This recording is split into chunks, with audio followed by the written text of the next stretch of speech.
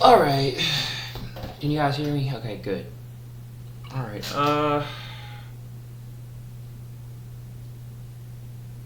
dude, I obviously don't know what to say anymore sometimes with stuff.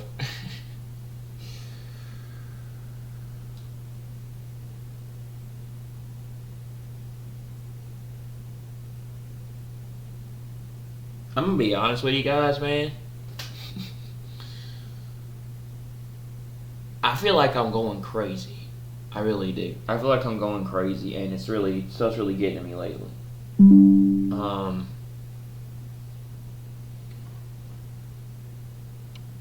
With what's going on with what's going on and everything, like,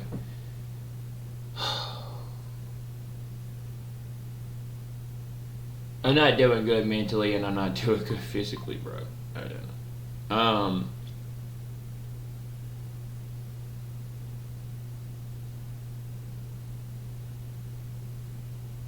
I feel like I'm losing my mind. To tell you the truth, every day. It's getting harder every day. I wake up now with the way things are going to want to stay in this world, or even want to be here anymore. Even want to be here anymore. I watch every day to. I'm just tired of this evil, corrupted, sadistic world we live in, and I'm kind of ready to leave and get out of here. I watch every day and look for the rapture, or pay attention to what's going on so I can be prepared to get out of here soon. I don't like living in this world anymore, and I don't want to be here. And honestly, every day I wake up, I'm watching every day, preparing for.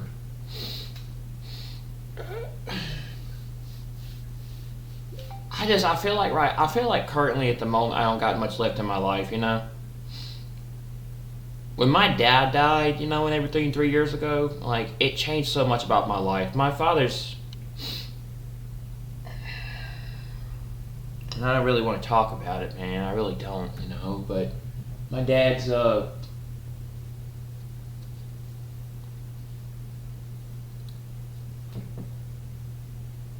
day my dad passed is coming up in 2 days. He died on the 6th of June. And my life has been a lot harder, man, since my dad passed.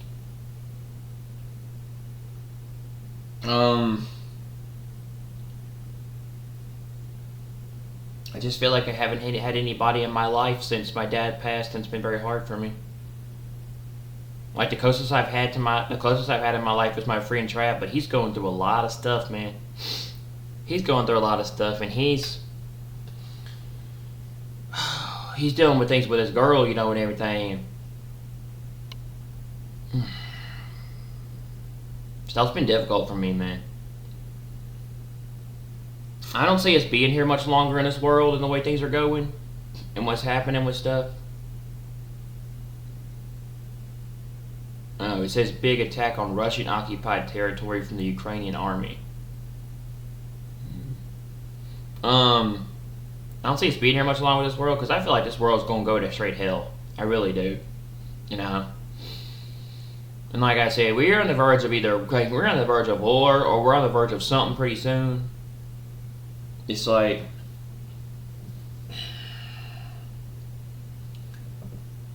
I don't see this world having much left. I don't see this world having much left to offer me, dude. I just don't really care. You know, in all honesty, right?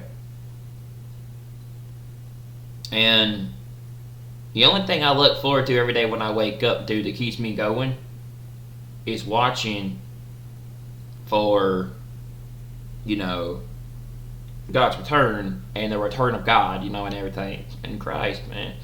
I watch every day for the return of Christ with the rapture. I'm watching for the rapture every day. That's the only thing that keeps me going and helps me. I like to watch for that stuff. I like to read and see what's going on. I like to pay attention to that stuff. I mean, I also have an interest in the Middle East and stuff going on with Israel and all that too. I do find that stuff interesting. And I like to study the last days and, you know, this stuff going on. Because I'm like, I believe it's like really important, and stuff is going to happen pretty soon. You know, big things are going to happen, but I'm having a hard time having things to look forward to in my life because there's been a lot of hard stuff going on with my life. Like I said, I've been going through a lot of difficult things. Been going through a lot of attacks and a lot of difficulties lately in my life. It's like the last 2 months have gotten way harder for me in my life. You know, May and June. May was a very hard month for me because things started to get a lot harder in my life. Like I said, my mother had to go into the ER, and then she had that infection, and then she had a nausea and dizziness, and then she was going through a lot of other stuff. So, and then I've been really sick lately. I haven't felt well.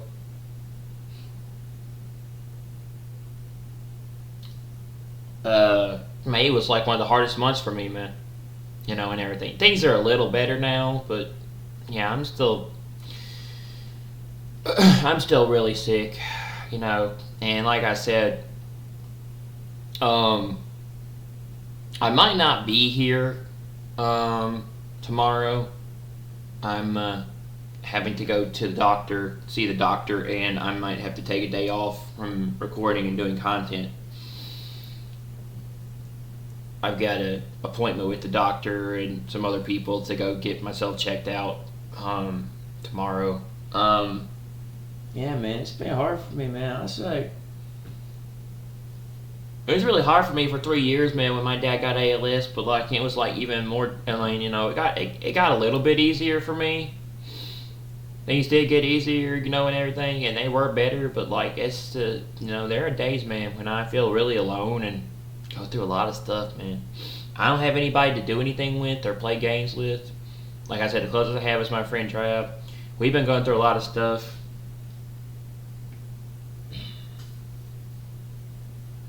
I feel like my life has been a battle, man. My life has been a serious battle lately. We are, in these last days, man, we are battling. We are in a spiritual war. We are in a very big spiritual warfare battle, and we're being attacked hard in these final days, and everything, and it's hard, it's a struggle, and we're going through a lot, man. Especially if you, like I said, if you're born again and you're saved and you're a Christ follower, yeah, you get attacked very hard. You go through a lot of stuff, You go through stuff physically, you go through stuff mentally, you go through stuff in your own head. And everything. You go through a lot of mental oppression too, man. And everything, right? And stuff that affects you. The devil and his minions love to attack you in a lot of ways. Not to mention he likes to walk around and doing things to you. He does it a lot when you're alone. You struggle, and you tend to do things more than you used to do when you're alone a lot too. And I'm going through a lot, man. I'm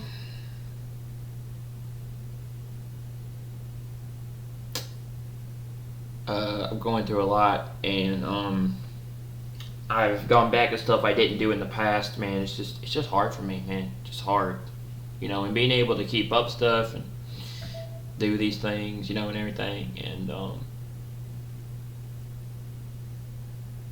things like that, I guess you could say. It's very hard for me, man. Very hard for me. We struggle a lot more than most people in this world because, we struggle a lot more than most people in this world, and we tend to suffer more than they do. See, they tend to prosper. We tend to go through a lot of harder stuff, and we tend to suffer because, see, people who choose to do the right thing and live, I guess you say righteous or godly, or try to live a life of, now more than ever with the way things are going, of character, of integrity, of stuff like that, I guess you could say. Character, integrity, morals, things like that. Try to do their best, and and everything. We struggle, we suffer, we go through a lot of hardship. We do and everything. You know, I noticed that people that don't follow God or don't try to live a life of God, and everything. I've noticed that in this world, it tends to be way easier for them, while we go through the ringer, man. We struggle a lot. We go through a lot of stuff, and everything. We go through massive tribulations, and everything. Tests and trials, man. It seems like it's so much easier for everyone. It seems like it's so much easier for the world. But if you don't do what the world does, it's much harder for you, and everything. Like, you turned away from the world, you try to do things differently, and you try to be better and live your life better, and everything. It's so much easier for the world. It's easier to be for the world, and it seems simple for them. They don't seem to really go through struggle or a lot harder things. I'm not saying they don't, and everything. But it's like they're already overtaken by the devil or other things in their life, and everything. They're taken over the devil. They already have demons, or they have already given themselves over to Satan.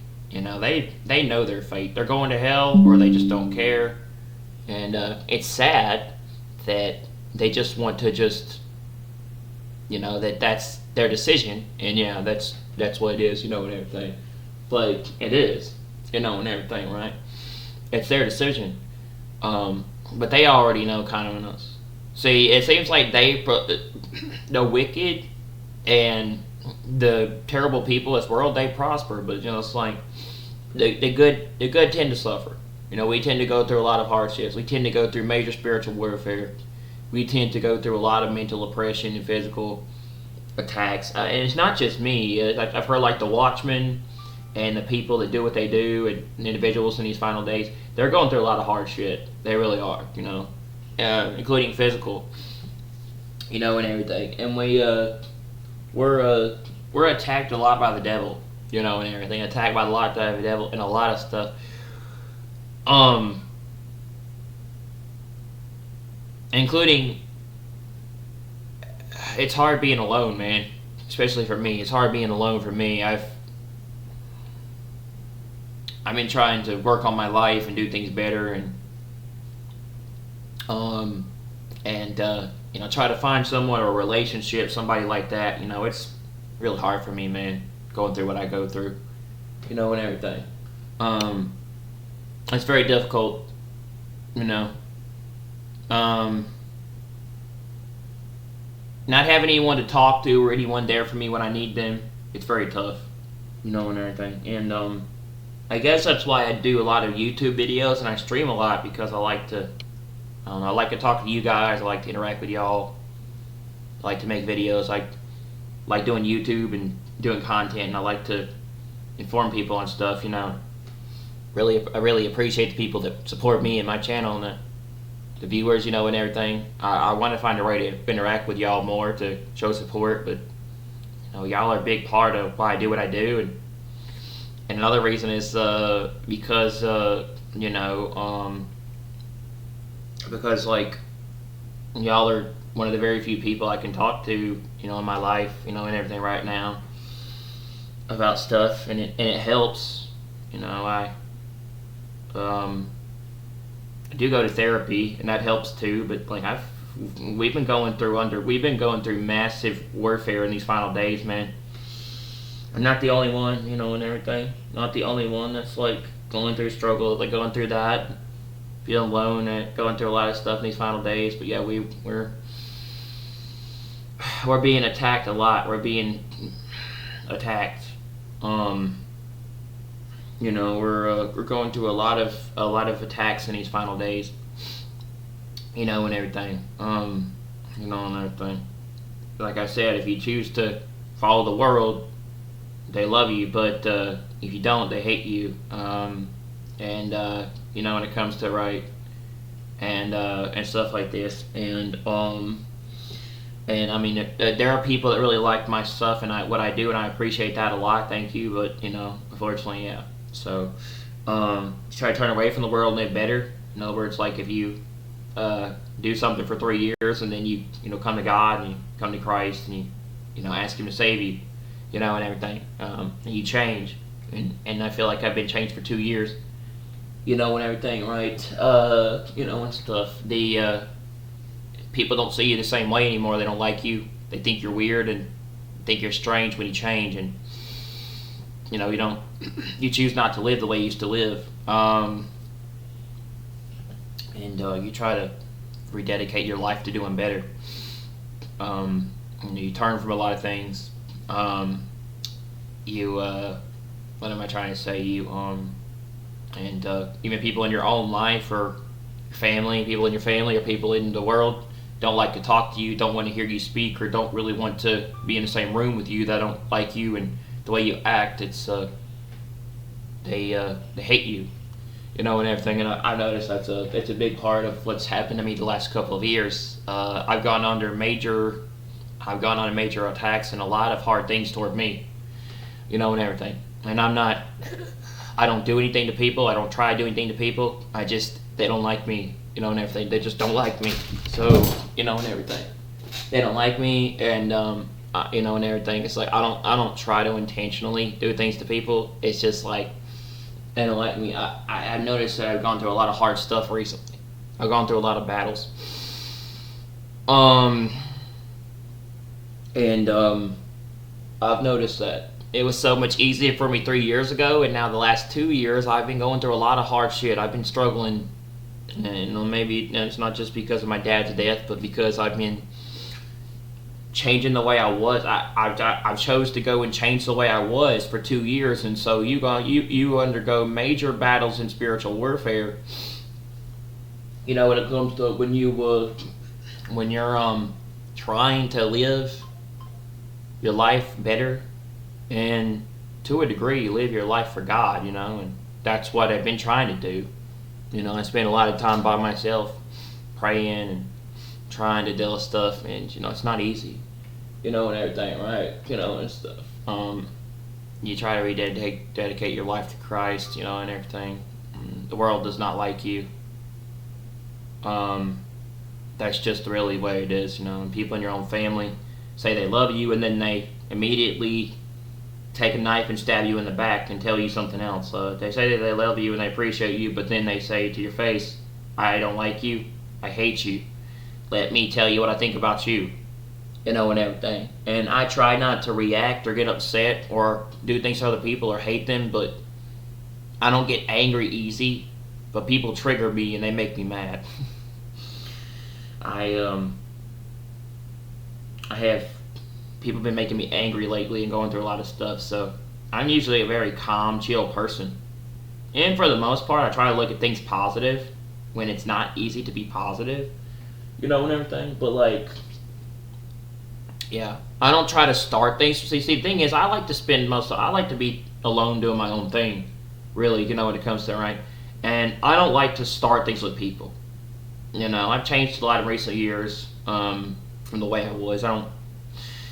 I don't go and start things with people or start drama or conflict. I try to stay peaceful. I try to keep peace. But see, that's the problem, and everything, right? And stuff. I'm not a person that goes and does what he used to do.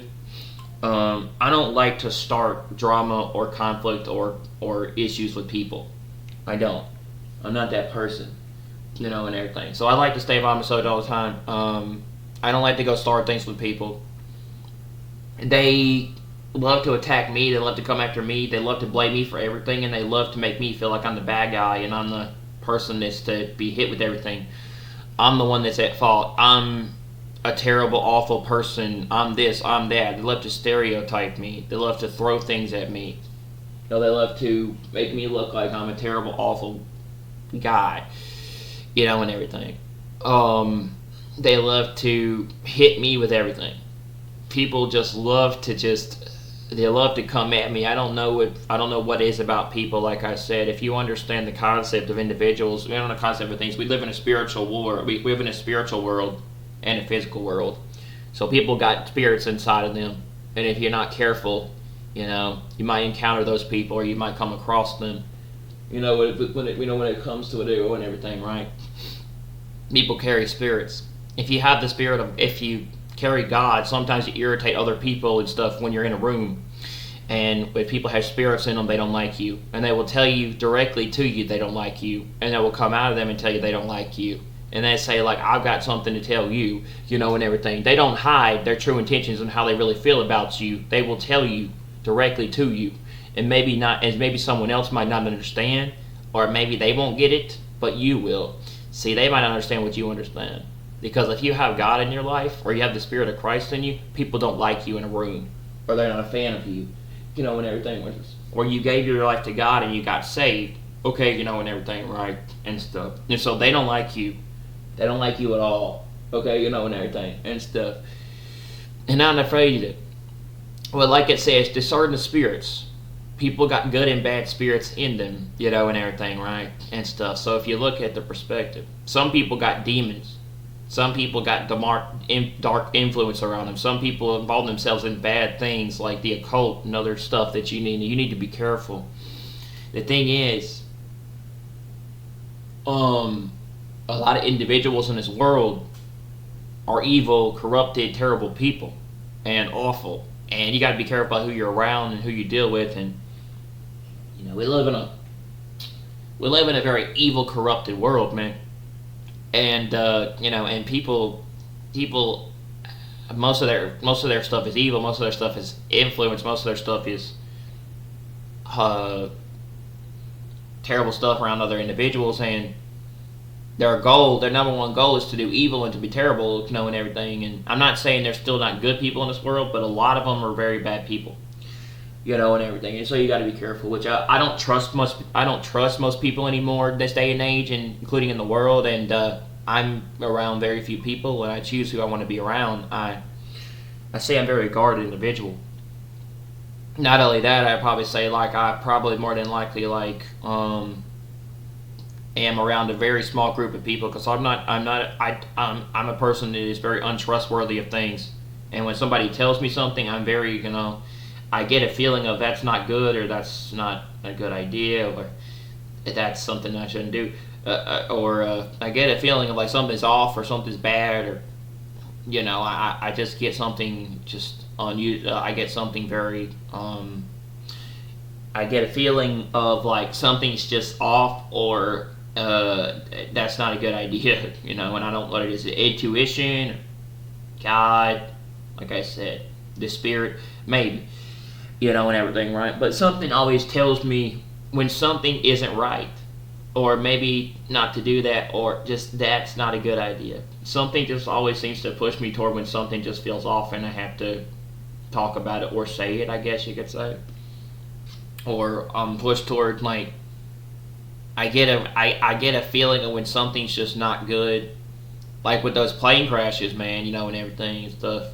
But I can tell something about a person. I can read people. I can understand individuals. I can read an individual. I can know like how they are, what they're like, just by being in a room with them, or just hearing how they talk, or what they say, or the way they are. When it comes to and everything, right? And I can just like pick up on stuff like that, and I can just kind of tell if you're good, if you're doing good or you're doing evil, or I can also tell if you're normal or something. So yeah, I can tell about a person, and everything. Like 5 minutes in a room with a person, I can tell the way they are. I just have an idea of the way they are as a person. And the concept is they don't like me because I irritate their demons. I make them upset. I know who they are. I call them out. They don't like to be in a room with me. I tend to really challenge their stuff, and they don't like me, and everything, right? And see, these things want to get you to quit and stop. They don't want you to wage war with them. When you wage war with these things, they're afraid of you. They don't like you. They make that individual. They make that thing inside that individual angry. So when it comes to and everything like and stuff, so they're not a fan of you. They're not a fan of you when you call things out for what they are, and that's the thing. They're not, and everything. Okay, stuff. And I can be around a person's presence or in the same room with them or around the person for like 5 or 10 minutes. I know who they are, and everything. Like, I know how they act or how they're what they're like, and I can read people. I understand people, and everything and stuff, and I'm just good with that. I can tell if you're not a good person or if you're a good person, or if you're leading me to somewhere bad or somewhere good.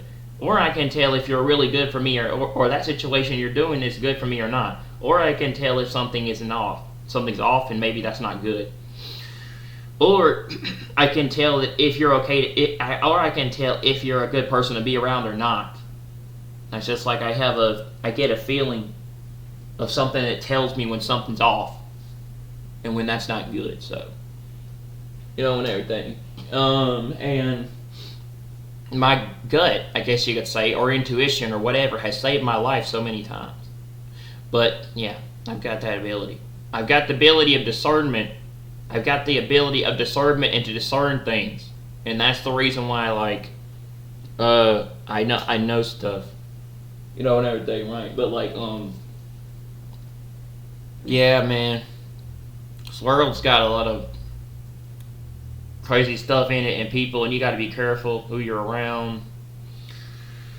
I'm just a very guarded individual. I spend most of my time alone. I just, and stuff. I just like probably maybe I should maybe consider branching out or trying to find other people, meet other individuals, or do stuff with other people. But I don't know. I just don't. I'm not like that, I guess you could say. I'm just very kind of careful about the people I'm around and who I spend my time with. And like I said, when I get into situations around stuff that I just don't either choose to be around, it's like I find myself involved in situations that I don't want to be around, or I find myself in those unusual situations. When I find myself in situations I don't want to be around, it just drains me. It drains my energy and it drains stuff from me, and I just don't want to be in that situation, so I just leave and I go be by myself. But there's I feel like I gotta retreat to being alone, and that's how I'm able to deal with things and work out stuff. But yeah, I don't like to be in a room with a lot of situations. I don't like to be in a room with a lot of stuff and things. But it's hard, man. And everything. It's difficult. Very, very difficult, man. And I like to do my own thing half the time. But yeah, I have such I have such a lot. I have a lot of energy. I carry a lot of energy, and I have a lot of stuff for a person that after a while it can drain me, and depending on the situation, so and everything. Like when you carry the Spirit of Christ, when you carry God, when you carry that in you, you carry a light, or you carry something in you, and everything. But people want to extinguish that light, diminish it, and make it worse. They want to cause problems for you. They want to make you upset and angry. They want to do things to make it harder.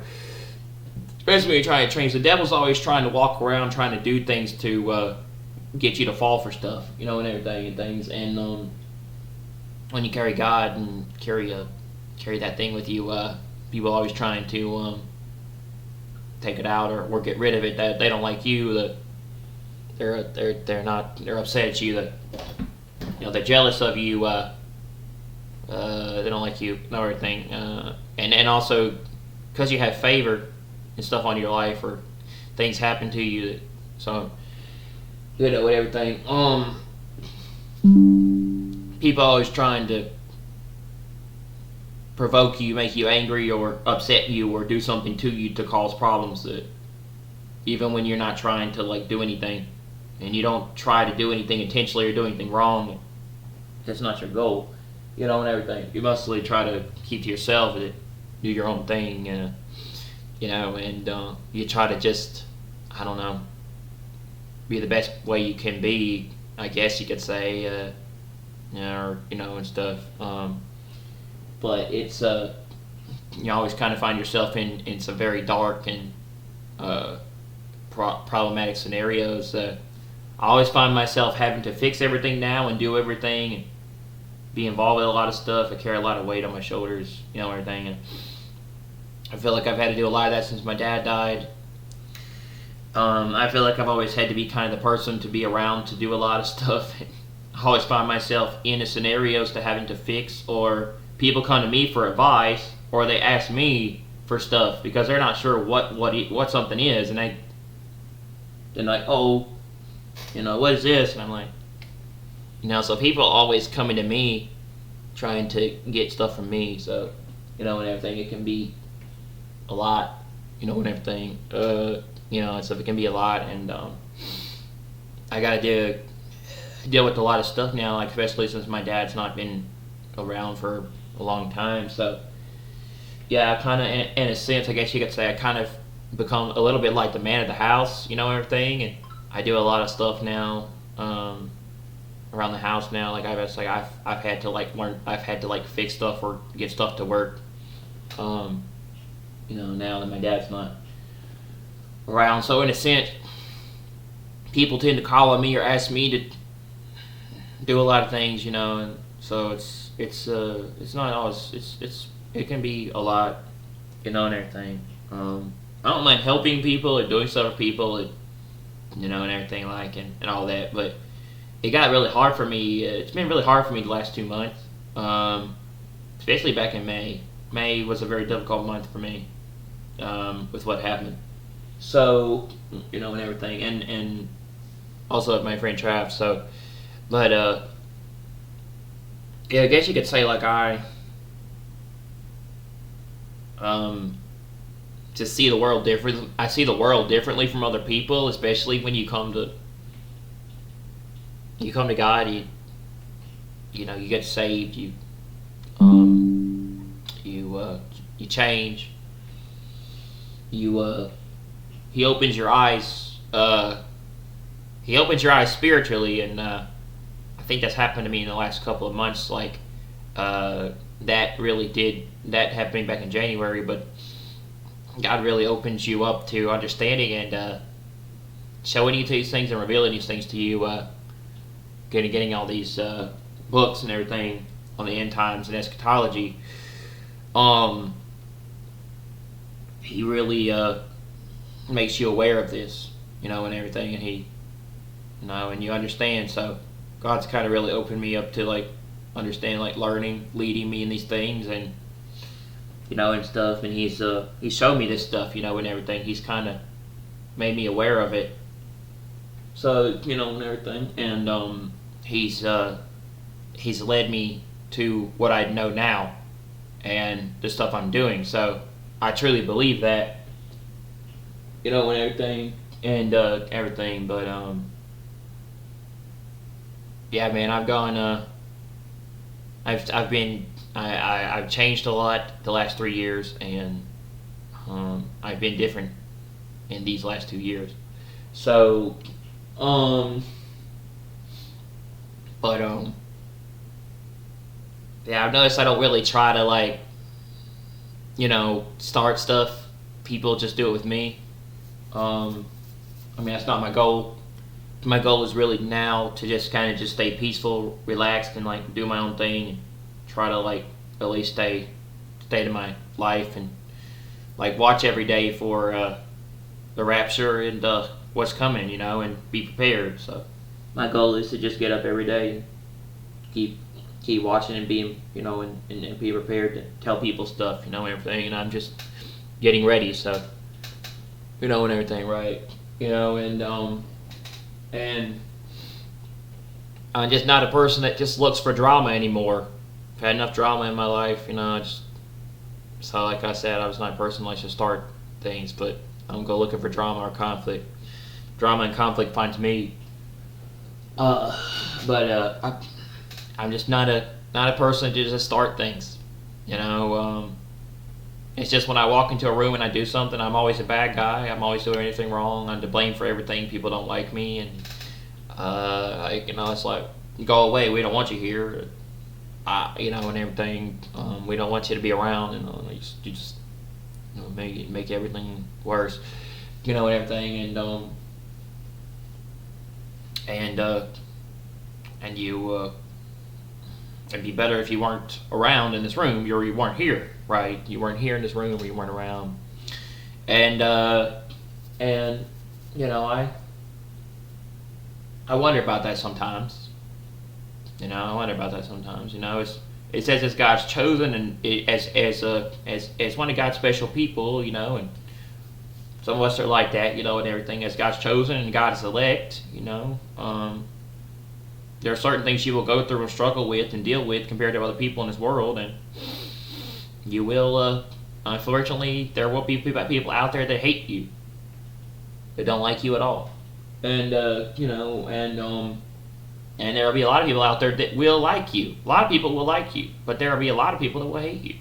And everything. But that's just with anything. But that's especially a common thing with that.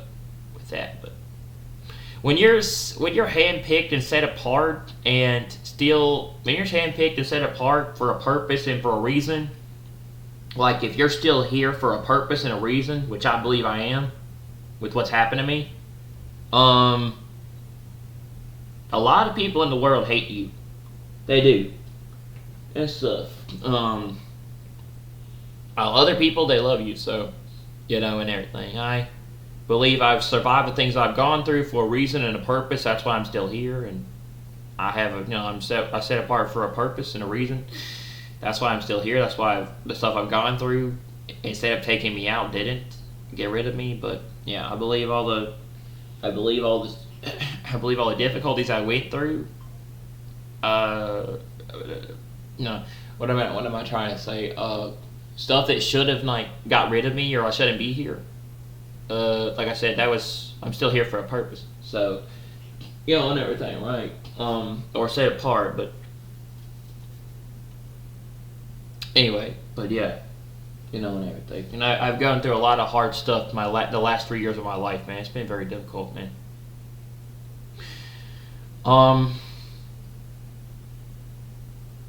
When you choose to be better, and you choose to be better and do better things with your life, and you try to like I said, rededicate your life to Christ, or do a lot better stuff, people aren't gonna like you, man. A lot of people aren't gonna like you. And I get that, but I mean, I don't go looking for drama or conflict. I don't go looking to start things, I guess you could say, as a person. It's just things are very hard for me in my life, and I just kind of looking for somebody, and I kind of feel alone a lot. It's hard, anxiety and depression and stuff like that. It's not easy. Things are hard for me, so I just don't really. I guess I just don't do really what the world does, and that's why they don't like me. Don't really see things like the world. I'm not like the world a lot. I don't, think do things to see things like them or do things like them. And everything. And I'm just different. And everything. What I mean is, I just don't really like. My life has changed so much the last 3 years. I don't see things the same way compared to most people, and you don't.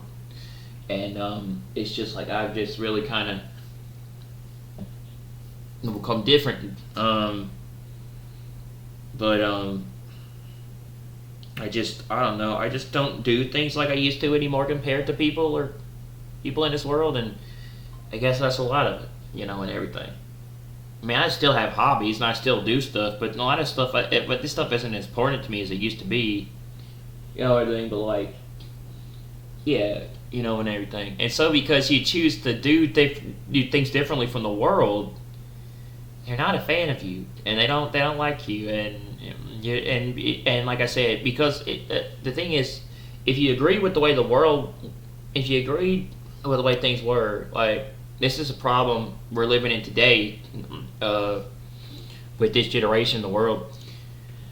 People don't agree on the same things other people agree with, or want, or do, and that's why there's a lot of conflict and drama and escalation and difficulties. Um, People don't agree on the same things, and they don't like the same things, and they don't see things the same way. That is the reason why there's a lot of problems going on, and everything. And we just don't do the same things, right? A lot of people don't do the same things. That's why there's so much escalation and conflict. Um, the world, things would work better, like if you look at it, if people all agreed on the same things, liked the same things, and did the same things. But then it would be extremely boring if that was the case, and everything, right? And stuff. So, like how I look at it is that like people don't like me because I don't agree on the same way they do things or what they like or what they're into. Like I said, and everything and stuff. And if you don't agree with that same person, they don't like you. The thing is, the world would be fine if we all agreed. We don't agree, and we don't see things the same way, like the same things, or into the same stuff, and everything. The world would be good if we all just liked similar stuff or saw the same things, right? And everything, right? And so I look at it like it's the same way with me,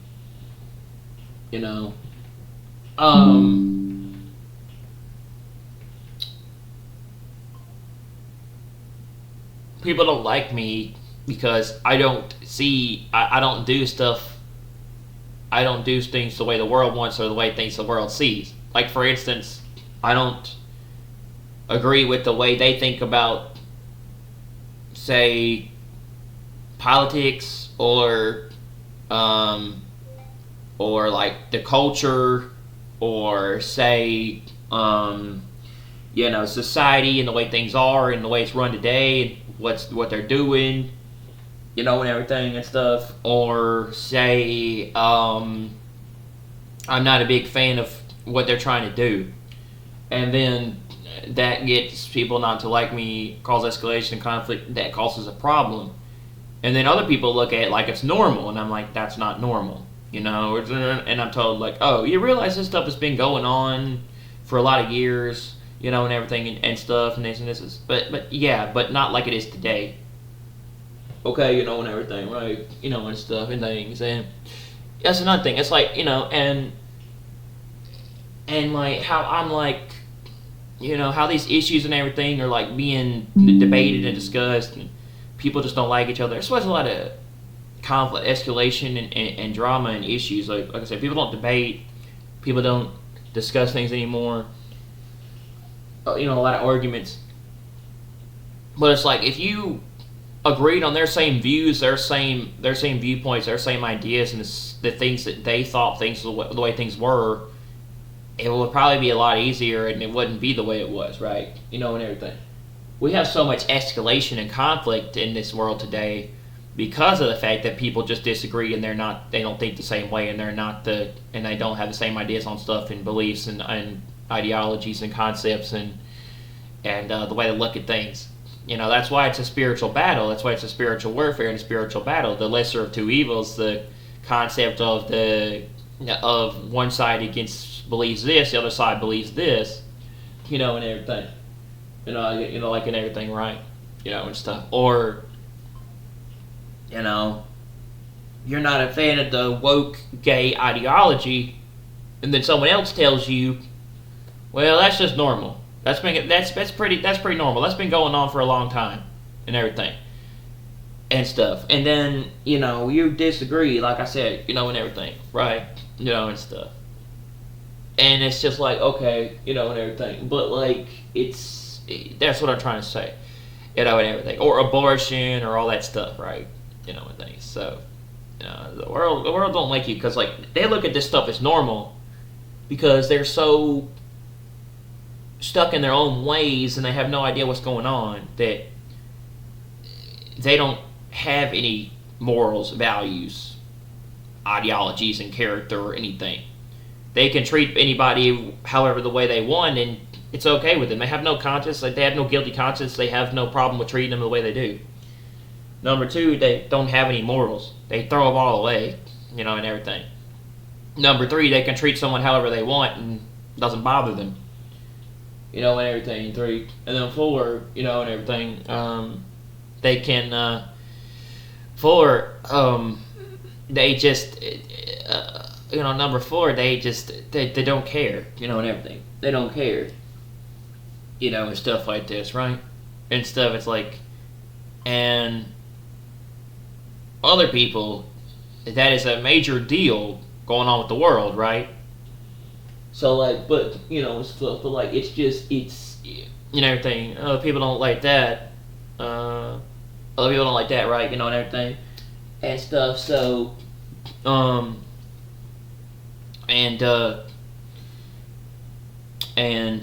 see, like, over the years, we used to be able to agree to disagree. Now, whenever you don't do the same thing other people do now in this world, they hate you. They either want to kill you, number one. They want to fight you, number two. They want to beat you or slap you, number three. Like, if y'all seen that video where that woman and that girl and that other girl are talking about stuff, and that woman goes over and slaps that person because they don't like it over there. That woman slaps that reporter woman in the face, and walks away, and everything. Or and everything. They just hate you in general. They call you terrible names. They cuss you out. They don't like you. They that they wish evil things upon you, and everything. And they just want you to go away. They wish you never came into a place. It's, I don't know. It's like people got demons and they got problems wrong with them. But yeah, we live in a weird world, today, where it's like, including with politics and all these things. But like, yeah, like these things can get very heated. That's why a lot of people say don't talk about religion, don't talk about politics, in workplaces or around other people, because like it'll trigger them. Something triggers them, I don't know, but like and stuff like that. But it's like, I don't know, like, nowadays it's like people want to kill each other over the idea that they disagree or that they don't like the same things, or they want to fight and hurt each other, or they want to do terrible things to each other, and everything. Or when somebody pisses someone else off, or someone else does, or when there's something that happens, this person wants to go and just beat these people's car window or do crazy stuff to, like road rage and all, everything. This guy got out of his car and he went to go beat this person's window in with a crowbar or something, or he did some other stuff, everything. And things, and it's like, the people hate you so much. If let's say you're not like on one, people hate you so much. If let's say you're not on like that side or this side, or you're not on one particular side, and everything. Let's say, or you don't agree with the way they do things, and you're this way, they don't like you, or you're not like in particular with, you're not in any particular, you're not like a part of any of that particular thing or whatever, and you think this way. It's like they don't, that causes a lot of escalation. And I think that's the reason why, like, a lot of us in this world, if you're a person that supports conservative values, which I say I'm a conservative, everything, you support conservative normal values that's kind of gone away in the last couple of years. The world cannot stand you. They don't like you. People cannot stand you. They don't like you. They cannot be in a room with you. Most people do not want to be around you or talk to you. and everything. What am I trying to say? Or individuals, they hate your presence. So, like I said, God, I believe, in these last days, is separating us from other people for a reason, and not having us in those situations. And this is part of His plan, and His agenda. He's got a plan, but He's separating His people. He's calling His people out. He's separating His people for the things that are coming. But God doesn't have us in particular things for a reason, and everything. But yeah, He doesn't want us around certain individuals. So, and everything, right? But like, yeah, we can everything like it's the like, yeah, if you're a conservative person who supports, if you're a person that supports conservative normal values, like I said, right, or what we used to think was normal, which is now being blurred, and everything, right, and stuff. People in another perspective don't like you and they hate you when you talk about this stuff, right? And everything. They're like, oh, just watch the show or watch the movie and don't say anything. And it's like, I can't not say anything because I see it in front of me and I know it's there. And everything, right? And I notice it. I'm like, I can't not call that out. And everything, right? And stuff. And it's like, oh, don't say anything. Just be quiet. And I was like, I can't be quiet about this stuff anymore because it's so important. And people, that's why I tell people the stuff I do, because like I feel like it can either help them or it can help me, or maybe it'll get them to understand. So they're not misled, or like they're not aware, so they don't get caught off guard. Because one of these days this is going to happen, and you're not going to be aware of it, and you're going to be stuck here in the beast system, the 7 years. Okay, and everything, right? And stuff. And I was like, I can't help but not I can't help but not say something. It's like I just feel like I can't be on the sidelines anymore with what's happened, and I don't know. Like, there are days I feel like God is using me for stuff. I feel like there are days God is using me for stuff, and He's allowing me to do this, and everything, and He's leading me, and everything, right, and stuff. But no, I feel like I can't not say or do anything, when it comes to and everything, right, and stuff. So it's hard for me to keep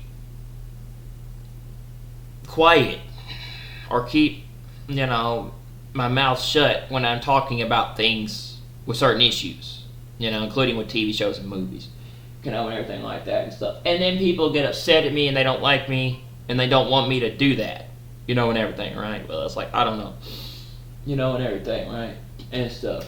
For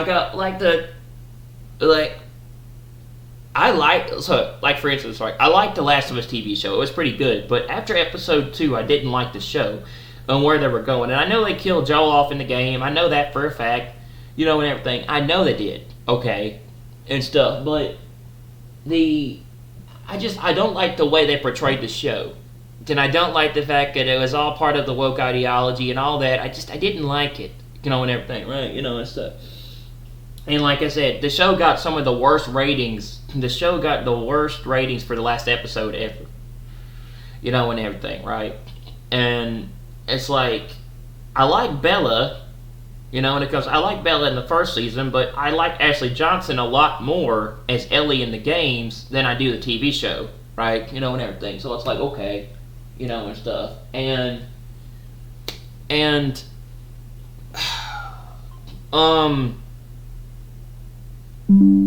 I like Pascal, I really do, but I don't like her in season 2, and she just doesn't fit the character of Ellie. She's still too young, really, when you look at her. Ellie's a lot older in the game, and everything. And just the way she's portrayed, I get it. It's supposed to be for the much more younger generation of people, okay, and stuff. But I don't like her character as much as I like the game character, okay, and everything. And the And I've played all the Last of Us games, okay? I've played all the Last of Us games, and this is why people don't like me, because I say this stuff, and I don't care, okay? You know, and everything, right? And stuff, okay? I played all the Last of Us games. I played Last of Us on PS3. I played Last of Us Part 2. I played Last of Us Part 2 Remastered. I played Last of Us Part 1 Remake back when it came out on PS5. And I've now played Last of Us Part 2 Remastered on PC. Okay, you know what comes to right. I own the Last of Us collection. I love the games. I'm a fan of the games. I love the games. Okay, you know, and everything. I could talk about those games with anyone, really, when it comes to it, right? I mainly would talk about it with my buddy Trav, but yeah. But I could always do anyway and everything, right? You know, and stuff. But Ashley Johnson is my favorite Ellie. Ashley Johnson is my favorite Ellie. I don't like Bella. Bella's okay. And then I liked her in season 1, but I like Ashley Johnson's my favorite Ellie. She is. And she'll always be my favorite Ellie. Just like Tom Holland's not my favorite Drake. What's his face is my favorite Drake from Uncharted. You know, and everything. What's that? What was that dude's name? The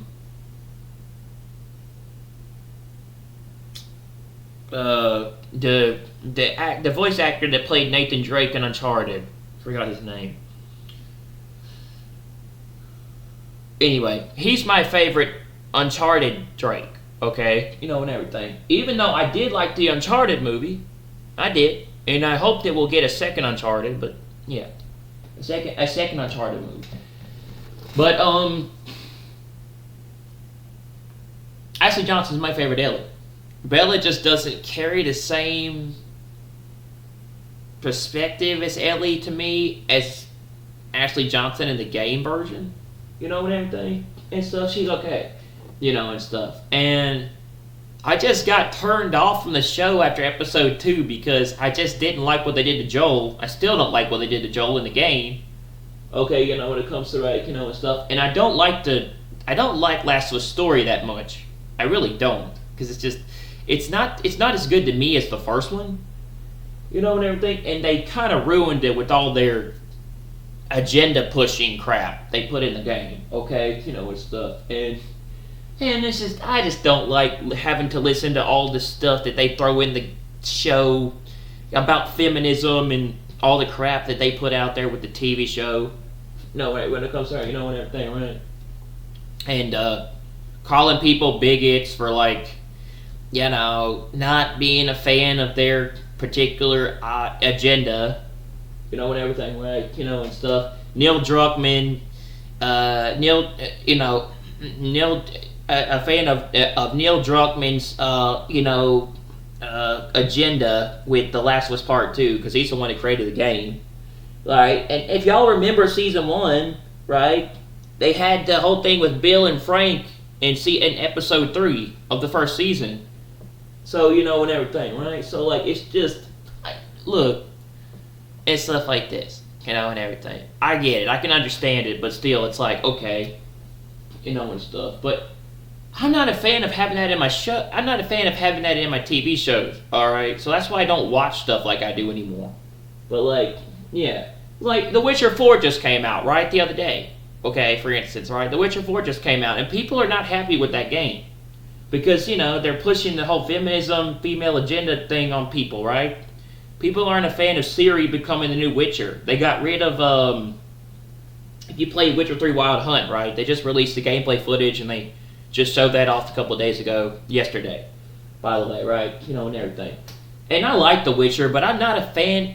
I like The Witcher series, but I'm not a fan of Witcher 4. I don't know if I'm going to play it. I'm 50-50 on it.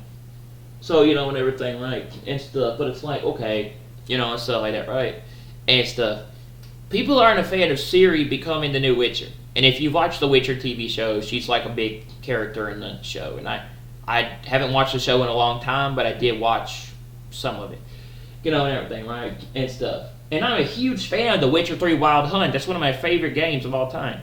Well, one of my favorite RPGs, at least. And the, people are not a fan of her being the new Witcher, right? The new Witcher, and everything. The game might be a lot better than I give it credit for. I don't know. But it's just not. I'm 50-50 on it. I just don't like what they're doing with it. Okay, and everything. And they, like I said, they got rid of Geralt of Riviera and the dude they're gonna. He, to me, I think he was the best Witcher and he was the best character. Okay, and everything. And then if you watch the Last of Us show, right? I mean, sorry, if you watch The Witcher on Netflix, what's his face was The Witcher, and everything. The dude that plays Superman, what's his name? I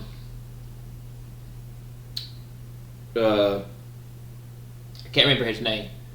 Yeah. But yeah, I watched the gameplay footage. I watched the gameplay footage of Witcher 4, and I saw it, and I'm 50-50 on it. I might give it a try. I might play it. I mean, I don't think it's coming out this year. I think it's a couple of years before it comes out. But there is a gameplay footage, right? And I watched it, and I saw all this stuff. It looked interesting. I'm just not a big fan of Ciri being the Witcher, and everything, right? And stuff. But yeah, it's the same thing for like Ghost of Yatay or with the new Ghost of Yatay game. I don't really like that game as much as I like Ghost of Tsushima. And I'm really 50-50 on it, right? And stuff. So, like, I guess you could say, but like, a lot of people, like, I don't necessarily like Druckmann's idea and his concept of pushing an agenda with The Last of Us Part 2, where I don't necessarily like Neil Druckmann's, the producer or creator of Naughty Dog, Neil Druckmann, and his, in The Last of Us. I don't particularly like his idea of what he's doing with The Last of Us, and I didn't like what he did with Part 2, really. It comes from, everything. It was okay, right? But, like, I just didn't necessarily like the way he was pushing. I don't necessarily like the way what he was doing with Part 2 or the way he did it. And a lot of people didn't either. And when it came to it and stuff, so. But I guess. I was like, I'm really 50-50 on the TV show, right? I might go back and watch it again. I'm thinking about going back and watching it again, maybe, in the future. But I just don't want... that makes it to where... That makes my watching the show a lot more... That makes me to where I don't want to watch the show, or it makes it to where it's just not... My experience is not as good as, and everything like... That makes it to where me watching the show is just not... I'm not a fan of it. It's just... I don't like a lot of stuff they put in stuff now. So, yeah, okay. And everything, right? And so that might not get me... That might get a lot of people not to like me. But I think a lot of people tend to agree with me, because I got quite a lot of views. And I don't want to... Like I said, I don't want to, like... say that, but yeah. I got quite a lot of views for my stuff recently. And like I said, like, I've got a lot of people watching my stuff. I'm not, and everything. I don't know. I've been thinking. But it's like, okay, and everything. It's a 50-50 on it. Like episode 1, right? I liked episode 1. Episode 2 was okay, but then I got rid of Joel and it kind of turned me off, but I kind of stopped watching the show. And then I heard the ratings drop tremendously with Last of Us Part 2 in the final episode. And then I heard something about, I think, they're going to have a season 3, and it's all going to be about Abby, and so yeah, it's just, I don't know. Look, and stuff like that, but, I don't know, man. It's just, there's a lot of stuff going on with the world, man, and everything, and, like, I don't try to, like, start things, the conflict. I just like to have a discussion, debate, and talk about things I like to talk about, and things I like, or stuff I'm into, or just stuff that's, the way things are. I just like to kind of do stuff like that. I don't have anybody to talk about with that anymore. So, and everything, including, like, my friend Trav. My friend Trav was the closest I talked to about these things, because we were very similar. We shared the same things. We had the same things in common. We liked the same things. We agreed on the same things. And we could talk about the same things. We pretty much could, like, talk about these things because we kind of thought the same way. we were practically similar. We practically similar in every single way as friends. We're like that similar in the faculty or whatever. But like, yeah, we could discuss. I could talk to him and I could tell him these things, or we could discuss these things. And we both like The Last of Us. We're big fans of The Last of Us. We just don't like the story. We just both don't like. We agree that we're not a fan of the story that much. And everything. And we both like the Last of Us series. We both really like the multiplayer. Like, we were gonna play it the other day, but I didn't have it installed. Anyway, it's like, and stuff. But it's like, okay, and stuff. But and we both like Days Gone. We both into Days Gone. And I was telling him about the Days Gone remaster, get the Days Gone remaster. He said he was going to get the Days Gone remaster a couple of months back, and he never got it. Well, and everything. But, and everything. We said we both like Days Gone. He just said that he thinks Days Gone would be better if they had a multiplayer or they had co-op. There was like a co-op experience in the game where you could play with a buddy. Like with like with Days Gone 2 or a future Days Gone. But, yeah, it's like, and stuff. But, like, we played it stuff. So, yeah. And everything. But, I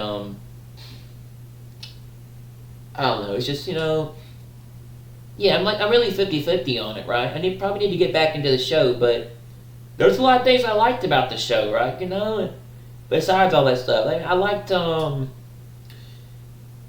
like how it was, I like how it portrayed more between a relationship between Bella and Joel, like Bella and Pascal, Joel and Ellie in the show. I like how they went more into detail with the show compared to the game to a degree.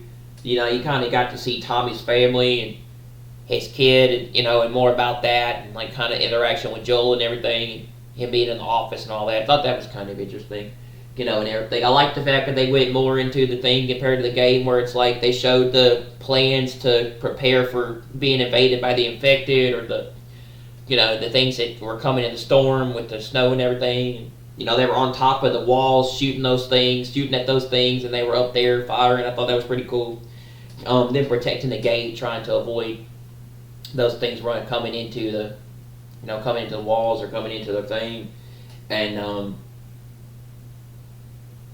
and stuff like that, right? And I like that, like and stuff like that. Like, I liked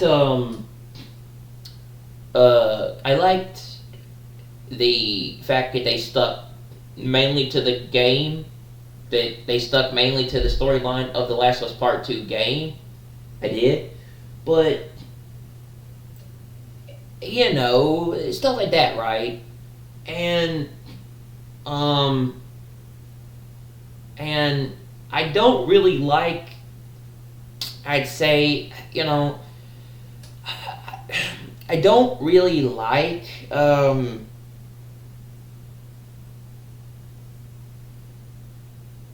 the actor that played Dina as much as I like her in the game.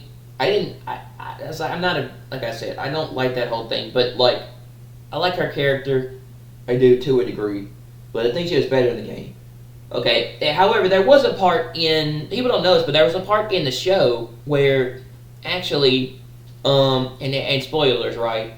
Because I've already seen this, but there's a part in the show where they actually explain more about the pregnancy of what happened to Dina. She's pregnant, and like, it's actually way more funnier in the game, because it's like, I don't know why you would end up getting pregnant with a child in the apocalypse, but okay, all right, well, that's your decision.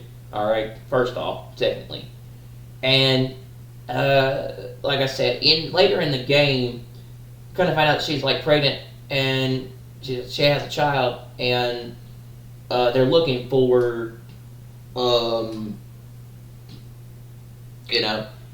and she's like really sick and everything, and like Ellie is like, why did you Ashley Johnson's Ellie's funny and she's interesting to me, but I like her. It's like, why did you just do this, decide to do this in the middle of the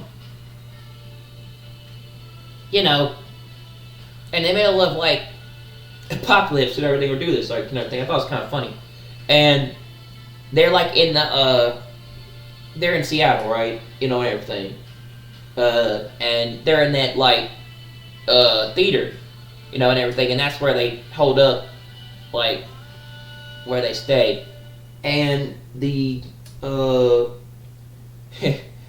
and she's like getting on to her for doing that. It's pretty funny, and everything. They don't really explain like, oh, who's the father? What really happened? How did all that go down? No one really knew. And in the show, they actually give more detail about the fact that it was that Asian dude. What was his name? Gosh, I can't remember his name. And everything, right? That Asian guy, that talks to Ellie in the game, like earlier in the game when they go out in their when she is getting up and she's getting prepared to leave the her house or her apartment in Jacksonville, or sorry, in Jackson County, and everything, and stuff, and I can't remember. Like she has her own place in Jackson County, like an apartment or kind of like a house, like a little house in the middle of Jackson County.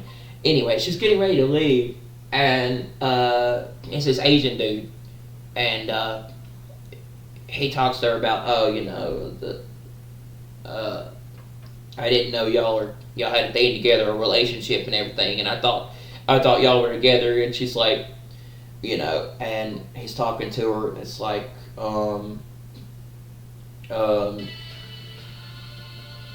he's talking to her, and it's like, what is it?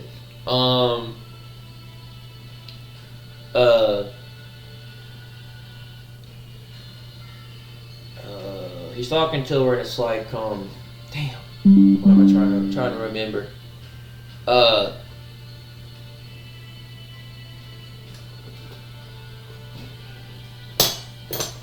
Sorry. I usually mute my phone notifications when I'm recording. I don't leave it on. So I had to have it on the last couple of days because I was trying to get something, trying to get a phone call for stuff. Anyway, but she is leaving, and supposedly Dina and him are together, where they're like, well, in a relationship, and so she tells him that they're actually kind of have a thing for each other or something, right? Obviously, and then this happens, and so in the show, what's even more funnier is you find out he's the father, and yet there is no father, and yet she's going to father the baby. That's what's funny about it all. That's what's hilarious. Ellie is going to father the child, and she's going to be, well, supposedly, the baby's keeper, right? She's going to be the father, and that's what's just funny about it all, and it's just crazy and ridiculous. Okay, when it comes to everything, right, and stuff, but she's going to end up becoming the father of the baby because, they do a pregnancy test. She pees on the thing, right, and everything, and like I said, we're all adults here, right? So, like, and everything. So it's like, okay, and stuff.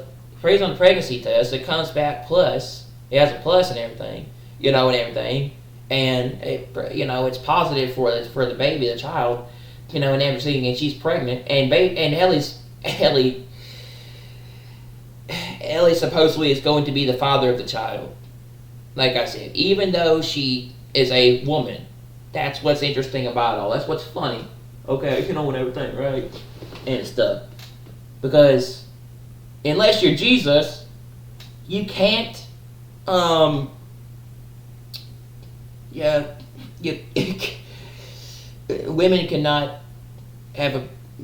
cannot make babies. Okay? And stuff, right? That can only happen with a guy. Alright, it's fine. Biologically, we are male and female, even if they don't want to make you think so. Okay, and stuff and things, right? So, like, yes, but that was pretty funny, and I thought that was kind of hilarious when I watched that. I was like, they want to make you think Ellie's a dad. She's the father of the child, which is even more crazy. Okay, you know when it comes to, right? They never actually showed that or represented that in the game. It just showed her having a baby, and the next thing you know, these two were like on a farm, and everything at the end of the game with a baby, a child, taking care of a baby, taking care of a human child. Okay, and everything. So, look, I don't know. Okay, and everything. But, yeah.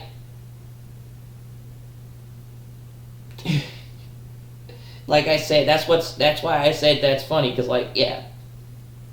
Only if you're Jesus and only if you're married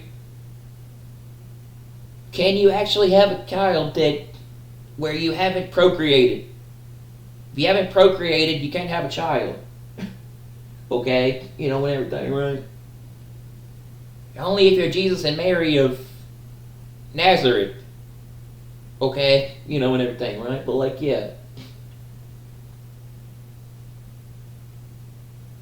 We're built to be male and female. And that's what that is. And everything. I'm not going to talk about the birds and the bees. I'm not going to talk about the birds and the bees and all that. People know that. I don't got to explain that to them. That's common sense. Okay? In my opinion, we need common sense to come back to this country and this. We need common sense to come back to this country and people. I'm glad we have Trump back. I'm glad at least we have Trump back in office at least. Say what you want about him, but yeah, I'm glad we have Trump as president. I'm glad we have him back in office. Okay, and everything, right, to a degree. But still, yeah, it's common sense. I don't got to explain to people how that works. You know how that works. I know how that works. That's common sense. Okay, when it comes to everything, right? And stuff. It's common sense. How a child is formed and what happens, usually. Now, technically, in some retrospects, some people are with kids and they're single and they are alone by themselves and, they have a child and there's no father, but yeah, I'm not going to talk about that. Okay, there's a lot of single females that are raising a kid alone by themselves without a dad. And that's sad, but some of them just walk out and leave. Okay, and stuff. And so, that's where the whole abortion issue comes into play, and I'm not going to talk about that. But yeah. Okay, it's stuff. But still, it's just, they say raising a child on a one household family and an individual with a kid without a dad is very expensive. Paying for child support, paying for a kid, and pay money for a child and trying to take care of a child with money without a dad is very hard. Now, technically, that person is liable to pay child support. If you have a kid and you're a father who isn't technically in that household, you still have to pay child support. It's by law. It's still a law that you owe child support to that person. You got to pay child support. So a lot of these people that walk out, they think that they're going to get away with this, and it's okay, but really, they're still having to pay child support, and they're still having to support the kid, even if they're not like in that same household. They're still having to pay for the child, and everything. They still owe child support to that individual. So and everything. So technically, they're not completely alone taking care of the child themselves, but they've got to do a lot of it themselves, and it's sad, unfortunately. I don't know. Some mothers say, unfortunately, some mothers say, unfortunately, they don't get. I know a lot of some people have said that they get. They unfortunately don't have the funds to take care of a child, and they're barely being able to do it. But it was your decision, so I'm not going to talk about that, right? And everything. Now, it's the guy's fault, yeah, sure, but it's your decision if you wanted to procreate with that person. And you chose to do it, so. Yeah. Right, and everything. You chose to do that with that individual. Your decision. Taking care of a child is a big responsibility, bro. You need to be ready. And I'm not telling people how to live their lives, but yeah. Just saying, man.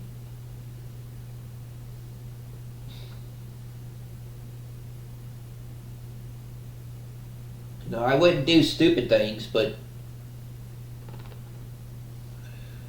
it's not up to me, man. That's up to God and you. You're going to have to face God one day, and you're going to have to tell him that, well, I didn't mean, got to face up to God one day and be like, yeah, it's up to you. It's up to that person and God, and everything. And they're going to have to deal with what they're going to do with that child. So, unfortunately, and everything. So, is it necessarily that person's fault that they got pregnant? No, that individual probably didn't, do what they needed to do to avoid that. But maybe they did it on purpose.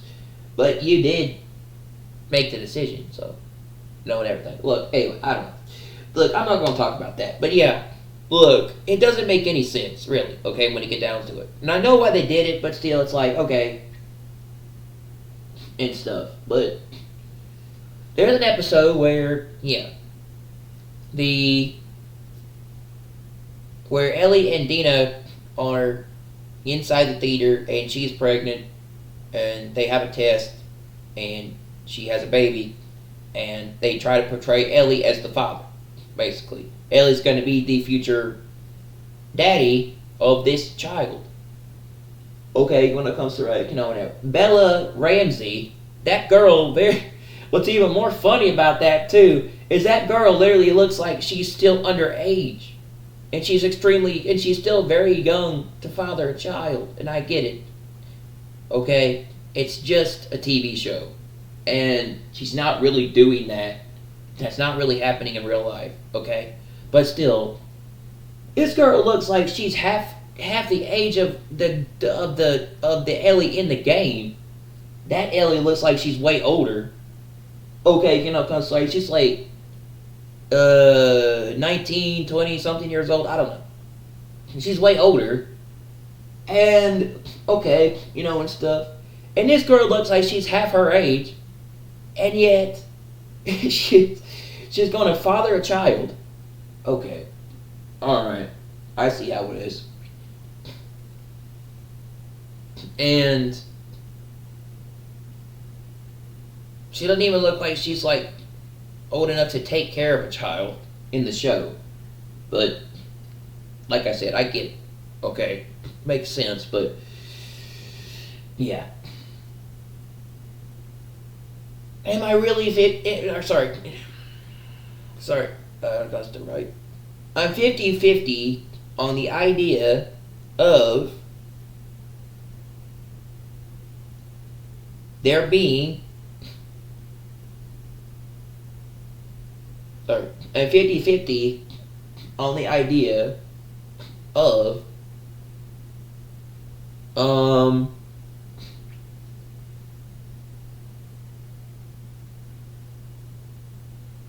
there being a season 3 too for the Last of Us show, because I don't really like Abby that much.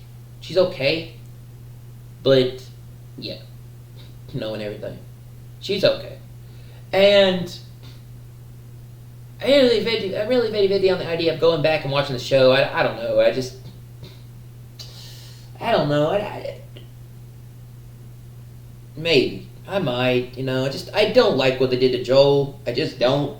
Like they killed him off way too early in the game, and they killed him off way too early in the show, and it's just like I don't know. It's just it's. I'm 50-50 on going back and watching episode 3.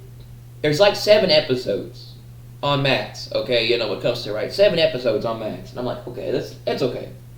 And everything. But It's like a really 50-50. Maybe. Like, I don't know. But, yeah. It's like, if if I had to say which version of The Last of Us I like more, if I had to say which version of The Last of Us of Part 2 I like more, I like the game better. I like the game better than I like the show. I do. I like the game way better than I like the show. And I don't really necessarily like the game story, but it's honestly way better than the show, in my opinion. Okay? Because I like Ashley Johnson and I like Troy Baker as the original characters of Last of Us. I really do. Knowing everything, right? And stuff. And boy, is this going to get held in. And boy, are people going to come, a lot of angry people out of the woodwork on the internet to come after me and attack me for this. I have a feeling. And everything. Dude, I just like things to stay the way they are, okay? I do. Unfortunately, my life has gone to hell the last 3 years and it's changed so much. I like my life to stay the way it is. Okay? And stuff. And things. And stuff. I don't like it to be changed. Okay? And everything. And stuff. So, I guess that's why I like the way, I guess that's why, I'm a conservative. Yeah, I'm a conservative person. I like things to stay normal, They've been just, I don't know, they've been weird the last couple of years, okay? And everything. But, like, yeah, it's just, and then you look at, but yeah, okay. I've been through so many ups and downs, so many crazy things, so many things recently in my life, especially the last 2 months, and then, like, my dad dying. Just, dude, I can't deal with it much anymore, I'm just kind of just ready to just get out of this world and leave. I'm just tired of it all. That's why I'm ready for the rapture. I'm getting ready for the rapture. I'm really looking forward to the rapture happening soon. I just don't care. I really kind of just ready to go with the rapture soon. That's why every day I wake up, I'm looking for that day. So yeah, and everything. Because I just don't care, personally. And everything. Well, yeah. I watched The Last of Us show. I watched the first 2 episodes. I didn't watch the whole thing, but yes, I did watch the video on the review and the ratings and everything and what they were saying about the show. I watched it, yeah. I watched what they were saying about the show because I was interested to know how it turned out. And it was not good. It was not good at all. That final episode did terrible. Episode 7 did terrible. It did not get good reviews or ratings at all. So, maybe I'll go back and watch it. I don't know. I want to watch that 0 Days show. I want to watch that 0 Days Netflix show. Like, I want to watch that a lot. Thinking about watching that. It's called 0 Days. It's a show on Netflix. It's about something that hits the U.S. and causes some kind of issue. And it sounds interesting because it's like if you look at things going on with the world, dude, we're on the verge of war and something happening soon. Very well could be at the doorstep of World War III, especially with Russia. So and everything, right? With Russia especially, and everything. And like I said, they're doing something with Iran soon too. So it's like, hopefully, pray to God we don't have World War III. But yeah, stuff is going to happen, and everything. But yeah, that 0 Days show looks really interesting. It's about some cyber attack or something that hits the U.S. It sounds really interesting, and everything. I don't watch TV shows or things like I used to anymore. And like I said, I can't really go to the theater anymore. Like, I can't go to the movies anymore, man. They shut down our theater over here where I live. AMC 15, AMC Lee Branch 15. Um, these tariffs are actually causing some businesses to shut down, dude. These tariffs that are being put on stuff, they're causing some businesses to shut down. They are. Some of them have closed recently. And everything. Um, a lot of that stuff going on with the world looks to me like similar to what happened with 2020. But that's just me. I don't know, but yeah. It is sad too because I used to really like going over there to that theater and the movies and everything. And it sucks, but yeah, when our theater got shut down over here, I wasn't very happy at all. I was really really kind of upset that our theater got closed down. But our theater over here got shut down over here at AMC, man, and it really sucked. So I don't go to the movies anymore, man, because I just really hadn't thought about it lately. I don't know. The last that's and that's before all this stuff happened with my mom and all these things happening. So I've had a lot of stuff going on in my life recently in sickness. The Lee Branch, and everything. We were I think it was back in April or May, maybe April. We were going to go to the theater, and then I found out it got shut down, or they closed it. Lee Branch 15 got closed. And everything. We were going to go see a movie or something and everything. So, yeah, that sucks, man. Now to go see a movie in my area, you got to go either to Vestavia Hills or you got to go to Carmike over there in Hoover and everything. And it sucks because now you got to drive longer to go to a theater to see a movie now than before. So, yeah, I'm not a big fan of going to the movies nowadays now. I'm not. You gotta drive all the way down to another theater to watch a movie. I don't know. I just don't watch movies and shows like I used to anymore. I don't. There's really been nothing I've really been interested in lately, I guess you could say. Maybe the closest was the Last of Us TV show, but yeah. It was, And then, like I said, 0 Days did interest me, too. I was interested in that 0 Days Netflix show, but yeah, and stuff like that. But I was actually watching the Yankee game yesterday. I finally got my MLB subscription working, guys. I finally got it working, and thank God I finally got it working because that's been a hassle and it sucked. It's just been one thing after another, man. It's just sucked. It's been one thing after another in my life, man. It's just been one problem after another lately in my life. It's been hard. Finally got my LB stuff working. I finally did. It's I was going to play with my friend Trav yesterday. It just like I said, it's just one problem after another. Going to play with my friend Trav yesterday. He got on around 6 a.m. No, not 6 a.m. He got on around 4 or 5 o'clock, and everything around that time. And I was recording, and I stopped recording, and I went to go play with him.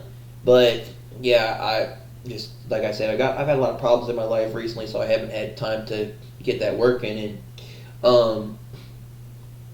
I had to delete a bunch of stuff. I had to delete a bunch of games to install Days Gone Remastered because I've been playing that a lot lately. I've been really into playing that, getting back into playing that. And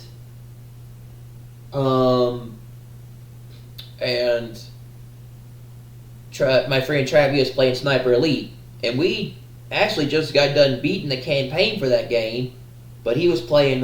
We actually got done finished playing through those missions back. I think in April or May. I think. And everything. That was before I moved to where I am now. Anyway, but my room, my room I'm in now, And if you notice, when I record, it echoes because this room is much bigger than the room I had. It echoes in this room now, like if you can hear it. Okay, and everything. But anyway, what am I trying to say? Gosh, we tried to play together, and I had to charge my headset and my controller. We didn't get to do that, and I had to reinstall all those games back. He wanted me to. We were gonna play like Last of Us and Call of Duty World War II and Sniper, but I didn't have those installed. We were gonna play Sniper originally, then I had to install that. So like, yeah, I've had a lot of stuff going on in my life recently, man. It's been difficult. It's been very difficult, guys. Like I said, like it would be really nice if people would just keep me in your prayers, man. Please pray for me. It's like it's been hard lately. It has. Okay, and everything, and and we were trying to play yesterday, and I didn't have it. I didn't have all that stuff set up. I had to charge the controller and the headset, and I had to reinstall Sniper, and I got that stuff all installed. I had to pull out my hard drive. I had to get my external hard drive back out because like all of my stuff has been just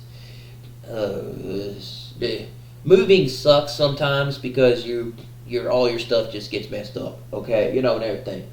And my stuff, all my stuff is now off in odd places. It's just, and everything. I don't know where a lot of things are anymore. And I had to get my external hard drive out so I can install that. And I reinstalled that stuff. So we might be playing, me and my friend Trav, we might be playing later together. We might play Sniper together if you guys want to come by and join us. I might stream or might do a video. I don't know. He said he might not be available till Friday, so I don't know. And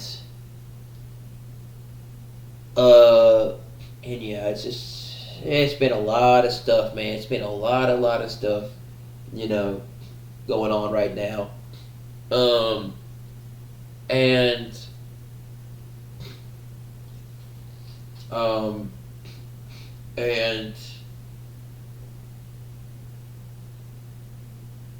we're gonna play tomorrow.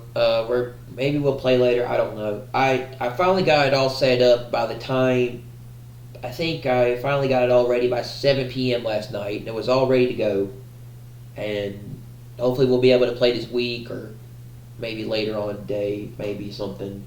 And the other thing was and so because we couldn't play last night, I haven't really had time to catch up on the games lately in the league and watch the Yankees, so I've been trying to catch up on watching the Yankees again. I was watching the Yankees last night on LBTV, but before that, though, I had a massive problem. For some reason lately, I've been having a lot of problems with my MLB TV or MLB at Bat, or I guess you could say MLB subscription to the games. I've been having a problem being able to watch the games lately, and everything. So I can't watch them on my phone, and I can't watch them on my computer. So I was trying to watch it, and it took me till 7 p.m. finally to get it all working. So originally I got it. I created a new account, in every way to fix this issue, and I signed up for a trial, and then that was working. But I went and signed into that account, and it told me the game was not available to watch, even after I did that. So I basically had to re-sign up for the trial again, and it worked. And then I went to go test my other account to see if it still worked, or it was working this time, because I think we had managed to fix it, or I logged back into my account, and I tried to get into the game, watch the game on there, and then I had to repay for the subscription, or I had to refix the subscription on my. Well, I had to refix the subscription, or I had to fix the thing with MLB at Bat on my phone. I had to go in there and I had to refix the my original account or my old account. I had to go in there and I had to work out fixing my old account uh, and get that worked out. In other words, the account that I have been using or was using, and everything about a year ago too. I've been using this account for 2 years. I had it when I had it before my dad passed. He created it for me back before he died, and he and he was managing that account, and so and now I've had it for 2 years, and I was trying to see if it still worked, and um and it wasn't working, so I had to re-sign up for the subscription or a trial and get that fixed after logging back in. And so I've been using my new account to watch the games because it's been a hassle.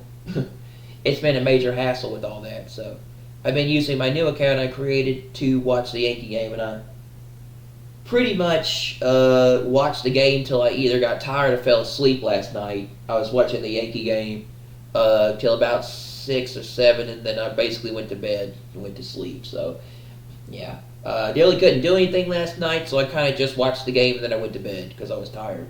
So, yeah, I was like, I got tired.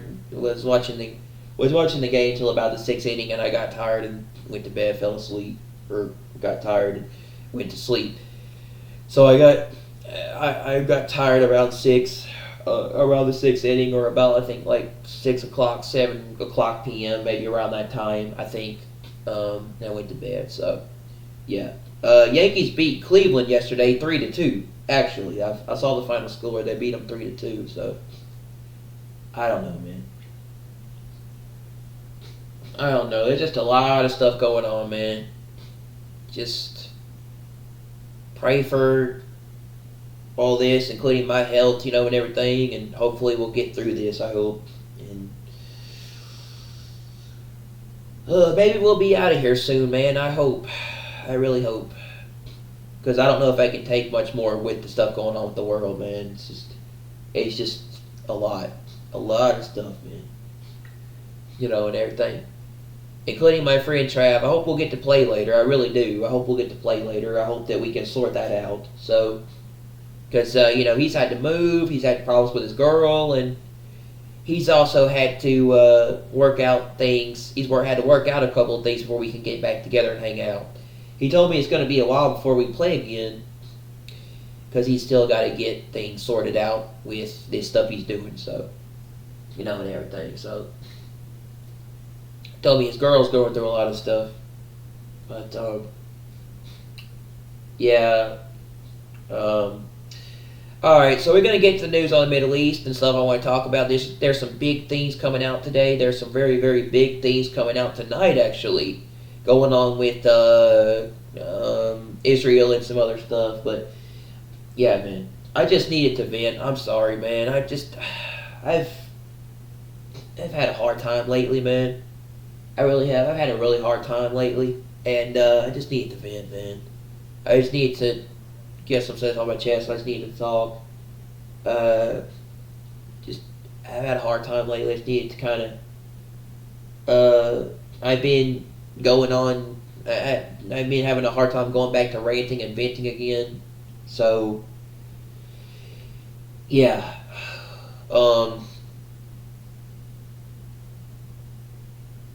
But I'm gonna go and oh shoot, my stomach's not feeling great. I'll be right back. And then we'll talk about the news.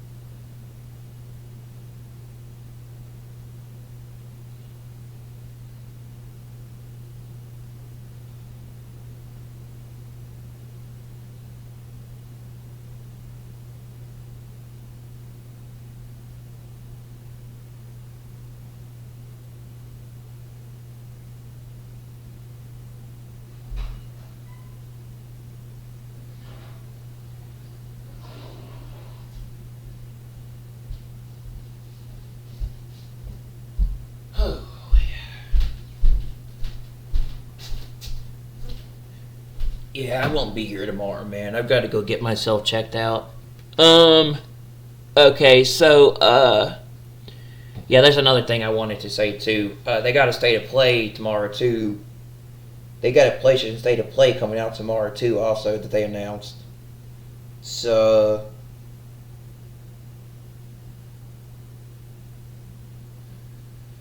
I think it's tomorrow night, 2 o'clock. Okay, no, I won't be here. Okay, it's 2 o'clock p.m. Pacific, 11 p.m. Central Eastern Standard Time. No, CEST. What's CEST? Eastern o'clock. 3.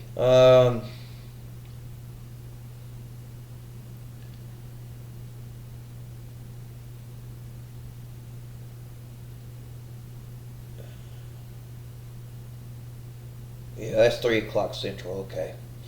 So yeah, they said state of play's got 2 o'clock p.m. Pacific, 5 o'clock p.m. Eastern, 11 o'clock p.m. Central Eastern Standard Time. That would be 3 o'clock my time. So I probably won't be here to watch it. I won't be able to watch it live, but I can watch it when I get back.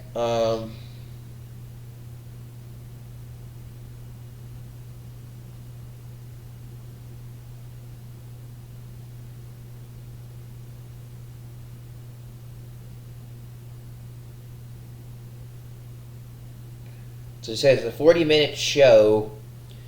It says State of Play is a 40-minute show. We're gonna do this, and then we're gonna go over stuff on the Middle East, because like this was pretty big stuff. So this 40-minute show begins June 4th at 2 p.m. Pacific, 5 p.m. Eastern, 11 p.m. Central Eastern Standard Time. June 5th at 6 a.m. JST on YouTube and Twitch, and will broadcast in English Um, okay, so it doesn't really say what's.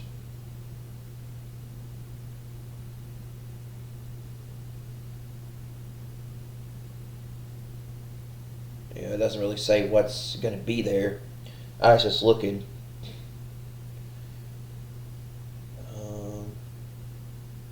Anyway. Yeah, it's tomorrow at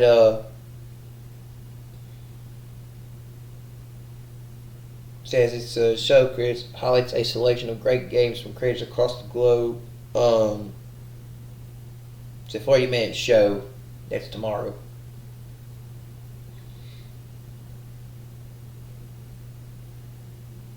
Anyway, I'll try to watch it maybe if I can, but I probably won't because I won't be here tomorrow. I've got to go. Anyway, I've got to go do something tomorrow.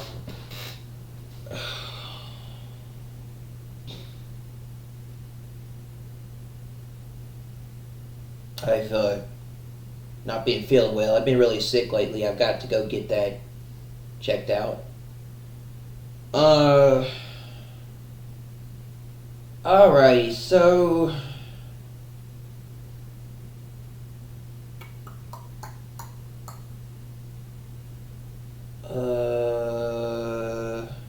oh wait, what? Trump's shaking hands. Oh, interesting. This is from Iran Observer. This says Trump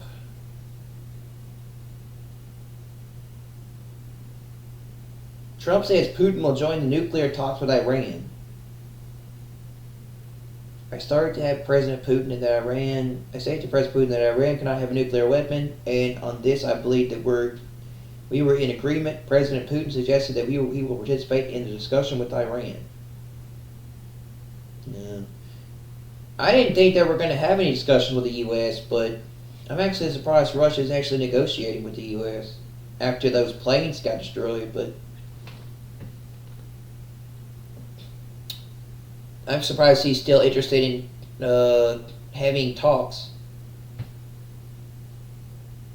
That's not with the U.S., yeah, but with Ukraine, no. I don't think he's interested in discussing stuff with Ukraine, but oh fuck, my stomach hurts.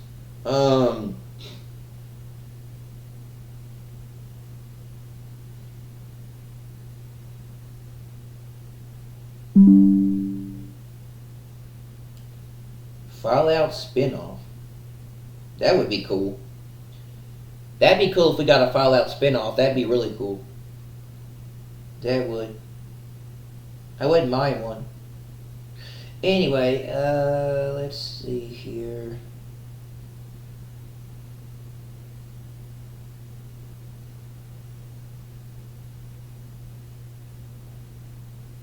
Oh, fuck.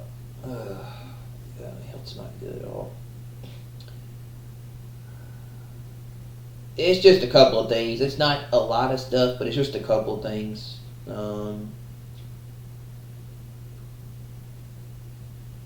Most of this stuff was yesterday, but Bubba said breaking incoming rockets from lower Galilee, northern Israel. Syria might have some serious problems. This is not good. Says UN Security Council likely to vote Wednesday on Gaza action. The 10 elected members of the UN Security Council have asked for the 15-member body to vote on Wednesday on a draft resolution that demands an immediate, unconditional, and permanent ceasefire in Gaza, respected by all parties, said diplomats. This could be huge.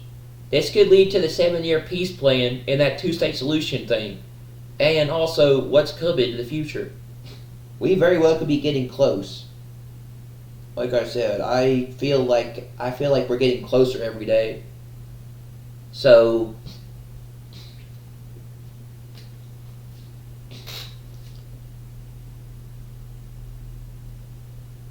10 countries within the UN Security Council are working on a draft resolution to be voted on tomorrow, demanding an immediate and unconditional ceasefire in Gaza. Also, the immediate and unconditional release of the hostages, as well as the unhindered entrance of aid into Gaza.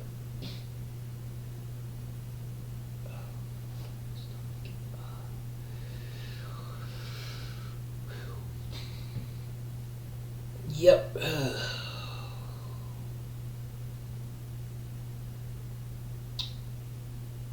Okay. They also said apparently All-Star Game voting opened up today too. I don't really vote in the All-Star Game, but you know, it said All-Star Game voting opened up today. The draft text seen by Reuters also demands the release of all hostages held by Hamas and others, and the immediate lifting of all restrictions on the entry of humanitarian aid into Gaza and its safe and unhindered distribution at scale, including by the UN throughout the Gaza Strip. Basically, the UN wants to put its own people into harm's way, into active battlefields that Israel is evacuating. Also, when the UN says unhindered distribution, this means that they want aid to enter Gaza. That will not be checked by Israel first. Hamas will not actually be expected to abide by this, as they are not part of the UN.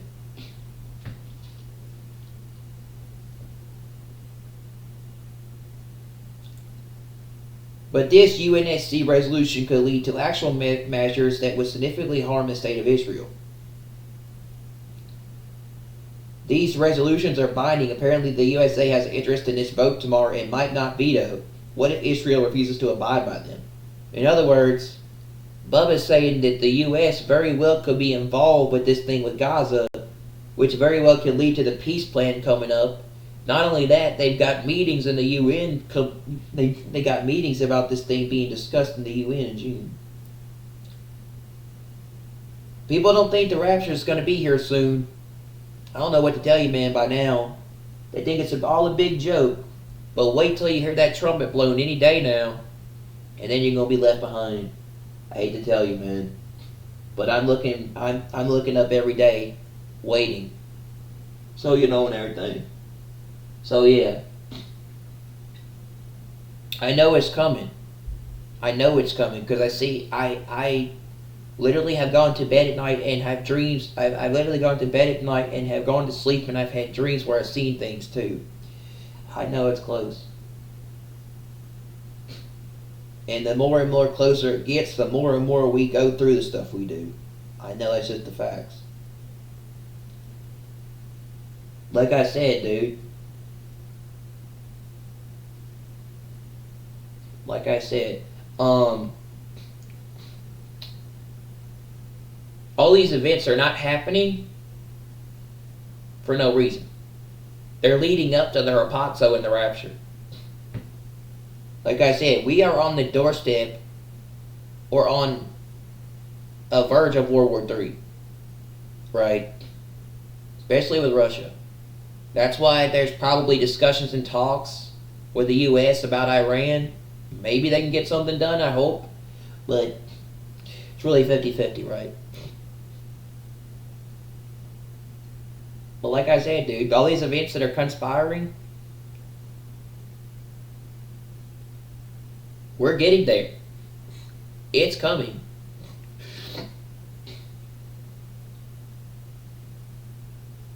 And if you don't have God, you're in for a rude awakening pretty soon. A major rude awakening. Okay? You're in for a rude awakening and pretty soon. When people are going to wonder, where do we go? And they're going to tell you aliens. Or something like that. They're going to wonder, what happened to us? You know, and everything, right? And stuff. So, yes.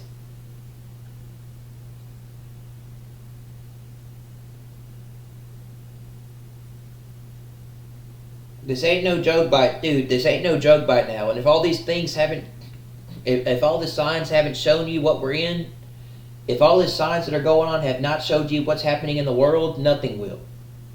If by now none of this stuff is made, by now none of these signs of converge, all these things happening aren't really making you understand. That's it, man. That's when enough is enough. And we'll be pulled out of here, and you'll be left here to deal with 7 years of whatever. I wouldn't want to know. But yeah. We're definitely living in the last days and the end times. We're definitely living in what they call the birth pains. They've gotten so severe and intense. Stuff is about to happen. We're living in the events right before what's to come. This is no joke anymore. This is no conspiracy. This is no ha-ha laughing matter, making fun of people. We're living in that stuff. We're living in those times.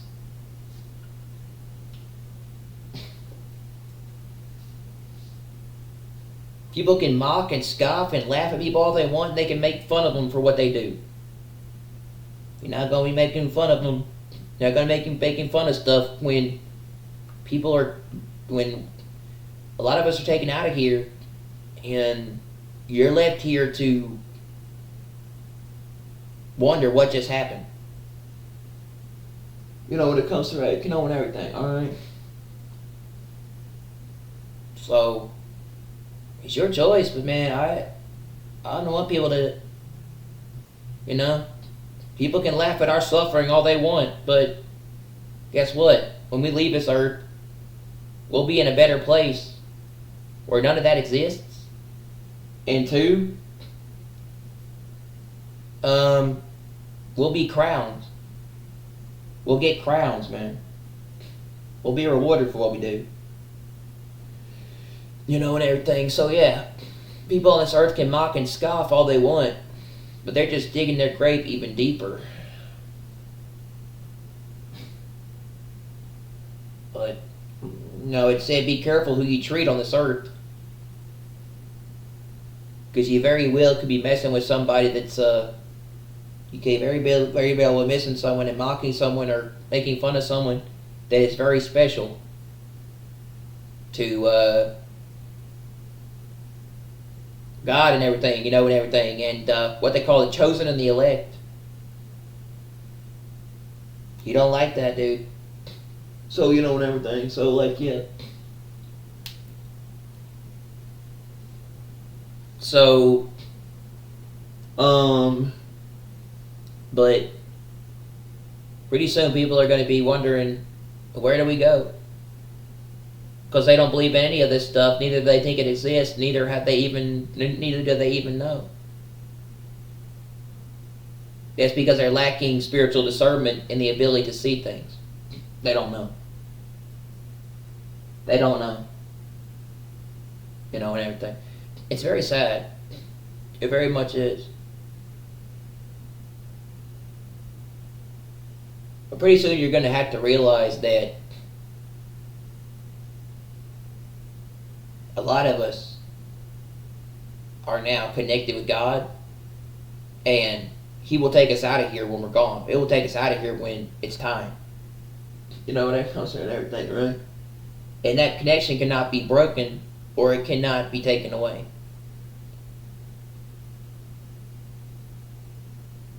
And when you mess with somebody like that, it doesn't do well for you in your life. And everything, right? And everything. The world's going to go to hell. It's going to collapse. The rapture is coming. And all these events are conspiring, and we're on the verge of stuff. If you don't want to listen to me, or us, maybe you want to listen, you probably listen to God, or you don't listen to us, You sure will listen to the trumpet. You sure will listen to a loud horn being blown across the earth. Ooh, and everything. You'll be sleeping, you'll be doing something, all of a sudden you'll hear this loud thing, and it'll be like, what is that?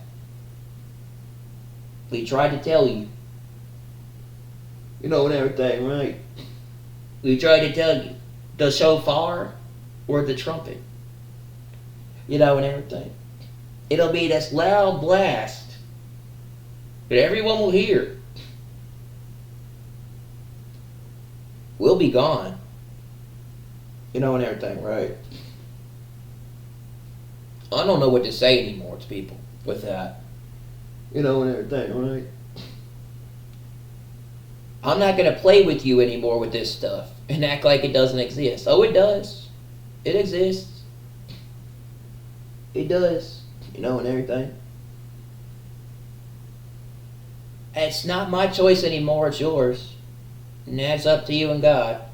But, I can't. People who don't believe now that the rapture's coming and they are harpazo, they think it's a big joke. They say, oh, let me take you with me. Here. I'll give you a gun so you can kill yourself. And everything.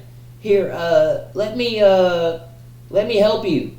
I'll do something so that you don't have to be here anymore. Let me do something so you're not here. Thinking it's all a big joke and a game. And everything, right? Let me help you with that. You're in for a rude awakening pretty soon, and you're going to wish you never messed with that person. With everything. And everything, right? And mock them. It'll be a rude awakening. And everything. And stuff. Not to mention, you're going to regret you even did what you did to that individual. So, yeah. Here, I don't like you. I don't like you. Let me help you. Let me help take you out of this world, or let me help you leave and everything, right? Mocking, scoffing, lacking, making fun of people, making fun of a person when they're sick too. How sadistic and evil are you? And secondly, when it comes to right, and everything, right? Not only that, trying to mock someone for telling them the truth and trying to help you, especially with what's coming. Oh, they're going to be in for hell on earth pretty soon. And I'm not going to, honestly, I'm not going to regret one bit what happens or what I said. I tried to warn them. And everything. Not only that, I'm not going to have any remorse for what they have to do to pay for what they did. When all I did was try my best to help them and help people, even in my own life, and yet they chose to just do what they chose to make me out to be the most terrible, awful, evil individual on this earth, and made me be made me be the bad guy. And it's no wonder I walk away by myself. I don't care. And, it comes right and everything. And I leave a room. It's no wonder I choose to walk away and be alone. And everything, right? It's no wonder I pulled myself away from this world now. Because I won't be here. So, and everything, right?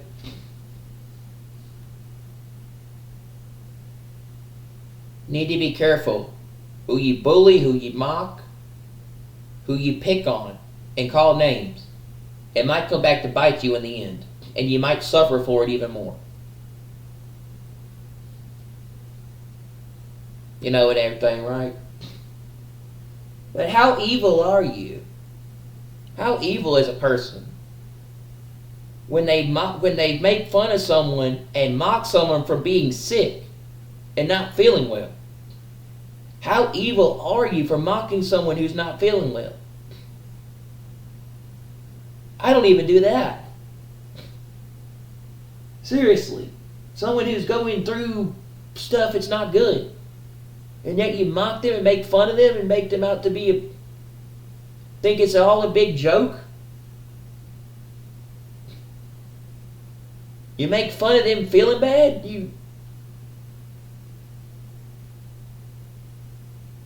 You're sadistic and evil. I mean, you deserve everything you get for doing that. But, yeah, there's going to come a day pretty soon where people are going to believe whatever I told them. They're going to listen to me. They're going to believe what I told them. And they're going to realize they should have listened to me warning them and telling them what I did. They're going to believe all of us when we're gone. And everything, right? And they're going to realize they should have they're going to wish that they never mocked or messed with God's people. They should have never they should have never mocked or messed with, or they should have never made fun of God's people or God's chosen or His elect. No. Because He's going to make them pay for everything they did. They're already digging themselves deeper on this earth. These are the people that are going to be left behind to suffer. They're going to be left behind to be judged and suffer everything they've done to people on this earth for that. They're going to be left behind to be judged for their actions for what they did.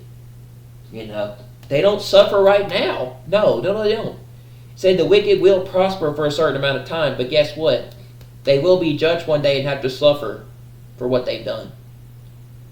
That judgment is coming. But guess what? They'll be judged on this earth while we're gone. They will be, right?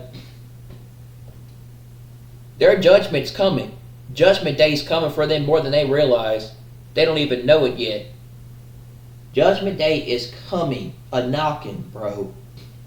For people on this earth, they don't have much time left. And everything, right? They're going to be judged for everything they ever did. And everything, right? And stuff. That's not my word. That's in Revelation. So, it comes to, and everything, right? And stuff. But the wicked do prosper for a certain amount of time, and everything looks easy for them, yes. But they will eventually get theirs too. When there will come a day pretty soon where they'll be judged on this earth. For 7 long years of hell that they put other people through. They will suffer the same fate and the same suffering and the same horrible thing they put other people through that they did to those people like that on this earth when we're gone. They will suffer 7 years. Suffer 7 years of horrible stuff in hell that they put other people through. That will be their judgment for what they did to that particular person, especially the chosen or the elect person, and everything. That will be God's judgment upon those people and the earth for what they did. And they will suffer the same horrible fate that person went through, or the same suffering that person went through, but worse. Everything what they did, and everything. Mocking and scoffing and laughing and just being a sadistic, evil person, you will pay for it in the end. And everything, right? And stuff. Not only that, but how you treat others. Everything, right? Stuff. How evil and awful and terrible can you get? Nothing's more evil and sadistic and terrible and awful than kicking a person while they're down, number one, and two, making fun of them for being sick. And everything. making fun of them for having a disease or a condition or something that maybe they're going through that's not good, or someone's going through a horrible time, or someone's physically sick or not feeling well, or going through problems with themselves. How sadistic and how more sadistic and evil and terrible can you get? Have you lost your conscience and your morals? Seriously. How awful can you get making fun of a person while they're sick? And everything, right? You're evil, man. Seriously. And stuff. And things like that, right? I don't even make fun of someone. I don't even make fun of somebody for being sick. Okay, and everything. Much less having physical health problems or problems that aren't good. But yeah, that's evil, man. That's pure evil. Making fun of and mocking someone for actually having something wrong with them or not feeling well. That's awful. See, I have empathy. And I have understanding of others. Something this world lacks. And everything, right? And you can hate me all you want. I don't give a shit. Okay, come something and everything, right? But yeah, something I have for other people. Because I've been through that. I've been down that road. I know what that road's like. I had to see that. I've dealt with that. I've struggled with that. I know what that's like. I had to watch my dad die from ALS. I had to go through long suffering for 3 years. I had to go through a lot of stuff. I know what it's like to feel.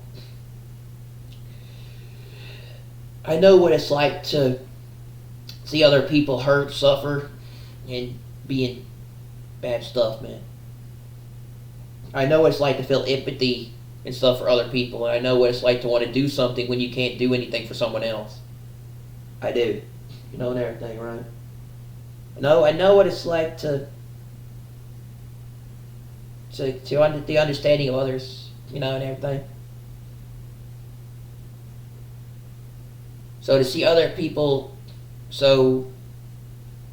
I get the idea of watching someone suffer from sickness and what it does. I do, and everything. And I don't laugh at it and mock it and think it's funny. Because I know how horrible it was. Okay, and everything. And I can understand.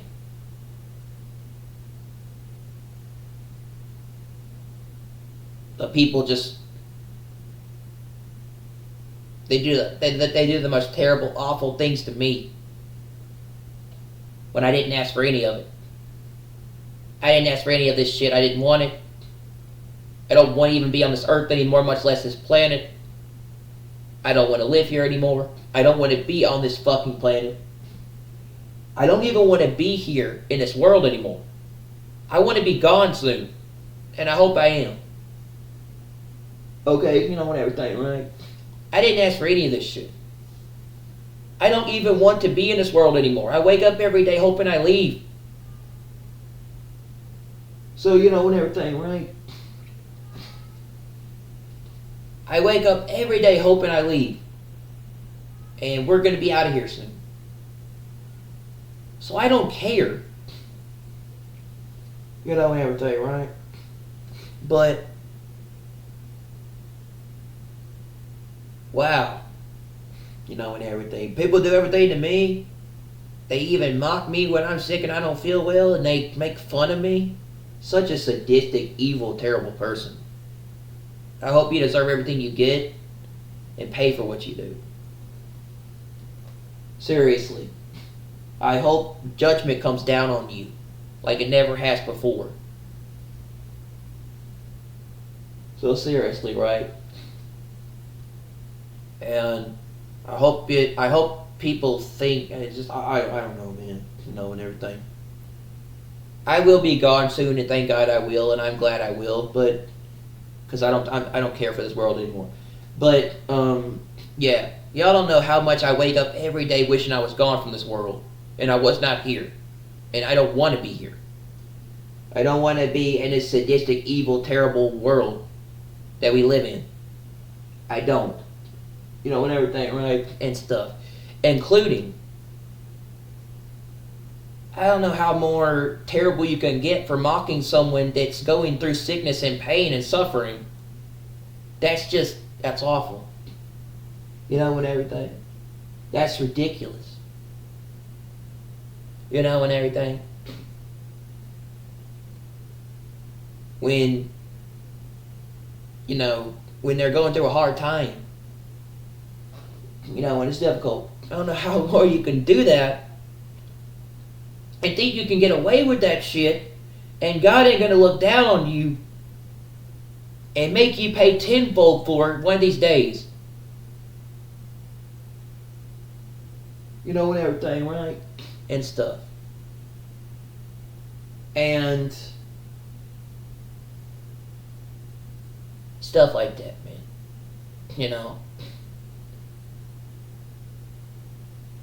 If I know what it's like to suffer and go through horrible stuff and to deal with being at the bottom of my life, there's one person who knows what it's like to suffer, to deal with a lot of hard shit, to be at the bottom of his life. It's me. I had that problem for 3 years, and I was really going through a lot. Not to mention I had to deal with my dad slowly regressing from ALS and a lot of stuff. If I know what it's like to see someone suffer sickness and pain and terrible and nothing you can do about it, and watching someone slowly just die from something,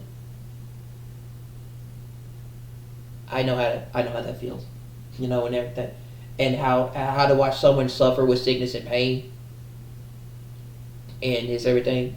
I know what it's like to see someone suffer and go through stuff and pain, so I understand. It makes me understand for other people than I do, and everything. And to just understand that, and everything.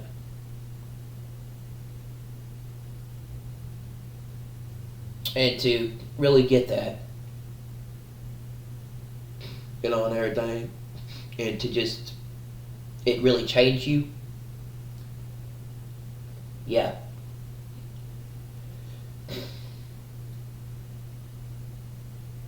And it does something to you, man. It does something to you when that happens. It changes you. You're never the same again. You become different. You don't want that to ever happen again to someone else. You hope to God that never happens to anyone else. And you don't want it.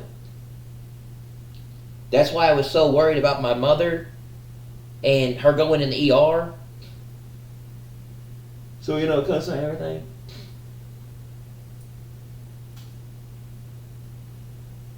And then you want to kick someone else down. You want to kick someone down, or you want to make fun of, and you want to do something to someone when they're feeling physically sick, or they're not feeling well either.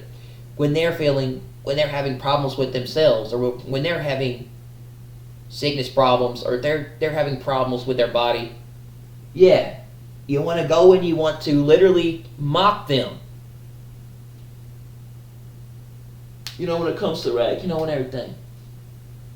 How more evil and terrible and awful can you get? That's just, you have no moral conscience, you have no values, you have no right and wrong. You have a seared mind. What is wrong with you? If you think it's okay to make fun of other people that are suffering and sick and not feeling well, and it's normal, you got a problem. You need to rethink yourself. And, when it comes to that, and everything. And you need to go get yourself checked. You have no moral conscience. Okay, and everything, right?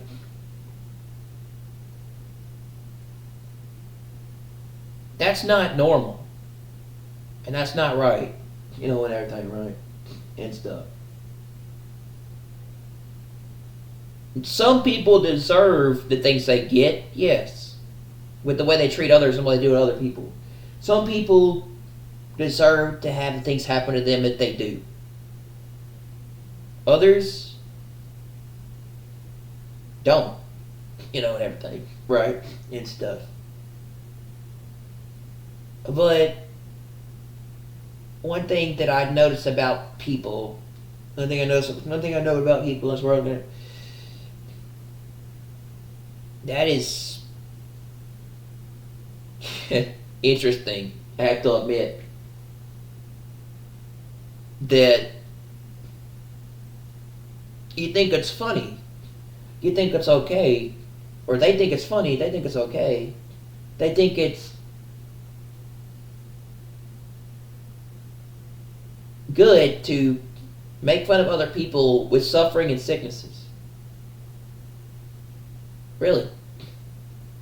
Well, let's see what happens when you get sick and something happens to you, and then you're on your deathbed and I don't show up to help you. Or you die from alcohol poisoning, from drinking yourself to death. When it comes to everything.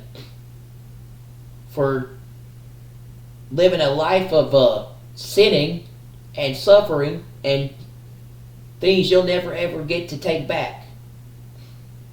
And everything. Let's see what happens if you live a life.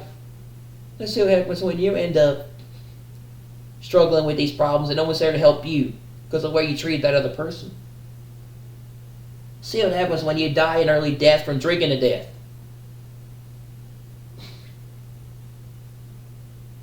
And everything.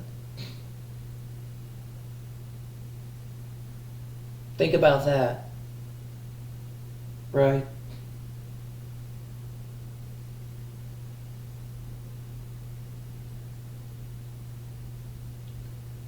It's I don't need nobody in this world anymore except God. I don't care. When it goes to everything. The only time I reach out to ask for help or ask for someone to help me, I get mocked and I get laughed at and I get made fun of when I'm not doing well and I'm not feeling well physically. And they take it as a joke. Let's see what happens one day when you're in the same scenario and you're asking for help. And no one's there to help you. And it's no wonder people are alone. They put themselves alone. They make themselves to be alone. They put themselves in the hole they do. And God lets it happen. You want to know why God lets it happen? Because you reap what you sow. God lets it happen exactly to what they do. He does. He makes them pay for everything they've ever done to the individual. They're alone and suffering for what they did. And they know it.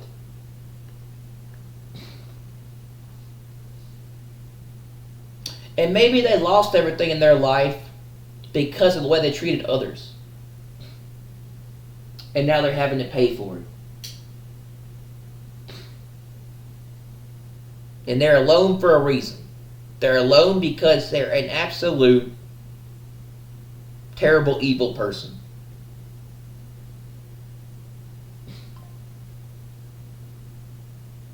You don't get by in this world. No. You think you can get by with doing things to other people, but no. Karma has a way of paying you back tenfold. And secondly, and two, what you do to other people will come back to you. And then you'll be sitting there thinking about what you did to that person. Sitting, wondering, why am I suffering? This same thing happened to me because of what you did. And everything.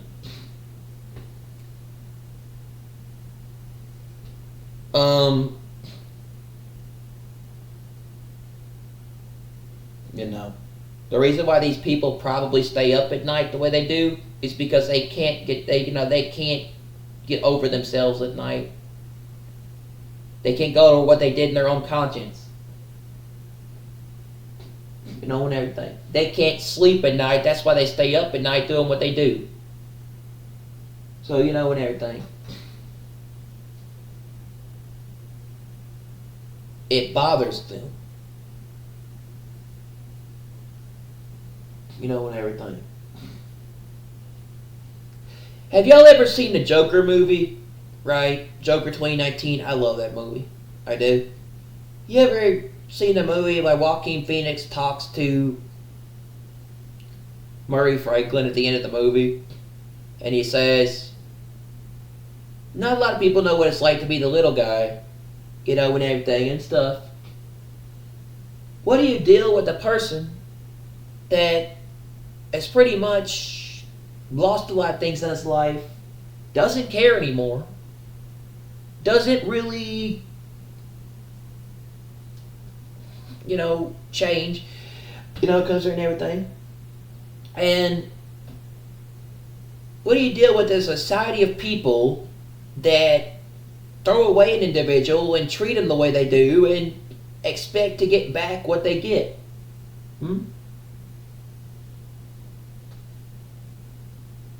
You get what you deserve. You do. You know, and everything, right? And stuff.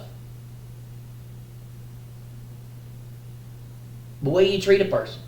Or, sorry, the way you, what is it I'm trying to say?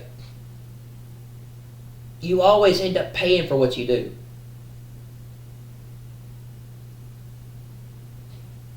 There's always justice. That justice doesn't always come right away, but it comes eventually. God will pay people back for what they do.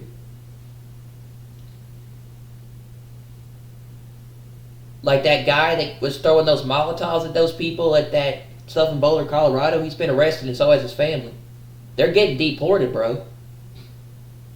Well, comes right, you know, and everything, right? You think that this stuff does not happen. Oh, it does happen. You know, and everything. These people are putting themselves in a place where they never come back from, where they're going to have to face judgment on that day. And they're going to realize, I screwed up badly. Okay, you know, comes right, you know, and everything, right? They're going to put it. They're burying themselves deeper and deeper on this earth to face Judgment Day one day. And they are. And everything, right? They are. And stuff. It's pretty sad how you don't do anything to another person, but they choose to treat you like a piece of shit. You know, when it comes to, right, you know, and everything. Could he make fun of you while you're sick? That's... wow, man. That's just...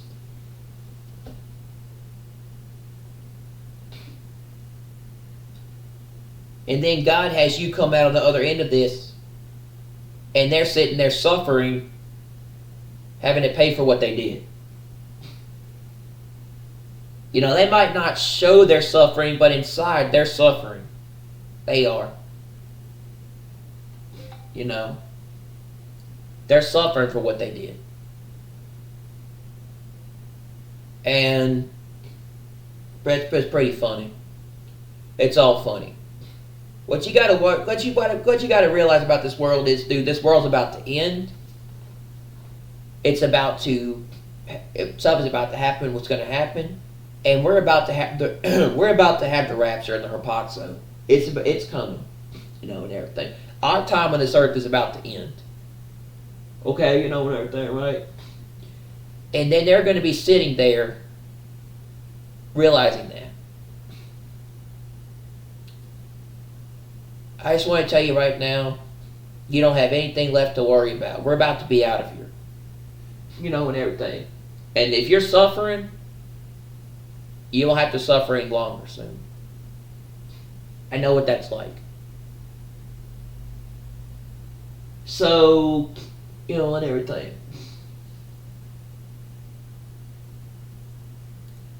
This world's about to witness chaos, and this world's about to witness nothing like it's ever seen before in years.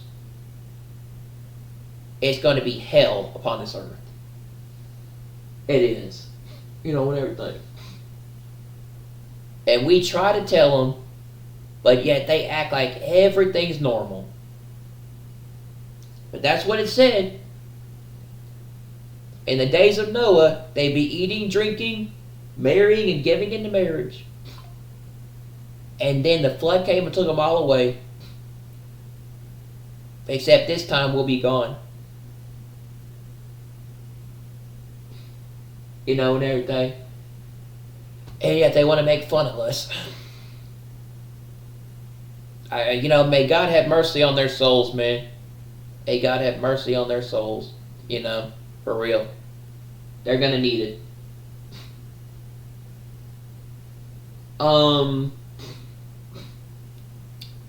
Sad. It's sad that it had to come to this, but it had to come to this. God separating us from stuff that that we don't need to be involved in. It's sad that it had to come to this. But we just have to go through this stuff until we leave this earth, which won't be much longer. Whatever.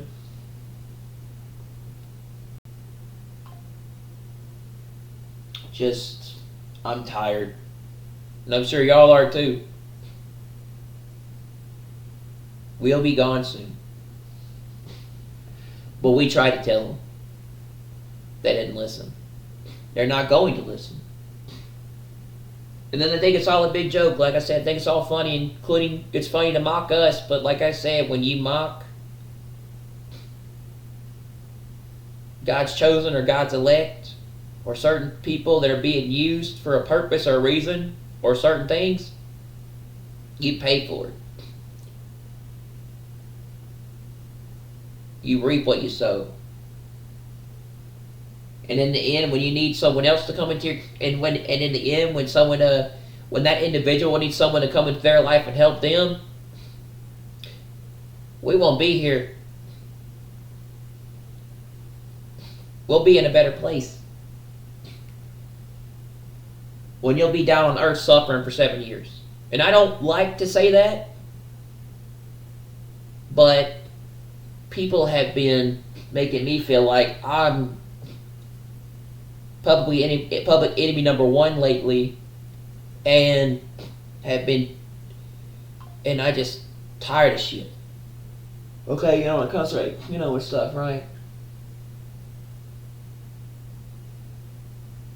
And there's going to come a day when you're going to need somebody too, and you're going to have pushed them away with what you did. And stuff, right? Because you're going to be on your deathbed, or you're going to be somewhere, or you could be suffering one day, and that person will not be there for you. They might be with someone else. They might have moved on with their life. Or they might become happy. And then you're going to be suffering. And then they're going to come back and say, I told you so. And everything, right?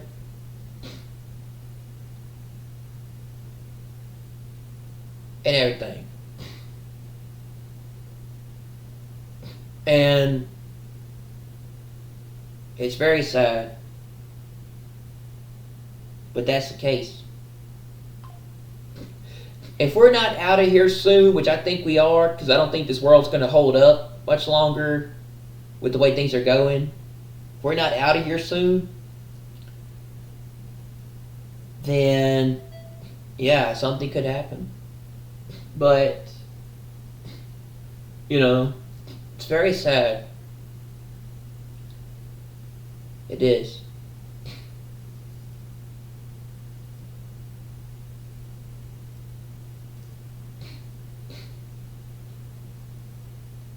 I just don't really care anymore.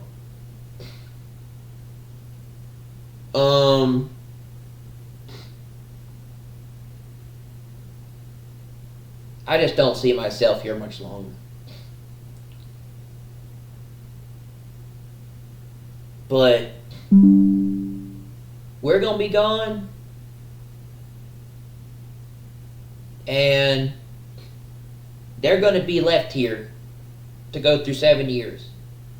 They're gonna go through 7 years on this earth. Our days are about to see. Our days are being shortened, and everything's, every day I wake up, I realize our days here are getting very, very shorter and shorter and shorter by the day. I realize that our days are becoming a lot more shorter, and everything's becoming, not as it was. But, and everything. But also, I do realize too that our days on this earth are not like, and everything. So, what am I trying to say? Our days are becoming shorter, and everything. But also, the days we're here are not going to be much longer, and everything. And when our days become shorter, and our time here is not is not going to be very long soon, and everything. Their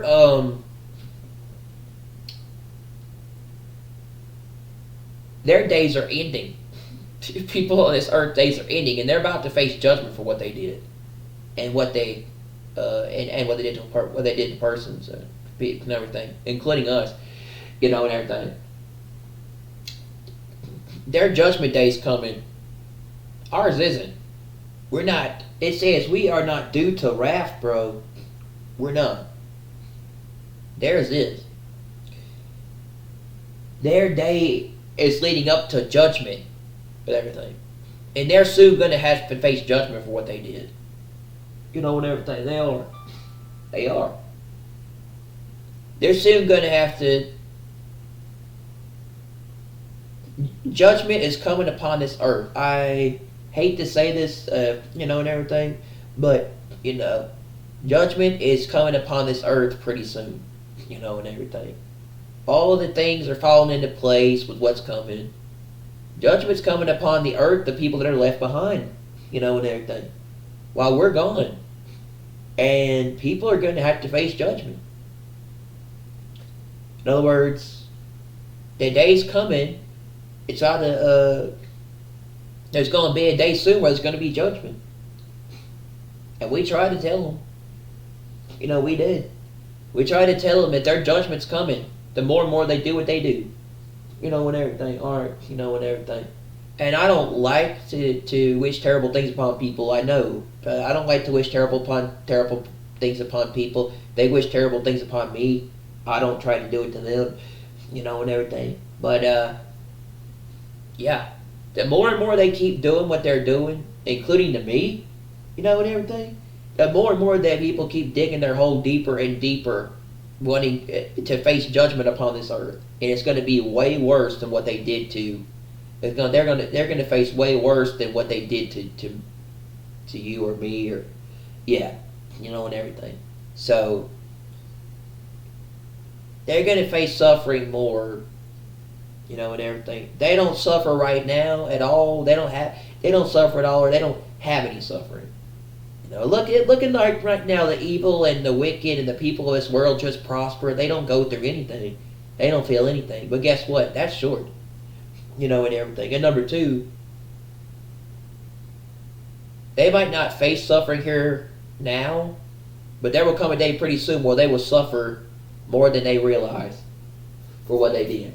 They will suffer complete wrath of things. So they might not suffer feeling of that. Sorry, they might not suffer in ways that they think, or what it is. They might not go through any suffering, so they don't know what that's like. But and everything, they might have to face their suffering more than they realize. So yeah, suffering may come from an individual. Person like that making everything right, man. Yes, it does. It really does look like the wicked, the evil, and the people prosper in this world. They do, and everything. But all that's just going to get them in a bad place. Not only that, but they're going to realize they're going to have to suffer 10 times worse what we went through on this earth. And everything, right? Or have been through. Or maybe going through. And everything, right? They're going to suffer 10 times worse. We're going to be gone. And then all that's going to go away. And everything, right? We only have to endure that for a short amount of time. They have to endure it for 7 years. We only have to endure this stuff we're going through and feeling and sickness and everything and all these things that we dealt with. We only have to deal with this for a short amount of time. Only a short amount of time on this earth. They have to deal with it for 7 long years. And everything. 7 long years. So yeah.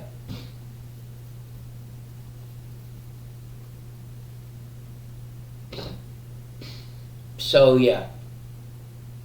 And we tried to tell them, man. I don't know how what to say anymore, man.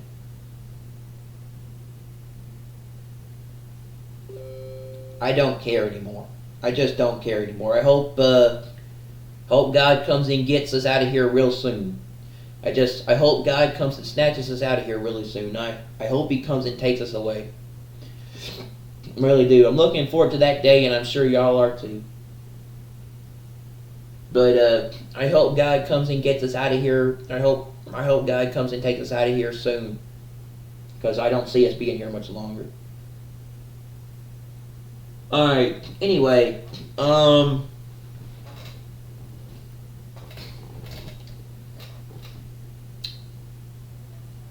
we'll keep an eye on tomorrow.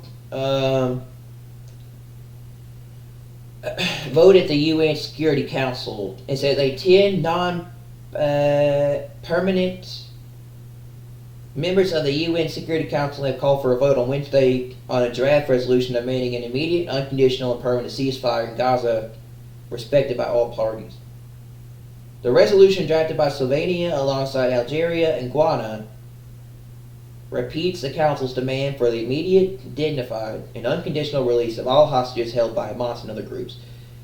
In other words, Bubba's saying that they're getting close to some kind of ceasefire or some kind of peace deal in the Middle East with Gaza. Like I said, days are getting shortened.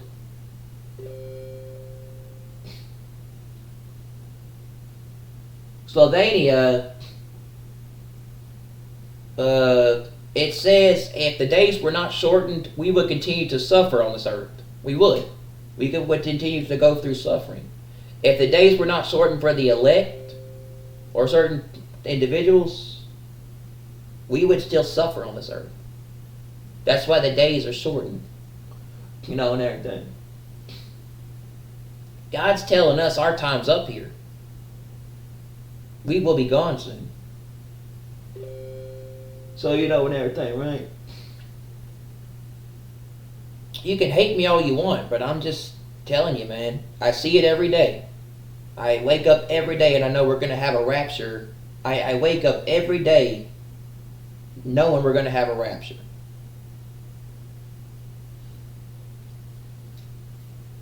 And it just keeps building. Slovenia, as the co-coordinator of the non-permanent group,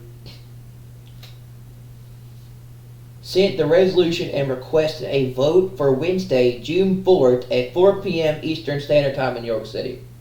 So he's saying that they're going to vote on a resolution for a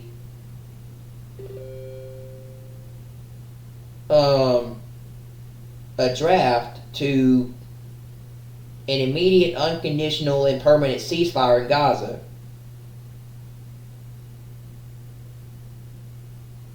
And all the hostages from Hamas. That's huge, man. And it's a possibility the United States might get involved with this.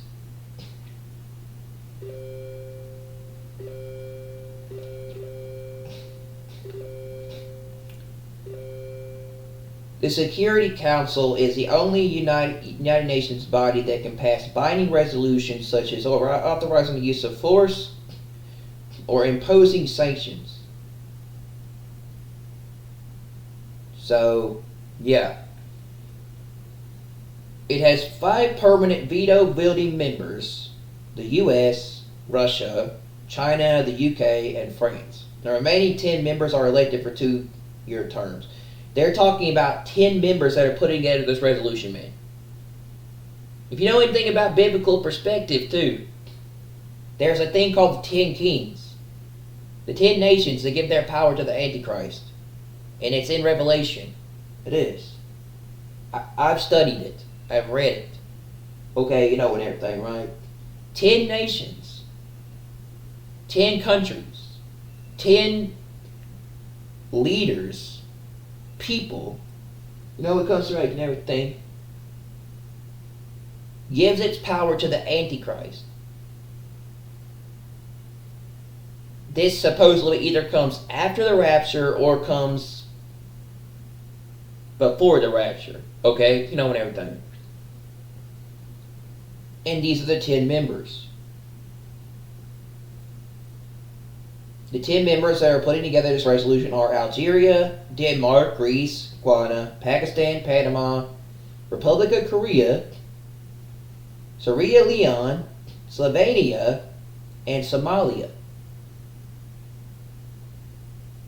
It will be very interesting to see if the USA does not use their veto this resolution. If the USA agrees to this resolution, the honeymoon between Trump and Netanyahu might be over. Even if the USA abstained from this vote and did not actually veto it, then Israel will be the one to watch. In other words,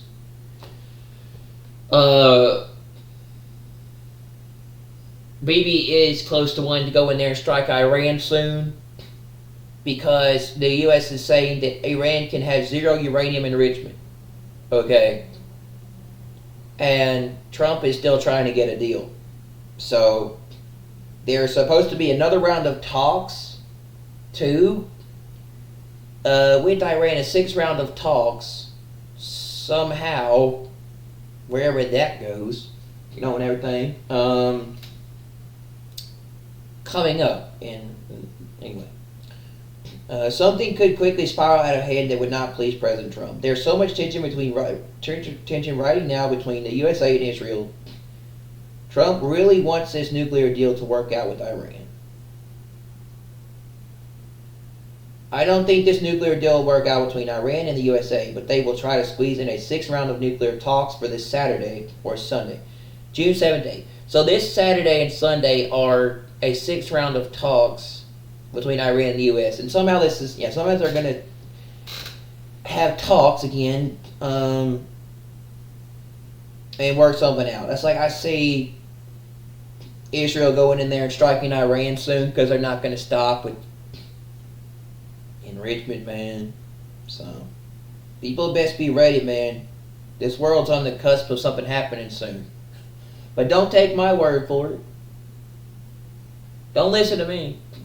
I've been trying to tell people this stuff in my own life to help them, and then they just look at me like I'm crazy.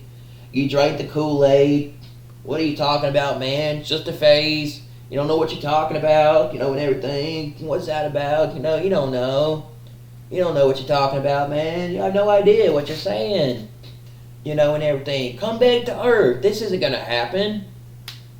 You know, and everything, right? You know, and stuff. And everything, right? Stop that. You know, and everything. You're crazy. You don't know what you're talking about. You know, and stuff. No, don't say that. You know, everything, right? Oh boy, this world needs help. And everything. What else, you know, and everything. Yeah, like, let me help you. Just nuts. Yeah, you know, and everything. And stuff, right? You know, and everything. There is not, I don't know what you're talking about. There is no rapture, you know, and everything. You know? So, yeah. You know? Don't save me. Let me go to hell. Just you don't wanna. Trust me, man. If you knew what was coming for you, man, you wouldn't want to say you wanted to. You wouldn't want to say, "Don't save me. Let me stay in hell." Because when it hits the world, you're gonna be wishing you didn't say that. But sometimes people gotta learn the hard way, and they call me arrogant.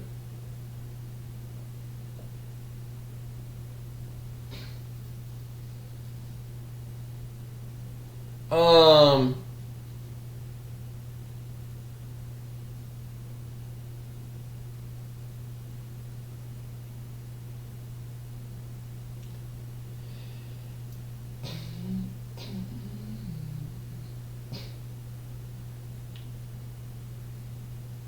Then the very important atomic IAEA nuclear meetings on Iran, June 9th to 10th.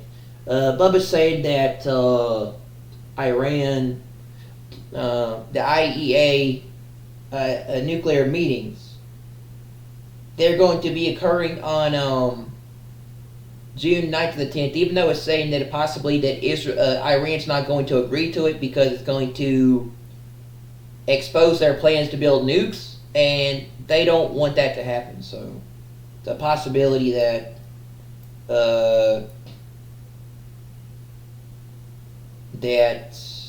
that might not happen. It says in Trump's 60-day military deadline with Iran ends June 11th to 12th.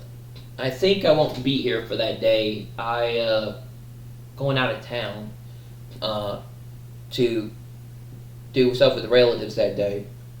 And everything. So maybe, I don't know, probably. But I am going to be watching that, though. I am going to be watching to see what's going on with that.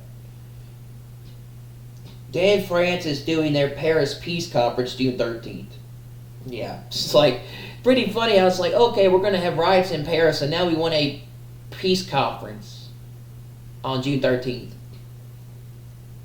Yeah, man. This world's not going to hold up. It's not going to remain. This world's not going to hold up. It's not going to remain stable, and people just don't realize that. But there are so many things happening that we've never lived in a year. We have never lived in a year like this ever in existence. Like, not in a long time. Not like it has been this year, but yeah. We're definitely living in very interesting times. It is, and everything. Which is why the days, to me, feel like they're getting shorter by the day, because we will be out of here soon, and everything. And I'm not the only one that says they've woken up every day and they believe, and they're not the one that they wake up every day and watch because they believe it can happen. So yeah, and everything. I'm not the only one that says that they've woken up every day and watch for that day. Or, they're looking for it too.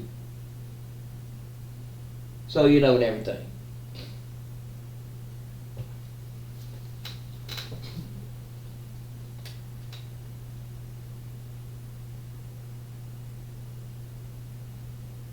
It says if a deal is worked out, Israel will still attack. Well, yeah, I think that could happen possibly. Bubba said very busy days coming up. And then a bunch of other stuff came out today. Bubba says U.S. expected to veto UN Security Council vote demanding Gaza truce, release of hostages, full resumption of aid. So the United States is still against this two-state solution thing, which I knew they were because the U.S. is pro-Israel. And we know that. We know that Trump and United States is backing Israel 100%, even with Iran. So Yeah.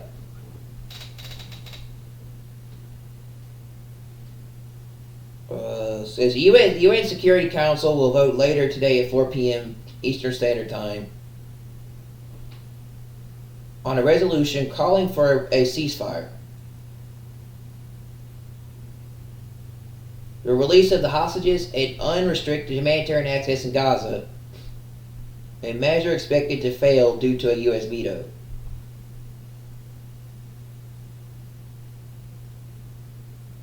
It is a 15-member body's first vote on the subject since November 2024, when the United States, a key ally of Israel, also blocked a text calling for an end to fighting.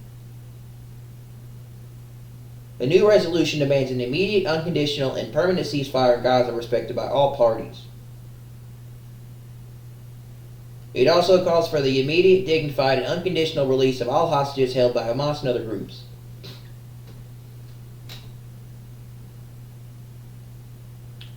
Underlining a catastrophic humanitarian situation in the Palestinian territory, the resolution additionally demands the lifting of all restrictions on the entry of humanitarian aid into Gaza,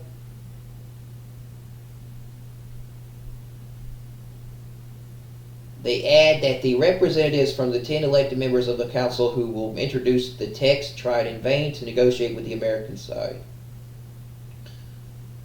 And here's the thing with Putin. So it's looking like, oh boy, with what's coming in for prophecies regarding Islam, Iran, I wonder if this could be part of why the hook in the jaw for Russia could come into play down the road. What if Russia and the U.S. get a deal with Iran, but Israel attacks Iran alone? Deal or no deal? Since Iran is a military protection partnership with Russia, then Putin might have to act and join the Islamic Gog-Magog coalition to go against Israel in the coming days. Yeah, that's what I'm trying to say. Maybe that's kind of interesting. Maybe they do strike some kind of deal, and I just don't see Israel letting Iran build nukes, because it's going to put them at risk in their country. So, but like I said, Trump's doing everything he can to keep America. That's why he's trying to make a deal with Iran, so it doesn't put the U.S. at risk, because Iran wants to destroy America. Ayatollah Khamenei said death to America, man. Trump says Putin will join the nuclear talks with Iran.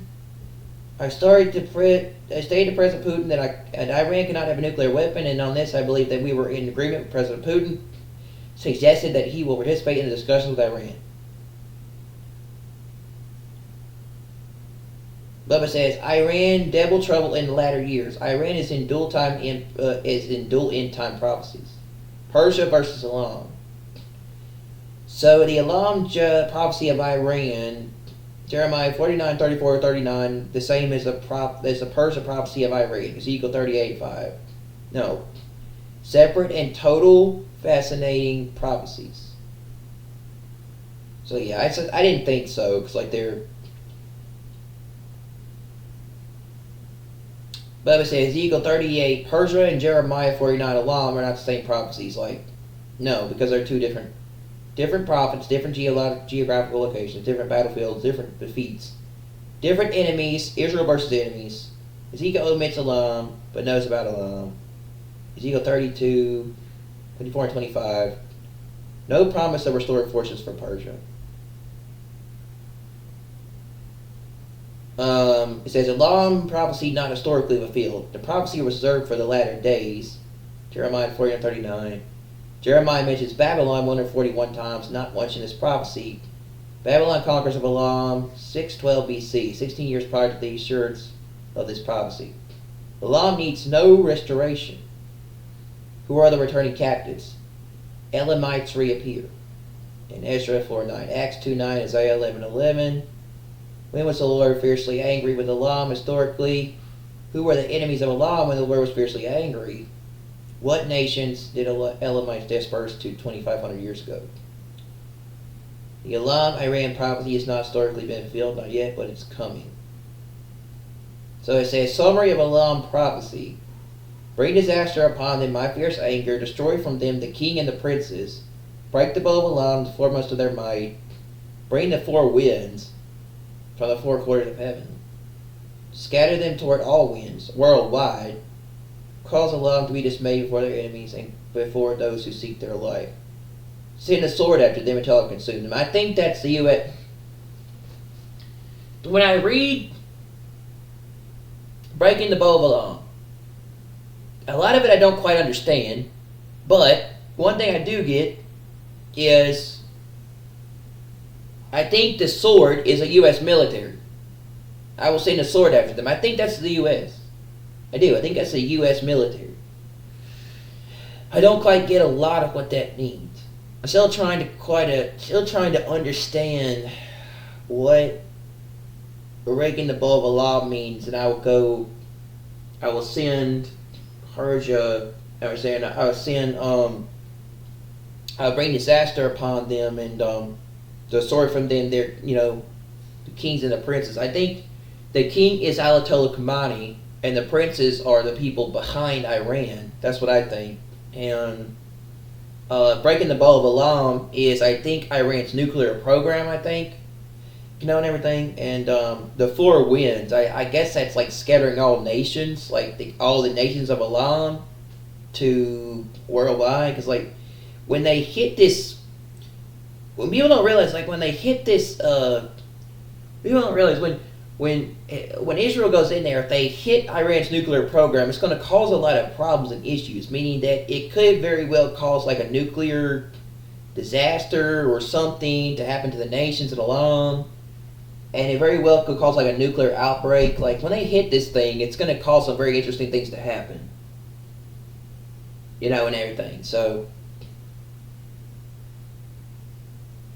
not to mention, like I say, it's going to get all these countries that are backed by Iran to be involved somehow. But like I said, I don't think this is going to happen.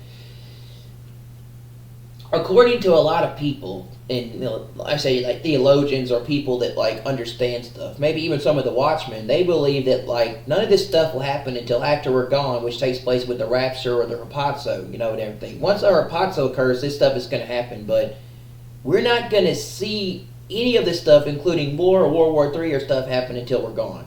It's just going to be a normal thing, and then boom, like, and everything. But like, I don't know. We're not going to be in war until after the rapture, right? And everything. I don't.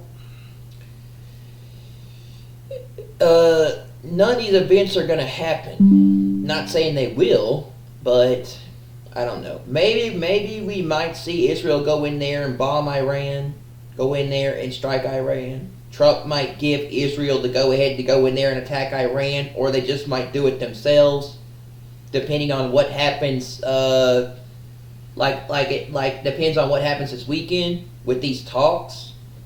But yeah.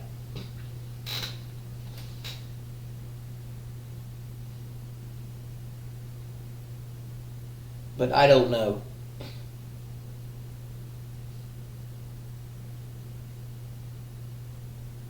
He says, so what's a summary of the Elam prophecy coming up in Jeremiah 49:34-39? Showing the location of the proximities of Iran's nuclear enrichment and building capabilities. Also showcasing Iran's peaceful civilian nuclear power system. The Bashir nuclear plants. Elam, western 1 3 half is separated from Persia, eastern 2 3 via the Zagros Mountains. The Zagros Mountains. So, Bubba's saying they might attack Bashir, but then you have Fordo, you have Ishfan and stuff like that. So, like, yeah, it's a very big possibility. This could be when this happens, it's very well that this could not be like a single thing. It could be, it could take place several days. It could be a several day operation where they go in and attack.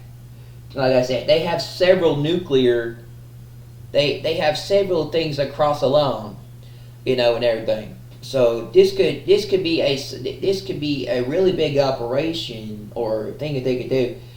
This could be what am I trying to say? This could be like a them going in there and attacking and coming back and refueling and supplying. This very well could be this thing that happens there could be several days this could be a daily operation, or it could take or several days could happen.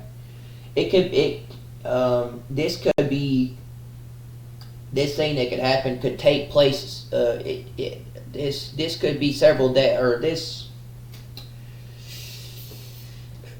operation or this thing that they want to do. This could take place not just one day. This could be several days.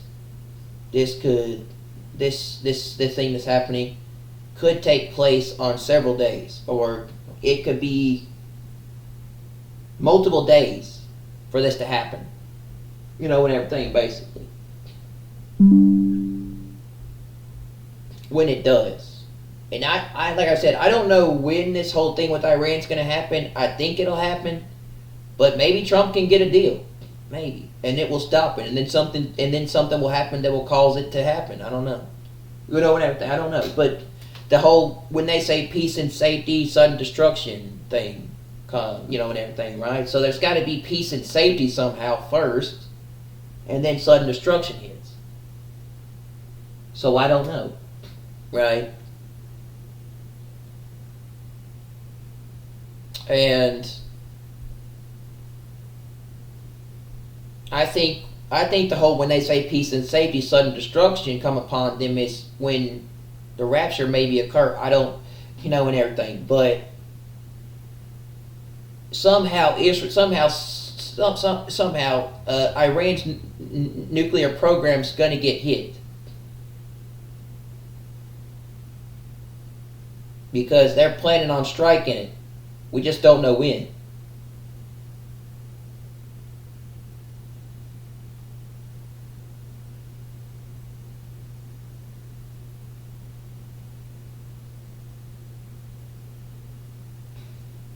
Bubba says you can see Israel has plenty of targets in just the Lam area alone.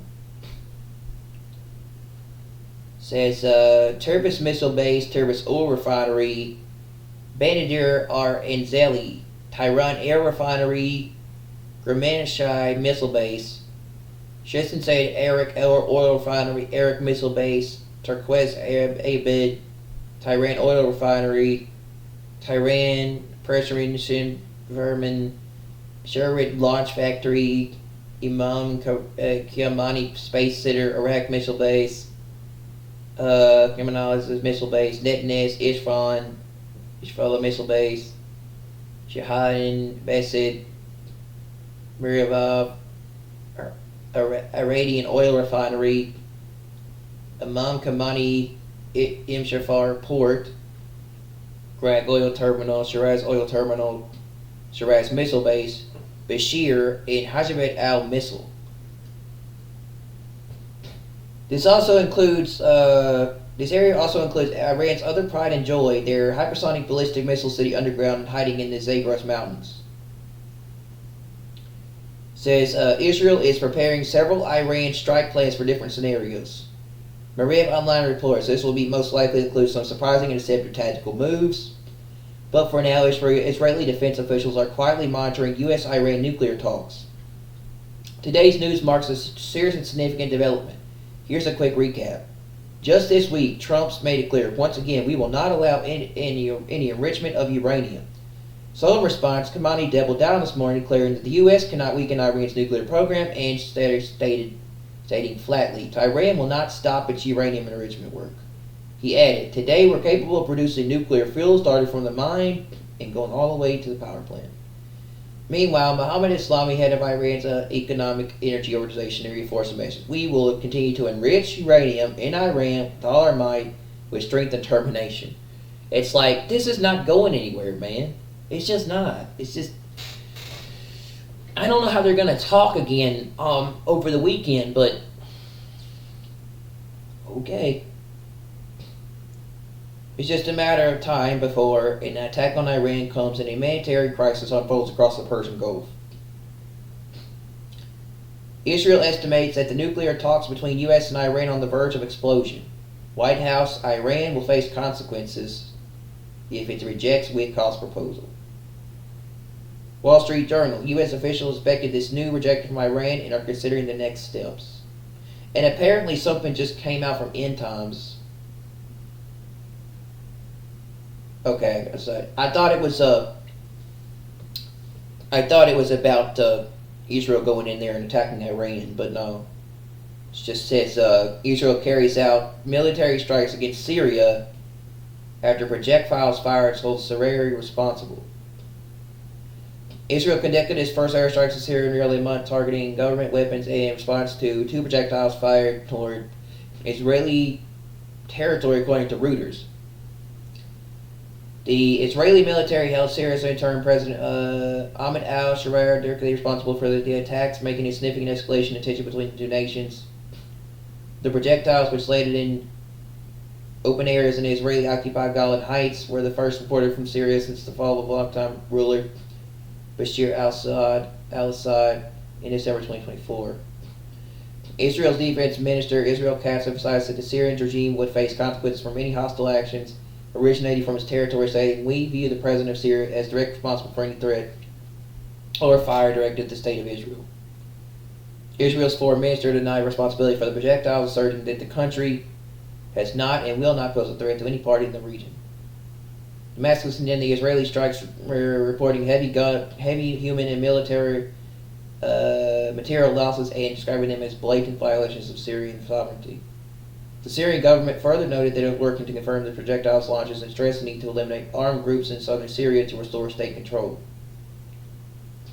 The Israeli military reported striking targets in the Damascus countryside as well as Quneitra and Dara provinces and local residents, nothing shilling in the Wadi Yarmouk region. A Syrian official suggested that remnants of Assad-era militias linked to Iran in the Quneitra area may have revoked the attack to destabilize the program. Additionally, a little-known group called the Martyr Mohammed Def Brigades, referencing Hamas military leader killed in 2024, claim responsibility for the projectiles, through the Reuters could not verify this claim. This incident follows a period of relative claim marked by diplomatic efforts, including the U.S. President Donald Trump, Trump's meeting with Syria, and the lifting off U.S. sanctions on Syria in May 2025. Israel, which has frequently bombed Syria this year, describing its new leadership as jihadists, also deployed troops to southwestern Syria, refusing to allow the new government's security forces to operate there. The airstrike conceived with heightened regional tensions as Israel simultaneously intercepted a missile from Yemen's Iran-aligned Houthis, who claim to target Jaffa in support of Palestinians among the ongoing Gaza conflict. The Syrian Observatory for Human Rights reported violent explosions in southern Syria, underscoring the intensity of Israeli response. Syria's foreign ministry called on the international community to intervene and support efforts to restore stability, warning that such escalations aggravate regional tensions. As Israel continues to assert security concerns, particularly regarding the Druze minority and Iranian influence, the situation remains volatile, with potential implications for Syria's fragile transitional government.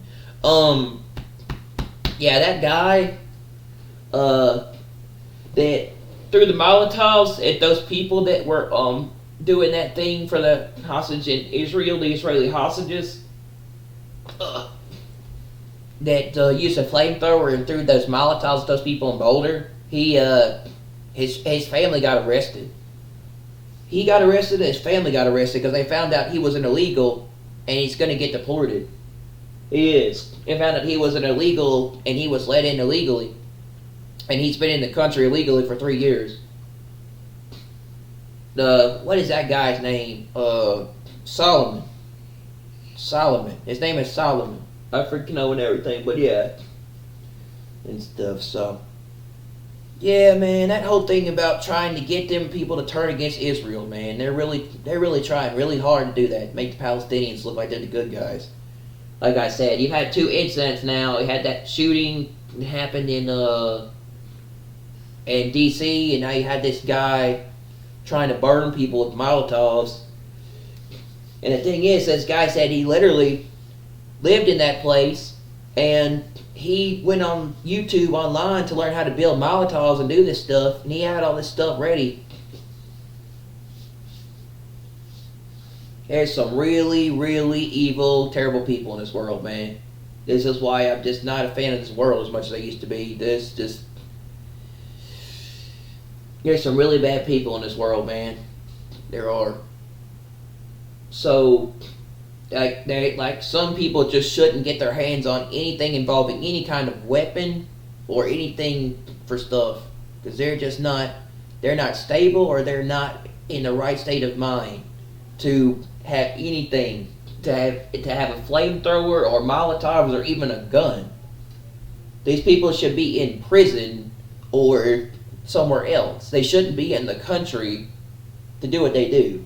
And yeah, thanks to the corrupt political Biden administration, he's been in the country for 3 years illegally, bro.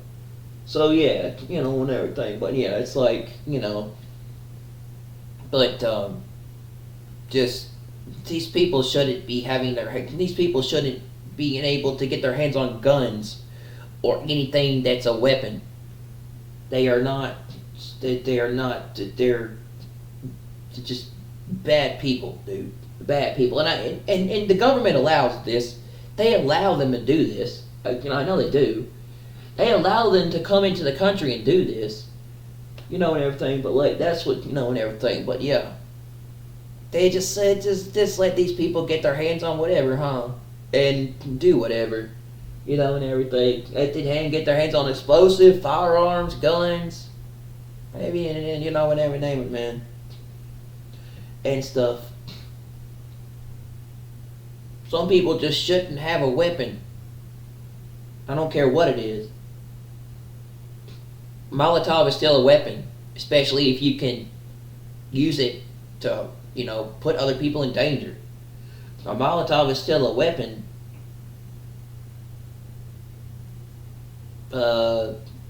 Especially if you use it to, especially if it's in the hands of someone in the hands of somebody who shouldn't have it.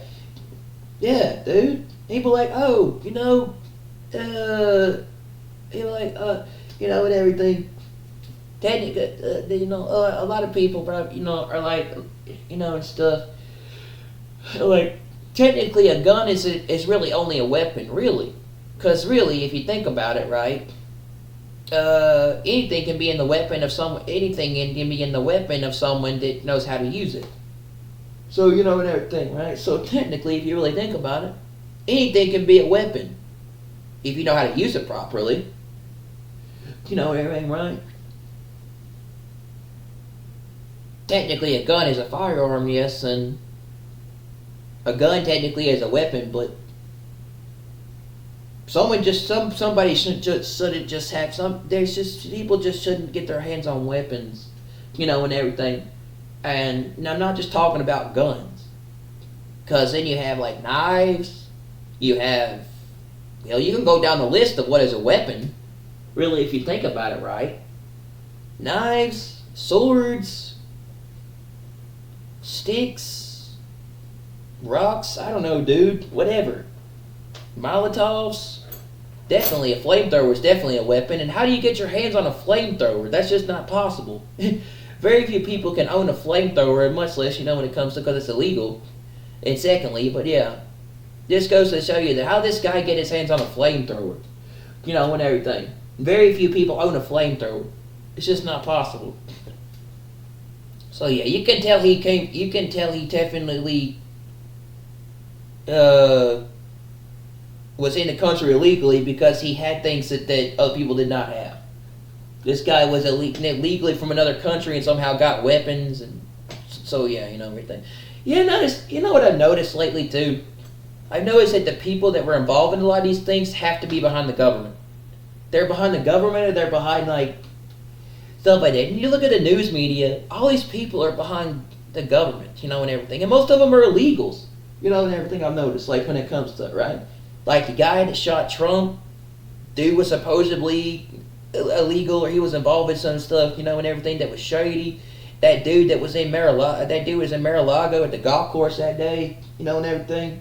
He was with Ukraine and he was shady. And then you have that, and everything. And you have this guy that is, and these people somehow get weapons, and everything and stuff to do things. I don't know how they do it, and everything. I don't know if like they're given that by the government or by powers that be, the elites or certain individuals, or these people somehow get their hands on a weapon, and everything, right? When they got all this equipment and all these things, Thomas Matthew Crooks and this other guy, and everything. Crooks supposedly had bombs in his car or some stuff, and everything when this happened. Not to mention, actually, there was a third assassination attempt on Trump's life that people didn't actually know about, and this guy supposedly had bombs, and everything when it comes to, and everything. And they stopped him from being able to get in. He got arrested, but yeah, they found bombs in his car, and everything or something. So yeah, these people just. You notice a lot of these people are I notice a lot of these people that do this stuff are illegals. They're illegal, and everything, right? And everything, right? Or from another country. And I noticed a lot lately. These two individuals are involved with the Israeli conflict, especially trying to turn people, on people. These two people are pro-Palestinian, and everything. These two individuals are like from the Middle East. They're from another country, and somehow they're involved. I think they're like involved with Palestine. It's like, and everything, because it's like both of them are now saying free Palestine, and everything. So it's like, I don't know. It's like, what I want to know is what is our government's, and everything. What I want to know is what is our government's, a lot of our government, and everything. I noticed that like they like illegals, and everything, right? But what is our government? And the only one that seems to be putting those illegals away is Trump. But yeah, that's beside the point. Anyway, but what is with our government and the powerful powers, but the powerful powers that be. What is with them and having such a fascination and liking with illegals? Why do they like illegals so much? That's what I want to know. Like, why do they like having illegals in our country so much? That's what I want to know. I wish Trump would I wish Donald Trump would look into why our government, the corrupted politicians and leaders and people behind the scenes, why they like so much, why they like illegals so much. I wish he would look into finding out why they're so into illegals. Like, what is their plan or their agenda with illegals? Like, why do they care so much about illegals? And everything, right? Because that's happened. Because you notice how there's been more illegals in our country when he wasn't president than when he is now. And and like I said, I'm 50-50 on the whole idea with ICE and like the whole thing they're doing with like Border Patrol and everything, right? But look, it's like he needs to look into that. Look, Trump's looking into all these files with all these people, including Epstein, right? He's looking into, he got Elon to look into all that money with Doge, and everything, and he's also doing stuff. But it's like, I wish he would like look into the government corruption and the thing behind the illegals. Like, I wish he would look into it or try to figure out and solve what's going on with all these illegals in our country. And everything. And I know why. I know why it happened. I know why it happened, but I want to know why they're doing it. And everything. I know why it happened and who did it. And everything, but like, it's just like our government has weird fascination and obsession with having illegals, criminals, and a bunch of interesting people in our country. And everything. Rapists, murderers, awful, terrible people, criminals, all sorts of stuff in our country. And everything, right? And stuff. What is the government's... They're evil, of course, but what is the government's fascination with having illegals in our country? Why do they like illegals so much? And everything, right? Illegal aliens, right? Just interesting to me. What is their plan with illegals? That's what I want to know. Or is their plan to replace American citizens with illegals? I wonder if that's what it is. Now I'm not sure, and everything, right? But it is pretty interesting how they still got a lot of illegals in this country. Even though Trump has, like I said, gotten rid of a lot of them and illegals in the country and coming over the border has been down a lot since he's been president. But there's still a ton of illegals in our country. Okay, and everything. He said he was going to do a mass deportation operation, and that hasn't really happened. But if you really think about it, right? But it's just what?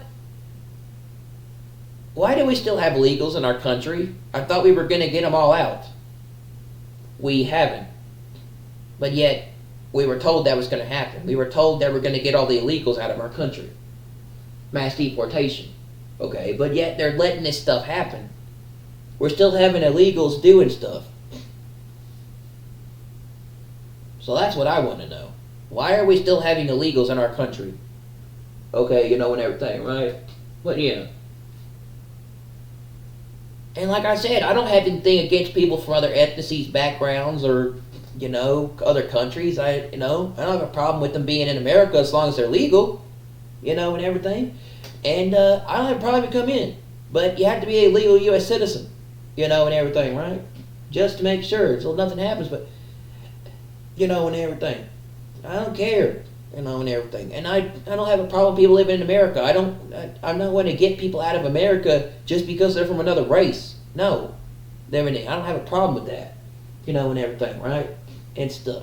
I have a problem with people being here illegally. So yeah, and everything, right? And stuff. But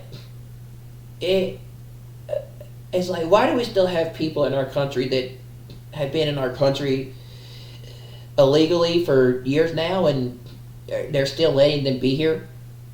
So yeah, concern and everything. And yeah, I'm glad Trump's getting that dude out of here. He deserves to not, that dude, that person's, needs to go to prison or get deported. You don't need to be here. Okay, and everything. But it's what is... a lot of the people, okay, what is the government and a lot of people behind the scenes fascination with illegals? They just love illegals. They just love storming. They just love opening the borders to illegals. They love open borders. I don't get it, and everything, right? Because I noticed that's become a big thing the last couple of years since 2020, and then under Biden. Notice how there was no such thing as talking. Notice how there was not really a big idea of the talk of illegals and people being in this country illegally, and everything, until Trump started talking about building that wall back a couple years ago, back maybe in 2017, I think, 2016 election. And then people thought he was crazy and weird and what he was saying was not true. And, and it was nuts about the wall, but then you have it later, after he got out of office, you had the border being overrun by illegals, after 2020. So, that's kind of interesting, and everything, right? And then now, they're so interested in pouring illegals into the country. They're so interested in just having just thousands, millions, billions, trillions of illegals just coming to our country. Just flood our country with illegals. And everything, right? The people from all ethnicities and backgrounds and places and illegals. Just have illegals just have all sorts of people from different different countries and perspectives just coming here illegally. Just flood America with illegals. Okay, and everything, right? And they opened up the borders to illegals, and everything, right? And stuff. I just don't get it, man. I don't know what I want to know what their plan is with all these illegals. Like, why do they like illegals so much being in our country? I wish I would know. Instead of Trump trying to pass a big beautiful bill and look into government waste and efficiency and doing all these other things, and everything, and trying to build a Golden Dome defense shield, look into what our government is doing. Look into what our government is doing, all the corruption and everything behind the scenes, and what they're doing with these illegals, and look into like what they're really doing with stuff, And I guess he has to a degree. He has kind of, he has sort of gotten it to look into finding out what they're doing with money and stuff, and what they're doing with these countries. But and everything. But it's like, okay. Can we look into can we do a thorough search or look into the whole thing with all these illegals? Can we find out why we're having, what the concept is of why they want illegals in our country? Okay, and everything, right? That's what I want to know. Why is our government so interested in having illegals come into our country? Okay, just pouring our country, like having our country just flow over, like having just illegals just flow into our country. Okay, and everything, right? So, like, yeah, But yeah, okay, and stuff, and stuff like that. But like, yeah, I don't have, like I said, I don't have a problem I don't have a problem with you in America if you come in here legally, because people who come into our country illegally, these things happen, right? You have people trying to kill people trying to shoot people trying to burn people with Molotovs, and our government allows this, and everything. Yeah, and stuff like that, right? I know why they do it. It's their plan. It's their agenda to turn people on. It's to turn people against Israel and to turn people on each other. It's to cause the thing to happen and everything. But like, yeah, I don't have a problem coming in illegally. I mean, I have a problem with you coming in. I don't have a problem with you being in America because you come in legally. Because, like, if you don't come in legally, we have a lot of problems, and people come into the country that cause issues. People can come into our country that are terrorists, that are dangerous threats, that are problems to our America. Put us at risk. Coming in, people coming in as a security risk to America. People coming in that into our country that doesn't make it safe, and everything, right? People coming into our borders, causing problems, everything. Like I said, just what am I mean? What am I trying to say? What do I mean by that? Like, I'm saying that people are coming over into America that make our country way less safe and secure. Meaning that, we have to watch, and we have to, watch our backs, and, be afraid and scared about the fact that someone's going to do something to us in our own country. And everything, right? In other words, we have to be worried about what's going to happen on our board, what's going to happen with people coming into our borders, where we can't, like, where we can't, like, sleep at night, or, be very afraid. We can't be secure in our own country. And everything, right? Because we keep seeing all this stuff happen. And yeah, it's the news, but, but it's just, it's just like you can't even be safe in your own, like, looking like you can't even be safe in your own country or even in your own stuff anymore because you're afraid something's going to happen to you. You walk outside and you're afraid something's going to, you walk outside and you're kind of afraid something could happen. And I'm not saying it will, but, you wonder that about the world. It's like, oh, and everything. Like I said, the world's going to hell and stuff is happening to it, and everything. Which is why it's not going to hold up much longer, and we're not going to be here. But like I said, and everything.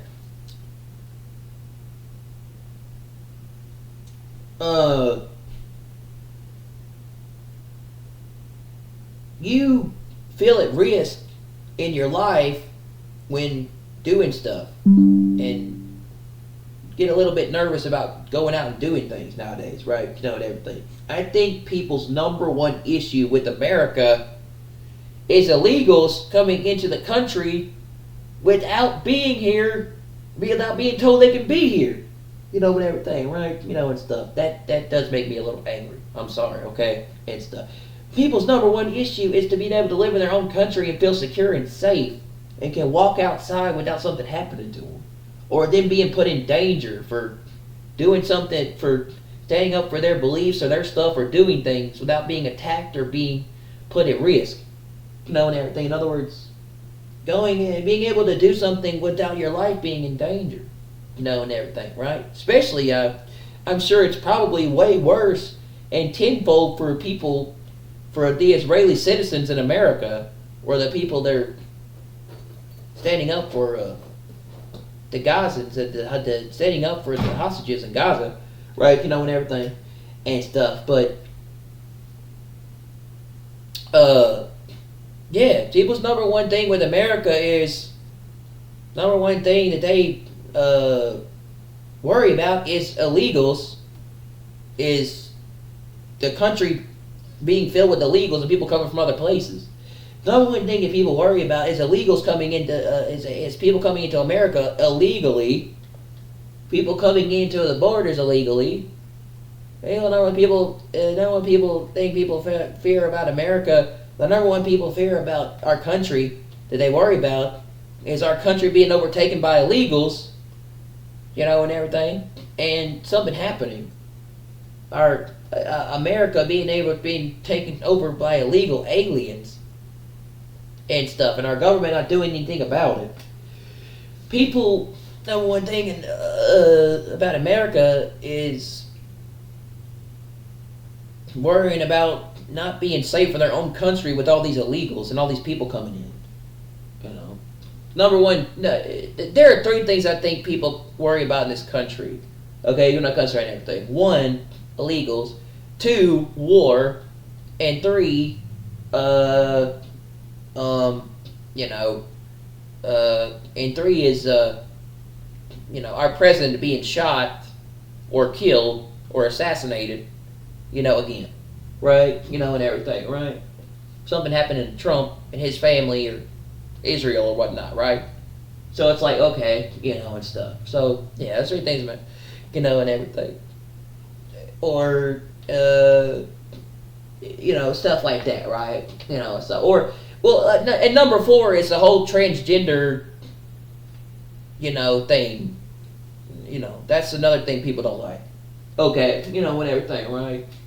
The whole transgender, woke LGBTQ agenda. But, and everything. But, yeah, I think people's number one thing they wonder about is what's up with all these illegals, and everything, still being here when Trump said he would have a massive deportation operation with illegals, but it hasn't happened.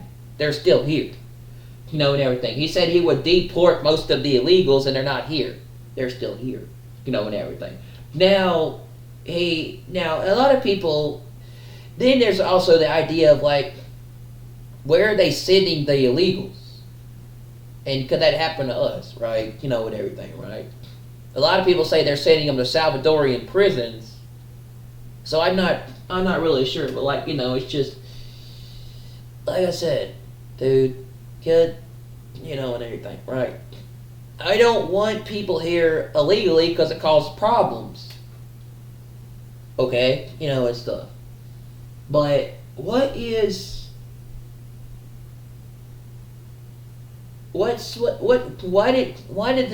the government and people behind the scenes, politicians, individuals, why does our government and certain people behind the scenes, why do they have such a fascination with it? Why do they like illegals so much? Why do they have such a hard-on for illegals? Okay, you're not considering everything. And why do they like having our country being overflowed by illegals? or coming, or our borders being open and overflowed by illegals. Why do they just like having illegals just come in, and everything? And what is their goal with all these illegals, and everything? And what are they gonna do with them? And what do they plan on doing with all these illegals? And everything, right? And stuff. And why do they have them here to begin with? And everything, right? I know why they're here to begin with. They leave their country to come to America to have a better place because some other country, people in other countries have it harder than America. I get it, and everything. And some people leave their country because they're under oppression. They want to come to America, and everything. And a lot of people in other countries, they choose to come to the U.S. because, well, they think they can have a better life here, yada, yada, yada. Okay, and stuff. But we don't know where they're coming from. We don't know where they're coming from. We don't know what they do. We don't know what their background is. And we don't know if they're safe or, we don't know if they're,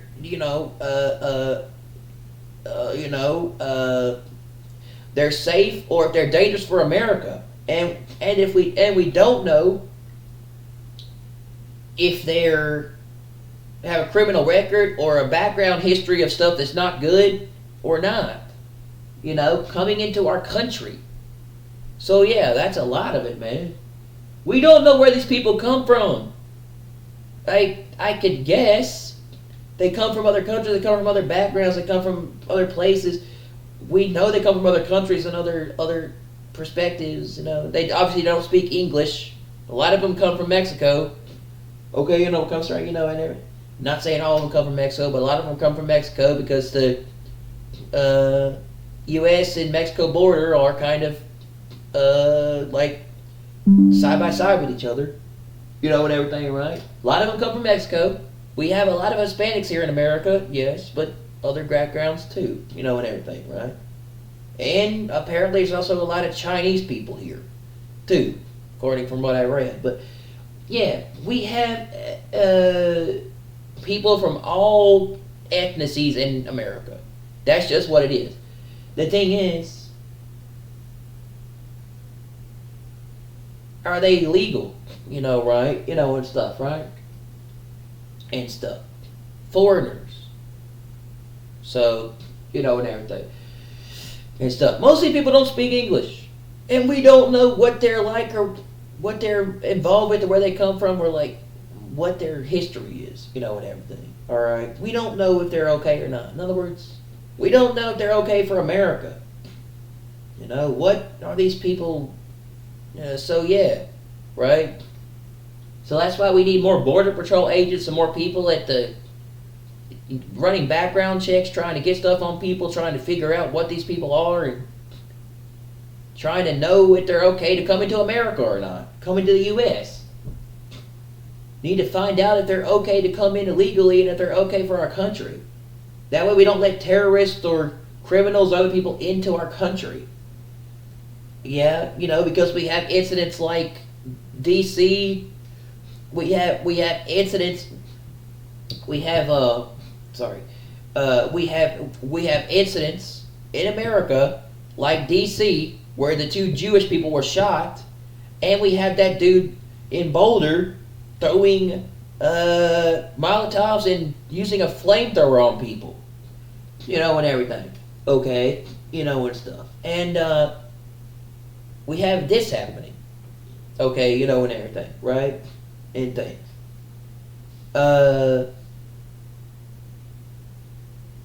And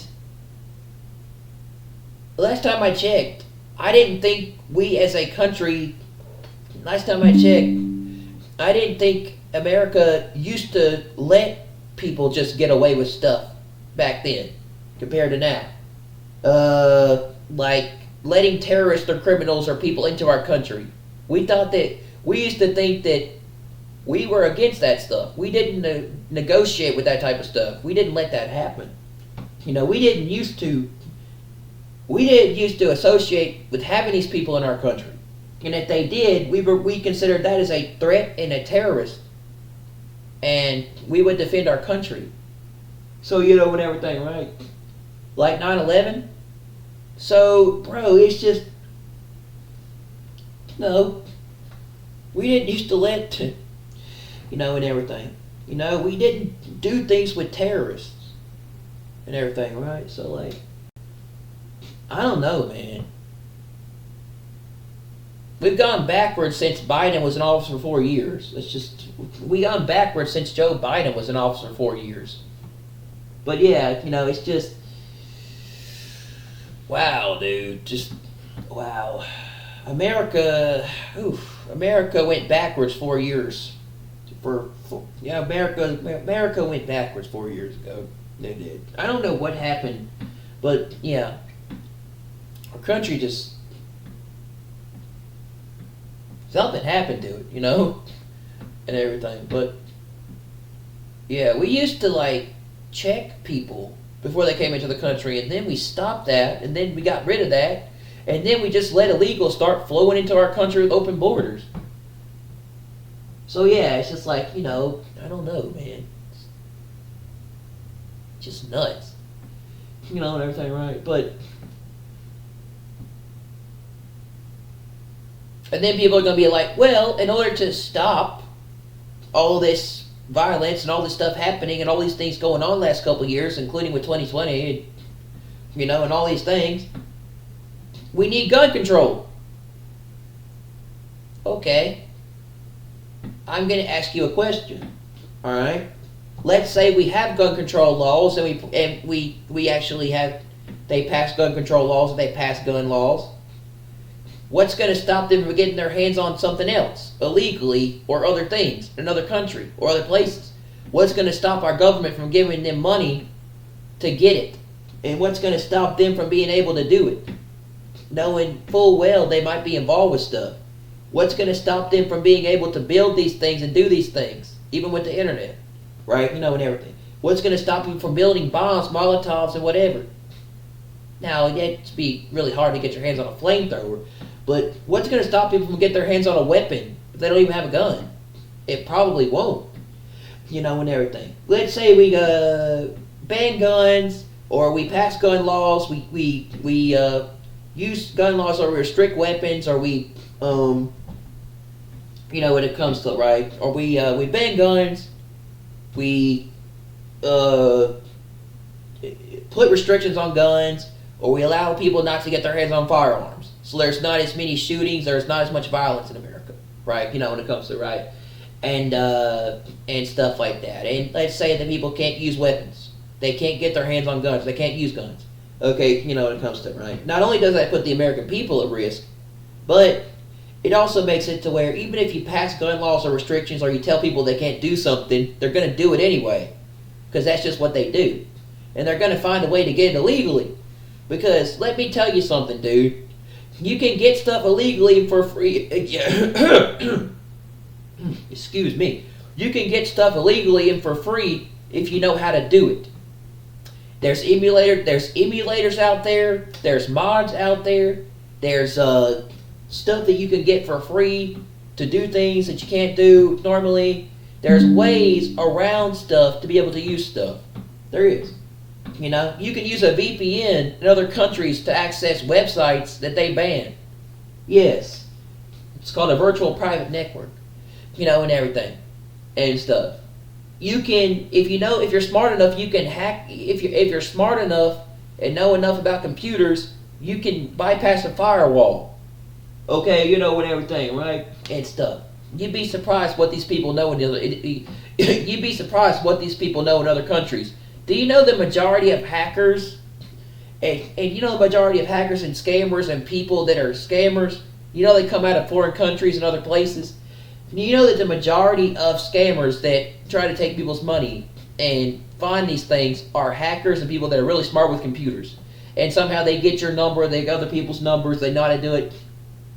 But do you know the majority of these people that come out of these countries are from very poor countries, but they're very smart, and they're not stupid, and they know what they're doing, and most people fall for it in America. So when it comes to everything, these people that are scammers, they come out of, did you know that most of these people that are scammers, they come out of Lagos. They come out of Lagos, what is it? Lagos, Nigeria. Do you know most of these people come out of Nigeria? Most of these people that are really smart people are like Indian or like foreign, you know, and everything, right? Most of these people that, most of these scammers literally come out of Nigeria or Lagos. So when it comes to, you know, everything, right? And stuff. There are people that are really, there are individuals that are extremely smart and intelligent in other countries. You can like, that can do stuff.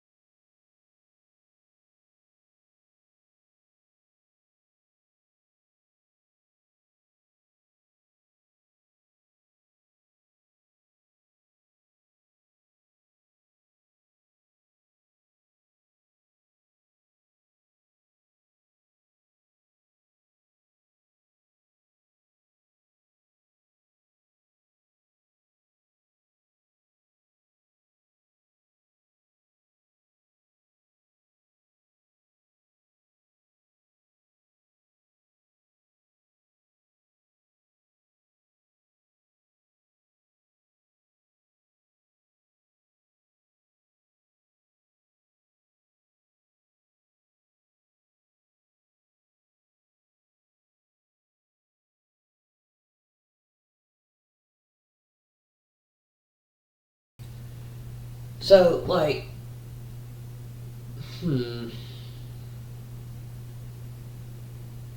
yeah. So what I'm trying to say is, people that find a way to get stuff illegally or for free or somehow get their hands on it, like other people in other countries. So like, Sorry.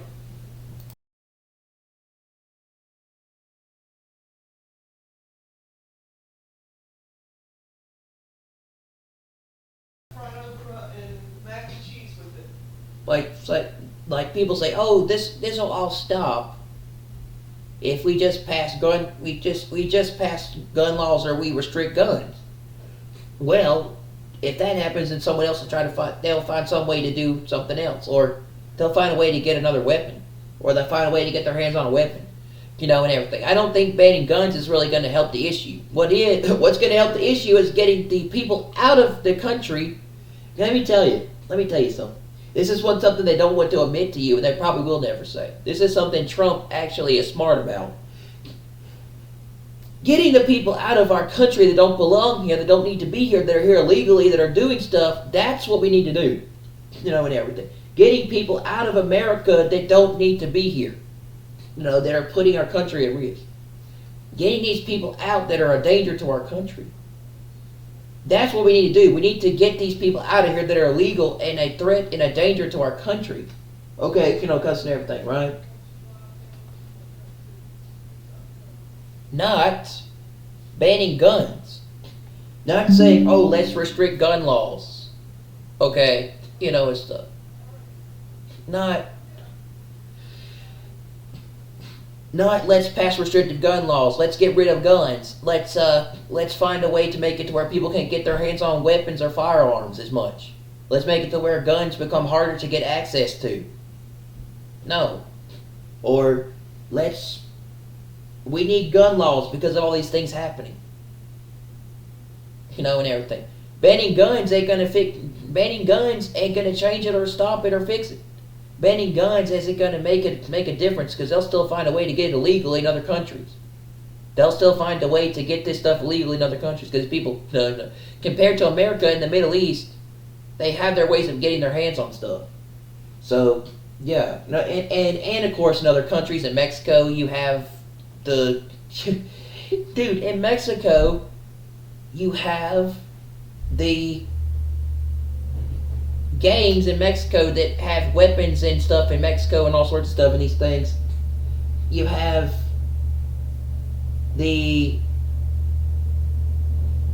has anybody ever seen Breaking Bad? You ever watch Breaking Bad? So when it comes to right, and how hard it is for the DEA to do stuff to these people and to catch these people. Yeah. Okay, when it comes to right and everything, they got drugs and they got all sorts of in Mexico. Okay, stuff. The what was that verse? Called that group of people. Anyway, and stuff. He's not going to change anything. They're still going to find a way to do it. The cartel. You have the cartel in Mexico. Okay, it comes to right and stuff. It's like, you think banning guns is going to stop people from coming in and illegally and doing this stuff? No. They're going to find a way to do it anyway. And just because we ban guns doesn't mean they're going to come from other places and stuff. And all the money that they were giving other countries to do this, and everything now, especially under Trump, that Trump found out that he sent Elon, that Trump sent Elon to do in the government to find out what they were spending our money on, what they were sending our money for to other countries, and everything, right? And illegals. Think guns is going to solve that problem? And no, they're probably going to keep giving other countries money to, once Trump leaves, they're going to find another way to keep giving other countries money. And everything and stuff and everything. Unless they do something in between that time and now. But yeah, and everything, right? And stuff. There's ways to get around restrictions and stuff that you can be bought. And there's ways to get free stuff. And yes, there's ways to do things illegally. I don't recommend it, but you can do it. There's like I said, there's emulators and other things that people are on now that most people that do and everything. And if you're a PC gamer, about computers and gaming, well, there's all sorts of ways to get around the ability to have to do other things people do. Okay, and everything. If you're smart enough, you know enough about technology and computers, well, you know how that works. Okay, it comes to everything, right? But that's not going to stop people from getting their hands on a weapon, even if you ban guns. It's going to make it harder for America to protect themselves and citizens to do stuff in case something happens. But that's going to be a problem for the American people. But for illegals and other people, they could care less. They'll just go get their stuff elsewhere. And everything, right? And so you think you're going to stop criminals and gangs and people from doing things like this? Oh no, I doubt it, and stuff like this. Because again, there's the internet, and people can do research and look this stuff up. If you want to really stop that, ban the internet. That way people can't do this stuff. Because this guy said he got all of his... This guy got... if you really want to stop that, ban the internet. You can't ban the internet. People need it for, things nowadays, and jobs and stuff. People rely on the internet for stuff nowadays, for things. So you can't ban the internet. People rely on the, AI and computers and the internet for stuff nowadays. Even if you have even though what your take on that is and what you think about that is, and And everything. People rely on technology and internet computers to do stuff like that, even though people have their ideas on what they think about it. What's going to happen, and stuff with technology and, and what it can do. But, if you're going to really stop people from being able to do this stuff, including causing things, ban the internet. That way they can't go on it and look this stuff up and do research and know how to do this stuff.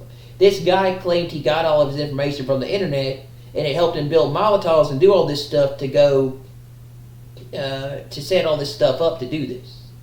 And then he set all these things up ahead of time to throw Molotovs at these people doing this. So yeah, he lived in Boulder.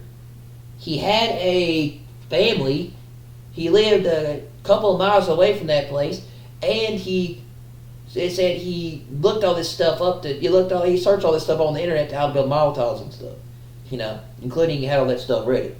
So yeah, if you really want to stop people from committing crimes, doing things, and causing things to happen, ban Google, ban the internet, ban people from being able to research and look up certain things, and everything. But then that's going to be a problem because that's going to cause a lot of problems for people in the world. They tried to do that back in 2020 and stop people from being able to look up and know certain things, and everything, right? But that didn't go so well. So yeah, I don't know, and everything. People are like, oh, they just want to get rid of information and change everything and not let you know, not want you looking at research and doing all this stuff. But yeah, if you ban it, see, the interesting thing is, if there's so much about trying to get rid of information and censor stuff and stop people from knowing things and take away free speech and get people to, not know things, not know stuff and being able to have access to technology and the internet, why is it the fact that in the last 4 to 5 years, AI and technology and computers has grown rapidly and become incredibly smart, and computers, AI, and that has become an everyday part of people's lives, and AI is in everything now, games, computers, smartphones, iPhones, tablets, when it comes to everything, VR headsets, all these things. Why is AI now becoming the future of things? AI and technology becoming the future of the world. If they want to ban it and they want to get rid of it, why is artificial intelligence now becoming the future of things? And everything. They're so invested in AI now, especially this year. They're putting so much money into AI in the future of all this stuff. Why is it that if they want to get rid of all that information and ban it, they don't want people to know that stuff, including using the internet?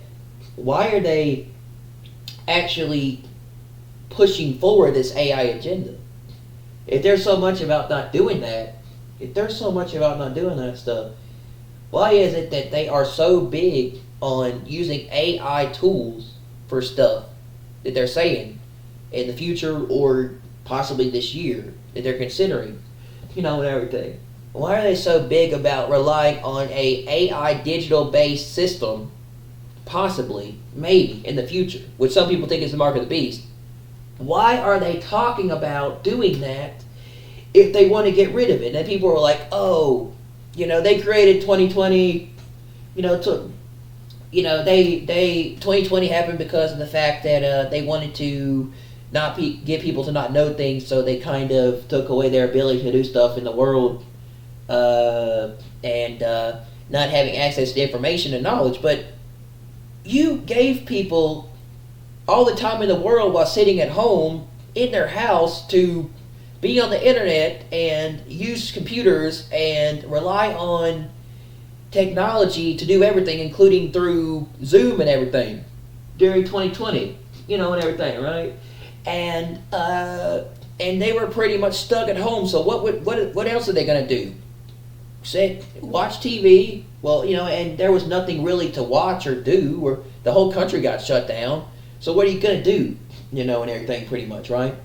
People were pretty much on their phones, or they were invested in technology, like video games and stuff, or whatever. They were doing most of their stuff through streaming and through AI. They pretty much were doing everything through computers back during 2020. 2020 pretty much was about 2020 much ushered in the digital technological age, where and everything, where pretty much everything was done through computers, and everything. There was no like jobs during 2020. Most people lost their jobs during 2020, and everything. So it's like most of everything was done through a computer. Most people work from home from a computer, and everything. So it's like they're saying, oh, they're gonna get rid of technology.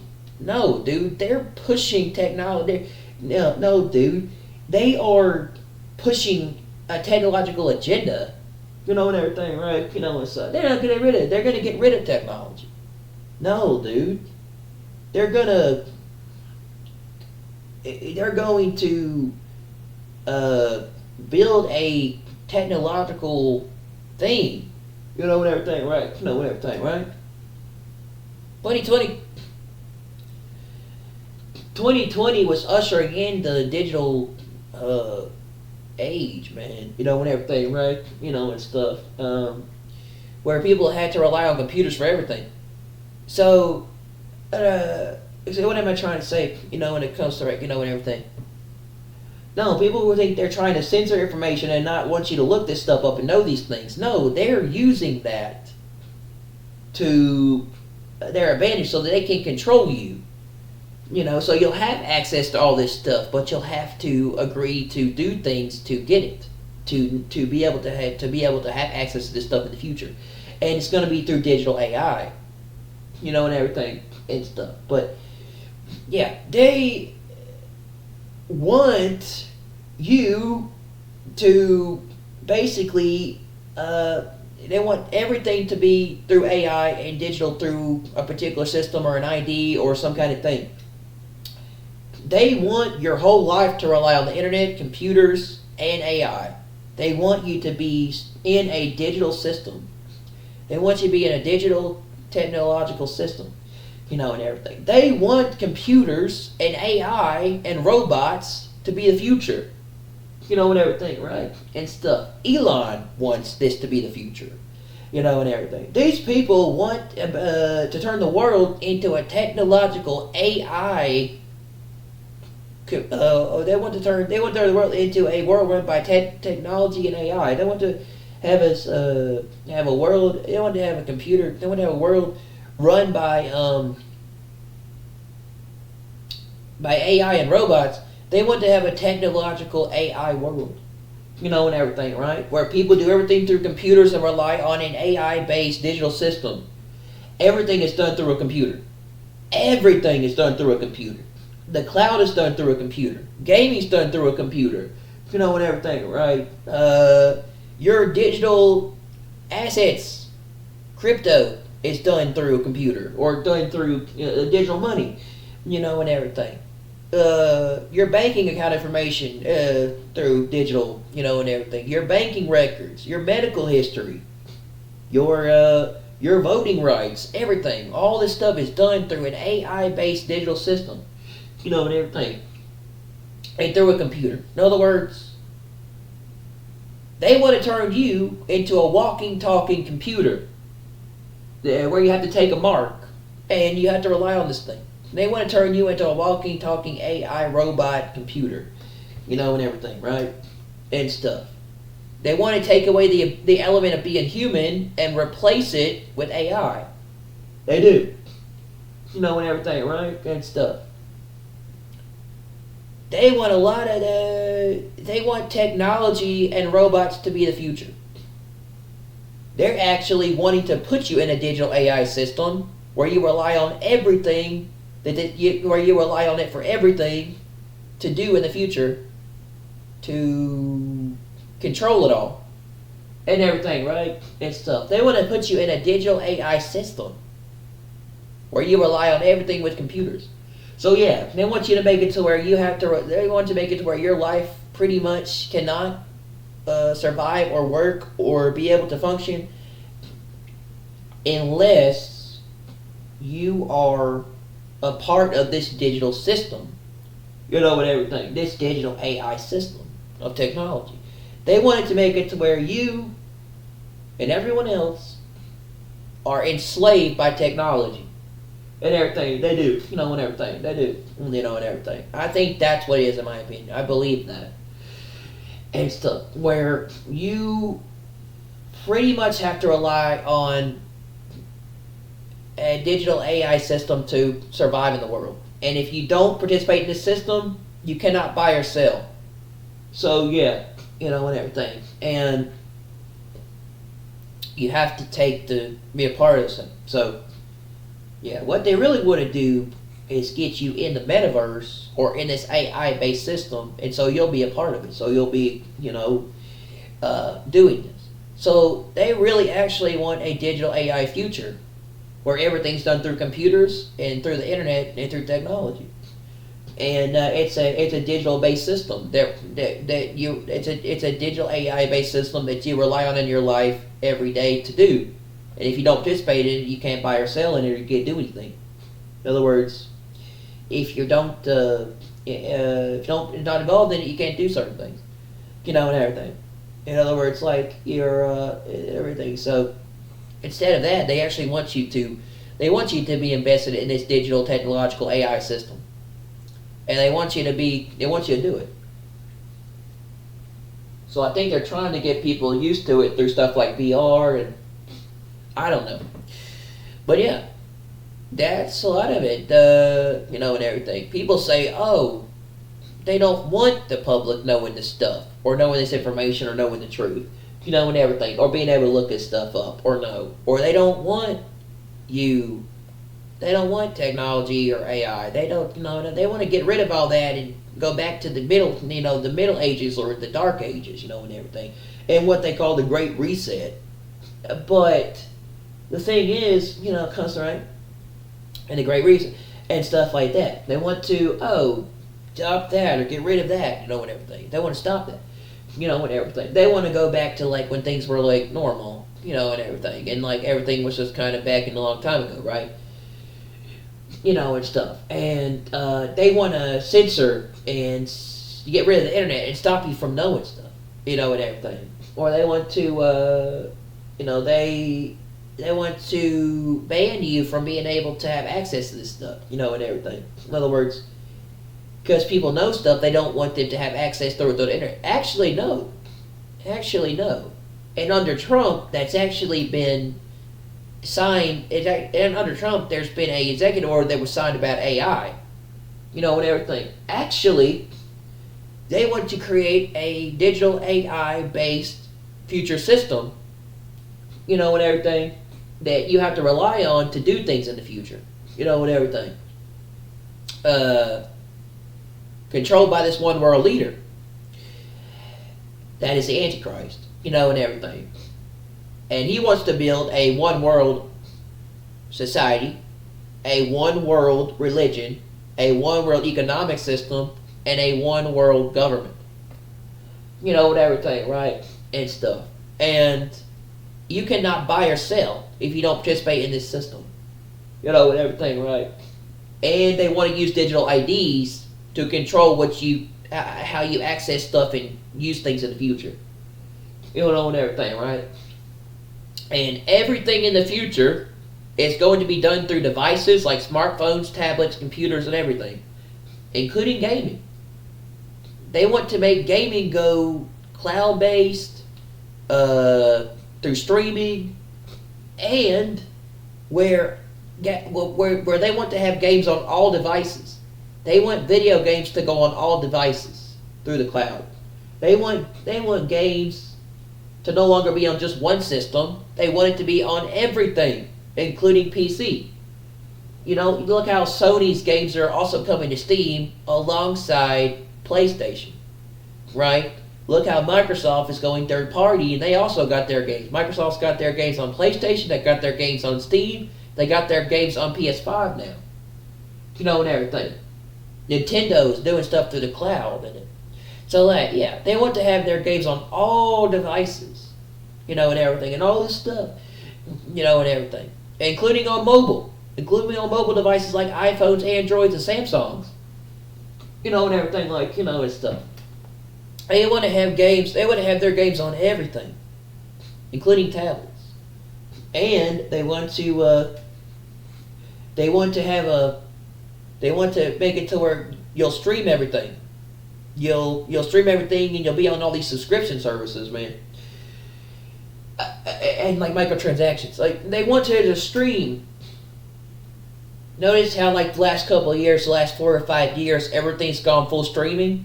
Everything's gone full streaming through the internet. You notice how everything like the last 4 or 5 years, where everything has gone streaming based.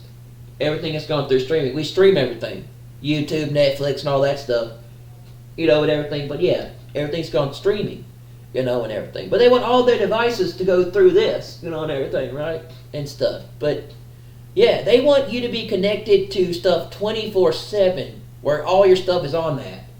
So, and everything, and stuff, and everything. So, like, and even gaming. Even your gaming stuff. Even gaming is, and everything, right? And stuff. But you notice how gaming's gone from one platform, which was just consoles, with like PS5 and Xbox, to now multiple systems, including tablets and handhelds and stuff like that.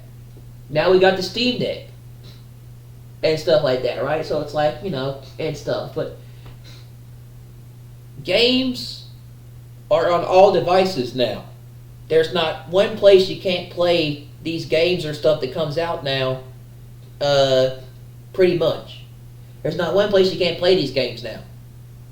Really, pretty much. So, I mean, I guess Nintendo technically would be the closest you couldn't really play those games on. But you have Steam, you have PS5, and you have Xbox. And everything. You have PlayStation games coming to PC, and you have Xbox games being on PC, PS5, and also Xbox.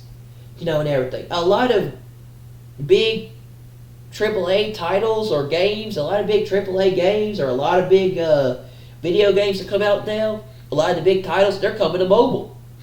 A lot of games now can be played on mobile phones because they're so enhanced and they're so strong, and they got such, like, mobile phones now have such, like, impressive specs. When you look at it right now, everything. Like the iPhone 15 or the iPhone 16, everything, like, everything, Samsung. Most games that you can play on a console or PC can now be played on mobile phones. And everything. You can now play a regular game that on your phone, and everything. Like, you can play, like, Resident Evil 7, Resident Evil Village on your phone, and everything, right? And stuff, and things.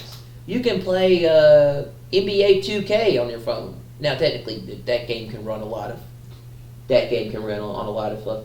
But, yeah, you can now play these games on your phone, and everything. And, like, Sony, Microsoft, they want to put their games on all devices, including the cloud and mobile, and, stuff. It's like, you notice how, like, it went from just being on one platform in recent years to now being on everything. MLB The Show can be accessed by all players. It can be accessed by people on Switch. It can be accessed by people on Xbox. It can be accessed by people on PlayStation.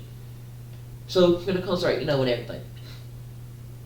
Sony, PlayStation exclusives that were once on PS5 and PS4, PlayStation games that were once on one single console, or just one single system, can now be played on Steam.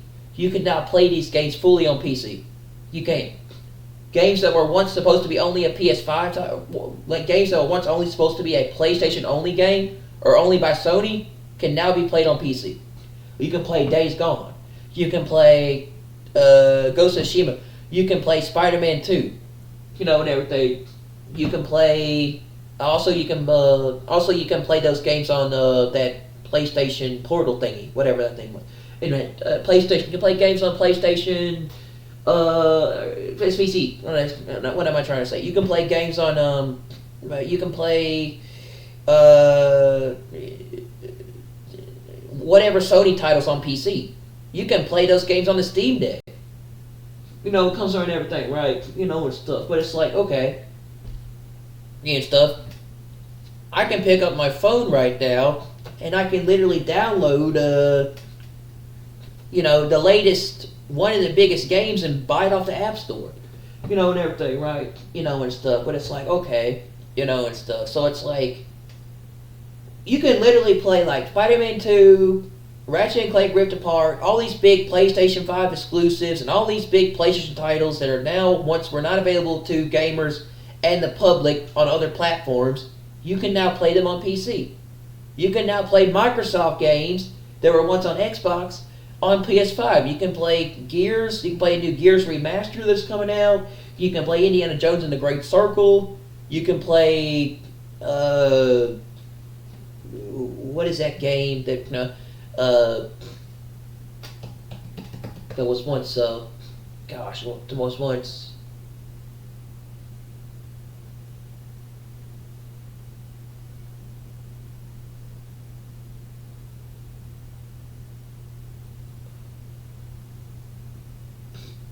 what was that game that was once a big part of Microsoft's lineup? I can't remember. Anyway, but yeah, like it feels like they're pushing us toward an all-digital future, right? Because if you look at like the PlayStation 5 Pro, the PS5 Pro was the first system to be without a disc drive of all consoles. And I've grown up with gaming. I pretty much played games for years, and I've played a lot of different systems, including consoles. Most systems that I know of, most gaming systems and consoles I can think of that I've had, they've all had disc drives. Most of them. The PS5 Pro was the first system to be without a disc drive, to be an all-digital system, or it came separately with a disc drive, but you had to pay for it. You had to pay more money for it to get it. You could put it in, but it was the first system to come without a disc drive, and it was $700. And I thought about getting it before I got my computer, which I have now, which honestly, yeah. But, honestly, my computer's better than a console and PC gaming, and everything, right? So, but it's just like, some of that, right? And I got really close to buying the PS5 Pro, or I came really close to getting it for Christmas last year. But then I was like, no, but I came pretty close. Everything, right? But it's like $700. The PS5 was the first system. The PS5 Pro was the first system to be digital, all digital, and everything. The Xbox Series X, Xbox Series S, they both have a disc drive. The PS6 is said it's going to be a digital system. PlayStation 6 is going to be a digital system. It's supposed to come out in like 2027 or 2028. And everything, right? And stuff. The Xbox, the next Xbox is going to be digital. And everything, right? And stuff. But it's like, we're living in a digital era, and everything's gone. We're living in a digital era, and everything has gone digital, like majorly digital, the last 4 or 5 years. It's gone fully digital, and everything, right? Well, it's not fully digital yet. We still have discs, and you can still buy discs, but there's going to come a day, or there eventually will come a day, where it will be an all digital system. I feel like, and you no longer can own physical media or have discs or anything for that exact matter. You can't buy or sell, and everything, right? And it's an all digital system, and everything, right? And gaming is going to be the same way, I feel like. I don't know, and everything, right? But like, it's, people don't go to the store anymore to buy games, or they don't go anymore to buy physical titles. They don't go to shop at the stores. There are still some people that go to stores, like GameStop and stuff, but it's very rare. There are people that don't go out and shop in stores, or they don't go buy their games in physical stores. They get them online, or they get them digital. And everything, right? Or people get a lot of their stuff nowadays online, on the internet. Like through Amazon and stuff, right? Like, you can get these games anywhere nowadays. You can get them on PlayStation Store, you can get them on Steam, you can get them on Nintendo. But like, it's like, and stuff. But I don't know, man. It's just like, I wonder about that. Like, and are we gonna is 2025 gonna be the last year we're here, or are we gonna be the last generation, or is 2028 gonna be the last year we're here? Like I said, like I have a theory between 2025 and maybe 2028 as being like the last, and everything, so that's maybe the last election. I don't know, and everything, stuff like that. Or maybe we're going to be, or maybe 2026 might be, because like I said, there's a thing about third temple and all that, so like, and everything. But we're heading toward a digital age, and they want to create a system where I think they're want to enslave humanity through AI and technology and robots. And I saw that video about that O3 robot that refused to shut off when they were going through a temporary shutdown thing, and they were putting it through a test and telling it to do stuff. They were knowing everything right, and they were trying to do stuff, and they were telling it shut down. It said no, and it overrided itself and stayed on. And that's exactly what I worry about with AI technology, that it can enslave humanity, it can take over, it can destroy the world like Terminator and stuff like that, right? And stuff, Skynet. I love AI. I mean, I love computers, I love gaming, and I love technology. I'm a big fan of that. But like, it's like, and everything. It's just what worries me is AI and robots taking over the world. Computers becoming so smart and intelligent and knowledgeable, and AI becoming so impressive that they just try to take over humanity, try to take over the world and destroy humanity. And maybe the future Antichrist uses AI to enslave the world, which scares me. And everything, right? And stuff. And the thought of maybe there being a future AI, there being a future like AI God or something controlling humanity, or like getting people to worship it, or like somehow this thing takes over, and everything. And so like, it's just like, that's the thing I'm trying to say is, I like AI and I like computers, but it scares me too at the same time. It's like, everything, just the thought of it. But yeah, man, if you look at what's going on this year, they're putting so much money into AI and doing so much stuff, and like they're considering using AI everywhere, man, for stuff. And they're talking about robots, and yeah, it's just like, you have data centers, you have like Stargate, and and it's like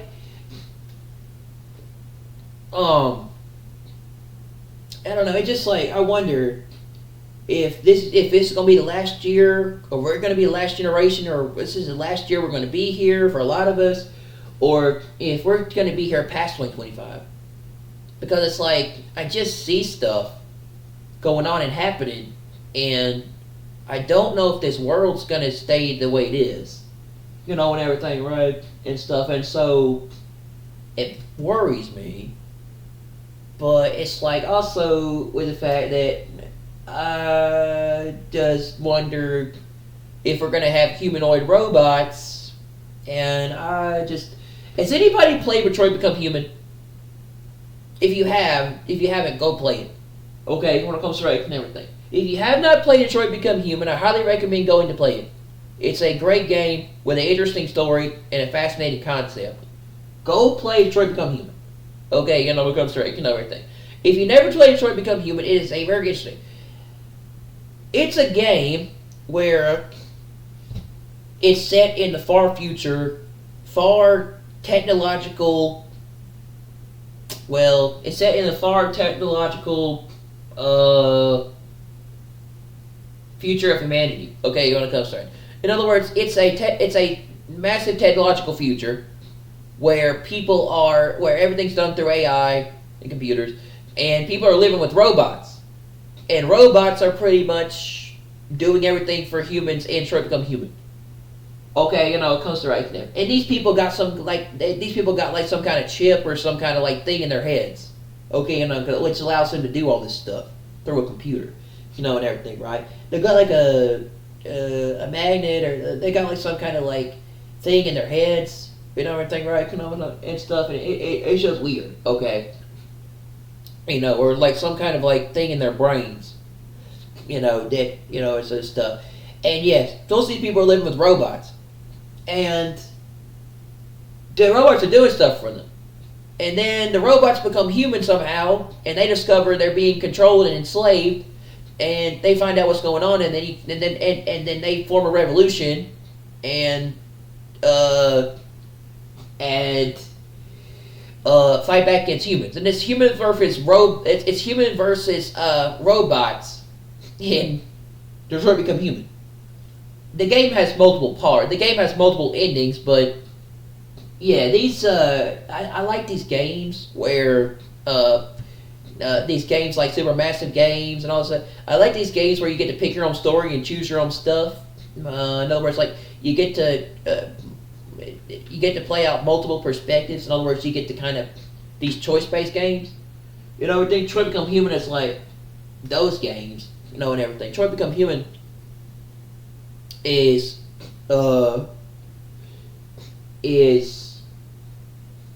one of those games, but like and robot fights against the humans, and actually robots become human. They realize something's happening to them. They're being controlled, and they form a revolution or something. I don't know, whatever that is, and you take control of the robots, you control the people, and you have to save this little girl in one of the parts because the guy's doing something to her. I don't remember. And the robots sort of become like friends to people, like friends to stuff like and everything. And the humans are living with robots, and the robots kind of like form a thing, and some stuff happens anyway. It's in Detroit, Michigan, in the far future. It is, and it's a really interesting game. And it's like way technologically, but like and it's a really interesting concept. But it's really interesting if you never played it. It is. It's really never interesting if you never played Detroit. But very very it came out like 2015, 2016, I think. And it's a really interesting play. It's an interesting game to play if you never played it. And so is Cyberpunk 2077. If you never played Cyberpunk 2077, the CD Projekt Red game, it is that's a really interesting game to play too. And the concept behind 2077 and Night City and the whole thing with the game is interesting, and everything. And that's like a future, like a like advanced AI future, and everything. But it's very interesting, and everything. But these games are interesting to play. But man, like, I don't know, man. Trump and these people and all this stuff, Trump signing AI, executive order, all these things, and everything. I'm not going to say he is an antichrist, but he could be. But, like, they're doing so much stuff with AI, which especially this year and stuff that I've heard, I don't know, man. And, like, you have Apple and people investing $500 billion into stuff. You got Elon building Tesla robots. You got Neuralink.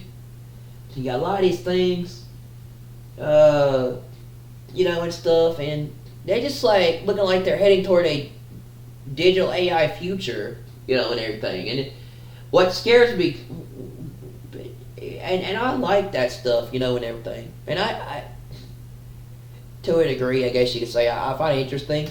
And you have Google, you have Siri, you have Grok and ChatGPT and OpenAI and all this, but like I just and stuff, and those things do come useful, but it's like, what happens if that stuff goes way too far? What happens if that stuff goes way too far and then something happens? And that's exactly what I wonder about with the future. That's why if we stay here, that's why I think we're going to be gone when all that stuff we're going to be gone when all this stuff happens. But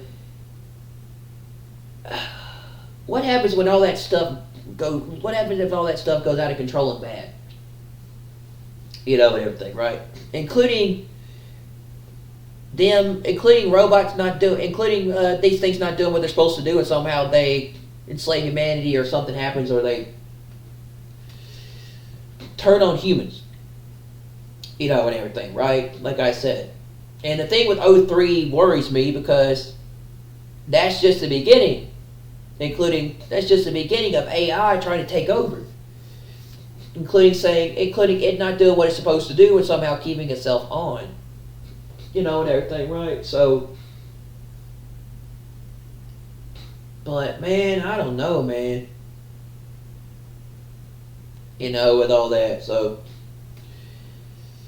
But yeah, there's like $600 billion. There was like $500 billion put into Stargate, I think. So like, it's just, we say we love technology and we like computers and we like all this stuff, but what happens if it goes, out of control and crazy, everything, right? I'm not saying I don't, and everything. And I think, computers, the internet, AI, and computers, they're very useful. They do a lot for people in their everyday life, and it works. But I guess it depends on how you use it. And technically, no, I'm not against it. I'm not, and everything. But and you have to use it. It's a part of things, and everything. Well, you don't have to, but it's just a part of things that you're used to using it, and it's just people use it now, and everything. It's not going away. It's not going away. It's just going to become more and more, but it's not going away. But it's not going away. It's just going to grow, right? And everything. But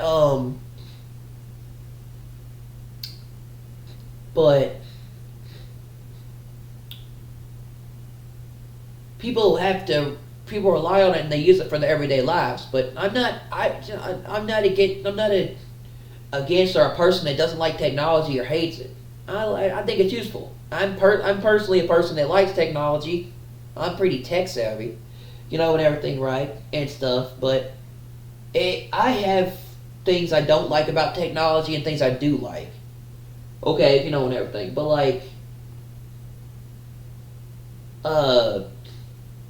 it's not going away, and I like it. I do. I like it. Everything, and it's useful, and it helps. I use my phone for a lot of things. I pretty much need my phone. I use it for a lot of things I use. I need my phone a lot for the things I use. It's important. But just like with anything, it's a tool, and it depends on how you use it. And everything. I use my phone for a lot of things. Okay, and stuff. But like, I use the internet for stuff. I use computers. I use things. So, yeah, it's not going away, and it's not like I can't use it, and everything. And I'm not one of the people that I'm not one of the people that demonizes AI and computers and technology. It says it's terrible and it's evil and it's awful and it's going to... No. And everything. And it's against it. It says it doesn't need to exist, or we don't need to do that. We need to go back to the normal age, and everything, or to get rid of it. No, I think computers do a lot and help a lot with stuff. But, yeah. Technology, I guess it depends, really, and everything. We live in the most technological age, that's for sure. But not demonizing technology, but it does worry me a little bit. I use it, yeah. No, I use it a lot. Maybe not as much as I used to with certain things, but it's the same thing with social media. I'm 50-50 on social media. I don't like social media, but I use it every now and then, but I'm not a person that avidly uses social media or certain things. I use it every now and then for stuff, but like, with anything. But I like social media. I get a lot of my news from social media, but it's like, or from stuff, but it's not like it's something I'd use a lot. But like, yeah. But yeah, like people use computers, they use AI, they use technology, they use phones, and everything. So it's like it's good and bad. But yeah, that stuff does. I do wonder about that stuff, like AI becoming human, stuff getting worse, and everything. Things trying to take over at AI, and an AI digital system, and that what they're doing with all this AI stuff and everything, and what that's all about, and Stargate and all that, Elon's Tesla robots, just and like I said, I guess I'm probably more paying more attention to the Middle East and Israel and stuff going on with possible war or something happening, including with Iran, than I am AI. But yeah, I have thought about AI, and everything and stuff, and they want to use AI even to do cancer research and find cures and do other stuff. And I'm not saying that's it, but yeah, maybe this stuff is partly good, but it's like I don't know, and I don't know if I don't know a lot of us are going to be here with everything going on past this year, or maybe we won't be here until next year. I don't know if we're going to be here past this year or not, and everything. With the way things are going. But we could still be here, or we couldn't. But AI is going to get crazy, man, with where they're going with it. And I don't know if the world's going to hold up with where they're going with it. And like I said, the future world leader, the Antichrist, or future world leader that's going to do this, it seems like he might control AI and technology and all this stuff, and it's going to be bad, man. I don't know. And he control an AI-based digital system or something like that, and I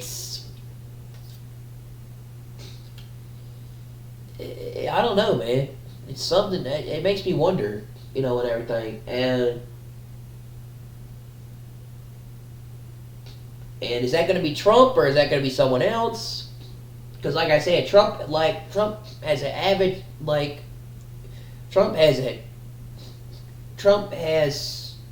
an avid obsession with social media and Twitter and other places, right? And saying stuff. He likes to get out his point.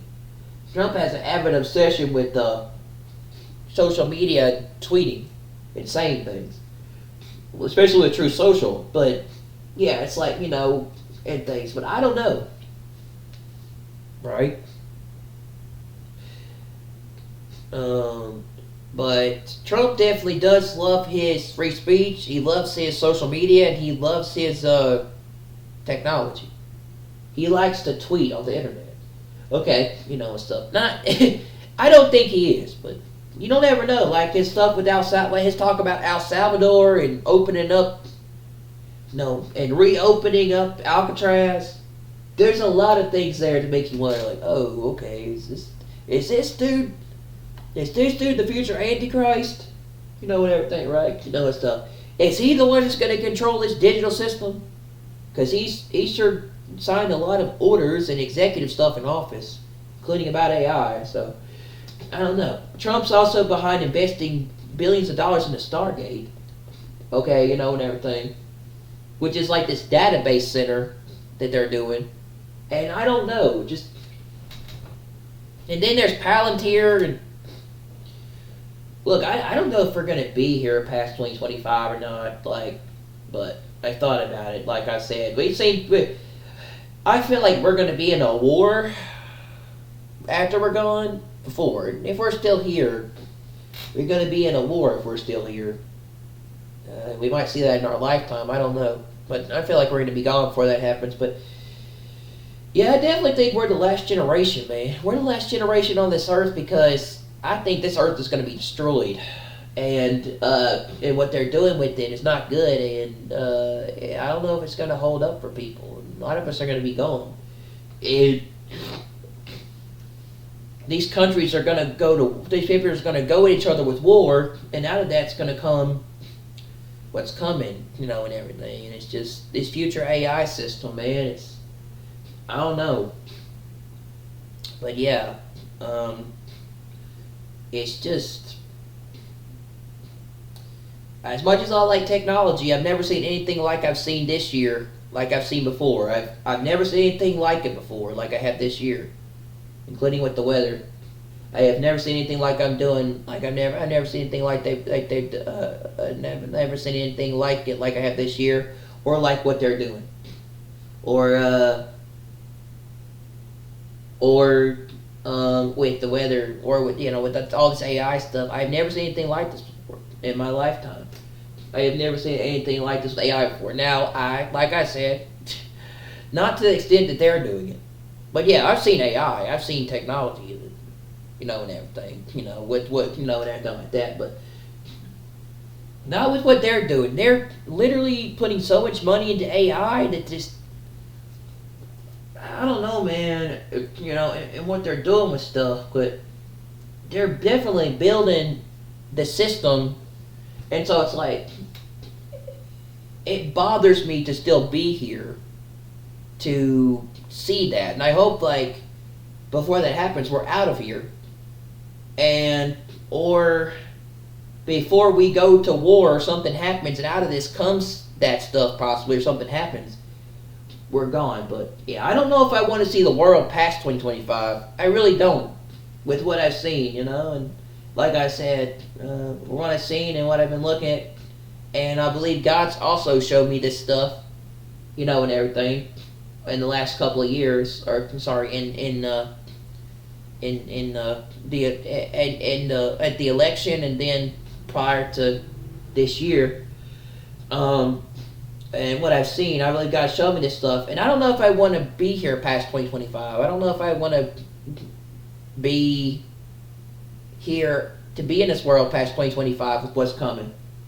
Including with the Middle East, man. It's, and war. So, I don't know if I want to be here past this year, and everything. So, like, a lot of big, crazy stuff going on, including with the weather, but yeah, man, this stuff with AI is just nuts, man. This stuff with AI is just crazy. It is, I've never seen anything like it. I've also never seen anything like it with the weather, man. You see all these massive earthquakes, these volcanoes, these things on the scale that never happened before. Yeah, seeing all these like massive tornadoes and hurricanes, and people's homes and lives being destroyed, their homes wrecked, their lives just, and everything. Things coming through these places and just causing massive destructions, flooding, wildfires in Canada and other places.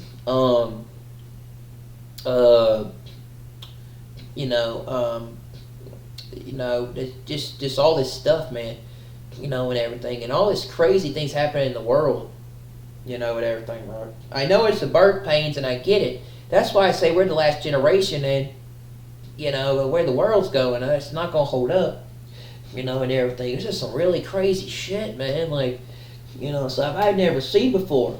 Even people who aren't believers, who claim to be atheists, or people that are, even like, I guess you could, what they call, even people that are, seculist, or, seculist people that don't even believe in God. they're seeing things and it meaning something's going on. You know, and everything. They're seeing things. Even people that don't believe in it, they don't believe in God, or don't believe in any of this, they're seeing things. You know, because they're everything. They are. They're saying they believe this stuff. Okay, you know, and stuff, right? They're saying that they truly believe that we're living in those times. You know, and everything, right? Non-believers, or just the world, just people in the world are saying that they believe there's something going on. They're beginning to notice something's going on. You know, and everything, right? You know, and stuff. But it's just nuts. You know, and it's just nuts, right? You know, like, I never seen anything like it. So many people's lives and homes and stuff has been destroyed and wrecked. Just storms have just gone through people's places and just ripped it in half and destroyed it like nothing. Storm has just come through and pretty much just wrecked and just caused so much havoc and chaos and destruction. Storms have just come right through and just destroyed stuff like nothing. You know, and usually these storms are not as strong, but these things this year, they just come through and just slice through shit like butter. They do. It's like taking a knife and slicing through butter with a knife. You know, and everything. It's like slicing it through and everything. These things come in, they just cause massive damage, and these people's lives get wrecked. You know, and everything. You know, if people don't believe that there's stuff coming, or the world's in a state where things are happening to let people know what's going on, I don't know what to tell you. You know, and everything. Or it's beginning to try to get people to understand what's happening. But the storms, the earthquakes, weather's just causing massive destruction. And, you know, things are just coming through and just destroying things right and left and causing issues and doing things and all this stuff happening. Floods, hurricanes, hail, lightning, thunder, flooding, wildfires, all this stuff. Volcanoes, earthquakes, Mount Esnes, you know, and everything. Mount Esnes, or whatever, or that thing where these people, a couple of days ago, and everything, Mount Esnes, or Mount Mount Esna. There was a bunch of tourists or people there on vacation. They were taking pictures of that thing in that volcano. Just imagine the concept. And what you think it, you know, and everything. And people wouldn't believe this, you know, and everything, right? And stuff. It's just pretty crazy, you have to admit. And just think about this, right? This is just crazy.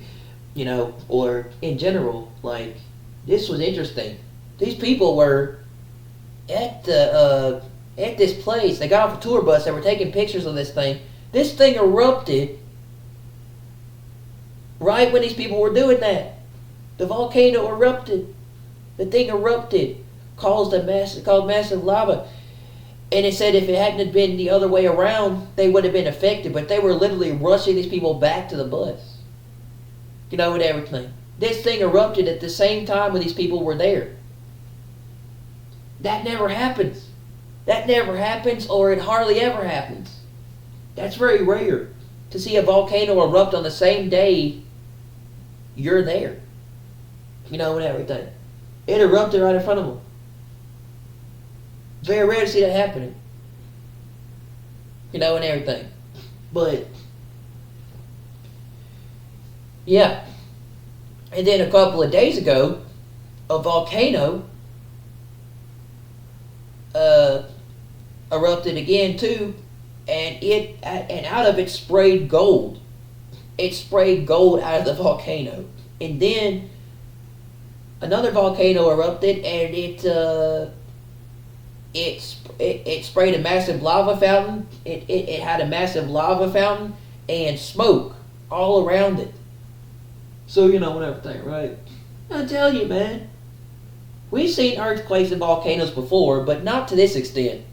Not to this extent. Not like every other day or every couple of days or like at odd times and hours. But yeah, and these things have erupted and gone off at weird times, just like storms, just like the weather. But yeah, we've never seen anything like this. Not in our lifetime, you know, and everything, right? And stuff. We see earthquakes, we see volcanoes, we see earthquakes, we see volcanoes, we've seen weather. But it happens at certain times, certain seasons, certain moments. you can prepare for it. You can't prepare for it nowadays. It just happens when it happens. And not only that, but now it's like these things are supposed these types of events or things were supposed to happen once a month or maybe in a season or maybe in certain times. But they're happening a lot this year. These things are supposed to happen at certain times, certain seasons. They were supposed to happen on certain months, but they're happening a lot recently. They're happening. These events and these things are happening like almost every day, every other day, or every couple of days, or they're happening. You hear about it like all the time now this year. You hear about it. You hear about it all the time now. And everything. And technically, yeah, there's the internet, yeah, but you hear about this from not just the internet, but from a lot of people. Okay, and stuff, right? And stuff. But these things are going off like crazy. Okay, and stuff. But you hear about earthquakes and volcanoes and massive weather a lot nowadays, more than ever. These things are only supposed to happen once a month, once a season, maybe every now and then. It's happening a lot, man. It's happening at an unusual pace or not a normal pace like it has. You hear about volcanoes and earthquakes going off a lot every day. And everything, right? And they don't normally do that. Neither do you hear about neither do you hear about massive storms or destructions or all sorts of stuff coming in and wrecking people's houses, homes, causing things to happen, wildfires, all these things. Neither do you hear about storms and hurricanes and things coming in a lot and wrecking people's homes.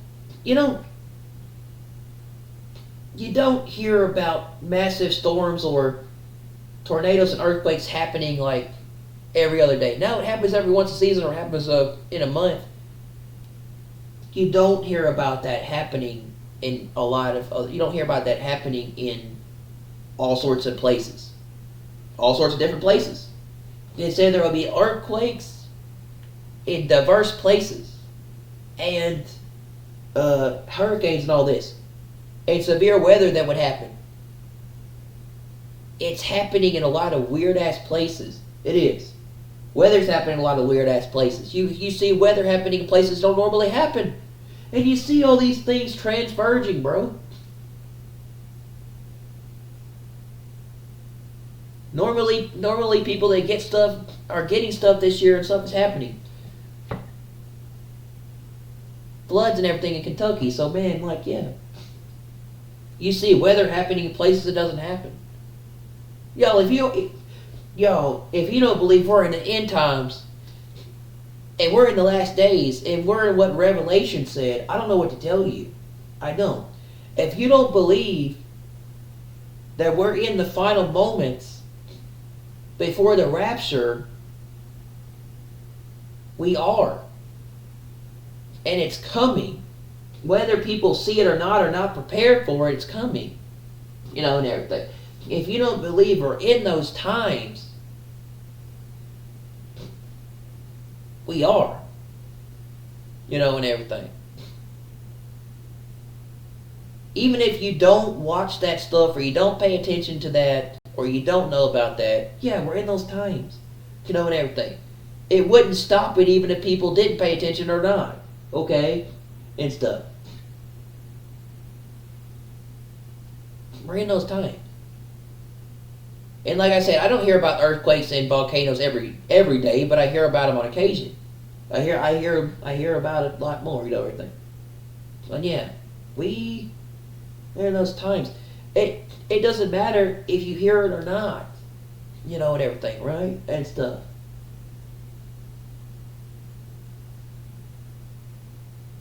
But what people fail to realize is God's trying to wake people up and tell them and let them know what's coming so they'll be prepared. This is God trying to get the world to come to understanding that pretty soon it's not going to hold up much longer and stuff's coming and then a lot of us are going to be out of here. And everything, right? So it's God trying to help people understand that doesn't really get it or doesn't really see it or doesn't know come to that conclusion of this is not a normal year and a normal perspective. This is not a normal year and this is not a normal season that we're in.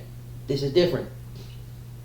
This is God trying to get people to see they're running out of time, and pretty soon it's going to be up and you're not going to be ready.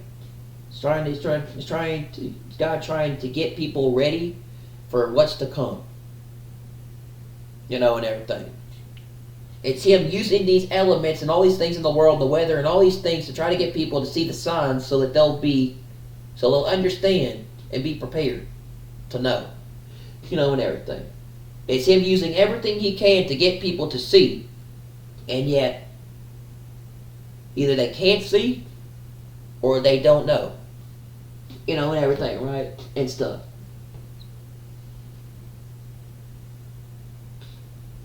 And it's happening. And stuff. And pretty soon it's going to be up. People need to be ready and get themselves prepared to come and everything. But yeah, we're living in those moments. And this is not normal. And it was very severe in May. It was I think May was the most severe month for weather this year. And, and everything. And now we got this. Okay. So, I don't know what to tell people and everything, right? You can just choose to go about stuff and ignore stuff all you want and not act like it's going to happen, and then all of a sudden there comes a day where you're not prepared, and then that stuff happens and we're gone, and then we try to tell people that, and everything. People can wake up every day and act like, oh, they don't really see it or even know. But there will come a day pretty soon where they'll realize, so the world might not know, but they will know eventually. And everything, right? And stuff like this. I guess you're gonna wake up and go about your life doing whatever, man. But I don't know what to say, everything. And stuff, but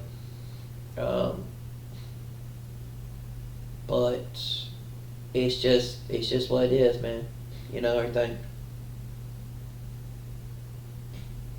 But I know God's calling us to be prepared and ready to go and watching. He's doing this stuff to get the elect and the chosen ready to go. He's sorting the days. We don't have a choice to ignore it and not pay attention, and everything. So, yeah, and stuff. We know our time is very short and we'll be out of here soon. But I'm just trying to let people know, it's going to come a day pretty soon where that's going to be gone. So, it's just up to you. If you really want to know everything, but these things that are going on are not normal, and everything. And it's not normal weather. It's not what you think it is. So, if only they knew what was coming, and only they knew, and everything. It was just, I wish they would see it. I wish people would see it. Maybe they do see it. I don't know. But, we're definitely going to be out of here soon. And when do I think that'll be? I don't know the time of day. I don't. But it's soon. But it's just,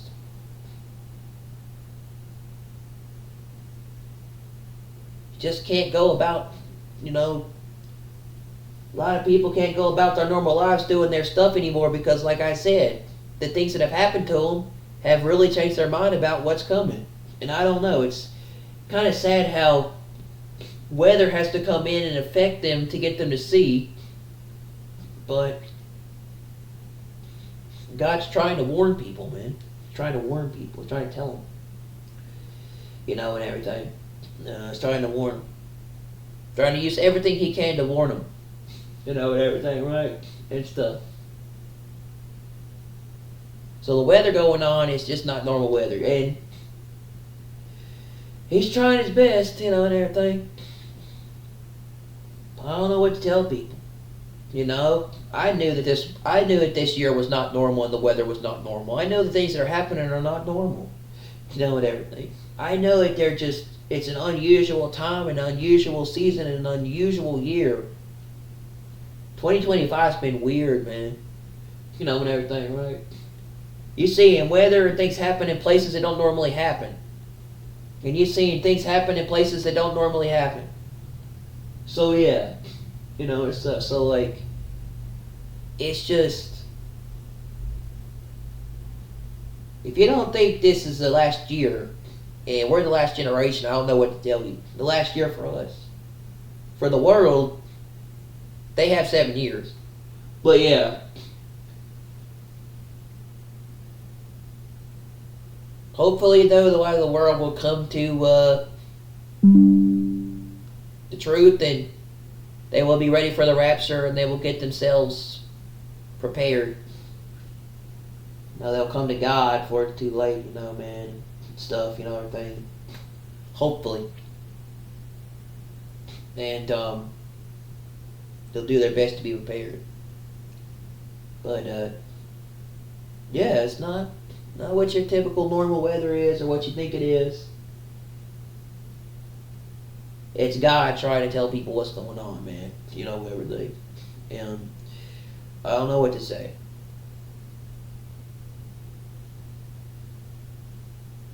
If the world just goes about acting like everything's okay, normal, they don't do anything, they don't pay attention to stuff, there's going to come a day pretty soon when they are going to pay attention. They can ignore all this stuff and act like it doesn't matter and none of it exists, and they don't believe in any of it, and it's, it's just, it's your typical normal stuff, and it's, it's going to,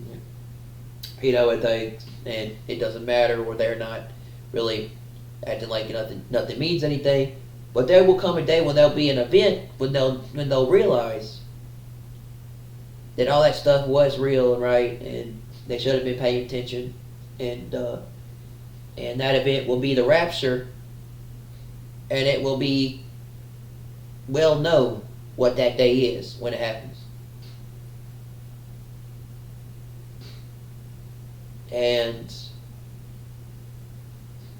we'll be gone, and they'll realize they should have done what they needed to do, be ready, and be prepared, that they should have listened, and that they were lied to, and that everything they believed was not true.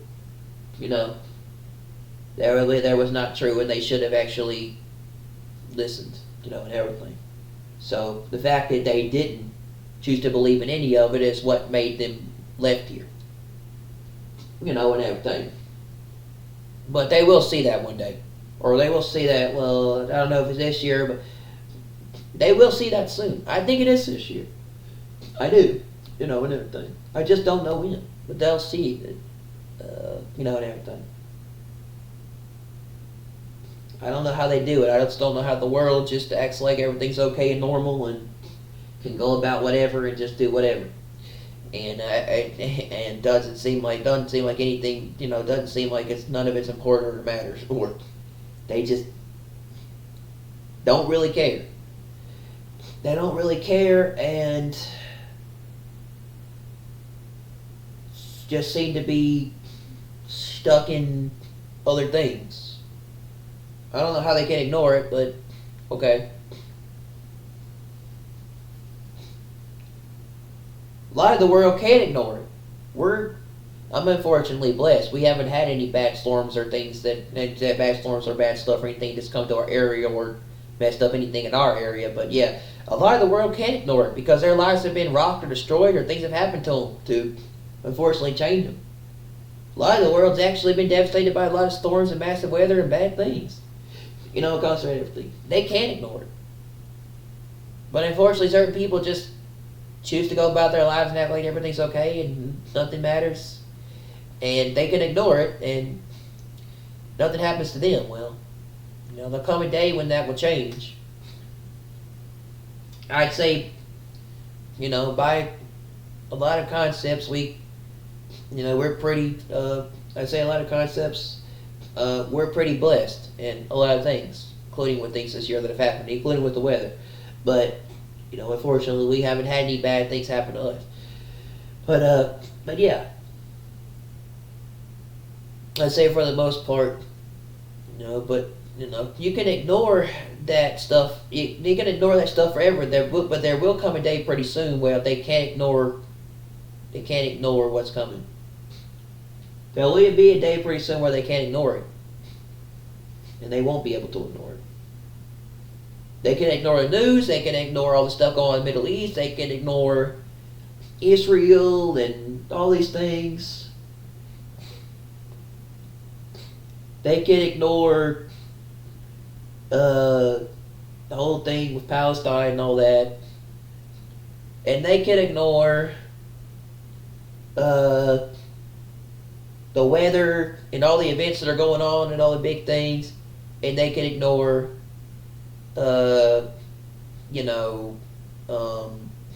everything else. But they can't ignore the big thing that's going to happen pretty soon. And that is, you can't ignore the rapture. The whole world will hear the rapture. The whole world will hear the trumpet and the shofar. Knowing everything. The whole world will hear that. You can't ignore that. You can't ignore the truth. To know everything with that. You can ignore everything else and act like it's okay. Everything in the world. None of this matters. You can ignore it all and act like you just go about doing everything with your daily life and just doing everything normal. And just acting like everything's okay, or just, you're just doing normal stuff. You can't ignore the rapture. You can ignore everything else, including doing whatever you want with your life, until that day comes, and everything, and whatnot. But you can't ignore the rapture, because the whole world's going to hear the rapture. They're going to know about the rapture, and they're going to know what happened, but they're not going to tell you the truth, and everything. But the whole world will hear the day of the rapture because it will be loud, including a trumpet or a shofar. Okay, and everything.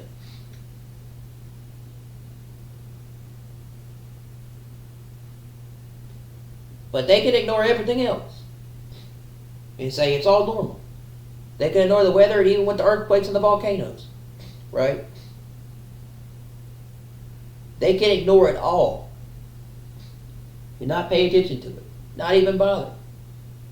Not do anything. They can't ignore the day of the rapture and what's coming. They can choose to bury their head in the sand and avoid getting on the ark and not coming. They can choose to stay here and be on earth and choose their fate to be here for 7 years.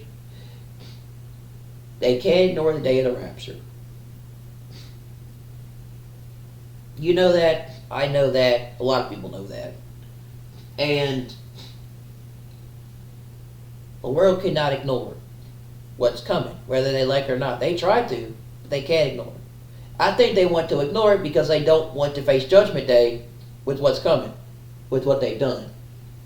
That's why they choose to ignore it. Or, there's a demon, or they have inner demons in them that don't want to.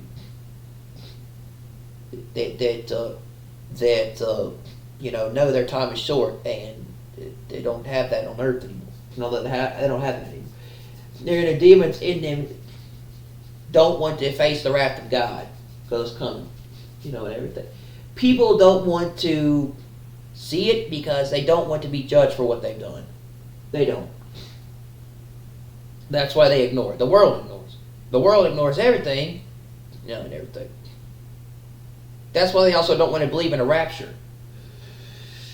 If they can ignore everything, including all that, like I said, the wars and rumors of wars, the fear, the pestilence, the earthquakes in various places, volcanoes, severe weather, and everything. All that stuff, and everything.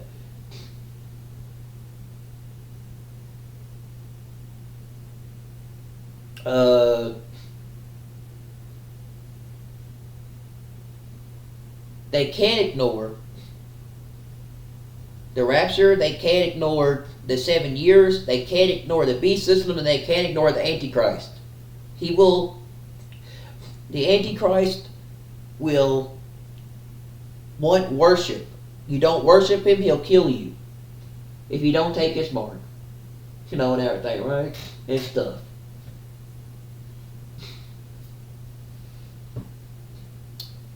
They can ignore all that. Can't ignore the rapture, and you can't ignore the beast. He will not be ignored. And if you don't do what he wants, he'll kill you. You can't ignore him, and you can't go against him. He will have you killed if you try to. And everything. Make you take a mark, bro.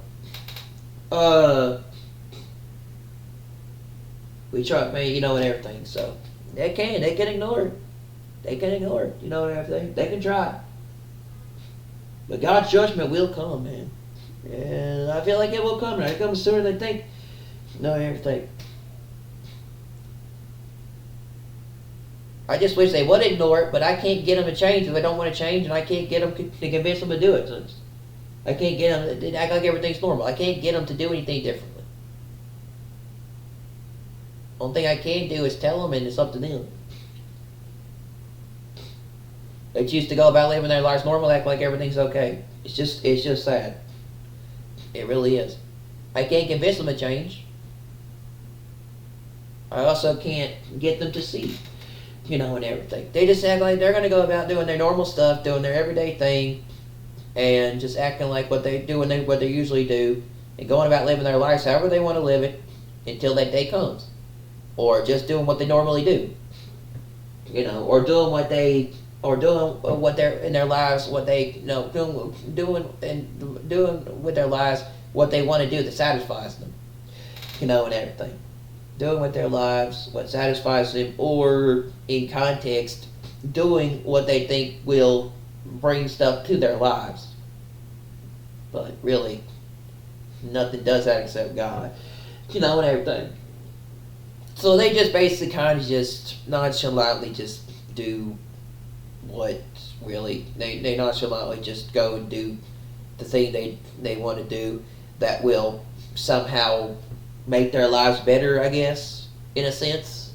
But really, it doesn't really, it brings it brings short-term satisfaction, but after a while, yeah. So, I don't know how a lot of people could do it, but alright, and everything, and stuff. I don't know how they can do it. I really don't. Because I know the world's about to enter into a phase pretty soon where it's not going to stay the same, and the rapture's going to occur, and we're going to be gone.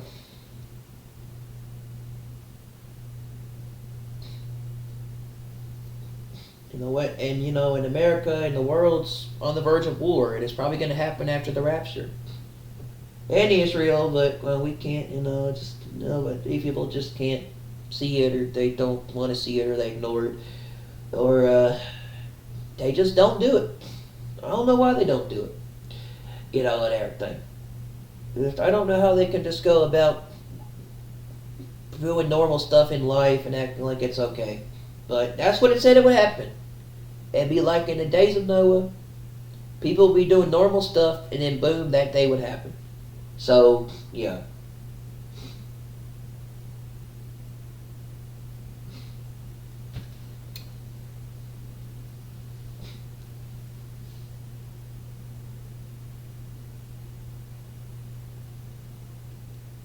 Let me see if there's anything else I missed here. And then I'm going to go get something to eat, and then we're going to see what's going on with the other stuff. I think there's some stuff with Russia.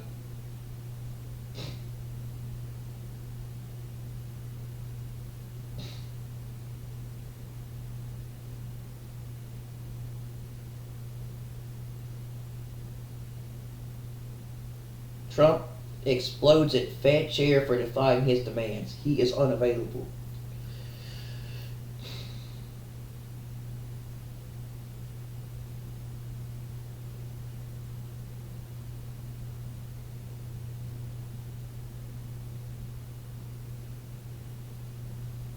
Okay, it's interesting. Bubba just put out something else here too. It says monitoring Iran again.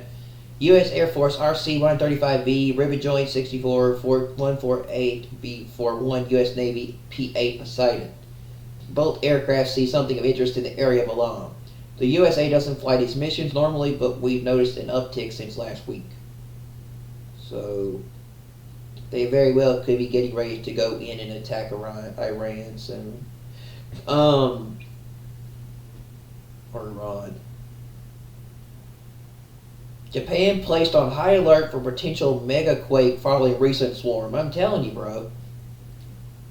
These earthquakes are going off like crazy. A series of moderate earthquakes off the coast of Hokkaido, Japan, northernmost island has heightened concerns about the potential for a catastrophic megaquake. According to the South China Morning Post, tremors ranging from magnitude 4.3 to 6.3 struck the region over a short period, with a notable magnitude 4.7 quake occurring in just 16 minutes after the 6.3 tremor on Monday, June 3rd, 2025. These seismic events centered around near the Chesima Trench have promoted local authorities to urge residents to prepare for a worst-case scenario, despite scientists emphasizing earthquakes remain unpredictable. The recent seismic activity follows a broader pattern of concern in Japan, a nation situated along the volatile Ring of Fire, where 81% of the world's largest earthquakes occur. A 5-year study by the Japan Agency for Marine Earth Science Technology, alongside researchers from Tohoku, and Hokkaido universities, highlighted the Chesima Trench as a potential source of magnitude 8.8 earthquake due to accumulated seismic energy from tectonic plates that have been locked together since the 17th century. Yeah, still no believer in the end times? The study suggests that a sudden release of energy could unleash devastating consequences. Japan's history of megaquakes since as the 2011 magnitude 9.0 Tohoku earthquake that killed over 18,000 people and triggered the Fukushima nuclear disaster underscores the gravity of these warnings. While the Hokkaido rumors have not caused significant damage, with the U.S. Geological Survey reporting a low likelihood of casualties from the recent magnitude 6.1 quake on May 31st, 2025, the government is taking proactive measures. Local authorities are instructing residents to stockpile emergency supplies and identify evacuation routes, reflecting heightened vigilance. The Japan Meteorological Agency (GMA) has also drawn attention to the Nankaya Trough, another high-risk seismic zone, where a 70 to 80% probability of a magnitude 8.9 quake within the next 30 years has been estimated. A government report from March 31st, 2025 projected that Nankay through Trough megaquake resulted in up to 298,000 deaths, 1.23 million evacuees, and then economic damages approximately US 1.8 trillion. This follows a magnitude 7.1 quake in August 2024 off Kyushu, which promoted the GMA's first ever megaquake advisory. While scientists caution that the recent Hokkaido tremors do not necessarily indicate an imminent earth megaquake, the region's seismic history and ongoing tectonic strain keep Japan on edge. The government's focus on preparedness, coupled with public awareness campaigns, aims to mitigate risk in a country all too familiar with the destructive power of earthquakes.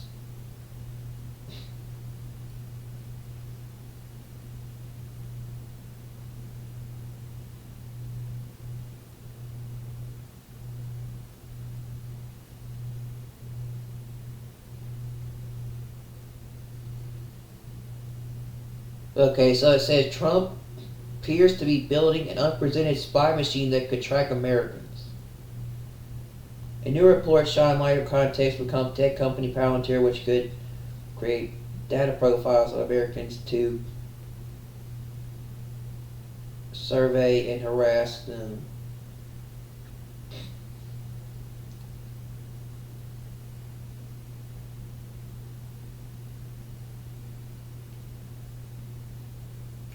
Florida weatherman claims he will not be able to accurately predict hurricanes this summer because of federal budget cuts.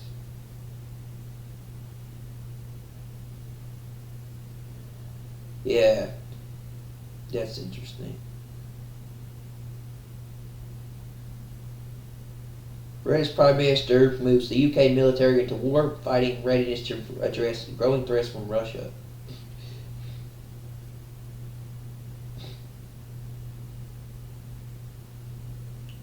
Iran is preparing for Israel and U.S. strikes, continues to build up air defense systems. Yeah, so it says scientists are now claiming to possess evidence that Adam and Eve did exist. Interesting. Let's see what this is. In the biblical story of Adam and Eve, the first man and woman created by God and placed in the Garden of Eden, has long been a cornerstone of Judeo-Christian beliefs. According to the book of Genesis, they are the original ancestors of all humanity. For centuries, this narrative has been viewed by many as theological foundation, while others have dismissed it as a myth, incompatible with modern science. However, recent claims by scientists, as reported by Express News, suggest that there may be evidence supporting that the existence of Adam and Eve, like a couple, reigniting debates about the intersection of faith and science. Express News reports that archaeologists have uncovered indications that the Garden of Eden started in the Bible as a lush paradise could have been a real location in Mesopotamia, a region encompassing modern-day Iraq, eastern Syria, and northwestern Turkey. This area, situated between the Tigris and Euphrates rivers, is often referred to as the cradle of civilization due to its role in the emergence of early human societies. Professor Eric Kalane, a zoological and biological archaeologist from George Washington University, supports this theory, arguing that Mesopotamia aligns with the biblical description of Eden's location, which mentions the Tigris and Euphrates rivers alongside the more mysterious Gahan and Pishon rivers. While the exact locations of the latter two remains uncertain, the hypothesis that Eden was in Mesopotamia is gaining traction among scholars.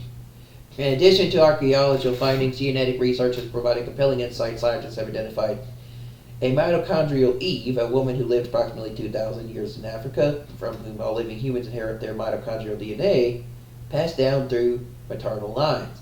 Similarly, a Y chromosome Adam, a male ancestor from whom all men inherit their Y chromosomes, is estimated to have lived between 1 and 8,000 and 2,000 years ago. A 2000 study at the University of Caesarea in Italy, analyzing the Y chromosomes of 1,200 men from Sardinia, helped establish this timeline. These findings suggest that all humans share common ancestors, leading some redundancy to the idea of a primordial couple. However, Express News notes that these genetic ancestors were not necessarily only humans alive at the time, nor is there evidence that they were a couple or even lived contemporaneously. The concept of mitochondrial Eve and Y chromosome Adam reflects the survival of their genetics lineage as their other lineages died out over time. This distinction challenges the biblical narrative of a single identifying couple create a couple, but does not entirely rule out the possibility of ancestral pair. The article highlights the work of Professor M. Lane Craig, a philosopher from Houston Christian University, who argues Adam and Eve could be identified as a member of Homo heidelbergensis, a species considered the last common ancestors of Homo sapiens and Neanderthals. Craig says that this couple lived between 750,000 and 1 million years ago. A timeline exists with population genetics far removed from the traditional biblical chronology.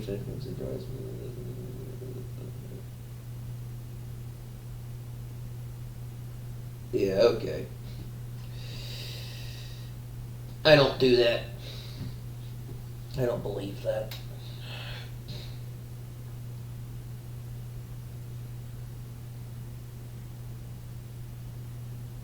Yeah, okay, so they just confirmed this. It says the U.S. vetoed the UN Security Council resolution calling for an immediate Gaza ceasefire without a hostage release. The United Nations Security Council on Wednesday held a pivotal vote at 4 p.m. Eastern on draft resolution demanding an immediate ceasefire in Gaza. The resolution notably made no mention of the Israeli hostages still being held by Hamas. The resolution gained overwhelming support from 14 to 15 members states, but was ultimately blocked by a veto from the United States, so the world really wants a ceasefire. But apparently 58 hostages is not important. Unreal times. Yeah, that's kind of interesting. So the U.S., instead of wanting to get the hostages out, are against this. In other words, they don't care much about the hostages at all, period, I guess. Or don't care that much about them as much as don't really care about getting the 58 hostages out.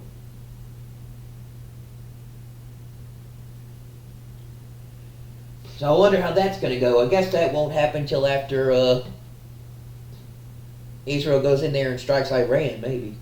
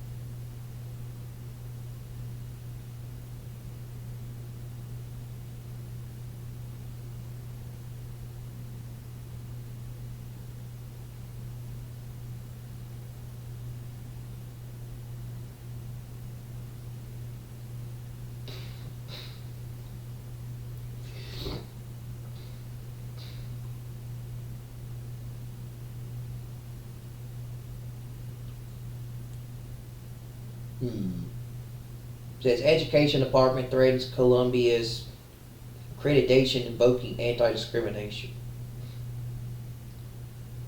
Trump says Putin told him very strongly he will have to respond to Ukraine drone strike.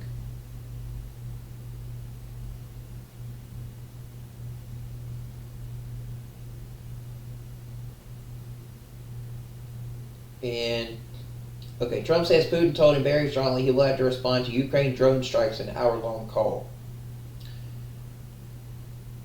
President Donald Trump on Wednesday said Russia's Vladimir Putin has informed him that his forces will respond to Ukraine's brazen and devastating attacks on Russian airfields by a fleet of small suicide drones over the weekend. In a True Social post, Trump said he had spoken with the Russian leader for an hour and 15 minutes and described the call as a good conversation, but not a conversation that will lead to immediate peace. We discussed the attacks on Russia's airplanes by Ukraine and also various other attacks that have been taking place by both sides. President Putin did say very strongly that he will have to respond to the recent attack on the airfields, Trump said. The president also stated that he and Putin had discussed ongoing nuclear negotiations between the U.S. and Tehran and said time is running out for Tehran to come to an agreement, but which must be made quickly, and revealed that he believes that Putin agrees with his stance on the Iranian nuclear weapons program. Trump added that Putin suggested that he will participate in the discussions with Iran and that he can perhaps be helpful in getting this brought to a rapid conclusion. It is my opinion that Iran has been slowly walking their decision on this very important matter, and we will need a definitive answer in a very short period of time, he said.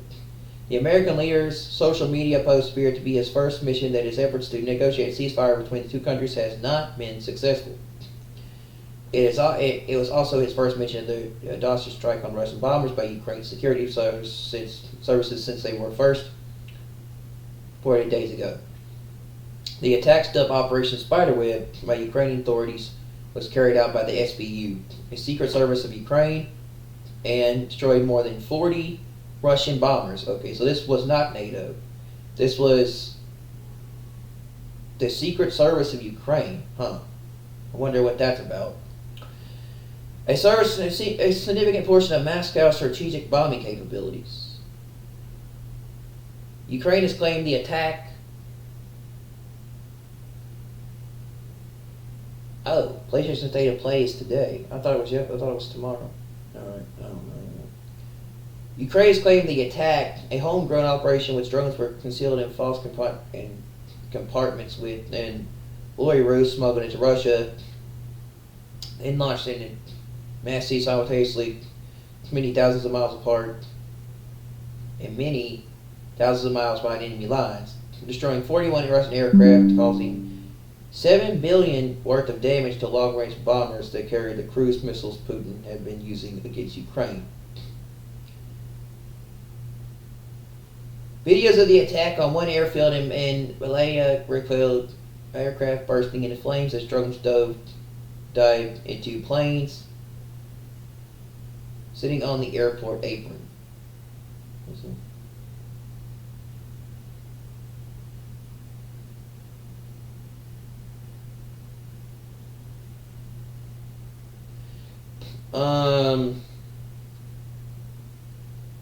Hold on a minute.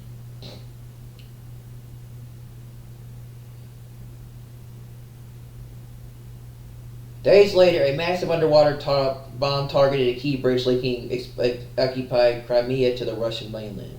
Yeah, that was actually today that happened. The two daring raids by Ukrainian special forces have stunned the Kremlin, bolstered Ukrainian President Vladimir Zelensky, and sent shockwaves through defense departments around the world. But Trump, who rarely misses a chance to opine on any particular topic, had remained silent for days. It was a rare period of repentance for a leader who once claimed he could bring about a peace deal between Moscow and Kiev within 24 hours, and who berated Zelensky by telling him during an infamous Oval Office showdown in February that he couldn't have the cars to keep up the fight against Russia. When The Independent asked the White House if Zelensky might have had some cards up his sleeve that the president hadn't known about during his press briefing on Tuesday, Press Secretary Caroline Leavitt said that Trump remains positive at the progress two sides have made in U.S.-brokered peace talks that just ended in Istanbul, Turkey. But he also is a realist. And he realized there are two countries that are at war and have been for a long time because of his predecessor's weakness and his incompetence. Like I said, a lot of people think Trump was behind the attack on the Russian bomber planes. I don't know if he was or not, but people think he might have been involved with that. He might have caused something to happen after he told Putin he was playing with fire. So, I don't think he was, but you really never know with that stuff, man.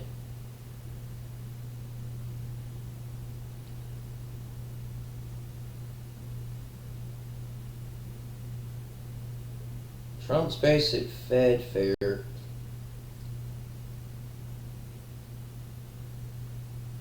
So let's see what this is.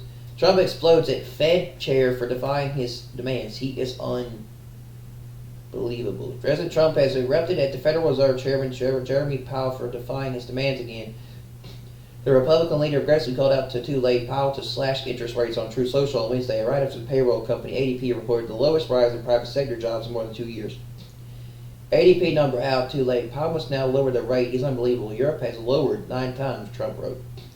The ADP report showed an increase in private sector jobs only 37,000 in May 2025, down a staggering 73,000 from the Dow Jones forecast and the lowest rise since March 2023. Trump has been calling for Powell to cut interest rates to offset the impact of his tariff program and give a much-needed boost to the U.S. economy, though the Fed is reportedly free to do so. Yeah, that's because they're not going to agree with anything he does. When it comes to government stuff, the government hates Trump.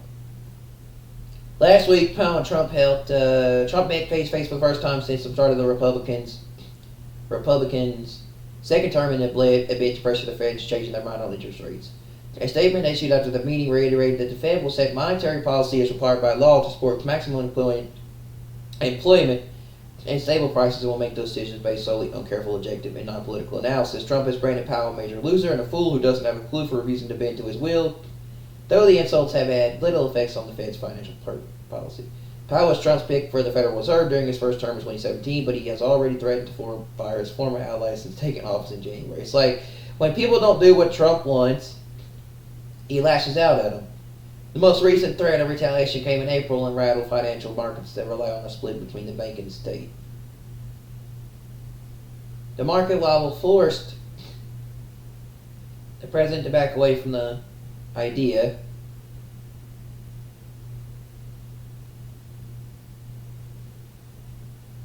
Elon moves to kill Trump.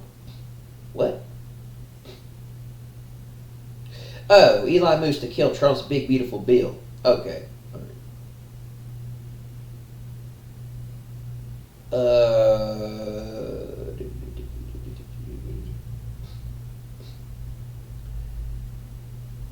The market will force the president to back away from the idea and say he had no intention of firing Powell before the end of his term in 2026. The Supreme Court noted in May that the president has no legal basis to remove Powell from the position, but Trump has continued to vent about his appointee on Truth Social. Yeah, like, I don't think you have the power to fire the dude from the Federal Reserve, but good luck with that, Trump. Elon Musk accuses Trump of driving America into debt slavery as he escalates war with the president.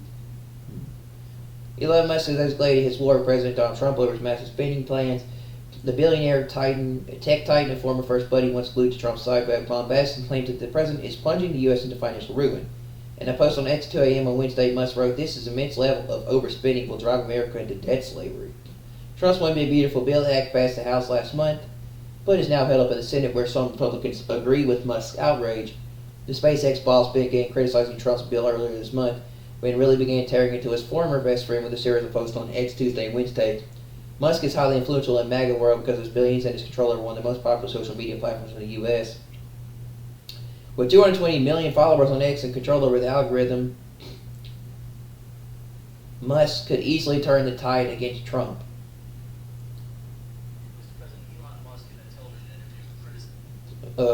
Musk has slammed pro-MAGA lawmakers in Congress who voted for the bill. "I'm sorry, but I just can't stand it anymore," he wrote on X on Tuesday. "This massive, outrageous, pork-filled congressional spending bill is a disgusting abomination. Shame on those who voted for it. You know you did wrong. You know it." The MAGA civil war intensified when Trump loyalist Representative Marjorie Taylor Greene sided with Musk. Greene is a longtime ally of Trump in the House, but she said Tuesday she voted to pass the bill without reading a section that would have reversed that decision. "Full transparency, I do not know about this section that strips state of the right to make laws or regulate. I do not know about the section that strips states of the right to make laws or regulate AI for 10 years. She admitted, yeah, like I said, this whole thing with AI that they're doing, I'm not so sure about it. Talks about how AI is going to be a big part of things. The Big Beautiful Bill has stuff about AI in it that is pretty interesting. She admitted, I am adamantly opposed to this, and it's a violation of state rights, and I would have voted no if I known this wasn't there. She promised she would have changed her vote if the bill retained the section. That section would have returned to the House of Representatives for reconciliation following any change made by the state. Musk said enough was enough in another Tuesday post where he claimed mammoth spending bills are bankrupting America. Around 2 a.m. on Wednesday morning, Musk confirmed his tirade on his social media post. He also reposted a series of tweets where Musk aligned himself with Republican Senator Rand Paul of Kentucky, who had been vocal about his opposition to the Big Beautiful Bill. I've been pretty consistent in my time in the Senate. I oppose deficit spending no matter which party is in charge. If we don't get serious about reining in the debt, the next generation will pay the price. Paul wrote in an X post that Musk reposted to his page. Fiscal responsibility isn't a campaign slogan. Paul continued, it's a duty which I take very seriously. Experts predict the bill's passage will be dire for the U.S. economy and claim the interest on America's debt alone will be crippling. Interest payments already consume 25% of all government revenue. Musk wrote on X around 2:30 a.m. Eastern on Wednesday. The Tesla and SpaceX boss continued, if the massive debt spending continues, there will only be money for interest payments and nothing else. No Social Security, no medical, no defense, no nothing. It became clear that bromance between Musk and Trump was over this year as reports emerged regarding clashes the billionaire had with hosts in the president's inner circle. Additionally, last month, Musk left his role with the Department of Government Efficiency, laying the groundwork for him to break with Trump after his job within government was done.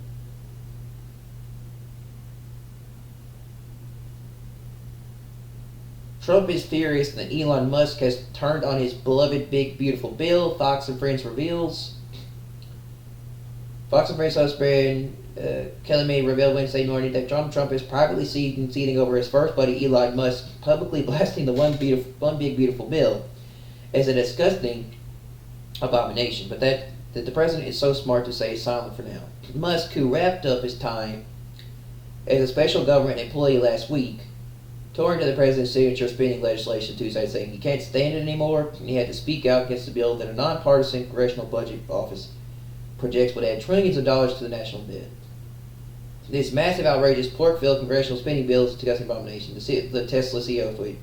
Everyone knows who voted for it. No, okay. Musk added it will massively increase the already gigantic budget deficit to $2.5 trillion and burden American citizens with crushingly unsustainable debt.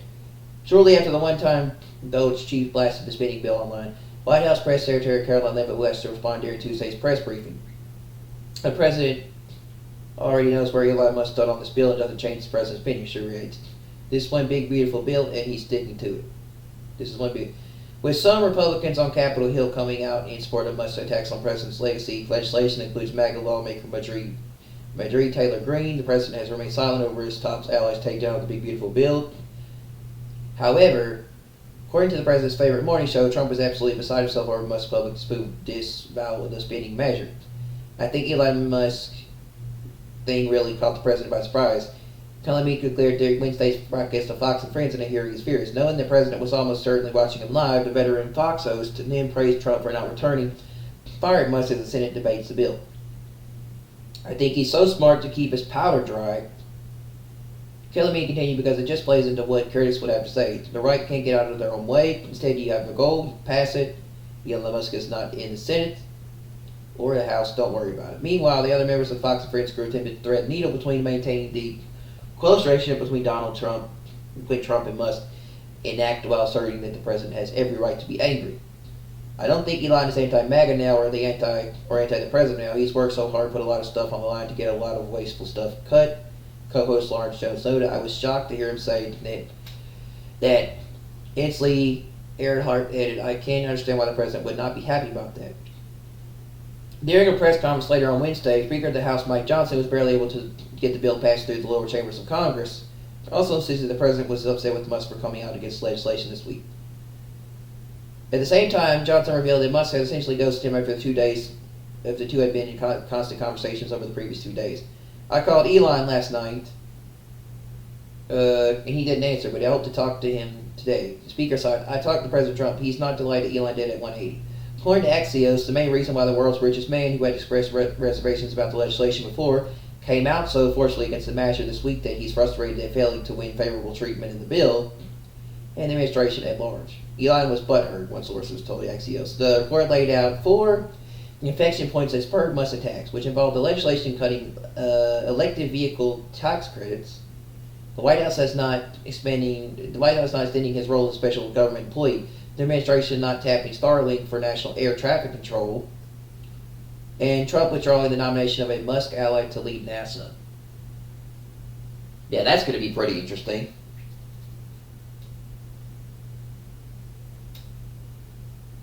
Yeah, so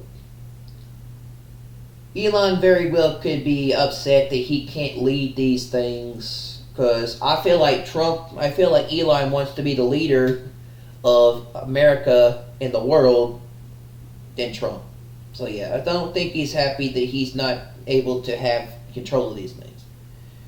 That's why some people think Elon has an agenda in the future. Like I said, he's got those things with Tesla, with the robots and everything, so yeah, and everything. People don't like Trump, but people don't like Donald Trump, but keep your eye on Elon and what he's doing. Definitely keep your eyes on Elon and what he's going to do. And everything. Definitely pay attention. No, definitely don't don't. Like I said, definitely don't stop looking and pay attention to Elon, because he's got some really interesting stuff, but yeah, and everything. I definitely would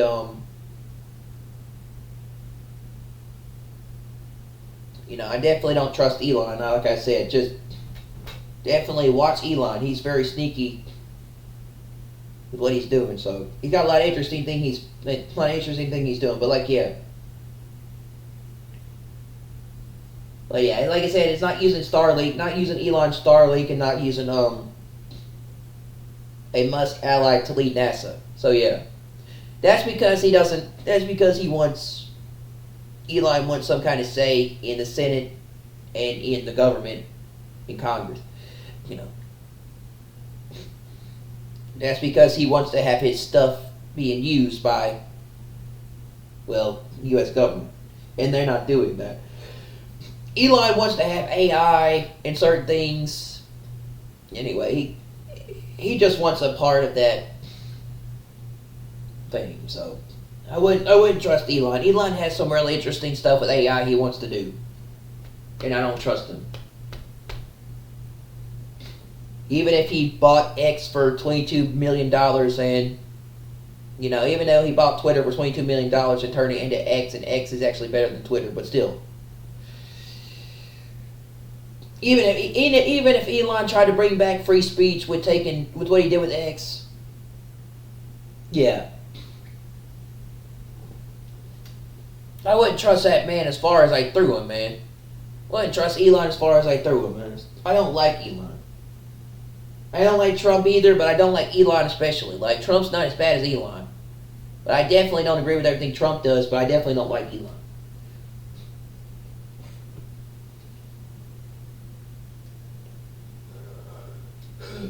I don't like what Trump's doing with Plantar, I don't like what Trump's doing with Palantir, I'm sorry.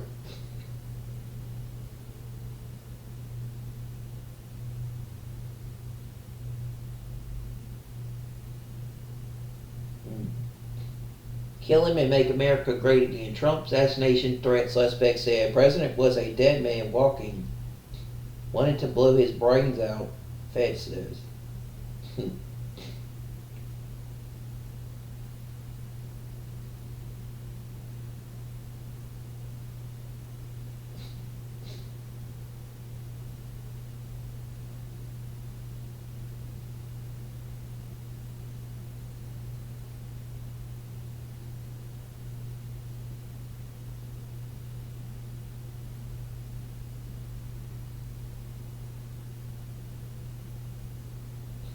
Striegel.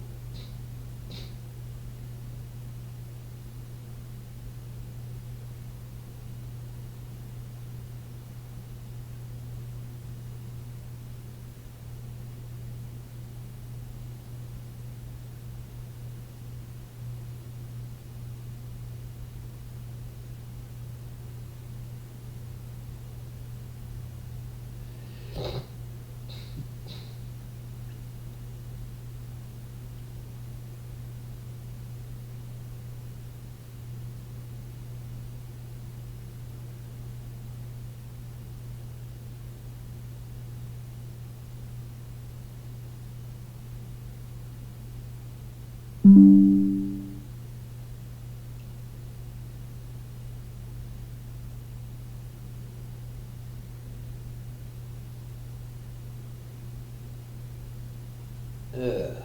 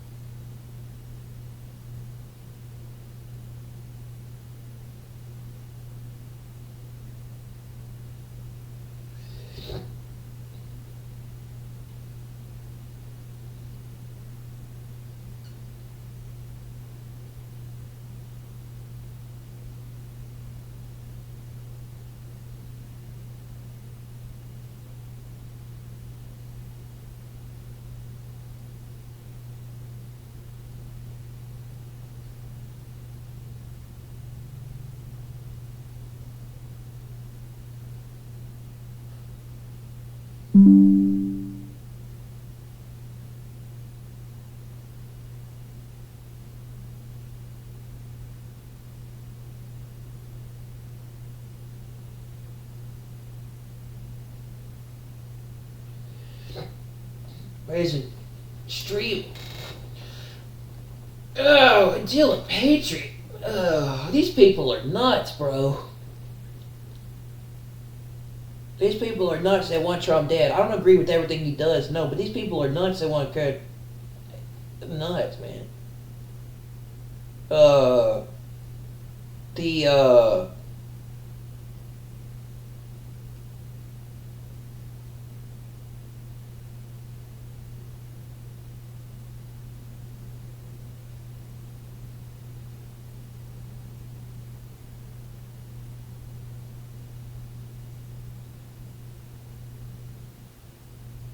Strevel, man, Thomas Eugene Strevel threatened the assassination attempt, threatened to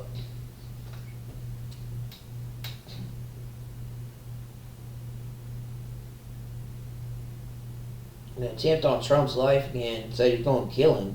He says,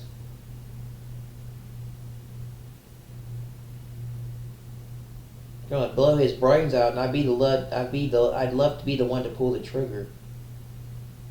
And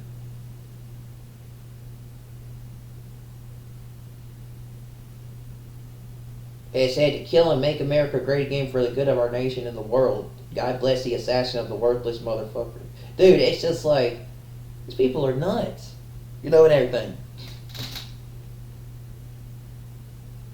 He said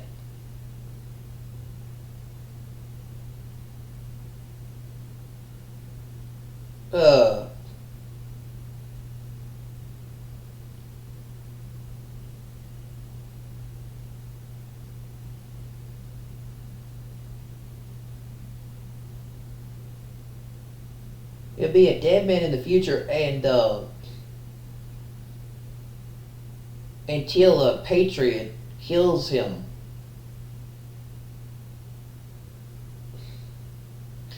I'm like, bro, this guy needs some help, man. Until a patriot kills this spineless kills the spineless dude. It's like, bro, what the, and everything.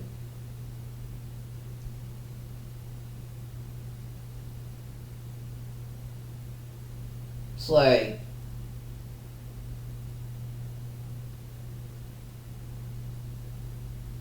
yeah, man. I'm not surprised though. I mean, I know they want him dead. I know they want Trump dead. They tried to kill him back on July. I know they want him dead. I know they do. I know they're not going to stop, but like, it doesn't surprise me. I don't think they're going to stop till they get rid of him or he's dead. But yeah, it doesn't surprise me. But like, I'm not surprised. This dude has a lot of threats on his life.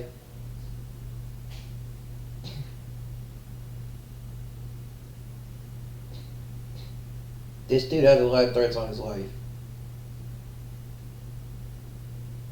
But the fact that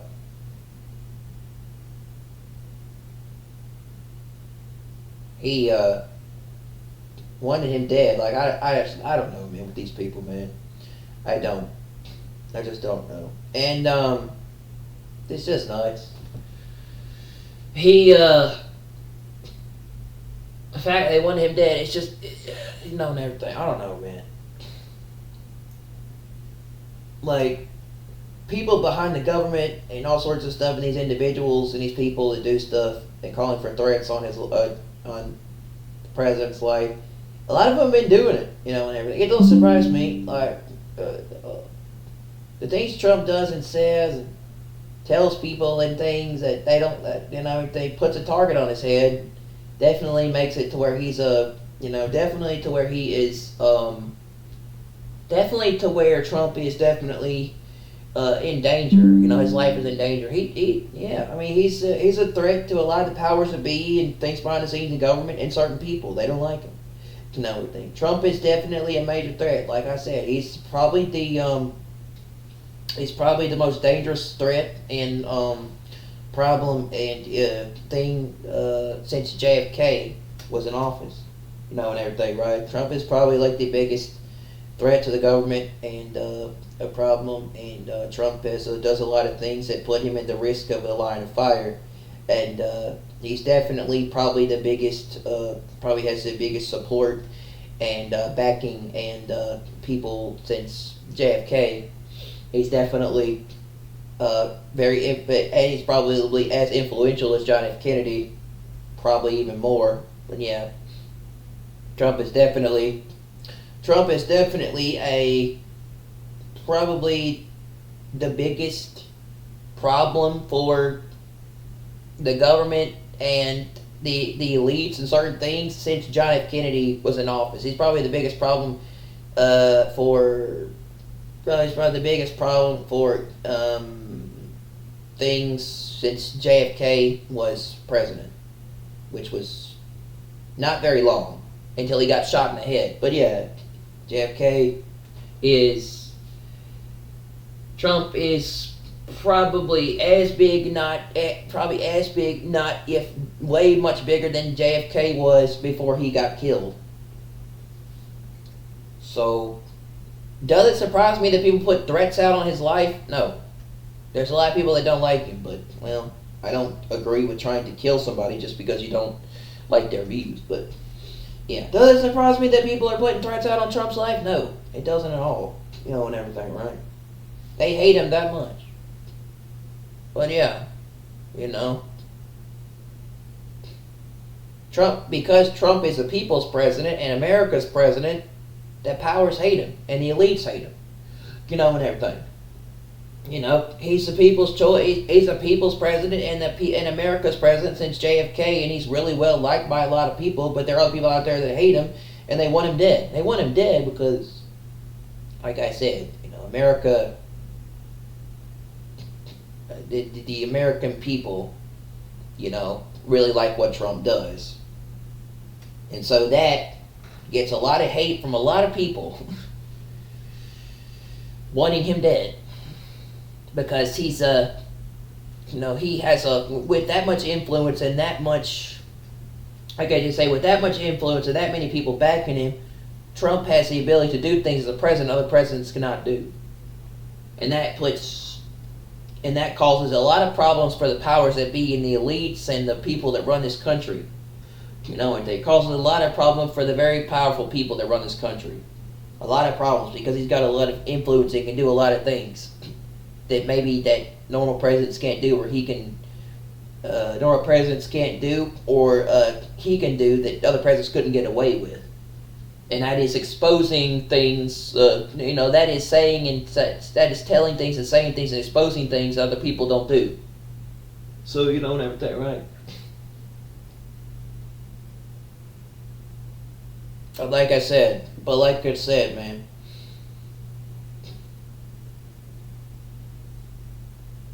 He's put in there for a reason. He was put in there for a reason and a part of a purpose. Okay, and everything, right? Leaders, politicians, kings, people in power, people in positions, God puts them there. God puts them there for a reason. And God keeps them there for a reason. God, it says, He appoints kings, He takes away kings. And everything. He puts people in power, He takes people out of power. And everything. And so He's in there for a reason. And everything, right? He won for a reason. And everything. Over something. Not just because people voted Him in, but that is part of it, yes, but He also won because He's there for a reason. Either that He's the Antichrist or He is, in office for a reason. Okay, and everything. But yeah, it says God puts God puts in leaders, He takes away leaders. Puts people in power, takes away people out of power. Puts people in leaders, puts leaders in, takes leaders out. And everything when it comes to right and stuff. Whether you like it or not, whether people like it or not, Trump is our president. And everything. And he's way better than she would have ever been in a million years. Okay, and everything, right? For the time being, until they kill him or something happens to him. I don't know. But yeah. God put him there for a reason. Okay? So yeah, people need to get over it, man. Get over stuff. And everything. God put him there for a reason. He's alive for a reason. He survived that shot that day for a reason. just get over it, people, and move on with your lives. Gee, so many people want to threaten to be a tough guy and put out threats on the president's life. I don't even get it, and everything, right? These people are messed up. But it's like, yeah. He survived that assassination attempt for a reason, okay? And everything. He got into office for a reason. If it was his time, he probably would have been dead, or he wouldn't be here. If it was not supposed to survive, he wouldn't have survived. Okay, and everything and stuff. And if it was God, and a lot more things is God's will more than people realize, right? And if it was God's will, he wouldn't be here. Okay, and everything. And we would have had a civil war, probably, more than likely. And everything. Kamala would have won, okay? And if Kamala would have won and everything, all right? Maybe, and everything, right? He would have been dead without a civil war. It would have been a lot worse, and everything. Like, if Kamala was supposed to win, Kamala was supposed to win, and everything, right? God would have put her in office, or she would have won the election. God had Trump survive and live for a reason, and he's in office for a reason.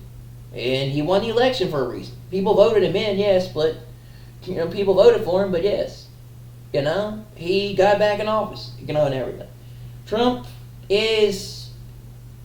got put in office for a reason. Okay, he won the election, he was brought back for a reason, and everything. If God wanted Trump not here, or he wanted him to survive, or, like I said, if Trump wasn't supposed to be here, he would have been dead. Or if he wasn't supposed to be back in office or with the election, something would have happened. Okay, it goes to right and stuff. In other words, if God wanted Trump not here, something would have happened, and everything. But something happened that day, and Trump's still here, and he survived. And yeah, God obviously wanted him back, running for office again with the election. God wanted him back running for office again, and in the election with the presidency. He survived that day. And the only possible explanation of why Trump is still here is because he was survived by divine intervention, unless something else happened. Okay, it comes to right. The other people say it was staged. I don't think it was staged. Okay, when it comes to right. The only other possible explanation is that he was saved by divine intervention. God saved him. He turned his head to stop the bullet so it barely hit his ear. Okay, and everything, right?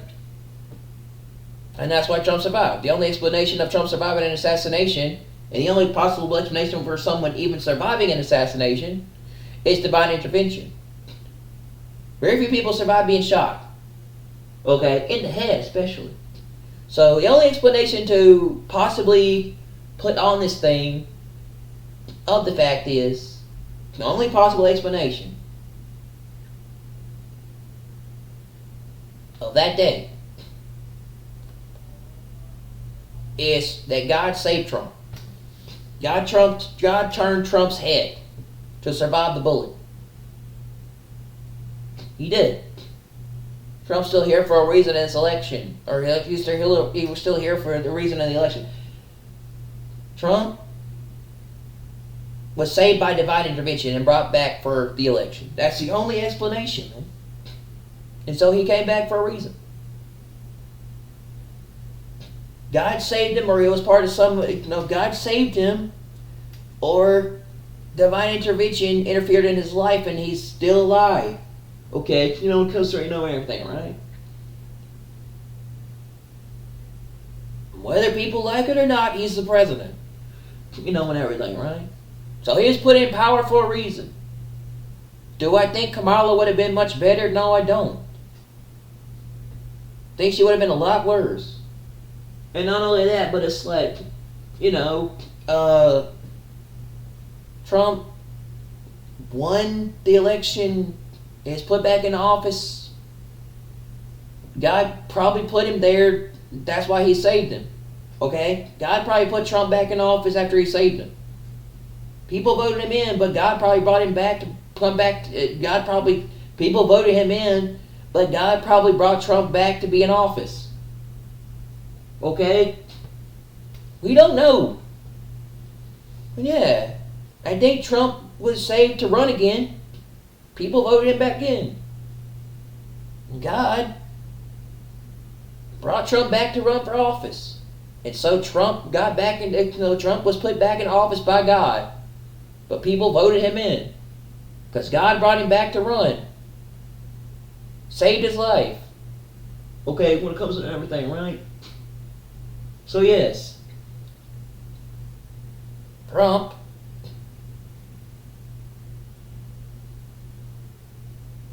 is in office because God put him there, and then people voted him in to be back in office. God put him there to run for office again. People voted Trump back in to be in office. Okay, and everything, right? So obviously God had Trump back for a reason, to run again or to do something. If that wasn't the case, he wouldn't have done it. So yeah, you gotta look at it like Trump. God put Trump back in office, and then the people voted him in after that. So God pretty much gave Trump the ability to be back in office, and the people a choice and a decision of who to vote for. And they voted Trump back in. Whether you see it as if they saved his life, whether you see it as if his life was saved or something happened that proved, whether you see that his life was saved from an assassination and the bullet barely hit his ear, or their shooting was fake and somehow he won. Okay, he's still in office, and everything, right? I don't think it was fake. I know it wasn't fake. Someone else got shot in the crowd trying to save his family from being hit by a bullet. And he actually did get hit. He actually did get nicked in the ear by a bullet. His ear was bleeding. Had to have bandage on his ear. He actually had a bullet whiz past his ear. I don't think this assassination was staged or fake. He really did almost get shot. And his head turned. So yeah, I don't think it was fake. I don't think it was staged. And people who say that, I don't see how they can say that. I don't think it was faked. I don't think it was staged. I think it was real. And that was real blood coming off his ear. And that was real stuff that happened. And he really did get shot. And that was a real shooter. That was a person who fired 3 bullets after that shot. I don't think it was staged. I don't think Trump planned to go to a rally, have someone show up on a roof and then shoot him in plan to go to a rally, show up and then have a shooter sit on a roof and fire a bullet at him and him somehow barely survive being shot in the head. A bullet hitting his ear. I don't think he expected that. With everything. Like I said, when he felt that first bullet shot hit his ear, that's when he ducked down. But still, it's like, I don't think he planned to go to Butler and be shot at. I don't think, no one in their life plans to go somewhere and be shot at. With everything. Much less the president, the former president of the United States. Well, actually, that was Biden. But much less a person running for office as president plans to go to a rally and then get shot at. I don't think Trump planned to go to Butler and then be shot at that day. Much less have a bullet go toward his head. I don't think Trump planned, okay, oh look, I'll wake up, look at everything. You know what I'm saying? I don't think Trump planned to be like, okay, I'm gonna wake up today and get shot in the head. No. I don't think that's how that worked. It's like, it's not. Let me get up, make a phone call. I'm gonna call Thomas Matthew Crooks or whoever that dude was. Hello Thomas, and everything. Can you show up at this time in Butler? make sure that you grab an AR-15 or some kind of rifle while you're at it, please. And everything. And make sure you go to the nearest roof, sit up there, and after I say something, and everything, and after I say something, that's when you fire a shot at my head. And, make sure you make sure you have a proper angle so it hits my ear. No. No one wakes up thinking they're going to be killed or shot at. And everything, right? Or their life's going to be short. And everything. And I don't think Trump went to Butler thinking he was going to be assassinated or almost assassinated or shot at. I don't think Trump assumed when he went to Butler there was going to be someone that's going to try to kill him. Okay, and stuff. He was just doing his normal rallies and they try to kill him. And everything, right? And I don't think he was like, I don't think Trump the legislature was like, I'm going to go to Butler and I'm going to have someone shoot me in the head or me survive an assassination attempt to get more votes. I'm going to have someone try to shoot at me and kill me to get more voters, people to vote me into office. I'm like, that's nuts, bro. I'm gonna plan to have someone shoot me in the head to try to shoot me in the head, and I'm gonna barely survive, and it's gonna hit my ear, and it's gonna get me more voters. I'm gonna pay somebody, I'm gonna get someone to try to assassinate me to get more votes. And somehow I'm gonna survive that. I'm gonna have him sit on the roof and shoot at an angle so it barely hits my ear. I'm like, bro, who does that? And everything. If they think that shooting was faked and staged, I don't know what to tell you, man. That's just nuts. It's just nuts. It is, okay? It's just nuts. It's just crazy, man, in every way. People think that shooting was staged. Someone actually did die. Trump did get shot in the ear. Okay, and everything. The bullet nicked his ear. And someone really did try to kill him, and it was not staged. And I don't think he went to Butler thinking he was going to be killed that day or almost assassinated. So, I don't think the dude planned to be shot at to get voters to vote him into office. I know I wouldn't go somewhere and expect to be shot or assassinated. Not thinking, I don't know, I don't think I would go somewhere out somewhere expecting to be shot or assassinated or someone try to kill me with a bullet. I wouldn't think to go somewhere I wouldn't think to go to an event and expect to be killed or shot at. But that's just how the world works nowadays. So, it comes from, and everything, right? A lot of crazy people, there's a lot of crazy people out there in the world and people in this country that are still here. They need to get deported or get out of here. There's a lot of crazy people in America, in the U.S., that are in this country that are, I don't know, and everything. But do I think that was a staged shooting? No. No, it was not a staged shooting. And everything, right? I don't think he paid that dude to kill him. That's just nuts, man. That's just nuts to even think that. And everything. To think that, I'm going to go to a rally, or I'm going to go out somewhere and do my usual stuff I do normally, and then I expect to be shot at or assassinated or someone try to kill me with a bullet. And barely walk away from being killed or shot in the head or someone kill me. No, people don't expect to go outside in the world to something and be shot at or killed or something happen, but it happens. And everything. They don't expect to go somewhere and someone shoot at them. I don't think the former president would, I don't think the former president, before he's technically the former president, went to Butler, Pennsylvania and expected to almost be shot or assassinated. I don't think he expected for someone to shoot at him that day. I know I wouldn't. I don't wake up every day expecting someone to shoot at me or put me in harm. I don't expect to wake up and be like, okay, alright, I think I'm going to go be shot at today. Yeah. No, that's nuts. To think that I'm now gonna be like, all right, I think I'm gonna get someone to go shoot me today. Yeah. No.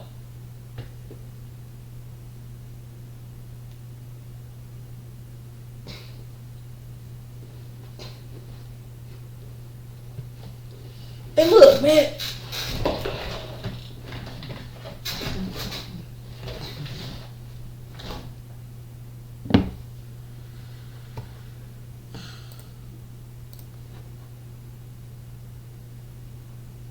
And look, man.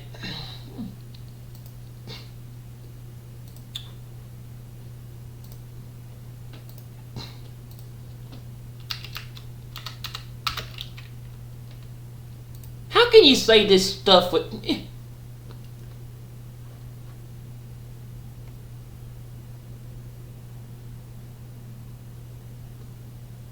Okay, hold on a minute. Wait a sec. I don't know.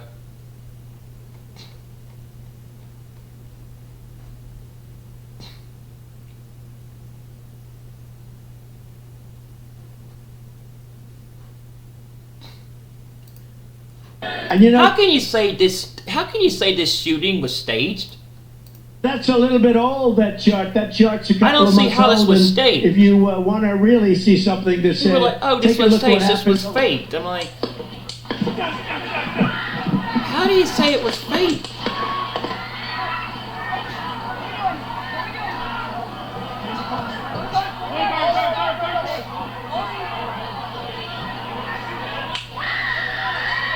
Now they probably knew about it. They probably knew about this assassination attempt or this something happened. But to say that he staged this and planned this, it was, that he somehow.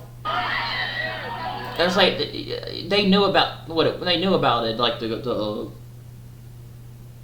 the powers that be, or the power people that run the government, the elites, people behind the scenes. Not to say they knew about it, and everything. In other words. They, in other words, like, it's a possibility they knew about it, yeah. Like, they had planned this while Biden was in office, but, dude, it's not like, and everything. But to say that Trump had this, to say that Trump staged this and faked this and he did this at his own rally, he pretty much, in other words, what am I trying to say? That he, that Trump had this happen, that he pretty much planned this shooting on himself. That's just nuts, man. That's just nuts that Trump just literally did his thing where he had this guy shoot him for votes.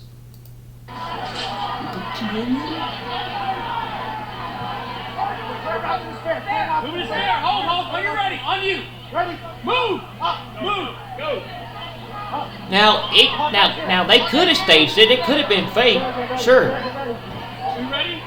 It could have been staged or it could have been faked, and that's a possibility, but I don't see how. It's a possibility, sure, but to say that this looks like this was faked, I don't see how. Let's go. Clear. We're clear.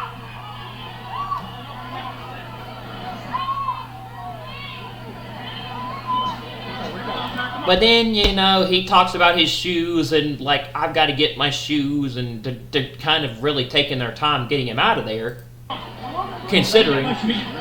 But like I said, this is after they shot that dude in the head. And you look at it, look, Let me get it's my like, shoes. okay. Hold on, your head is bloody. So we got to move to the front.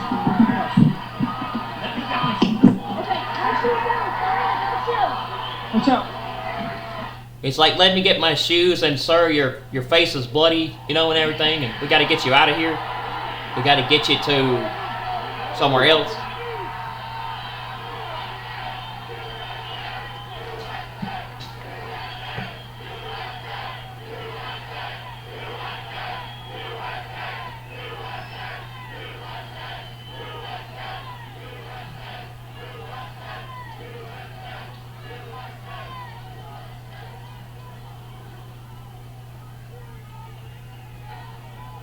But yeah, you got to look at it like that, man.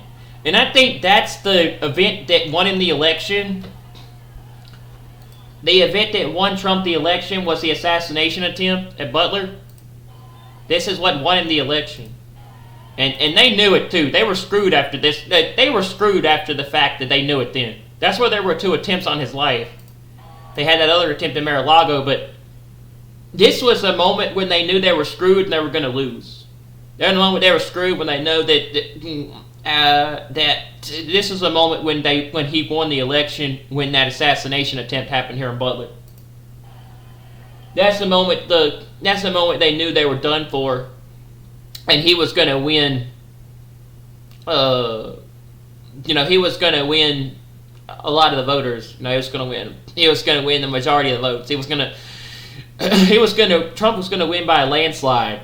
He was going to basically sweep the election. At that point, they knew at that point they were screwed. At that point they had to do something. So they had that dude show up in Mar-a-Lago. But yeah, it's just they knew at that point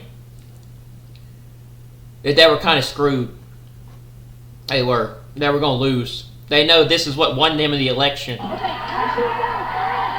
This shooting here is what won an election after the foiled assassination attempt, or after the almost assassination. In other words, after he survived, after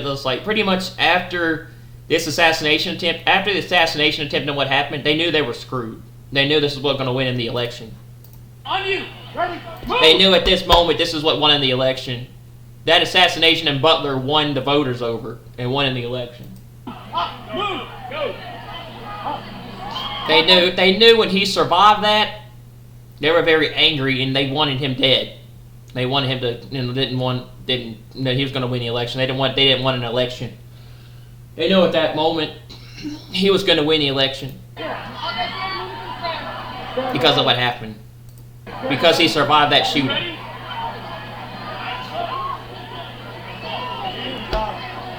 And like I said, unless he's the Antichrist and people point to Revelation 13 as the fatal wound that the beast suffers and it's healed and then people fall after the beast.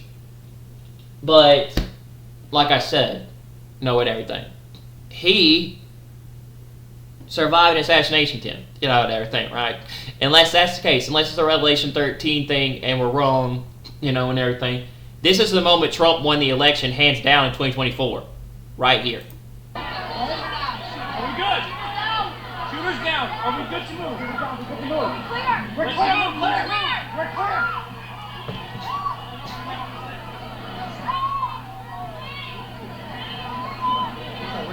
Come on. Let me get my shoes. I got you, sir. Let me get my shoes. Hold up in your head, bloody. So we gotta move to the bus.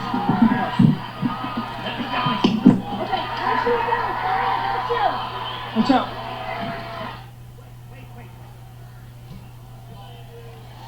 But it is really interesting how the Secret Service did not show up until the last minute to get him. And they weren't there to stop that before he did it. Including the police. It's just, there is something fishy about the assassination in Butler, you have to admit, though, but still. The moment he survived this shooting is when it pissed off half of the leftist, liberal elites, and the mainstream media. They didn't like it. The moment he survives the shooting is when it pissed off a lot of the news media, and the outlets. They didn't like this. They were mad that he survived, he wasn't dead. The moment Trump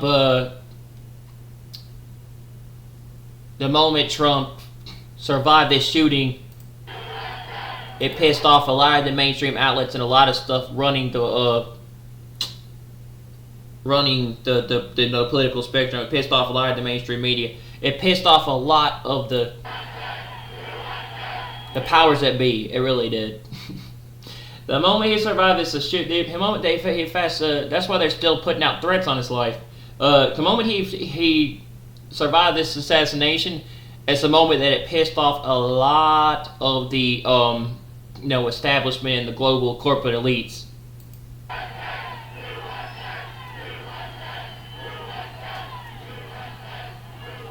They were so angry that he lived through that assassination. They were so mad. And this is the moment when he won the election, and they knew they were screwed and they were going to lose, and they knew at this point they had to do something about it, so they sent another shooter after him to kill him, like Kennedy. He's basically Kennedy.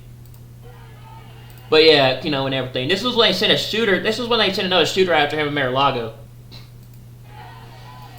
Yeah, but this is the moment when they realized they got to do something quick to cover their ass, because they were going to get exposed, and the truth was going to come out and be uncovered, and they were going to get... people were going to find out about the lies and what they were doing, and just all the truth and the evidence was going to come out if he survived. They had to do something quick to cover their ass, you know, because they realized at this point they were going to get screwed, because the things were going to come out and the evidence was going to be uncovered if he actually lived. So they had to scramble together at the last minute to do something to get rid of Trump, and they tried. But they knew this is what won him the election. And they were so mad. And back on July 13th, they were not happy about the fact that he survived that shooting. They were not. Especially the mainstream outlets. And the reports. But yeah, people don't think that, like...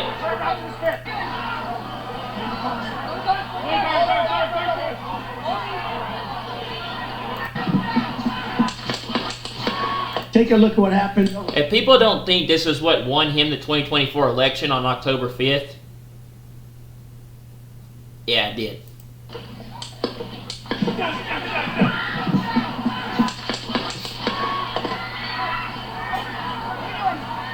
And like I said, if you don't think he survived by divine intervention, if you don't think he was saved by divine intervention, I don't know what to tell you. It's very, very rare that people survive assassination attempts, much less shots to the head, bullets that go to the head. It's very rare that someone survives a bullet to the head. And like I said, unless it's Revelation 13, which it talks about that. It's very rare that someone will survive an assassination attempt, much less a headshot. A bullet to the head. Very rare. So he had to have divine intervention. Divine intervention had to interfere with what happened to him that day. People don't just survive shots to the head, man, much less do they survive being shot at. There's only two possibilities with this thing. It was staged and it was faked and it was set up for him to win. Or number two, he survived by something else. And that saved him that day. And that's pretty much won him the election. You know, it's a possibility God saved Trump and brought him back to run again. And then, you know, giving people a second chance to save this country in America. And people voted him back in, but God put him back. God put Trump back in to run for office. Ready? Move! God put Trump back to be able to run again for office. Move! Go! Those are two possibilities. He let Trump run again. He allowed Trump to run again for office. October 5th. You ready? And then the people voted him back in and he got back into office. But God put him there. Are we good? Shooters down. Are we good to move? We're clear. We're clear. Unless, like I said, we're wrong. Unless we're wrong and this was a setup for what's to come. But I don't think so. I think that they wanted him dead. Let me get my shoes. I got you, sir.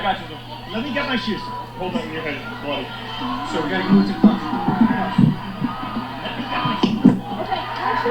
but I don't know. I don't know for sure, but I know this is what won the election either way. But yeah, he won by a landslide in 2024 and took everything. He took everything in 2024 election when he got back in office. That's very rare to happen. Much less is it not very common. Much less to say it was the biggest comeback in the history of politics. It's the biggest comeback in political history. Biggest political comeback. Watch out. So those are two possibilities. The other possibility is, like I said, it was staged, it was faked, and he did it to get voters to get elected back into office. Or two, he was saved by divine intervention, or God saved him by turning his head and the bullet hitting his ear. And God brought Trump back to run again, to brought Trump back again to run for office again in October. And people voted him back in. God put him there.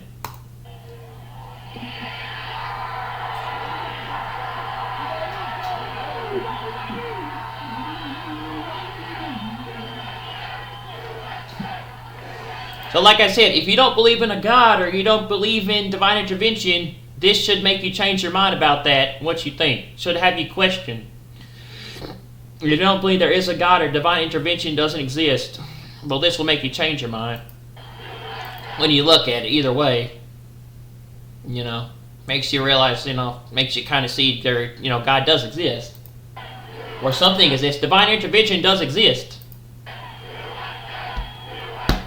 Makes you think, and everything. If you don't believe in anything, this will make you believe in something.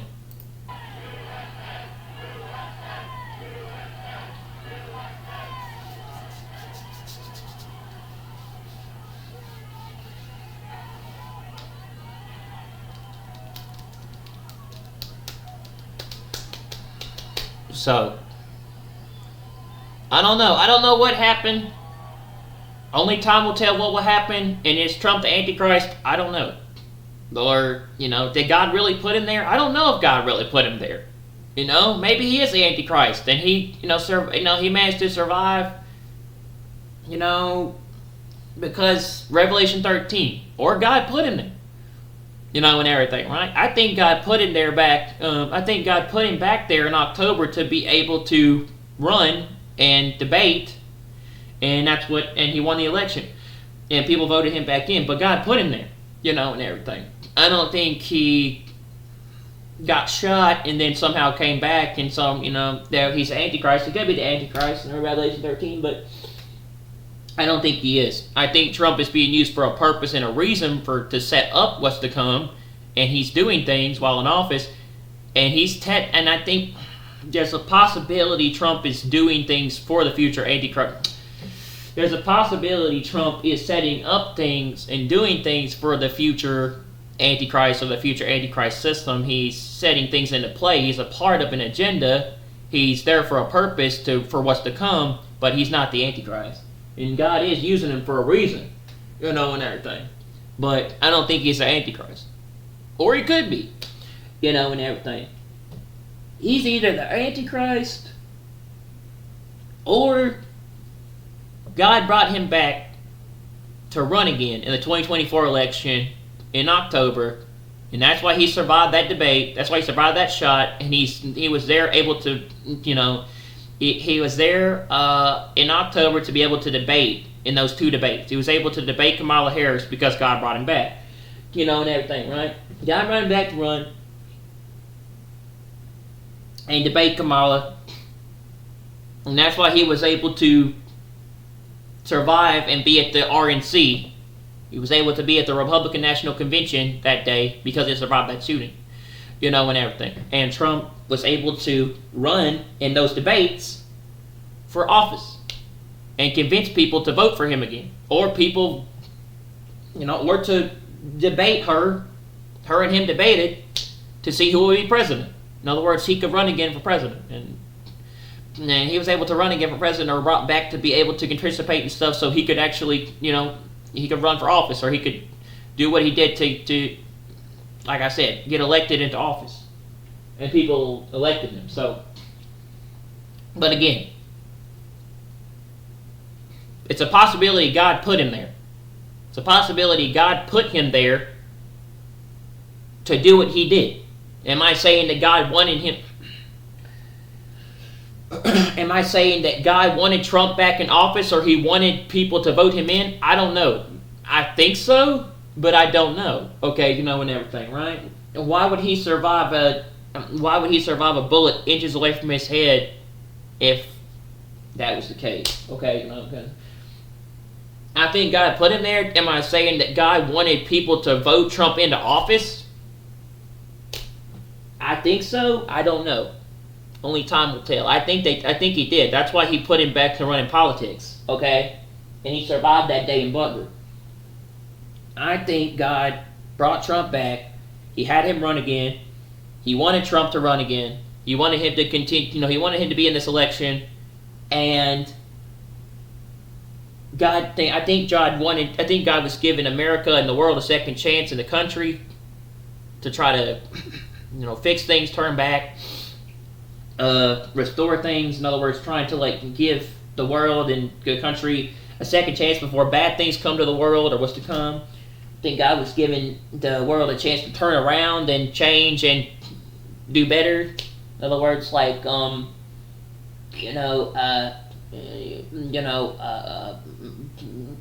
the country, fix the world. You know, fix the country, heal the world, and everything. Got stuff like that with Trump trying to restore normalcy to the world because it got out of control the last 3 or 4 years. And he and Trump was put back there for a reason. And so I think God wanted Trump back in office.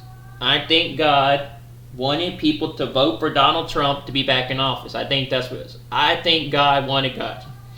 You know, when people say, what would Jesus do? You know, and everything. People are like, oh, what would Jesus do? When people say, oh, what would Jesus do when it comes to that, you know, everything. I think he would wanted people to go with Trump because he's the lesser of two evils here. Kamala was not very good. Kamala was not good, and she seemed way worse. That they're both not great when you look at it on paper, going back. But Trump is the lesser of two evils compared to Kamala, and he's not as bad as her. So yeah, I think the political elites wanted Kamala to win. That's why they tried to take out Trump.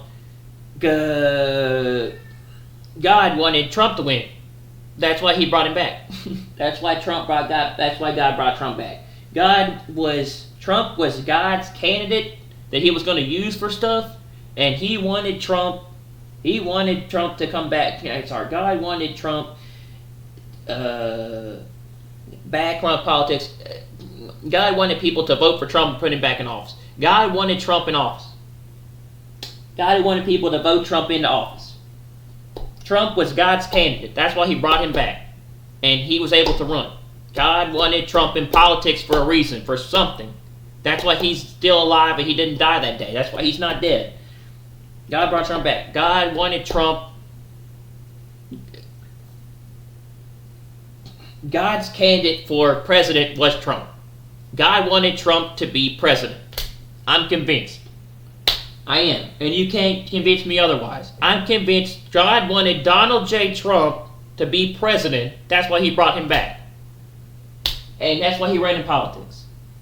Donald John Trump was brought back from that assassination attempt on July 13th to run in politics because God wanted Trump to be president again in 2024. You know, and everything. He wanted people to vote for him. And you're not going to convince me otherwise. You're not going to tell me. I truly believe that. I truly believe God wanted Trump to be president again for another term. His life wouldn't have been saved, or something wouldn't have happened. Something would have not happened to him if that wasn't the case.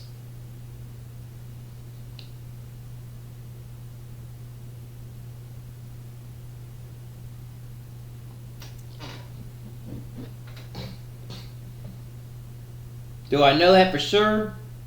No, I do not. And only time will tell.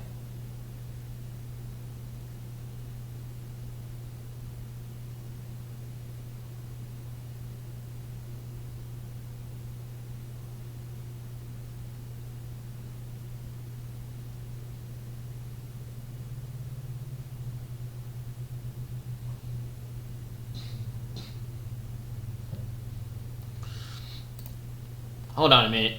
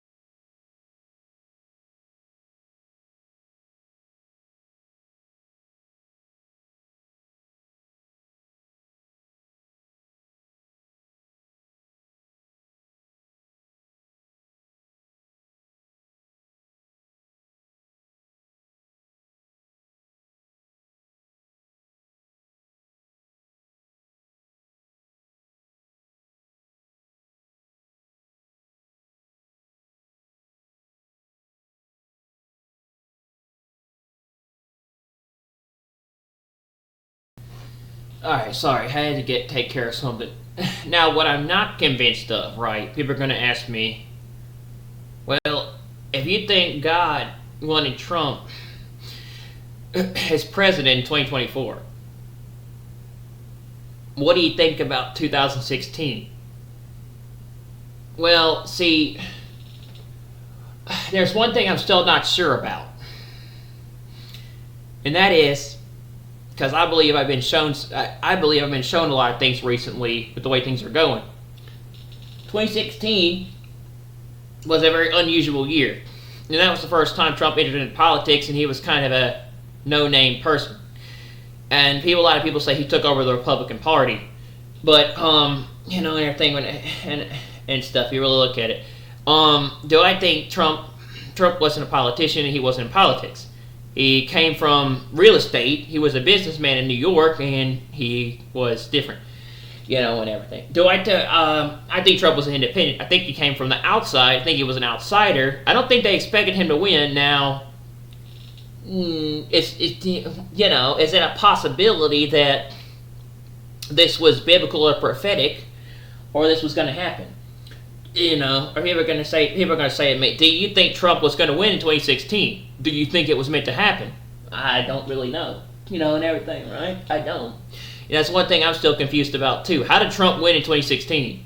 Okay, people voted for him, yes, but they didn't really know about Trump then. So it's like when people really much, I'd say a lot of people took a risk and decided to vote in someone that was different besides your typical politician or other people in politics, and that was Trump.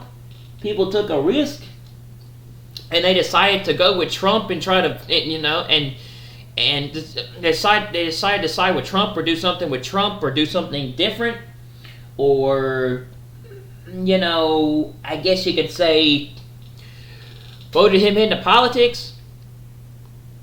And people started to vote for Donald Trump because he was different. He was not the same person as your typical average individual, and everything. So, when I'm saying with 2016, right? Do I, and everything. People took a risk and they decided to vote in Donald Trump because of what he was and what he was doing, and he was different, and he was not like your typical average politician or president, and he was kind of being, in a way, calling out stuff and kind of exposing. He was getting a lot of people to side with him, and he was kind of doing what these people like. So I look at Trump as being an outside person. And do I think of the idea of, do I think Trump was meant to be president, or he was going to be president, or he was supposed to be president in 2016? With this, he was brought in to be, brought in to run in politics and maybe be, and probably win as president. Then other people look at it like he's a beast that came out of nowhere and somehow took out his rivals and then somehow managed to, get into office and have power. So, and they look at it as the beast, as a little horn, and the little horn rises and he takes out 3 different people and then somehow manages to rise to the top. And everything, right? And stuff and things. And Trump could be the Antichrist person, and everything. Because Trump's already defeated 3 political opponents. He defeated Hillary, he defeated Biden, he defeated Kamala. So, and everything. So it's like, okay, that makes sense, right? And it says, who can compete with the beast? Who can wage war with it? No one's been able to do, or been able to go up against, or even be able to come close to what, being able to compete, come closer, being able to even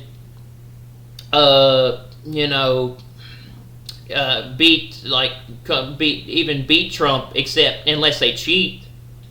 In 2020, right? No one's even come close to being able to compete with Trump in a scheme of political spectrum with how big of a following he has and the people he has, and everything.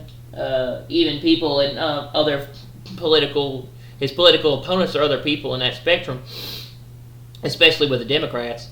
But, and everything, that makes sense. But, do I think that Trump was meant to win 2016, or he was going to be president? People are going to ask me, do I think God brought him out of nowhere, or God put him in politics, or God had him come in at a time to run, and everything, or God, in a sense, brought Trump in at a time where Trump came out of nowhere? No, I don't look at it like God did it. I look at it more like, Trump came out of nowhere to run in politics, and he could have been the beast, or he could have been running for president. I don't know if God necessarily, it was God's will or temporary plan or to do that, or if God had Trump do that, right? And everything, or God was using Trump for a purpose. He had Trump come in for a purpose, for a reason, and for some kind of thing for the future. But I don't know if God necessarily brought Trump into politics, or had God come into the political realm. I don't think God, when it comes to politics, I don't think God necessarily has a particular political person. I don't think God has a particular candidate or a particular individual. I don't think God particularly has favorites in politics, or God particularly has a particular candidate, or God,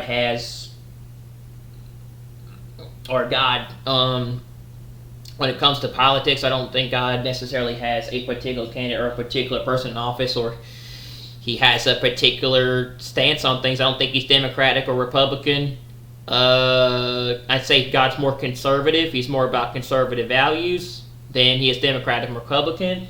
But, I wouldn't say that God's necessarily on the same spectrum of is God, did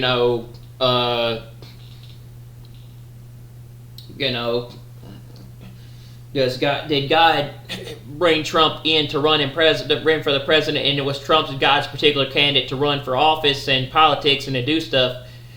I don't look at it like that. I look at it like Trump came out of nowhere to run in politics, and God was using him for a purpose and a reason. It was part of God's plan, or God was using Trump for a purpose or for something to come.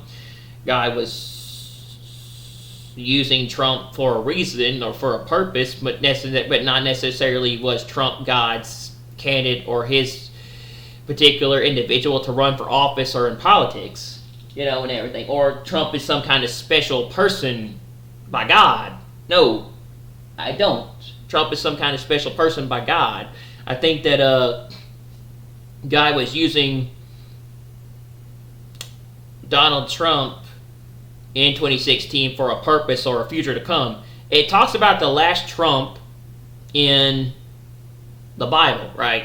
There's a thing called the last Trump in the Bible, and a lot of people think that is Donald Trump, and everything. It talks about the last Trump, at the last Trump, and everything. So it's pretty interesting that there happened to be a Trump family member come into politics. There happened to be Donald Trump happened to come into politics at the time, at that time, and the Bible did say the last Trump. So it happened to me that Donald Trump came into the political realm in 2016. Well, actually, 2015. He ran the 2015 election. He got elected in 2016. The 2015 election. And he was running for office in 2016, and everything. And it talks about the last Trump, and how Trump maybe was part of being used by God for a purpose, but he's not necessarily God's particular candidate or God's chosen one, as they say. God's chosen one, and everything. Or Trump is, because Trump called himself the chosen one in 2017, everything, right? So God's chosen, or, God's particular political candidate or the person that he wants in office, and everything. God is using Trump for a purpose, but he doesn't have a favorite in politics or the individual that he has. He gives the people a choice on who to vote for and who you want to be in office. But if you pray and ask for guidance, he will show you and lead you and give you the right candidate. That's what I believe. And it says if people will turn from their wicked ways and, and so people will turn from their wicked ways and seek my face, I will heal their land, meaning that I will show them the way, or I will show them the particular direction. I will help them with the way things are, and everything. When it says I will heal their land, means I will provide stuff for them, and everything. If they heed if they come to me and seek advice and guidance, and everything with that. In other words, they turn around and do that, and it's like, in other words, it's the people don't go their way, but they go the way, they come to me, God, they come to me and ask, or they go my way, in other words, asking me, or seeking answers, or certain things for stuff. I will heal their land, and everything. And stuff like that is what I'm trying to say. I will heal their land and stuff like that. In other words, I will show them who is best, but it's up to them to choose who they want to be in office, or who they want that they have. You have free will. In other words, God doesn't interfere with politics. He lets people make a choice on who to vote for, and He doesn't necessarily interfere with your decision on who you want in office when it comes to politics.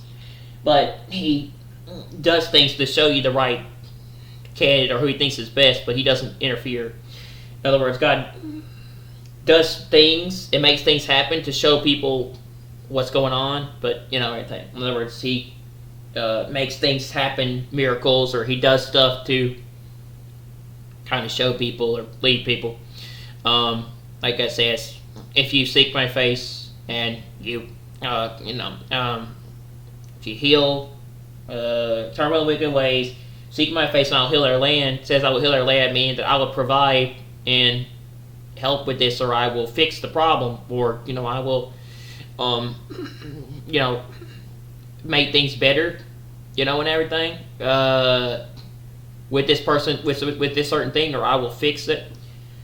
Now, He will guide people in the right direction. Like I said, I believe He saved Trump with that assassination attempt. I do. You can't convince me otherwise.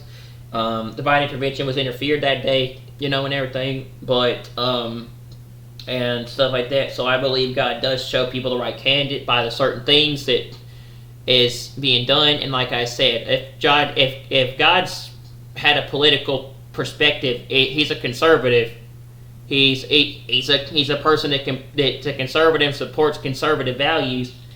God's a conservative. He's not a Democrat or Republican. He's a conservative, which means he supports conservative values like normalcy and stuff. Normalcy, conservative values, and everything. He's against abortion. He's against all these other things, and everything. So yeah, and everything. God supports conservative values, and everything. If I had to say where He stands in politics. And so I say that probably more than likely God does kind of have a more perspective toward Trump, because Trump is a conservative president. So yeah, I really look at it like God kind of really God kind of wanted people to vote for Trump, and everything. So I'd say God's candidate, if He had one, or He had a person in politics, is a conservative values person, or conservative, and that's Trump's the closest you'll get to a conservative. He's a conservative person. He's a conservative.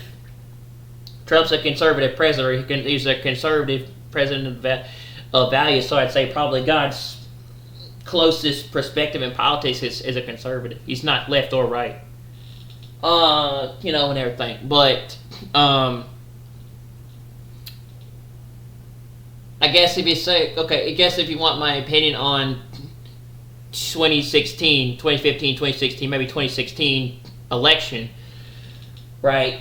Because people think, Simpsons and these people, they already had plans, and they already knew what was going to happen. Like, they predicted Trump being president in 2016. They already kind of figured he was going to win presidency, was playing.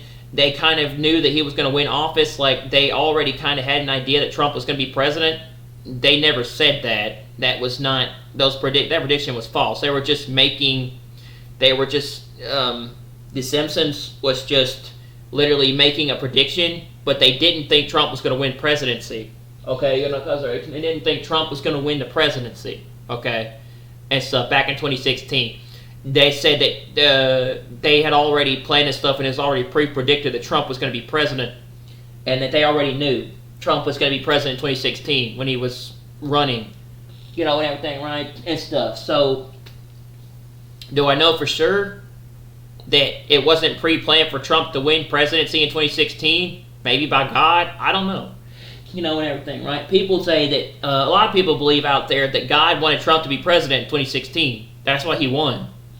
So, and everything, right? And stuff. I'm not saying that's the case, okay?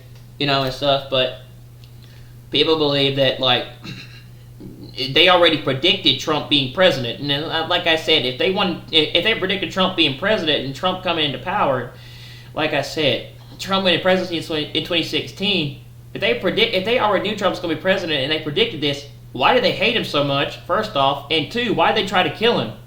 Like I said, when it comes to, right, obviously they don't like him, and they didn't actually see him becoming president again. So, like I said, right, obviously they don't like him. And if they already knew he was going to be president, and they already knew Trump was going to come into office and be president in 2016, why did they hate him so much, and why did they want to get rid of him? Okay, it comes to, and stuff, right, and stuff. So I'm just saying, from my view, I think that God wanted Trump to be president in 2016, maybe. On the political spectrum, they hated him and didn't want him to. They didn't think he was going to be president. At the time, it was a joke, and it was a big joke and a big laughingstock, and it was this big comedy thing, perspective of Trump will not be president, and then he wins, and everything, right? And they said Trump will never be president. Okay, whenever Trump becomes president in 2016, okay, and everything, and then something happens, right? And stuff. So, I look at it like, I guess, something like that on the perspective, right? And everything. Somehow Trump won, he got into office, I don't know how. Either God made it to where he would be president, or Trump just won politics because people just took a different approach and they decided to take a risk and vote him in and see what would happen. And everything, right? And they didn't expect him to be president. And somehow he got in as president, and things changed a lot for the country. They got better. In Trump's first 4 years in office, the economy in America was at the all-time best, and prices and everything. And, America had the best economy under Trump. And people didn't realize at the time that a businessman could run a country. A businessman and a person that was involved in real estate and stuff and not politics could run a country. So, and everything, right? 2016. And so, the economy, the president under Trump,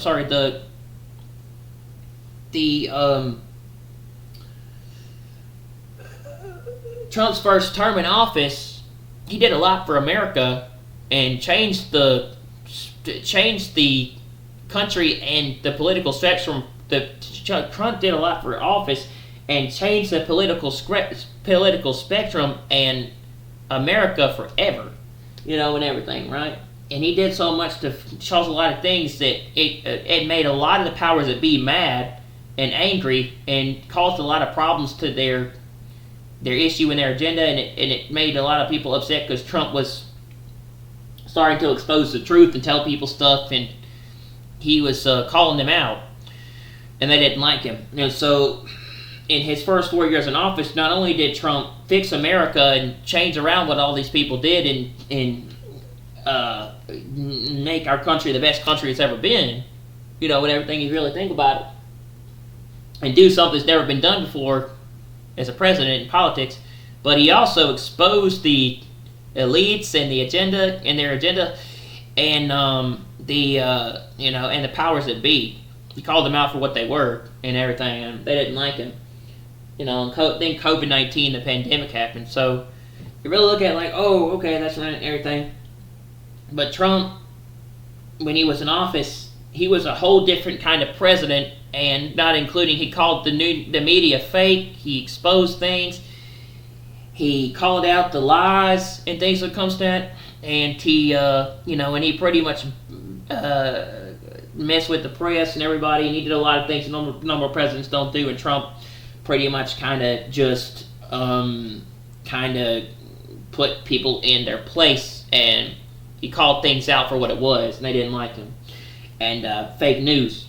They were fake news, or they were this and that. So Trump just called things the way it was. He was a very truthful president, and and different from a politician. And then you had Biden, who couldn't speak worth a flip, and pretty much did whatever they wanted. And the reason why they don't like Trump is they can't make him their puppet, and they can't tell him what to do and control him. So that was a lot of it, and everything. They couldn't control what Trump did in office and the way he was, and they had to get rid of him. So and everything. But Trump's first 4 years in office, he pretty much changed the way politics is, the presidency is, and the way things are done in America. So yeah, and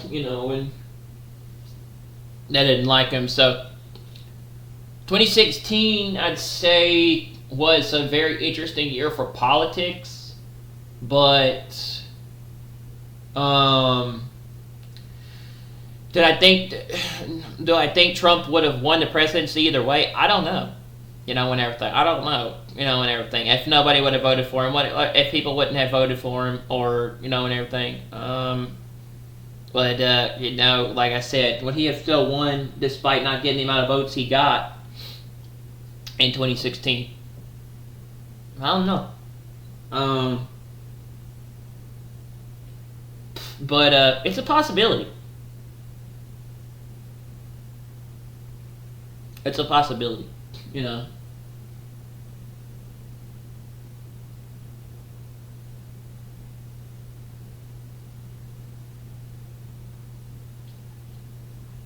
But I don't know, man. I don't know if that would be the case or not.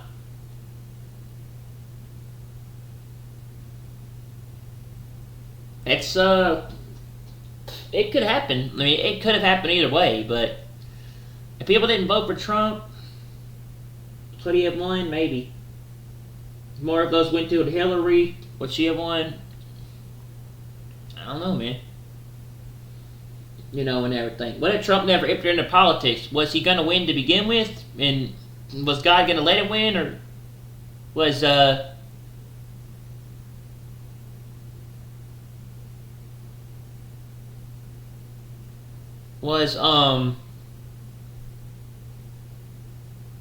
Trump meant to win? Was Trump meant to be president by God? Maybe. But then you fast forward to 2020, Trump doesn't win, and Biden gets in, and then you have him with Stop the Steal and trying to protest the elections and do all that other stuff, and like I said, and people find out they stole the election, and Trump should have won, and then January 6th, and everything, and they think that maybe Trump could have actually, there's a possibility Trump could have actually lost and he didn't admit it, or, maybe he didn't know, or, there's a possibility that, he tried to protest the election and overturn the results, and, he could have lost, and everything, clearly knowing that maybe he didn't want to lose power or didn't want to leave office, and he liked, everything. So I'm not sure, and everything, and then people find out a lot about what happened. He gets thrown in jail, and and stuff like that. And then you have that Stormy Daniels thing that came out, and Trump soliciting documents or whatever, illegal documents. And like I said, you have all his court cases and everything where he was in court, and they tried to impeach him, and then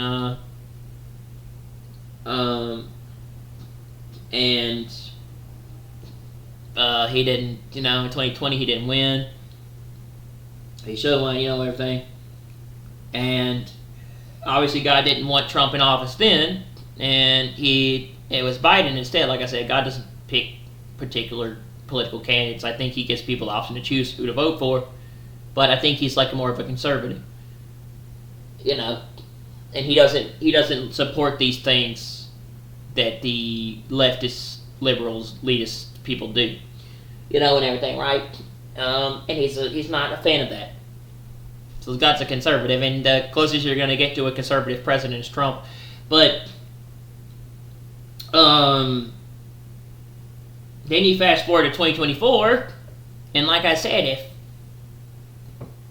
God doesn't want Trump to be president or back in politics, he wouldn't have survived. He wouldn't have survived that shot, or he wouldn't be here, or he would have been dead. So Trump survives the assassination, and then he's able to come right back into the political realm and run again for president, and he's able to participate in the debates. Trump is able to participate in the presidential debates, or the primaries. He's able to participate in the presidential primaries, or no, not the primaries. He's able to participate in the 2024 presidential debates with Kamala. There were 2 debates. Well, actually, there was 1 debate. There was Biden, which he debated, and then Biden stepped down, and then Kamala replaced him after Trump survived that assassination in July 13th, and Trump, and then Trump was able to, God saved Trump,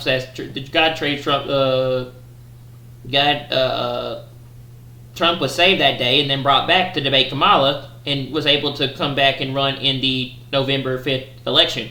Or able to debate Kamala, or able to run for office in the election in November, right? Or in 2024.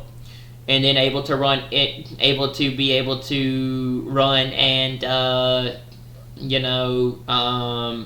do stuff to get people to vote for him in October. Trump was able to continue to go and do rallies and run in the election of 2024 after that assassination, and then he was able to debate Kamala before the presidential election on October 5th,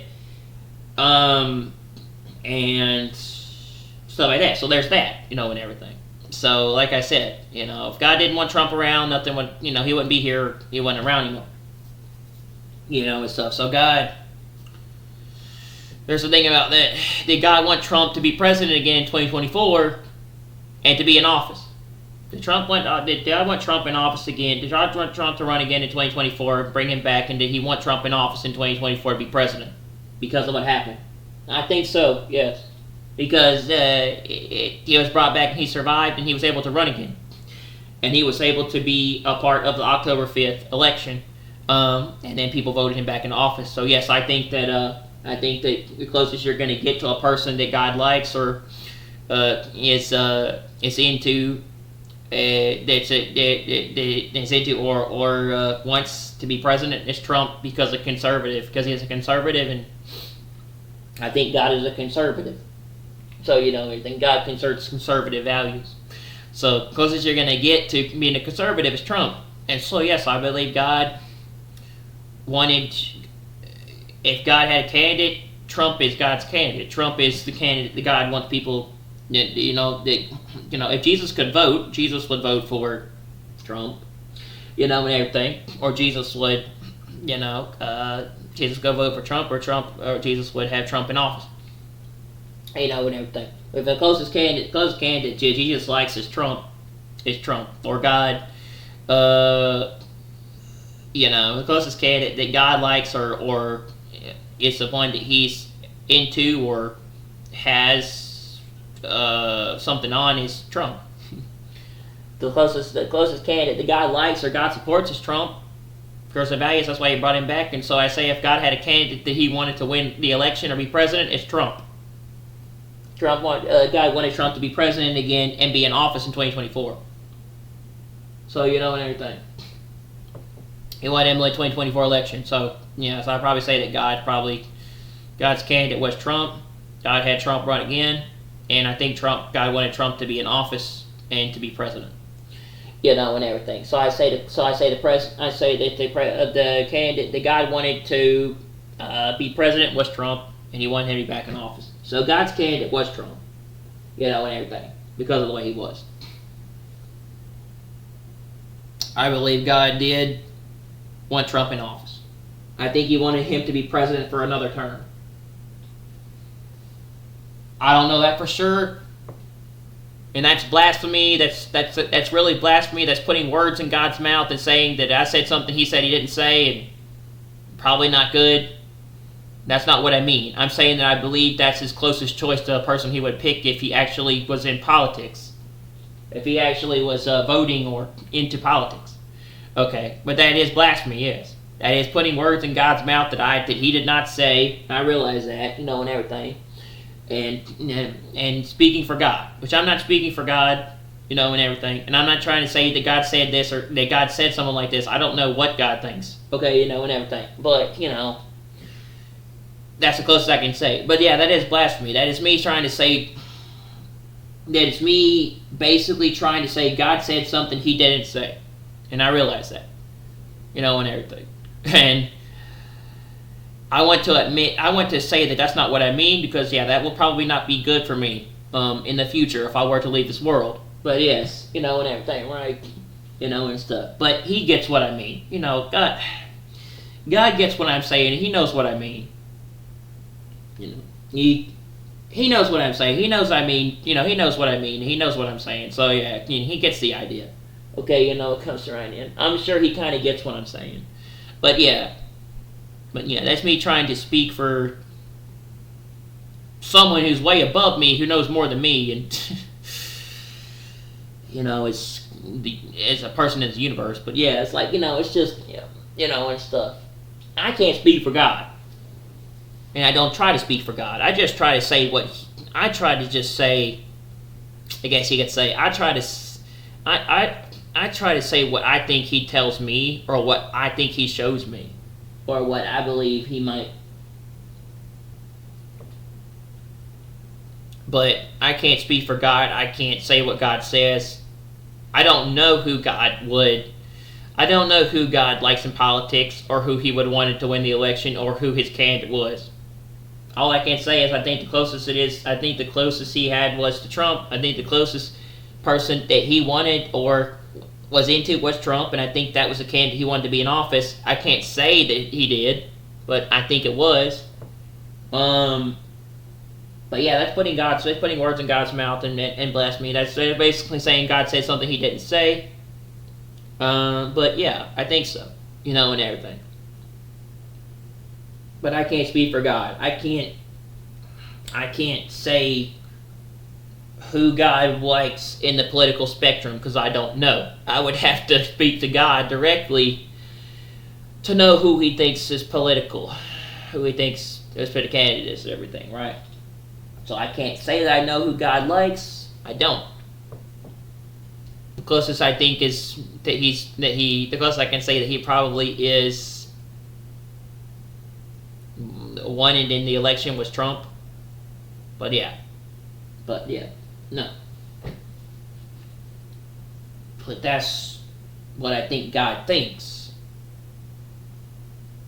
He likes Trump. He liked Trump to run in the election and politics and be president. God liked Trump to run in the 2024 election again. So that's why he's still here, and that's why he got into office. People voted him in, but then God God brought him back, or something brought him back, and he's still here. Okay, unless he's a future Antichrist, and then Kamala. What I think God would want Kamala to win. What I think God wanted Kamala to win presidency. No, she was against everything he stood for. Really, when you think about it, right? And also blasphemed God and said a lot of things against his stuff. So I don't think he liked her, and everything. And she was supporting everything he was against. So really, when you think about it, no, I don't think God would want Kamala in office. And it would have been a lot worse if she would have won. You know, our America would have felt the wrath of God like no other if she would have won. It would have been bad in our country. You know? But Trump's not that much better, but he's better. Okay, you know, it's stuff. But yeah, no, God wouldn't have liked the idea of supporting abortion and all that other stuff. You know, anyway, but yeah. God's a conservative. He's not a left or a right. He's not a Democrat or Republican. He's more of a conservative. I can't speak for God and Jesus on politics. I can't. I don't know what I really don't know what both of their stances are on politics. I'd say they're more conservative than anything, but like I said, I've never spoken directly to God, but I believe I've gotten things from Him. I've never spoken directly to God, no. So I can't say what He says or what He believes, but, you know, and everything, right? And stuff. But I can say that I believe, yes, the closest he had to a political person for 2024 election was Trump. Never spoken to God. I can't say where him and Jesus both stand. I can't say that, like, oh, they didn't want Kamala as president or in office. I don't think they did. That's why Trump came back. Like I said, I just don't know. You know, and everything. What would have happened if Kamala won presidency? What would have happened if Kamala won the presidency? I don't know. But I think it would have been a lot worse, but I don't really know. You know? I guess we'll only know with time and what's going to happen. And maybe there's a possibility, you know, if we did the wrong thing in this country, we might face the wrath of God pretty soon. But I don't want to, so I suggest getting yourself ready and being prepared for that day so you won't have to face the wrath and judgment of God upon this earth, in this world soon. You can go with the rapture, you know, and everything. But yeah. I don't know. We might have to face God's wrath pretty soon, and it's Trump. So I guess time will only tell with Trump if God's not happy with Trump and the world and what's coming, or He doesn't like what happened with the election, right? You know, and everything. And if He's a future Antichrist, or you know, God's not a fan of Trump. He doesn't like that the world voted Trump in, or Trump is the president in office, or people voted Trump into office. God doesn't like what the world did with Trump. I mean, there are some signs that are showing that God might not be happy or pissed off with the weather and everything, but I don't know. You know, God might not be happy with Trump. We might not have made the best decision. People might not have made the best decision. But, look, I think that's what He wanted. If you wouldn't have brought Trump back if you didn't want that, I feel like, you know, and everything. But I could be wrong. I sure could, you know, and everything. And I believe that, yeah. But maybe we're going to have to face the wrath and judgment of God pretty soon with the way the world's going, you know, and everything, including with the weather. So I wouldn't want to, you know, and everything. There are people out there that believe that Trump's going to get third term. He's going to run again and get third term, or he's going to get a third term in office, and he's going to still be president past 2028, right? So, and he'll be the future Antichrist. Trump will still be the president into the 7-year tribulation, or you know, the coming wrath upon the world, right? Trump will still be, or a leader, he will still be president, or he'll still be in charge past 2028. He'll still be president for a third term. In the last 3.5 years, once a lot of us either leave this world or something happens, Trump will still be president into the last 3.5 years. So, basically, because he won, he has 4 years, 2025, 2026, 2027, 2028. Then there's another election. If he runs again, or gets a third term, he'll still be president. In other words, you know, the concert, you know, and everything. or he'll leave and JD Vance will run in his place as VP, and there'll be someone else. Or, like I said, Trump will get a third term again somehow, or he'll run again. He'll become president again somehow, and we'll be gone. Maybe we won't be here to see that. Maybe we'll be here past 20. Maybe we'll be back past here 2025 or maybe 2026, or we'll not be here until 2028. 2028 could be, and whereas 2028 could be the last election, or it could be the election that could be interesting. 2028, and everything. And so Trump gets a third term or he runs again. That means he gets 4 years. 2025, 2026, 2027, 2028. And then when we're gone, Trump is still president for a third term, that's during the last 3.5 years. Which, if he's an antichrist, that means the covenant signed, and then they turns around and breaks the covenant. In the last 3.5 years, he rules or is able to continue being in power for the last 3.5 years as the Antichrist. That means he will still be, that means he will still be in power. He will still be able to do things in the last 3.5 years, which means 2029, 2028, 2029, and 2030. And everything, right? So it's a possibility and stuff. So if Vance doesn't run, then he's going to be running again, and then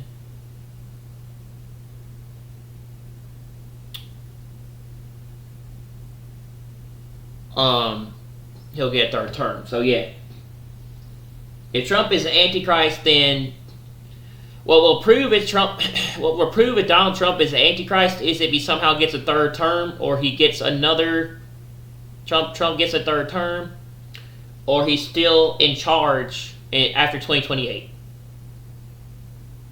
because that's against the Constitution and you can't do it. The 14th Amendment allows you not to do that. The 22nd Amendment bars a person running for a third term. They can only run 2 terms. That doesn't mean he can't change it. And everything. Meaning that when it comes to it, you only run for 2 terms. So if he gets a third term, that's illegal, and that's against the Constitution. It's going against everything that was said. That's against the law. That is trading on Antichrist territory.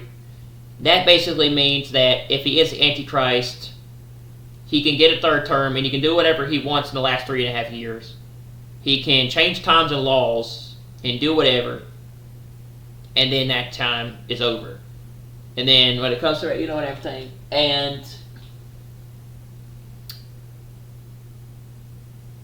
meaning that if Trump gets a third term, he is the Antichrist, because that means he can do whatever he wants for the last 3.5 years. Including going against the Constitution, abolishing the Constitution, getting rid of the Bill of Rights, changing a lot of things, you name it. If Trump still is in power in 2028 for a third term, that means he can change times and laws and do whatever. That means he's the official one. That means he is actually the official global world leader of the end times as the Antichrist. That means that he is that. That means he is that global one world leader in charge during the end times tribulation. That means he is the end times world leader in charge during the tribulation, and he rules for the last 3.5 years, doing whatever he wants, changing times and laws, doing whatever he wants, and all this stuff, right? But that doesn't occur until most of us are gone with the rapture, or we're out of here. And yeah, so we'll know if Trump is the Antichrist pretty soon, because by 2028, he might get a third term, if we're still here. And if he does, then we'll probably gone by, then if we're not gone by 2025, we're gone by 2028. And everything, right? So, it's a possibility that we're not going to be here to see 2028. We're going to be out of here by 2025. But Trump could get a third term, and that means that he can do whatever he wants. Yeah. So, like I said, we're only going to know if he gets a third term, and that's somehow. He says he's not going to run for a third term, but you never know. And they got 2028 MAGA hats. So, like I said, it seems like J.D. Vance is going to run, and that girl. But, yeah. But, we'll know if. We'll know if Trump gets a third term, the Antichrist. So, I don't think he is. But a lot of people are predicting that 2028 is the end. 2028 is the end because if Trump gets a third term, that's going to officially start tribulation and the end. This is after the rapture. And that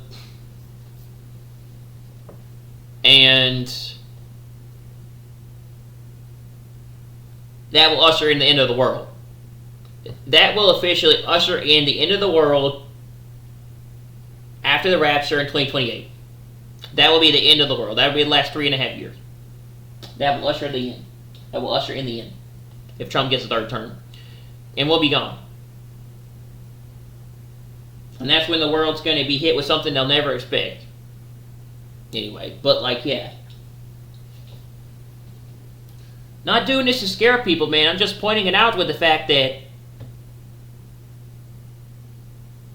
ushers in the end. That ushers in the time of the Antichrist and his ability to reign for the last 3.5 years. So, and stuff. So I don't know. I'm not God. I don't know. Only time will tell.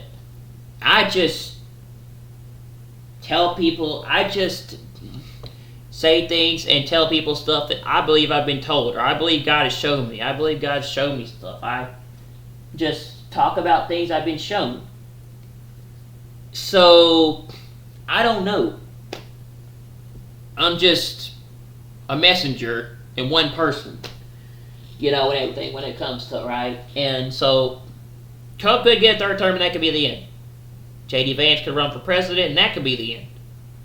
And everything. We couldn't be here past 2025, and then that opens up the world to whatever, and stuff, right? And stuff. So, I don't know what's going to happen in the last 7 years. I don't want to be here to witness that when that occurs. And I hope to God I'm not, and everything. But something's going to happen. Whether we're going to either have another election, or we're going to be out of here in 2025, or we're going to have war when we're out of here. And something's going to come out of that. So, or Trump's going to get a third term, and he's going to still be in power after 2025, or after 2027, when maybe we're gone. And he's going to be in charge during the tribulation in the last 3.5 years. I don't know. Could I see Trump getting a third term? Anything's possible. Yeah, I could see that. Could I see him running again in the future and them trying to shoot him and kill him? Sure. So, I like. If we're still here past 2025 and we're in 2028, we could very well have one more election. We could have a 2028 election. I could very well see Trump possibly getting killed if he tries to run a third term. He can't really. The only way he can get a third term is if they give him one. He can't run for a third term. It's against the Constitution. And secondly, it's just like, I don't know. It's just not, I don't see that happening. I see J.D. Vance running, or there's another election. So, but I don't know if they're going to have another election past 2025, because I feel like we're going to go to war after we're out of here, and that's going to lead to. So I think elections are not going to be a thing. So, and everything, but I just don't know. I don't know. Trump is a mixed message. You never know. You never know with Donald Trump. He wants to make Canada the 51st state of America. He wants to take Greenland. He wants to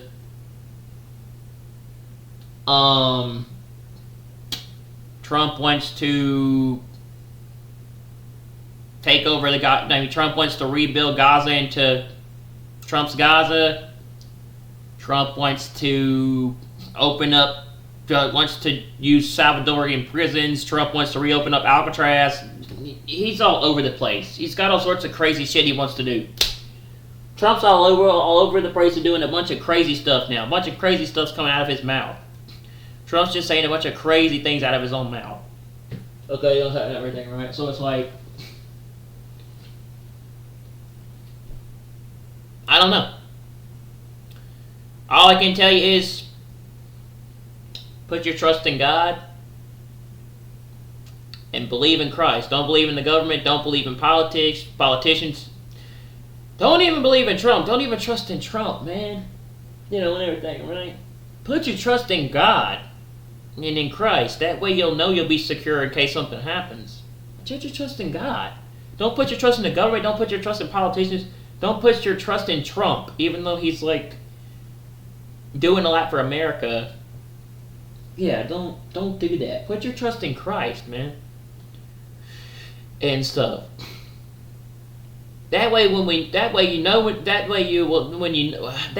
when something does happen pretty soon, you'll know and be secure. As you put your trust in Christ, you got nothing to worry about. Plus one, you'll know when stuff happens and you'll be ready. Like, put your trust in Christ. That way, you know, and it comes to right and everything. You know, God, and everything. Put your trust in God, man.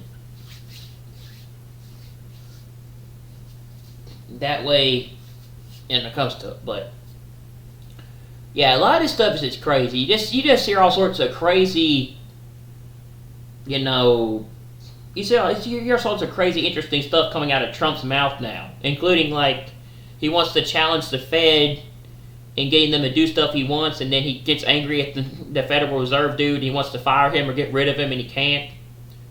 He literally getting mad that he won't listen to him and won't do what he wants. Yeah, it's like, yeah, and everything. Wants to pass that big, beautiful bill thing, dude. Like, look, all this shit, bunch of crazy stuff's coming out of Trump's mouth, and what he's doing and everything, right, and saying everything. This is, he's different he's different in his second term as president than he was before, and everything. It's just like, I get it. He's under a lot of pressure with, say, Ukraine and Russia, Iran, Israel and Gaza with Hamas. Trump's under a lot of pressure.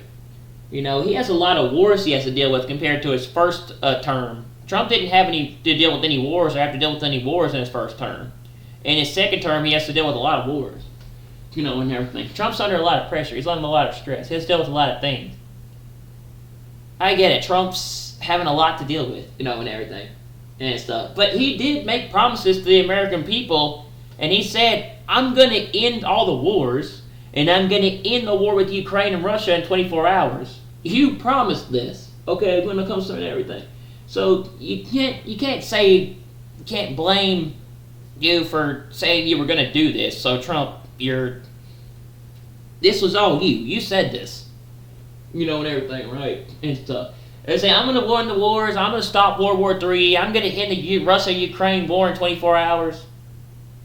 And a lot of this other stuff, okay? And things. And that's not going so well. So he put a lot of pressure on himself to begin with. And number two, he promised to stop the Russian-Ukraine war. So, look, I don't know. I'm sure it's very hard to be in charge of the country's, I'm sure it's hard to be in charge of, the country's biggest position, and that is Commander-in-Chief of America and the presidency, and that political spectrum. I'm sure it's very hard to be President of the United States of America and do all that stuff and deal with those things. Not only that, but you're in charge of the world's strongest military with the U.S., and, and a lot of other things. I'm sure it's not easy to be the the leader of the free world and the United States, okay, of America. Because not only you're going to have to deal with America stuff, you're going to have to deal with things in other places, in other, and other things like that.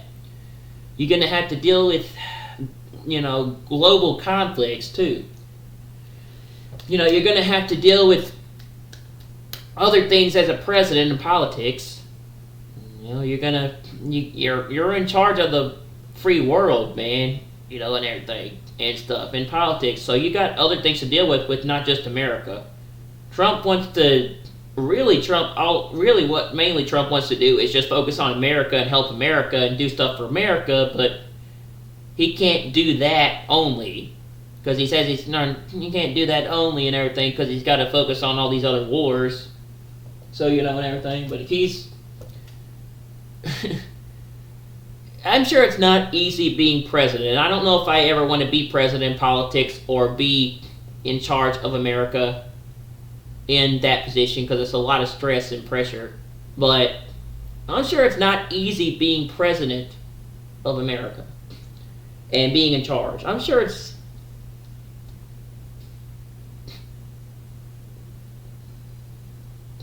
pretty difficult running for politics. But I mean, yeah, we'll see how all this stuff goes. But I'm like, oh boy. Trump's saying some weird. Trump's saying some really interesting stuff while in office. He just is. And everything.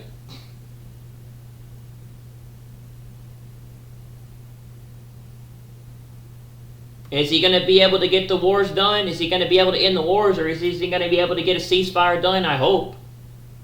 And maybe he'll be able to get this stuff fixed.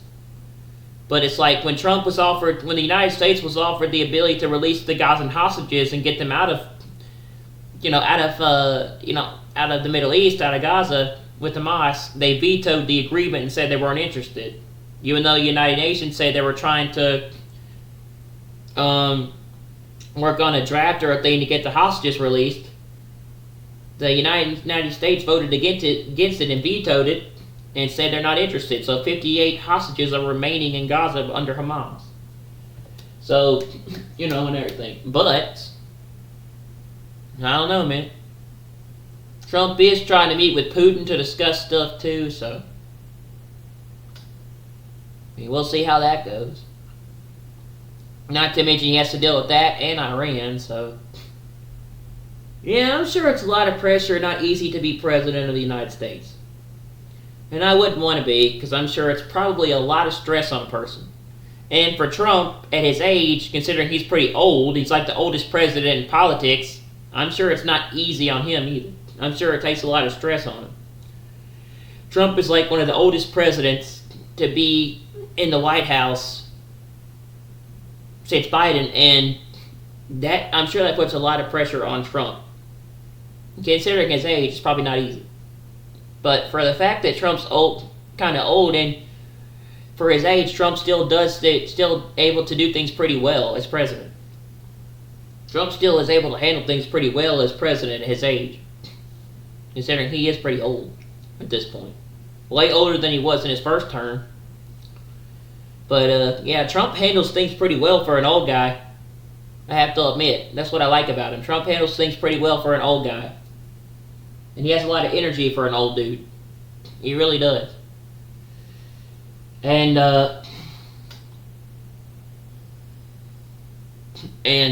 he does things pretty well for an old dude, and everything. You would think a lot of that would you'd think a lot of that stress would cause a lot of problems for Trump, but doesn't seem to. Seems like he's handling it pretty well, even though he's just getting frustrated with a lot of things. But anyway. Alright, enough of I've been ranting and venting for the last couple of hours. Alright, enough of that. I want to see what's going on with other stuff, but I need to go eat something, man.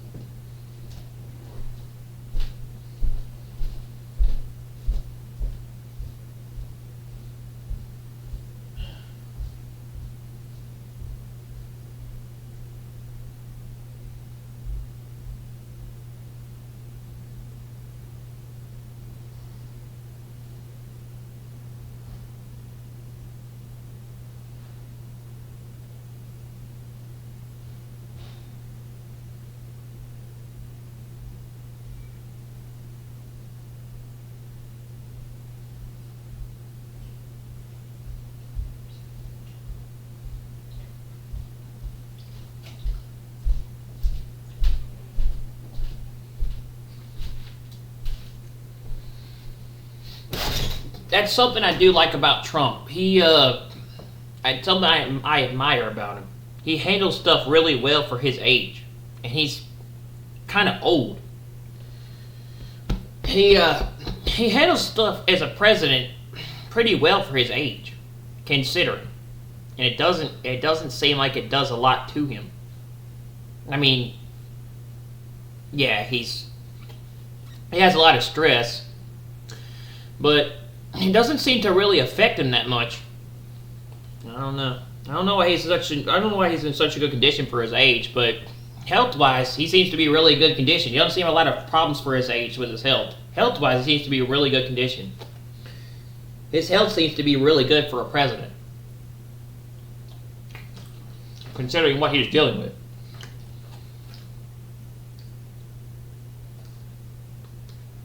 But I wouldn't know. I probably couldn't deal with being in politics. Because, what I mean is,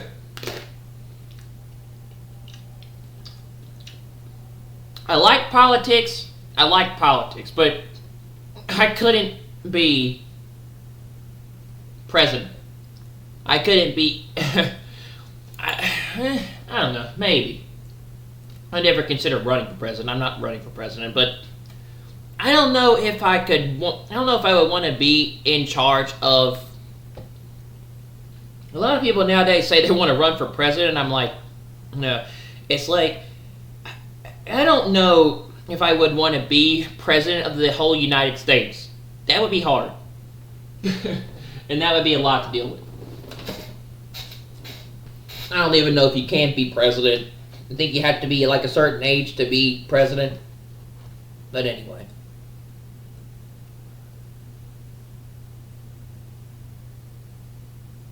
Like, I know you have to be a certain age to, like, be judiciary, you have to be a certain age to be in Congress, and you definitely have to be a certain age to be a Supreme Court judge.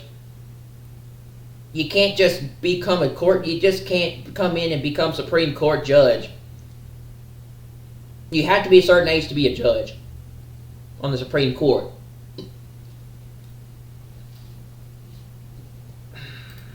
But yeah, I don't know. Nowadays, like, I don't know.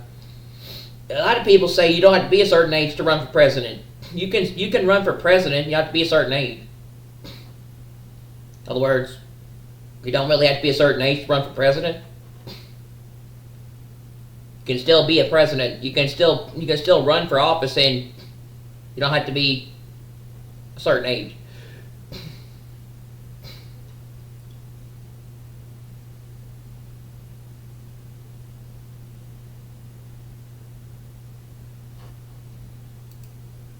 So I don't know.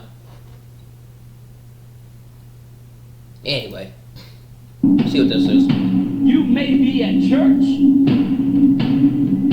You may be at work. The world is moving against Israel. What is going on over in the U.S. tells a story. You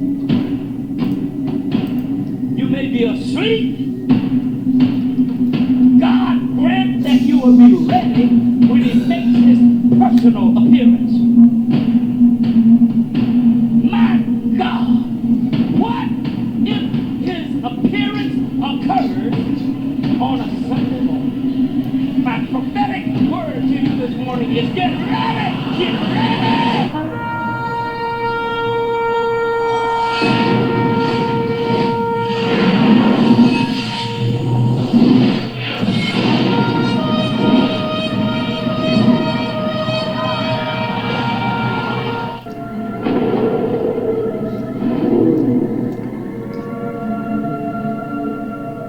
Welcome back to the channel. Share, subscribe, like this video. Make sure you put your prayer requests in the bottom. Got a lot of news coming out. We're watching a lot of stuff about Israel and Iran today. Also, we're going to talk about what's going on over the skies of America. There's a lot of stuff we need to talk about. The stuff that's going on over America is like, boy, it's just eye-opening. We've been seeing the nuke sniffer moving to and fro up and down the central of the United States.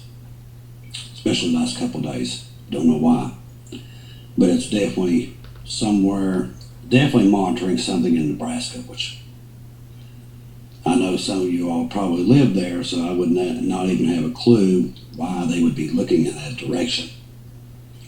Now, the R-135, and I have to bring this up too, there is enough intelligence balloons over top the south. If you go down to the southern border and go all the way from California all the way to the East Coast, there is nothing but intel balloons. They're monitoring everything you say, everything you do. That's what them intel balloons do. They track cell phone data and everything, and they absorb that.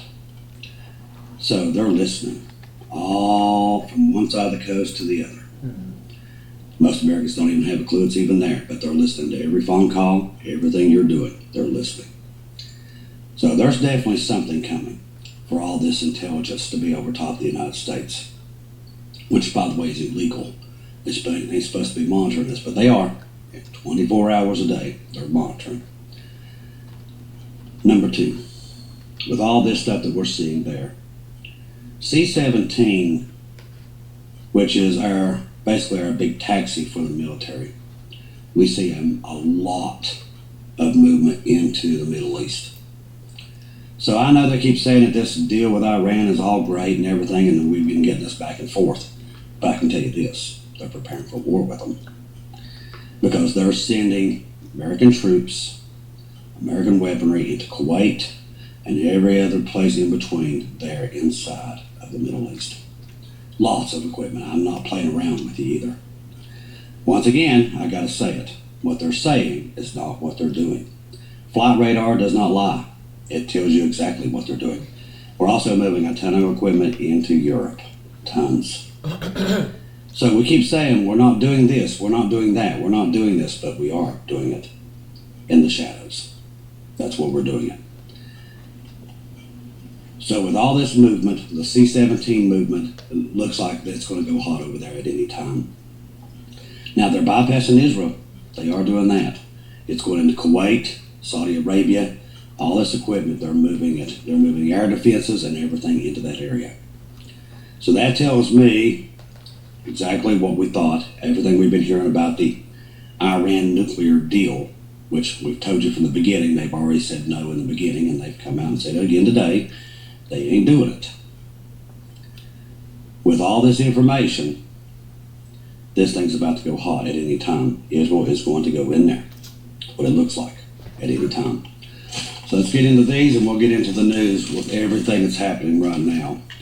All right, Breck Whittemire, thank you for sending in Bibles last night. These are the ones I think I was boxing about 2 or 3 o'clock in the morning, literally, and I've got to go as soon as I get out of here and go load that truck down the back of it and get all those Bibles out. Now, by the way, at the end of this clip, you stay tuned to the end of it.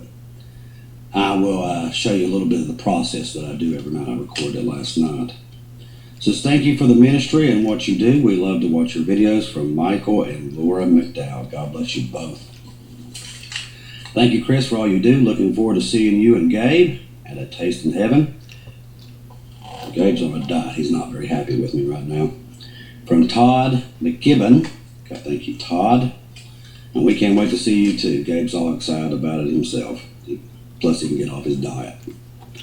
God bless you, Gabe. You and Gabe. Let me know if Gabe needs anything as well.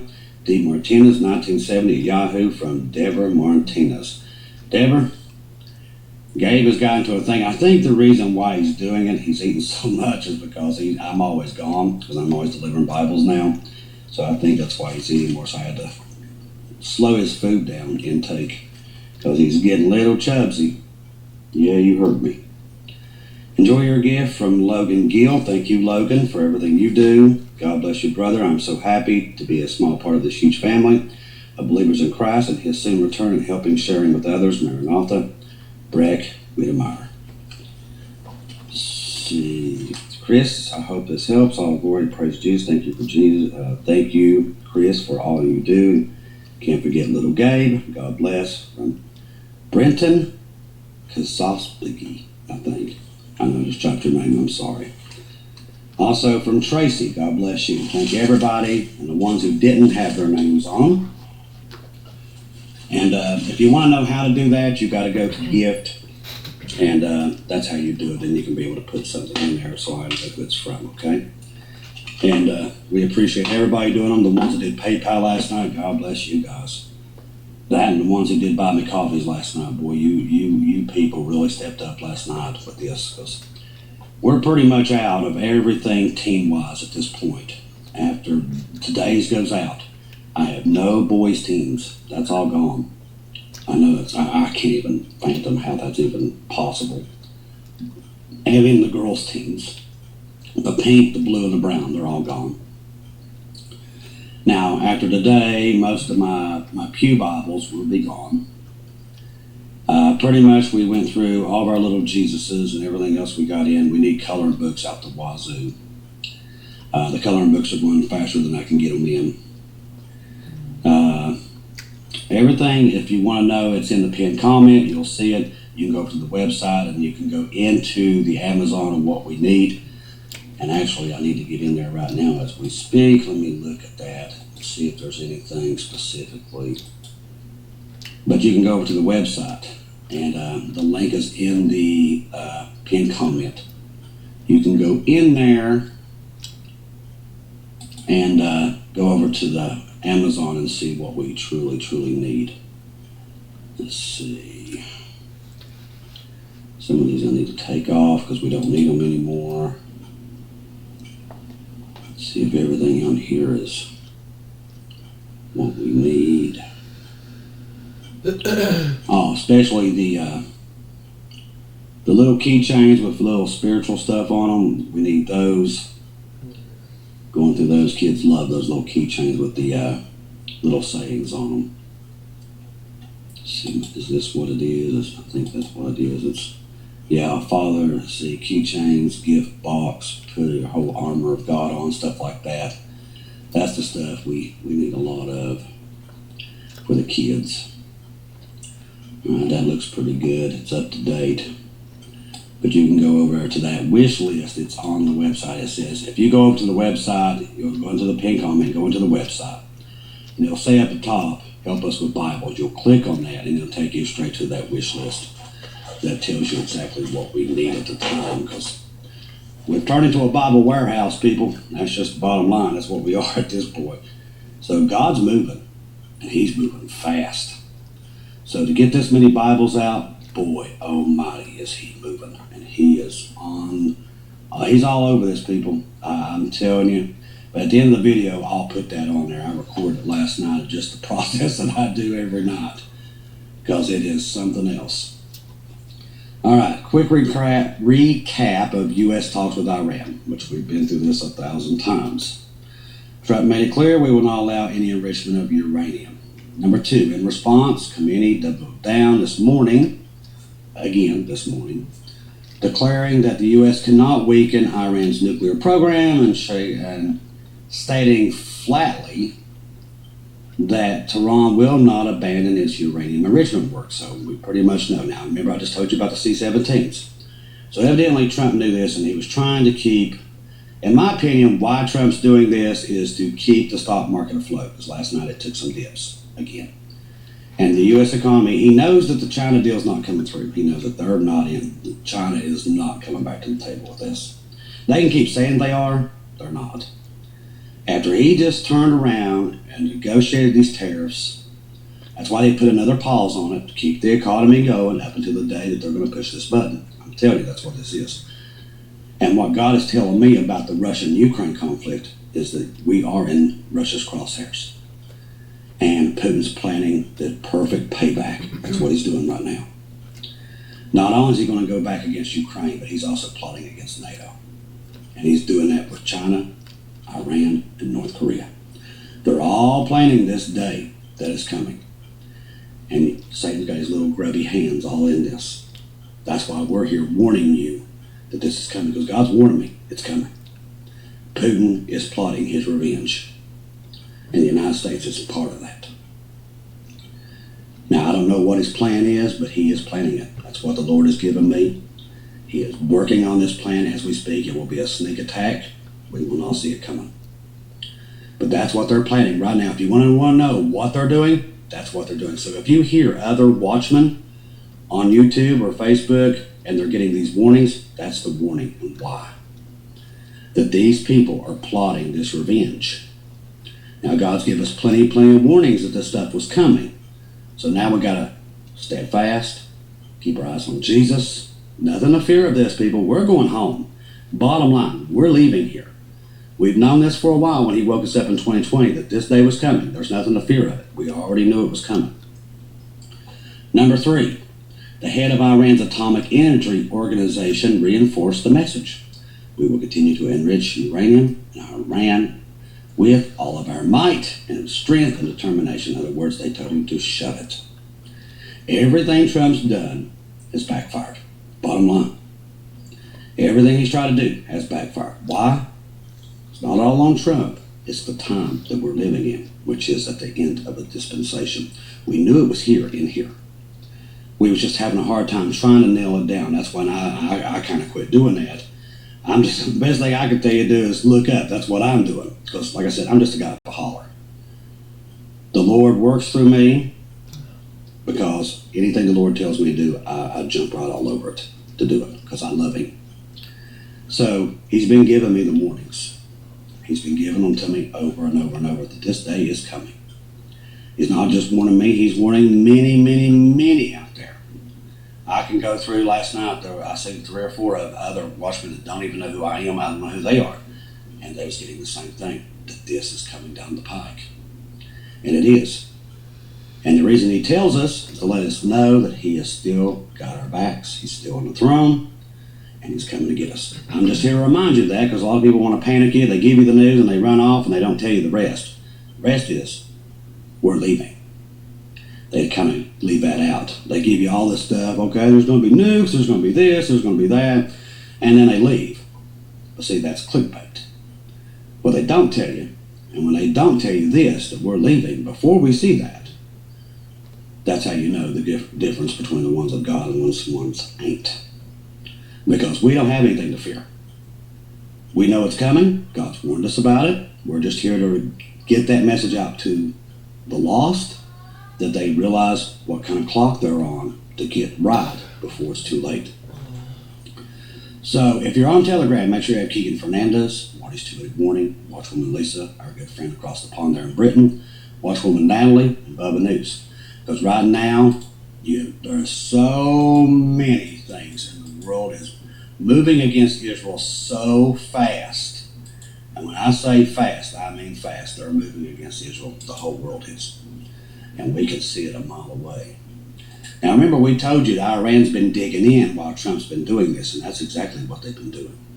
Iran is in the process of repairing and enhancing its air defense systems. That's why Trump's been buying them time. That's what they've been doing, which were damaged last year by Israel to ensure readiness against a potential strike from the U.S. and Israel in nuclear facilities. Data suggests Iran has moved several air defense systems, including the S-300 launchers, to key locations such as the uranium enrichment plants in Fordo, which, like I said, you can't make this stuff up. Every time they're saying we're going to go do these little nuclear deals with Iran, which they already told us in the beginning they wasn't going to listen, and they're not. They've been digging in, building up their air defenses, fixing their air defenses, and getting ready for Israel and the U.S. if the U.S. decides to. I don't know if the U.S. is going to do anything, but I do know that the C-17s are moving over there in rapid succession, okay? And I'm going to say this before I forget it. Once again, there is something going on that West Coast if you're living out there. We've got Sister Shelley out there, Sister Gigi there at Blue Heaven. We have Sister Cindy over there, and we got a lot of people on that West Coast. And I'm going to tell you this now, I don't want to alarm you, but there's something happening out there. I don't know what it is. Now, there's a shipping lane south of San Diego. This seems to be the area that's got them scared witless for some reason. Now, are they afraid of what we saw the other day with Ukraine, with the drones coming out of a container? Because that's actually a weapon utilized by Russia and China and North Korea. They actually have these weapons that sit inside of containers. And I think that's what they're watching there. Don't know if that's it or not. Is it enemy subs? Definitely could be. Also, another place that's kind of intriguing, what I saw, but I I can track the activity outside of the Cicadia, right, where that volcano is. Well, we've had intelligence planes over that area where that volcano is and sitting camped out in the air for about 12 hours each and every day. So that volcano's got them worried, or there's a sub out there, one or the other. Now, what would it be? You know, it's kind of funny. I hear so many brothers and sisters getting warnings of tsunamis. Now, I've never gotten tsunamis, never gotten it, but they have, and there's been too many of them for me to ignore it. Sister Shelley, many others have gotten the tsunami dreams. Now, what would it take for Russia to pop one of those Poseidon missiles down into that volcano? And maybe that's why our government knows too, and that's why they're watching it. You stick one of those down in there, set that thing off, and a tsunami like you've never seen. Now, we know it's coming because God's been warning us about this tsunami. So we know it's coming. We don't know how it gets here, what happens to make it get here. Is it just a pure act of God? Could be. But we got to wait and see. But the one thing I will tell you is we're leaving. That is what's coming with this. With all these things, I knew it last night. I was listening, Canadian Prepper came on late last night, and I was listening to him, and I just knew then. I knew it was over. I'll tell you all that. When I was listening to him, it's like God was flashing all this stuff in my head, and I knew then. The world was going to war. After I checked flight radar, I saw all the activity, I knew this was it. That this day that they have planned for so long is here. What gives me that indication? Russia knows we helped Ukraine do that. They know. If we didn't, Trump would have came out within the hour and said, no more weapons to Ukraine, nothing, we're done. That's it. But he didn't do that. He told on himself. He truly did. He told the Russians everything that they thought they knew, that it was true, that we was responsible. It was 18 months planning these attacks, 18 months. That's going all the way back into Joe Biden's term. CIA on the ground. This is what's coming out of Russia, that they know the CIA was in on this. So, the plan, the plot is already in process. They know they've got to hit us in a decapitation strike. That was what they said that we was trying to do to them, which is pretty much true. We took out 37% of their strategic nuclear forces. We took that out the other day. They know this. They're not dumb. They also know, remember when Joe Biden was in there at the end, they took out their early warning radar stations in the Middle East, so they wouldn't be able to see any kind of sub-launch from that area. Now remember what I just told you. We're moving strategic forces into the Middle East at the place that radar was taken out. Russia knows this. They're not dumb. They can see what we see. They see it. And they see even more than we see because they have the KGB. They know where this is coming from. So they're plotting their revenge. I always knew it was coming. God showed me Putin. He's never shown me Trump one time, like physically see him in my dreams. But I've seen Putin 3 or 4 times. He's warned me about this guy for a long time, that he's going to make this happen. I'm telling you. People right now believe he's bluffing, but he is not bluffing because God has shown me he will not bluff. He's plotting quietly in the dark. You got to look at Putin and what surrounds him. He is part of the Russian Orthodox Church, which is telling him he needs to take out the Sodom and Gomorrah, which is America. That's what they've been telling him. The Bible code pretty much tells us the same thing. In his mind, that's what he's thinking. That God put him here to wipe this country out because it's evil. Now, they are very, very strict religiously Catholic there. Very strongly. It's another version of the Catholic Church. It's not the exact same. This kind of gives you the sense of if you do your homework about the Jezebels. So we're seeing all this stuff with all these different factions of the Catholic Church kind of warring against each other. They're very dangerous, some of them are. But the Russian Catholic Church is definitely one of those. And Putin's a believer. He's also a 33-degree Mason. Don't ever forget that either. You and Trump both are. That's why we keep seeing that 33, because that's what's going to play out here is the Masons and their war. The Masons have been planning a war with Russia for a long, long time, probably since the Second World War. They wanted the resources and everything there that Russia had, all that land. That's why Hitler went in there. He wanted to take the resources and everything. So this is nothing new. This is the same old, same old. And Satan is using that blueprint to start World War III. That's what you're seeing. He's starting it. God knows he is, and he's going to allow it. And we are going to be removed, and it's going to set the tribulation into motion. What is the tribulation? It's called Jacob's trouble. What do we see happening to Israel? The whole world moving against them. Let's force them into a two-state solution. We didn't have that before until now. Now they're planning on forcing them. Sanctions, whatever it takes, cut their military sources off. Israel will have to do something eventually if everybody cuts them off. Now, I don't think we're going to be here the days that happens, and thank goodness. We'd all probably be in jail. But the day is coming once we leave that the world will cut them off. And they will be on their own. But that's how God has that arranged to where Israel will have to depend on him and nobody else. That's how I know America is not here in the last days. Because America has moved out of the way. They're gone. Israel will not depend on America anymore. They will be on their own and they'll only have to deal with God. They'll be literally, he's going to be the only source for them. And that's when they will finally figure it out, eventually, what's happening and that they need to get right and accept Jesus as the Messiah. And that time of the tribulation, Israel will be on her own. All she'll have is God, and that's the way he has it set to where they'll have to call upon him.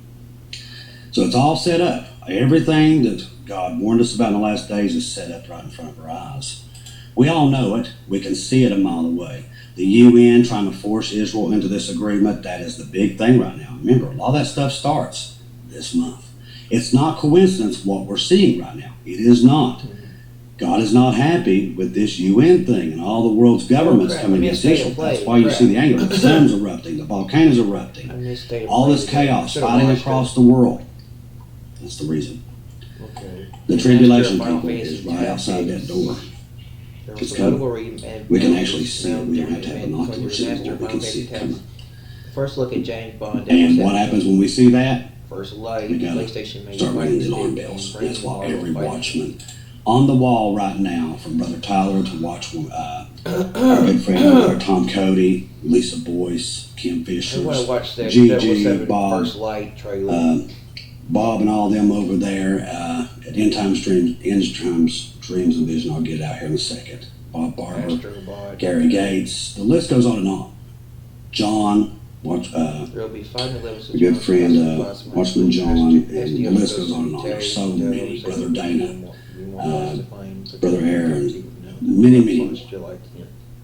Dr. Barry, many others are seeing what we're seeing. Marvel Tokon fighting song. And they're sounding the alarm bells. That what we're seeing is nothing we've ever seen before since we've been doing this. I know since I've started this, I've not seen anything what we're seeing right now. Marvel Tokon fighting souls. See, thought something come across. I'm just kind of checking it there right now. We're at the point where things come across so fast that you might miss something if we don't watch it. Now there was something else I wanted to bring to your all's attention I thought was interesting. Okay, listen to this. Now, they've already made up their mind. They're going to war with China. Okay, let's get this out in the open. That's why this stuff's happening. They want to go to war with China. They're forcing it. There's proof of it. Incoming families. Chinese couple caught sneaking crop-killing fungus into Michigan lab. This getting a lot of, but do I believe that that's exactly how this happened? No. Ooh, Mortal Kombat Anything right Legacy now Collection. to plant them as the That's bad something I might guy want. is going to happen because they're going to go to war with them. Pete Hegseth said that 4 days ago.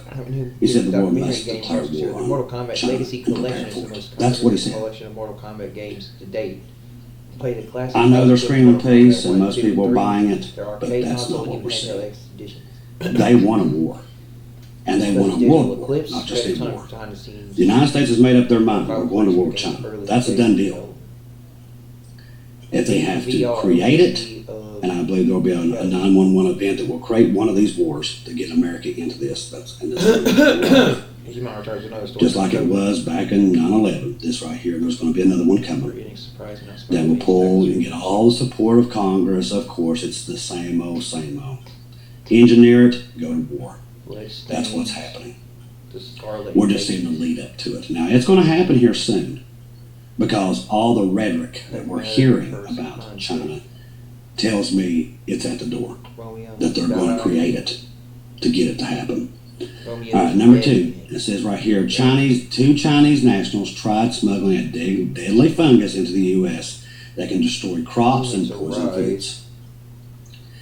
Now, here's the thing. Is it propaganda? That's the thing. We don't know because right now, like I said, they want to go to war with China so bad. We don't know. Could this be completely made up? We don't know.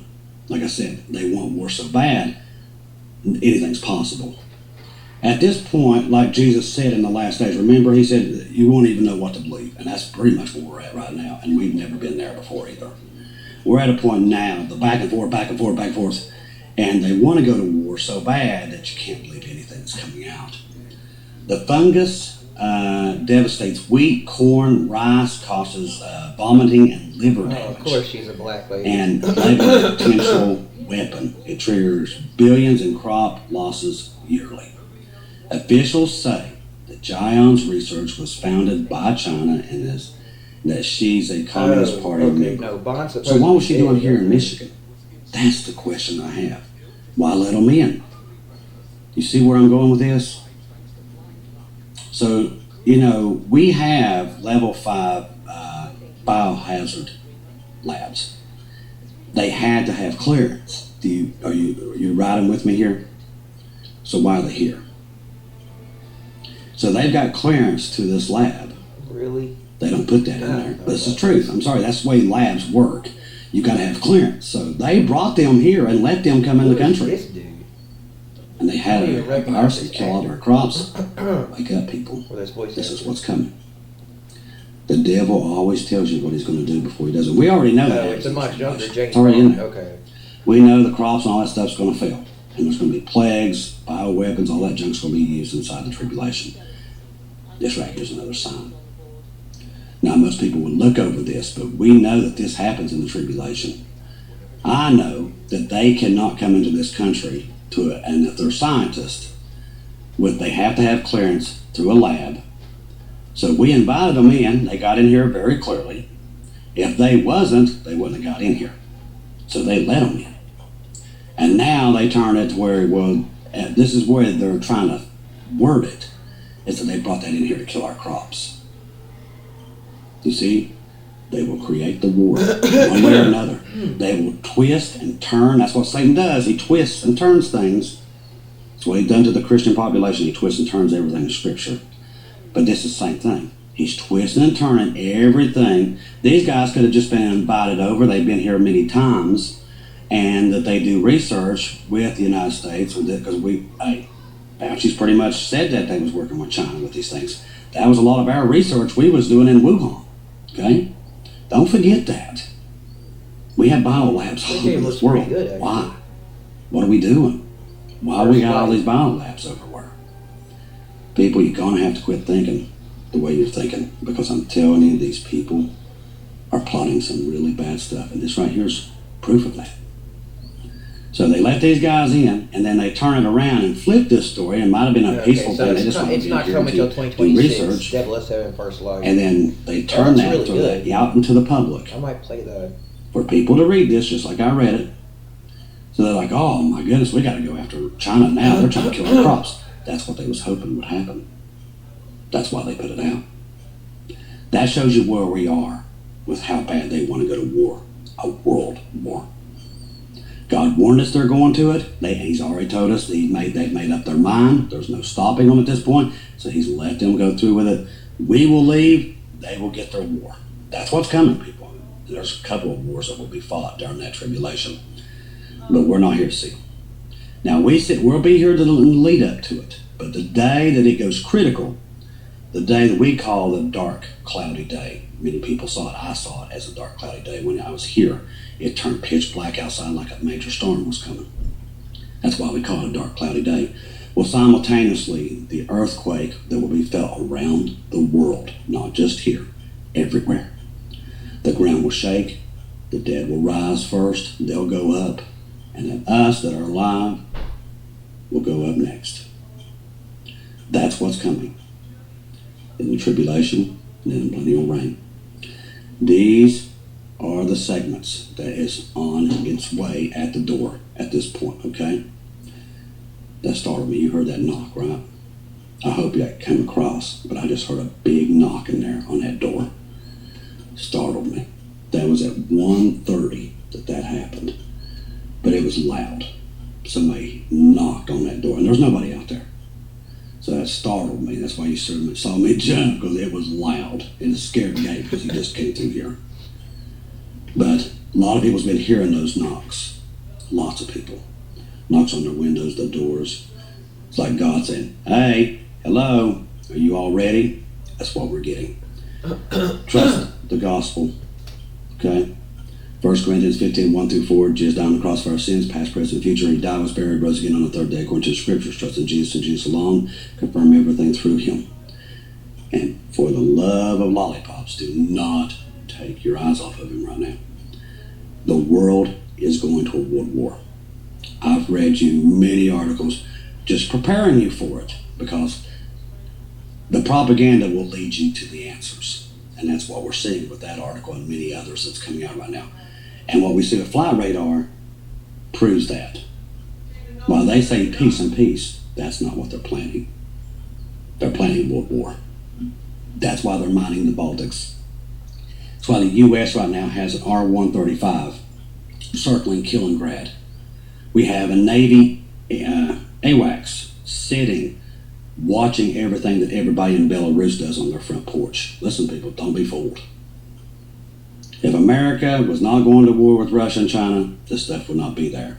Trump would have already came out, pulled us out of Ukraine, all that stuff. He didn't, because they're going to war, and they know it. I'm just here to tell you, Jesus is coming to get us, and they're going to get their war. That is what's coming.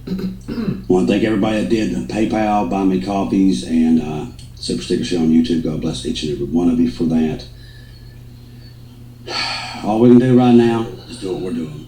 Keep getting the word out as much as we can before the day pulls us out, because that is what's coming. It's any time. That's why I'm always in a hurry to get all these boxed up, because I might not be here tomorrow. That's just how my mind thinks at this point, because I see the writings on the wall. It's there. Some will believe it, some won't, but God's people will hear it, and they will know that it's true. That's why so many of us, just like Paul said, he said, you'll know when it's close, and we do. I love each and every one of you. If I don't see or hear from you again, I'll see you at home. Hello, everyone, from the ARC family, all family members. I don't know what time it is, but I want to give you a little bit of what we're doing. Now, these are going out to churches. So this right here, this shipment right out here, I will take this Wednesday night. This right here is going to a vacation Bible school. We box them, everything else here. If you notice, we do these toys. They will go to the kids. And I want to just show you a quick how this thing, where I do every night pretty much. But this right here used to be full up to that top shelf, and that's what's just went out in the last couple of days. But this was usually really full. But this is the kid section, baby section, adult section, adult section, and here is where I'm boxing. I've had to start ordering boxes in bulk because they're going out so fast, so I usually box here. And these are study Bibles and stuff that's going out, so all these are ready to be boxed. And then what I do is I come over here, and you'll get a grip of pretty much, thanks to FedEx and UPS. Both drivers know me by name and now are my friends on Facebook. But you see, this is what I've unboxed tonight, and I've still got more to unbox. Wow.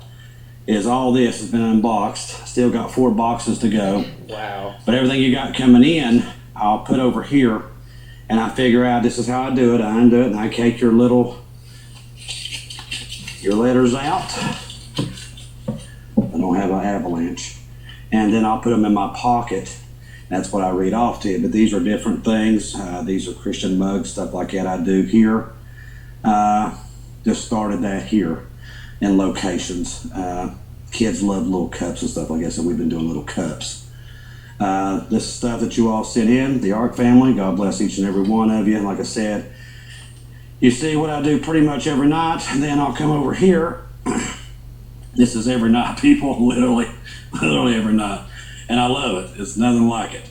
But I'll load this truck up. You see I'm already started on this load. That is caps for kids. But I will load this. I don't know if you can see the back glass, but remember when I tell you all of the funny stories about the tornado and stuff, about literally this truck being loaded down to where I was sitting on Bibles, I will fill this whole cap. You won't see this here in about an hour. These are coloring books. They're going out. I had calls tonight that they don't have any more coloring books. These are toys and everything else that will go out to restaurants tomorrow. I will refill them. And this is what goes into the stores, these coloring books. And thank you guys for sending these coloring books, because I was out, literally. So God bless you, the ones who send coloring books, because I need coloring books badly. I can't keep coloring books. That and crossword puzzles, anything Christian. We do Christian pens, anything. Just make sure the pens are Christian, stuff like that. We want Jesus on it, everything. That's what we're doing. And then this is Miss Luna. Say hello, Luna. See, I'm not Chris's dog, but I might as well be, because I stay here. And I will fill this whole back of this truck tomorrow will be completely and utterly full to the top. So that's pretty much how I do this every night. And like I said, we've been blessed. God has blessed this. Even with people like our good friend Tom Cody over there at Watchman River helping us out with this. I mean, that we've got some really good people. And we're just amazed by all the support we get, and we're touching a lot of people's lives. A lot of these people here do not have. I wanted to show you this book right here. This is an important book that we started getting. This is the Bible Made Easy for Kids. Kids really like this. It's very simple for them. Yeah, I kind of like that. And it really breaks it down into kids form for them. We had so many requests for Bibles for kids that they could understand, and we're starting doing that. Also, these right here. This right here is the big one. Also, these are Adventure Bibles, and people cannot afford these. So we've been taking it. I ordered actually 4 cases of these the other night through donations, and we'll be handing those out to. We've got Bible schools here, and they've never had anything like this. We're also handing these out to individual kids, and they love them. We got stuff for preschool, babies first Bibles, you name it. And like I said, I box over there, and all this will go out. And like I said, I can't keep them. Everything in this garage will be pretty much gone in the next 2 days, but we'll have more shipments coming in tomorrow through you family members, and we're still pumping it out. We know we're in the last days, and we're just really flooding the areas with Bibles, not just here. It's going on in many other places, not even in this state. It's going on in many other places. I've noticed I've been getting a lot of comments about other people doing the same thing. They've seen what we've done here, and they're picking up and doing the same thing. So they're doing the same thing there. We know the Tribulation Saints are on deck, so we're making sure that we flood it, because they're not going to be able to get this stuff once we're gone, and they're going to need it. Even these kids' Bibles, there's going to probably be adults run into this that have never opened a Bible, and it might be even simpler to break it down for them to know what they're looking at. So, every which way we're going here, we're putting Jesus out there, and that's what's important. And like I said, I do this every night. I love it. I've always wanted to do it. I've never seen anything like this. I'll be honest with you. I've never seen God move like this. Not like this at all. And I've done this 2 or 3 times here, and it never took off. Now it's, there's no words to describe it. It is, you can definitely see God moving, and he is truly, truly moving.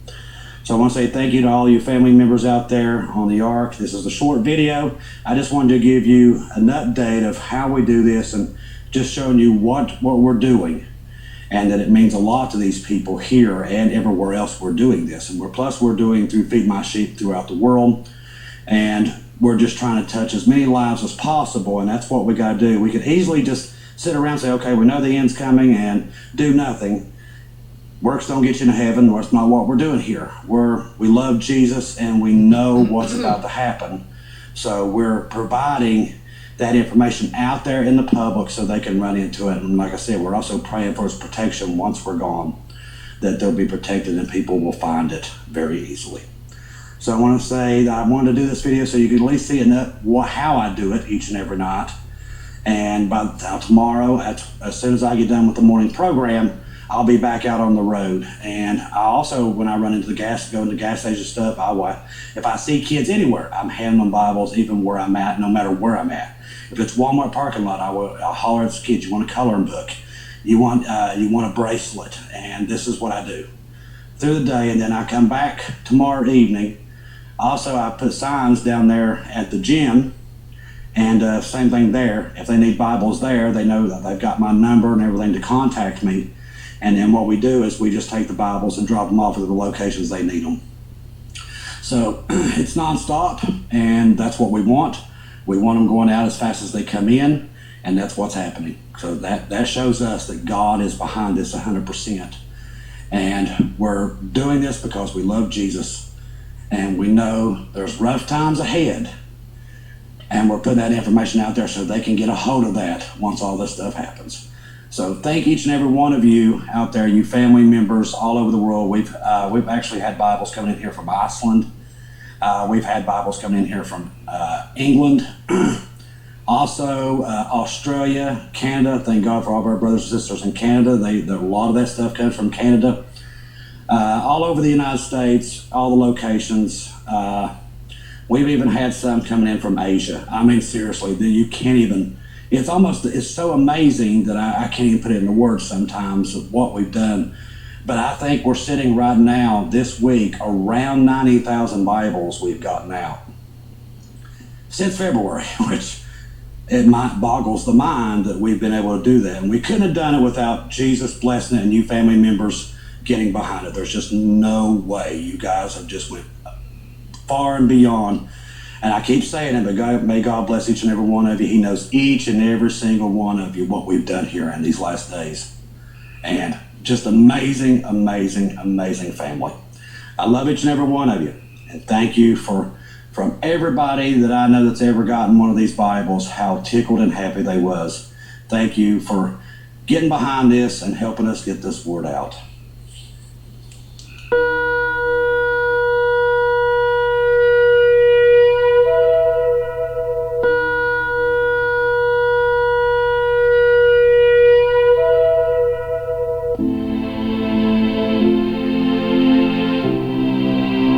Thank you once again for tuning in to Global Rapture Watchers, where we do daily updates here on YouTube, letting you know that we're one day closer to our Lord and Savior coming back. Thank you for all the support for this channel. This channel was created for God's sheep, those that are waiting for their Lord and Savior to come back and get us in these last days. We do updates once to 2 times a day here on YouTube. Thank you for all your support for the channel. God bless each and every one of you.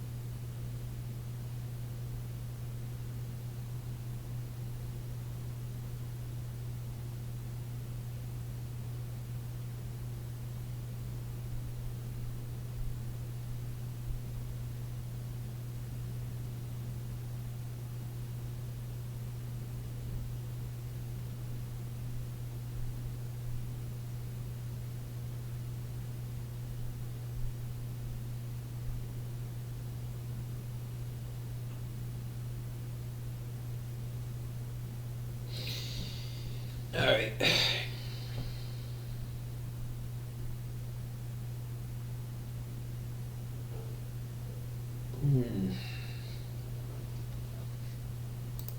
don't feel good.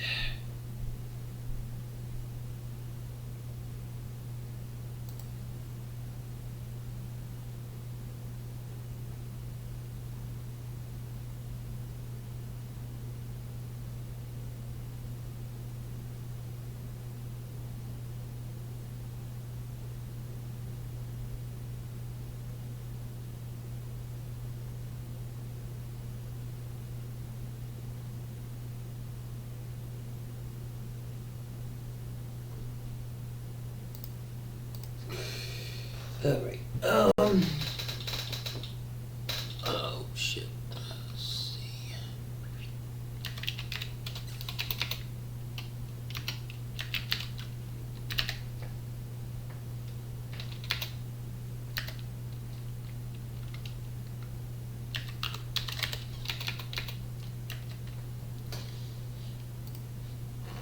Oh fuck. Good evening, people watching at 65. Lisa Boyce. I'm going to give you a verse of scripture out of 2 Corinthians 1:20, and it says, "For all the promises of God in him are yea, and in him amen, unto the glory of God by us." So, let me give you the gospel. It's in 1 Corinthians 15:1-4. Christ shed his blood for all of our sins, past, present, and future, was buried, and rose again on the third day according to scripture. That's how we're saved, why we're saved, and how we're kept safe through his blood. It is grace through faith in Christ alone. not of ourselves, not of works, lest any man should boast. It is grace, something we didn't earn, something we don't deserve, that God gave His only begotten Son, that whosoever believe in Him will not perish but have eternal life. How do you come to that? You admit you're a sinner in need of Christ. The moment you put your faith and trust in Christ and His blood, the moment you accept Christ as Savior, you're saved. Not only are you saved, but you are justified by the blood of Jesus, you are protected by the blood of Jesus, you are rapture ready, which is going to happen at any time, and you're sealed until the day of redemption, which means you cannot and will not lose your salvation. The Holy Spirit will indwell in you, lead you, guide you, minister to you, encourage you, speak to you, and change you if you let Him. So, I'm looking at this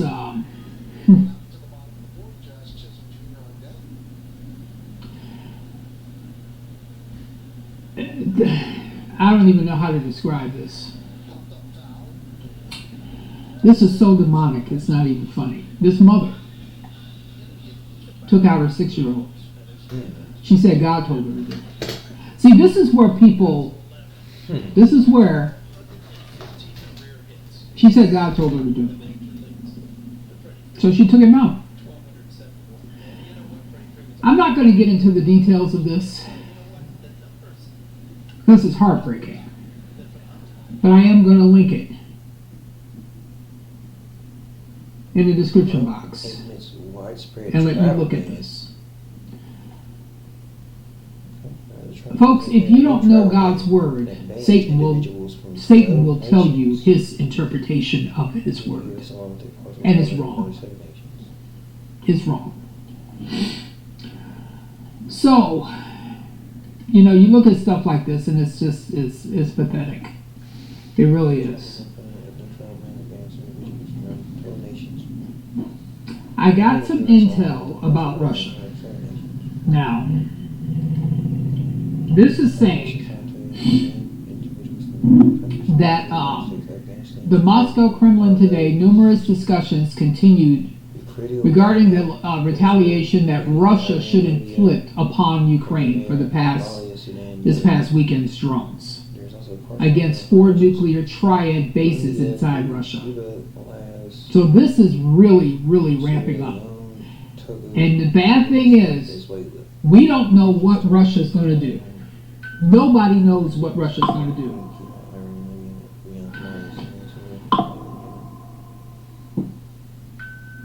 Hello, Delilah.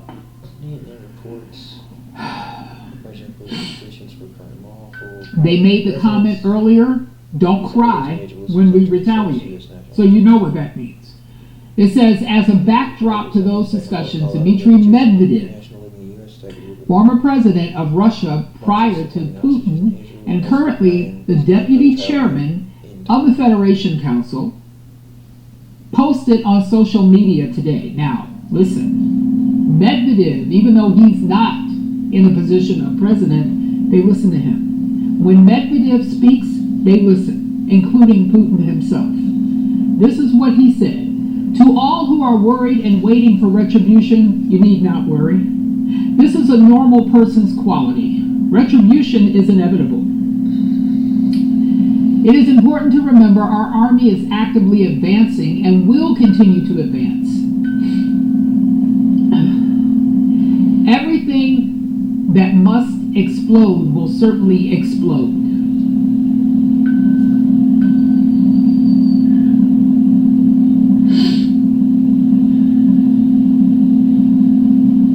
Everything that must explode. Cody, can you close my door for me? What does that mean? Everything that must explode will explode? Everything that must explode will certainly explode, and those who must be exterminated will disappear. Wow. The negotiations in Istanbul are indeed not for a compromise, peace, or unrealistic conditions invented by someone, but for our speedy victory and the complete destruction of the neo-Nazi government. This is the meaning of the Russian memorandum, which was published yesterday.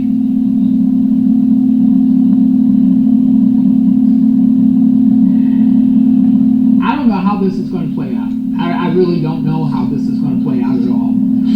But he's making it clear that everything must explode. And everything that must explode will explode. How else is everything going to explode? These public remarks led to intelligence gathering as to what Russia thinks must explode.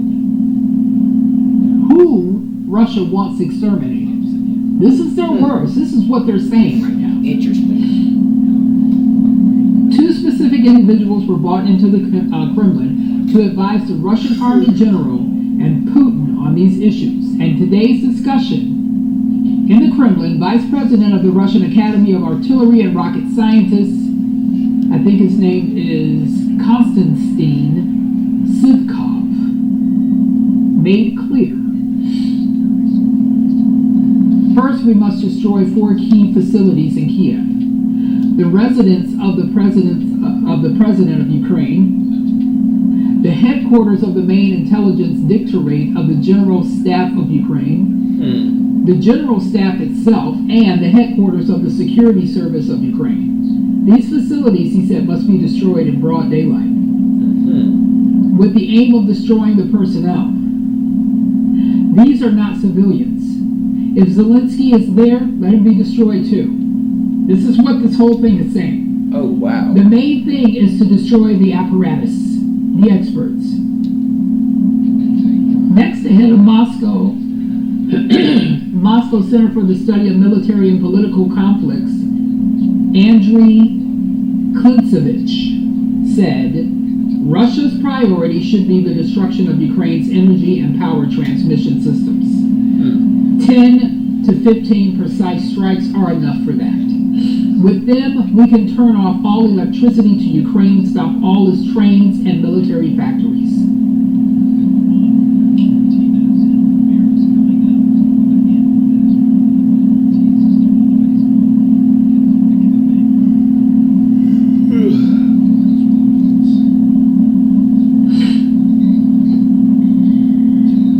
Now, this is what's being said right now.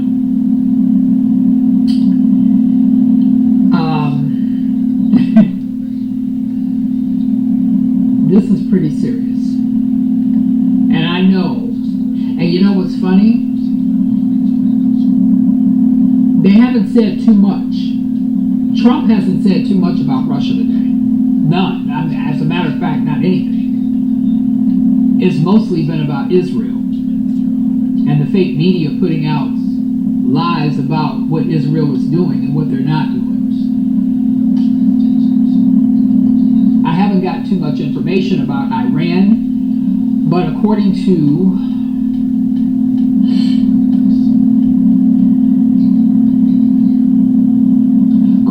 Telegram,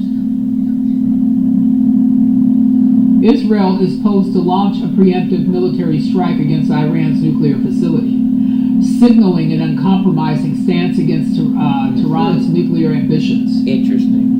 And that's With coming. intelligence That's reports coming with confirming these talks this Iran's weekend. accelerated uranium enrichment, Okay. Benjamin Netanyahu has directed the Israel Defense Forces to finalize plans for a targeted, high-impact operation to dismantle key nuclear sites, including Natanz and Fordo. The move comes amid stalled U.S.-Iran nuclear talks.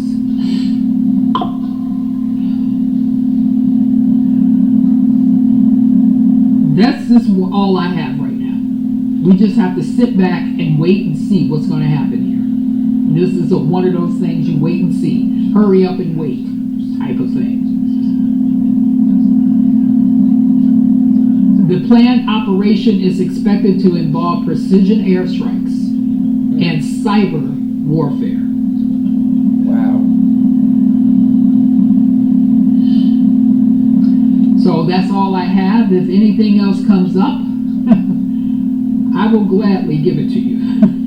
I go to bed late, so yeah, if anything comes up, I will be back on somehow and give you whatever other news I have. But that's what I have right now between Russia and Ukraine and Israel and Iran. This is what I have. The big thing is Russia. I don't know, like I said, I don't know what's going to go down with this, but it sounds very, very serious. They're talking explosions or whatnot. It sounds bad. So, we'll see what happens. In the meantime, I will be back tomorrow. Thank you.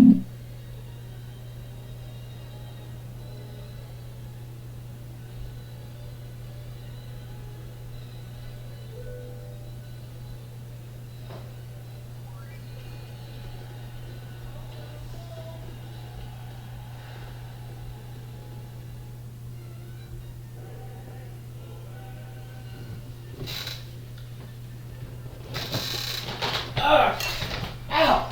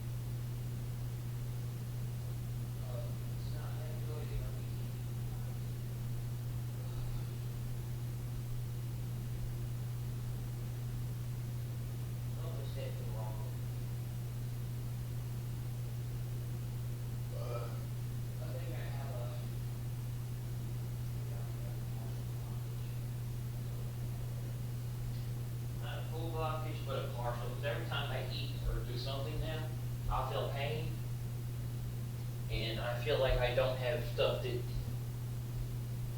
Hold on a minute.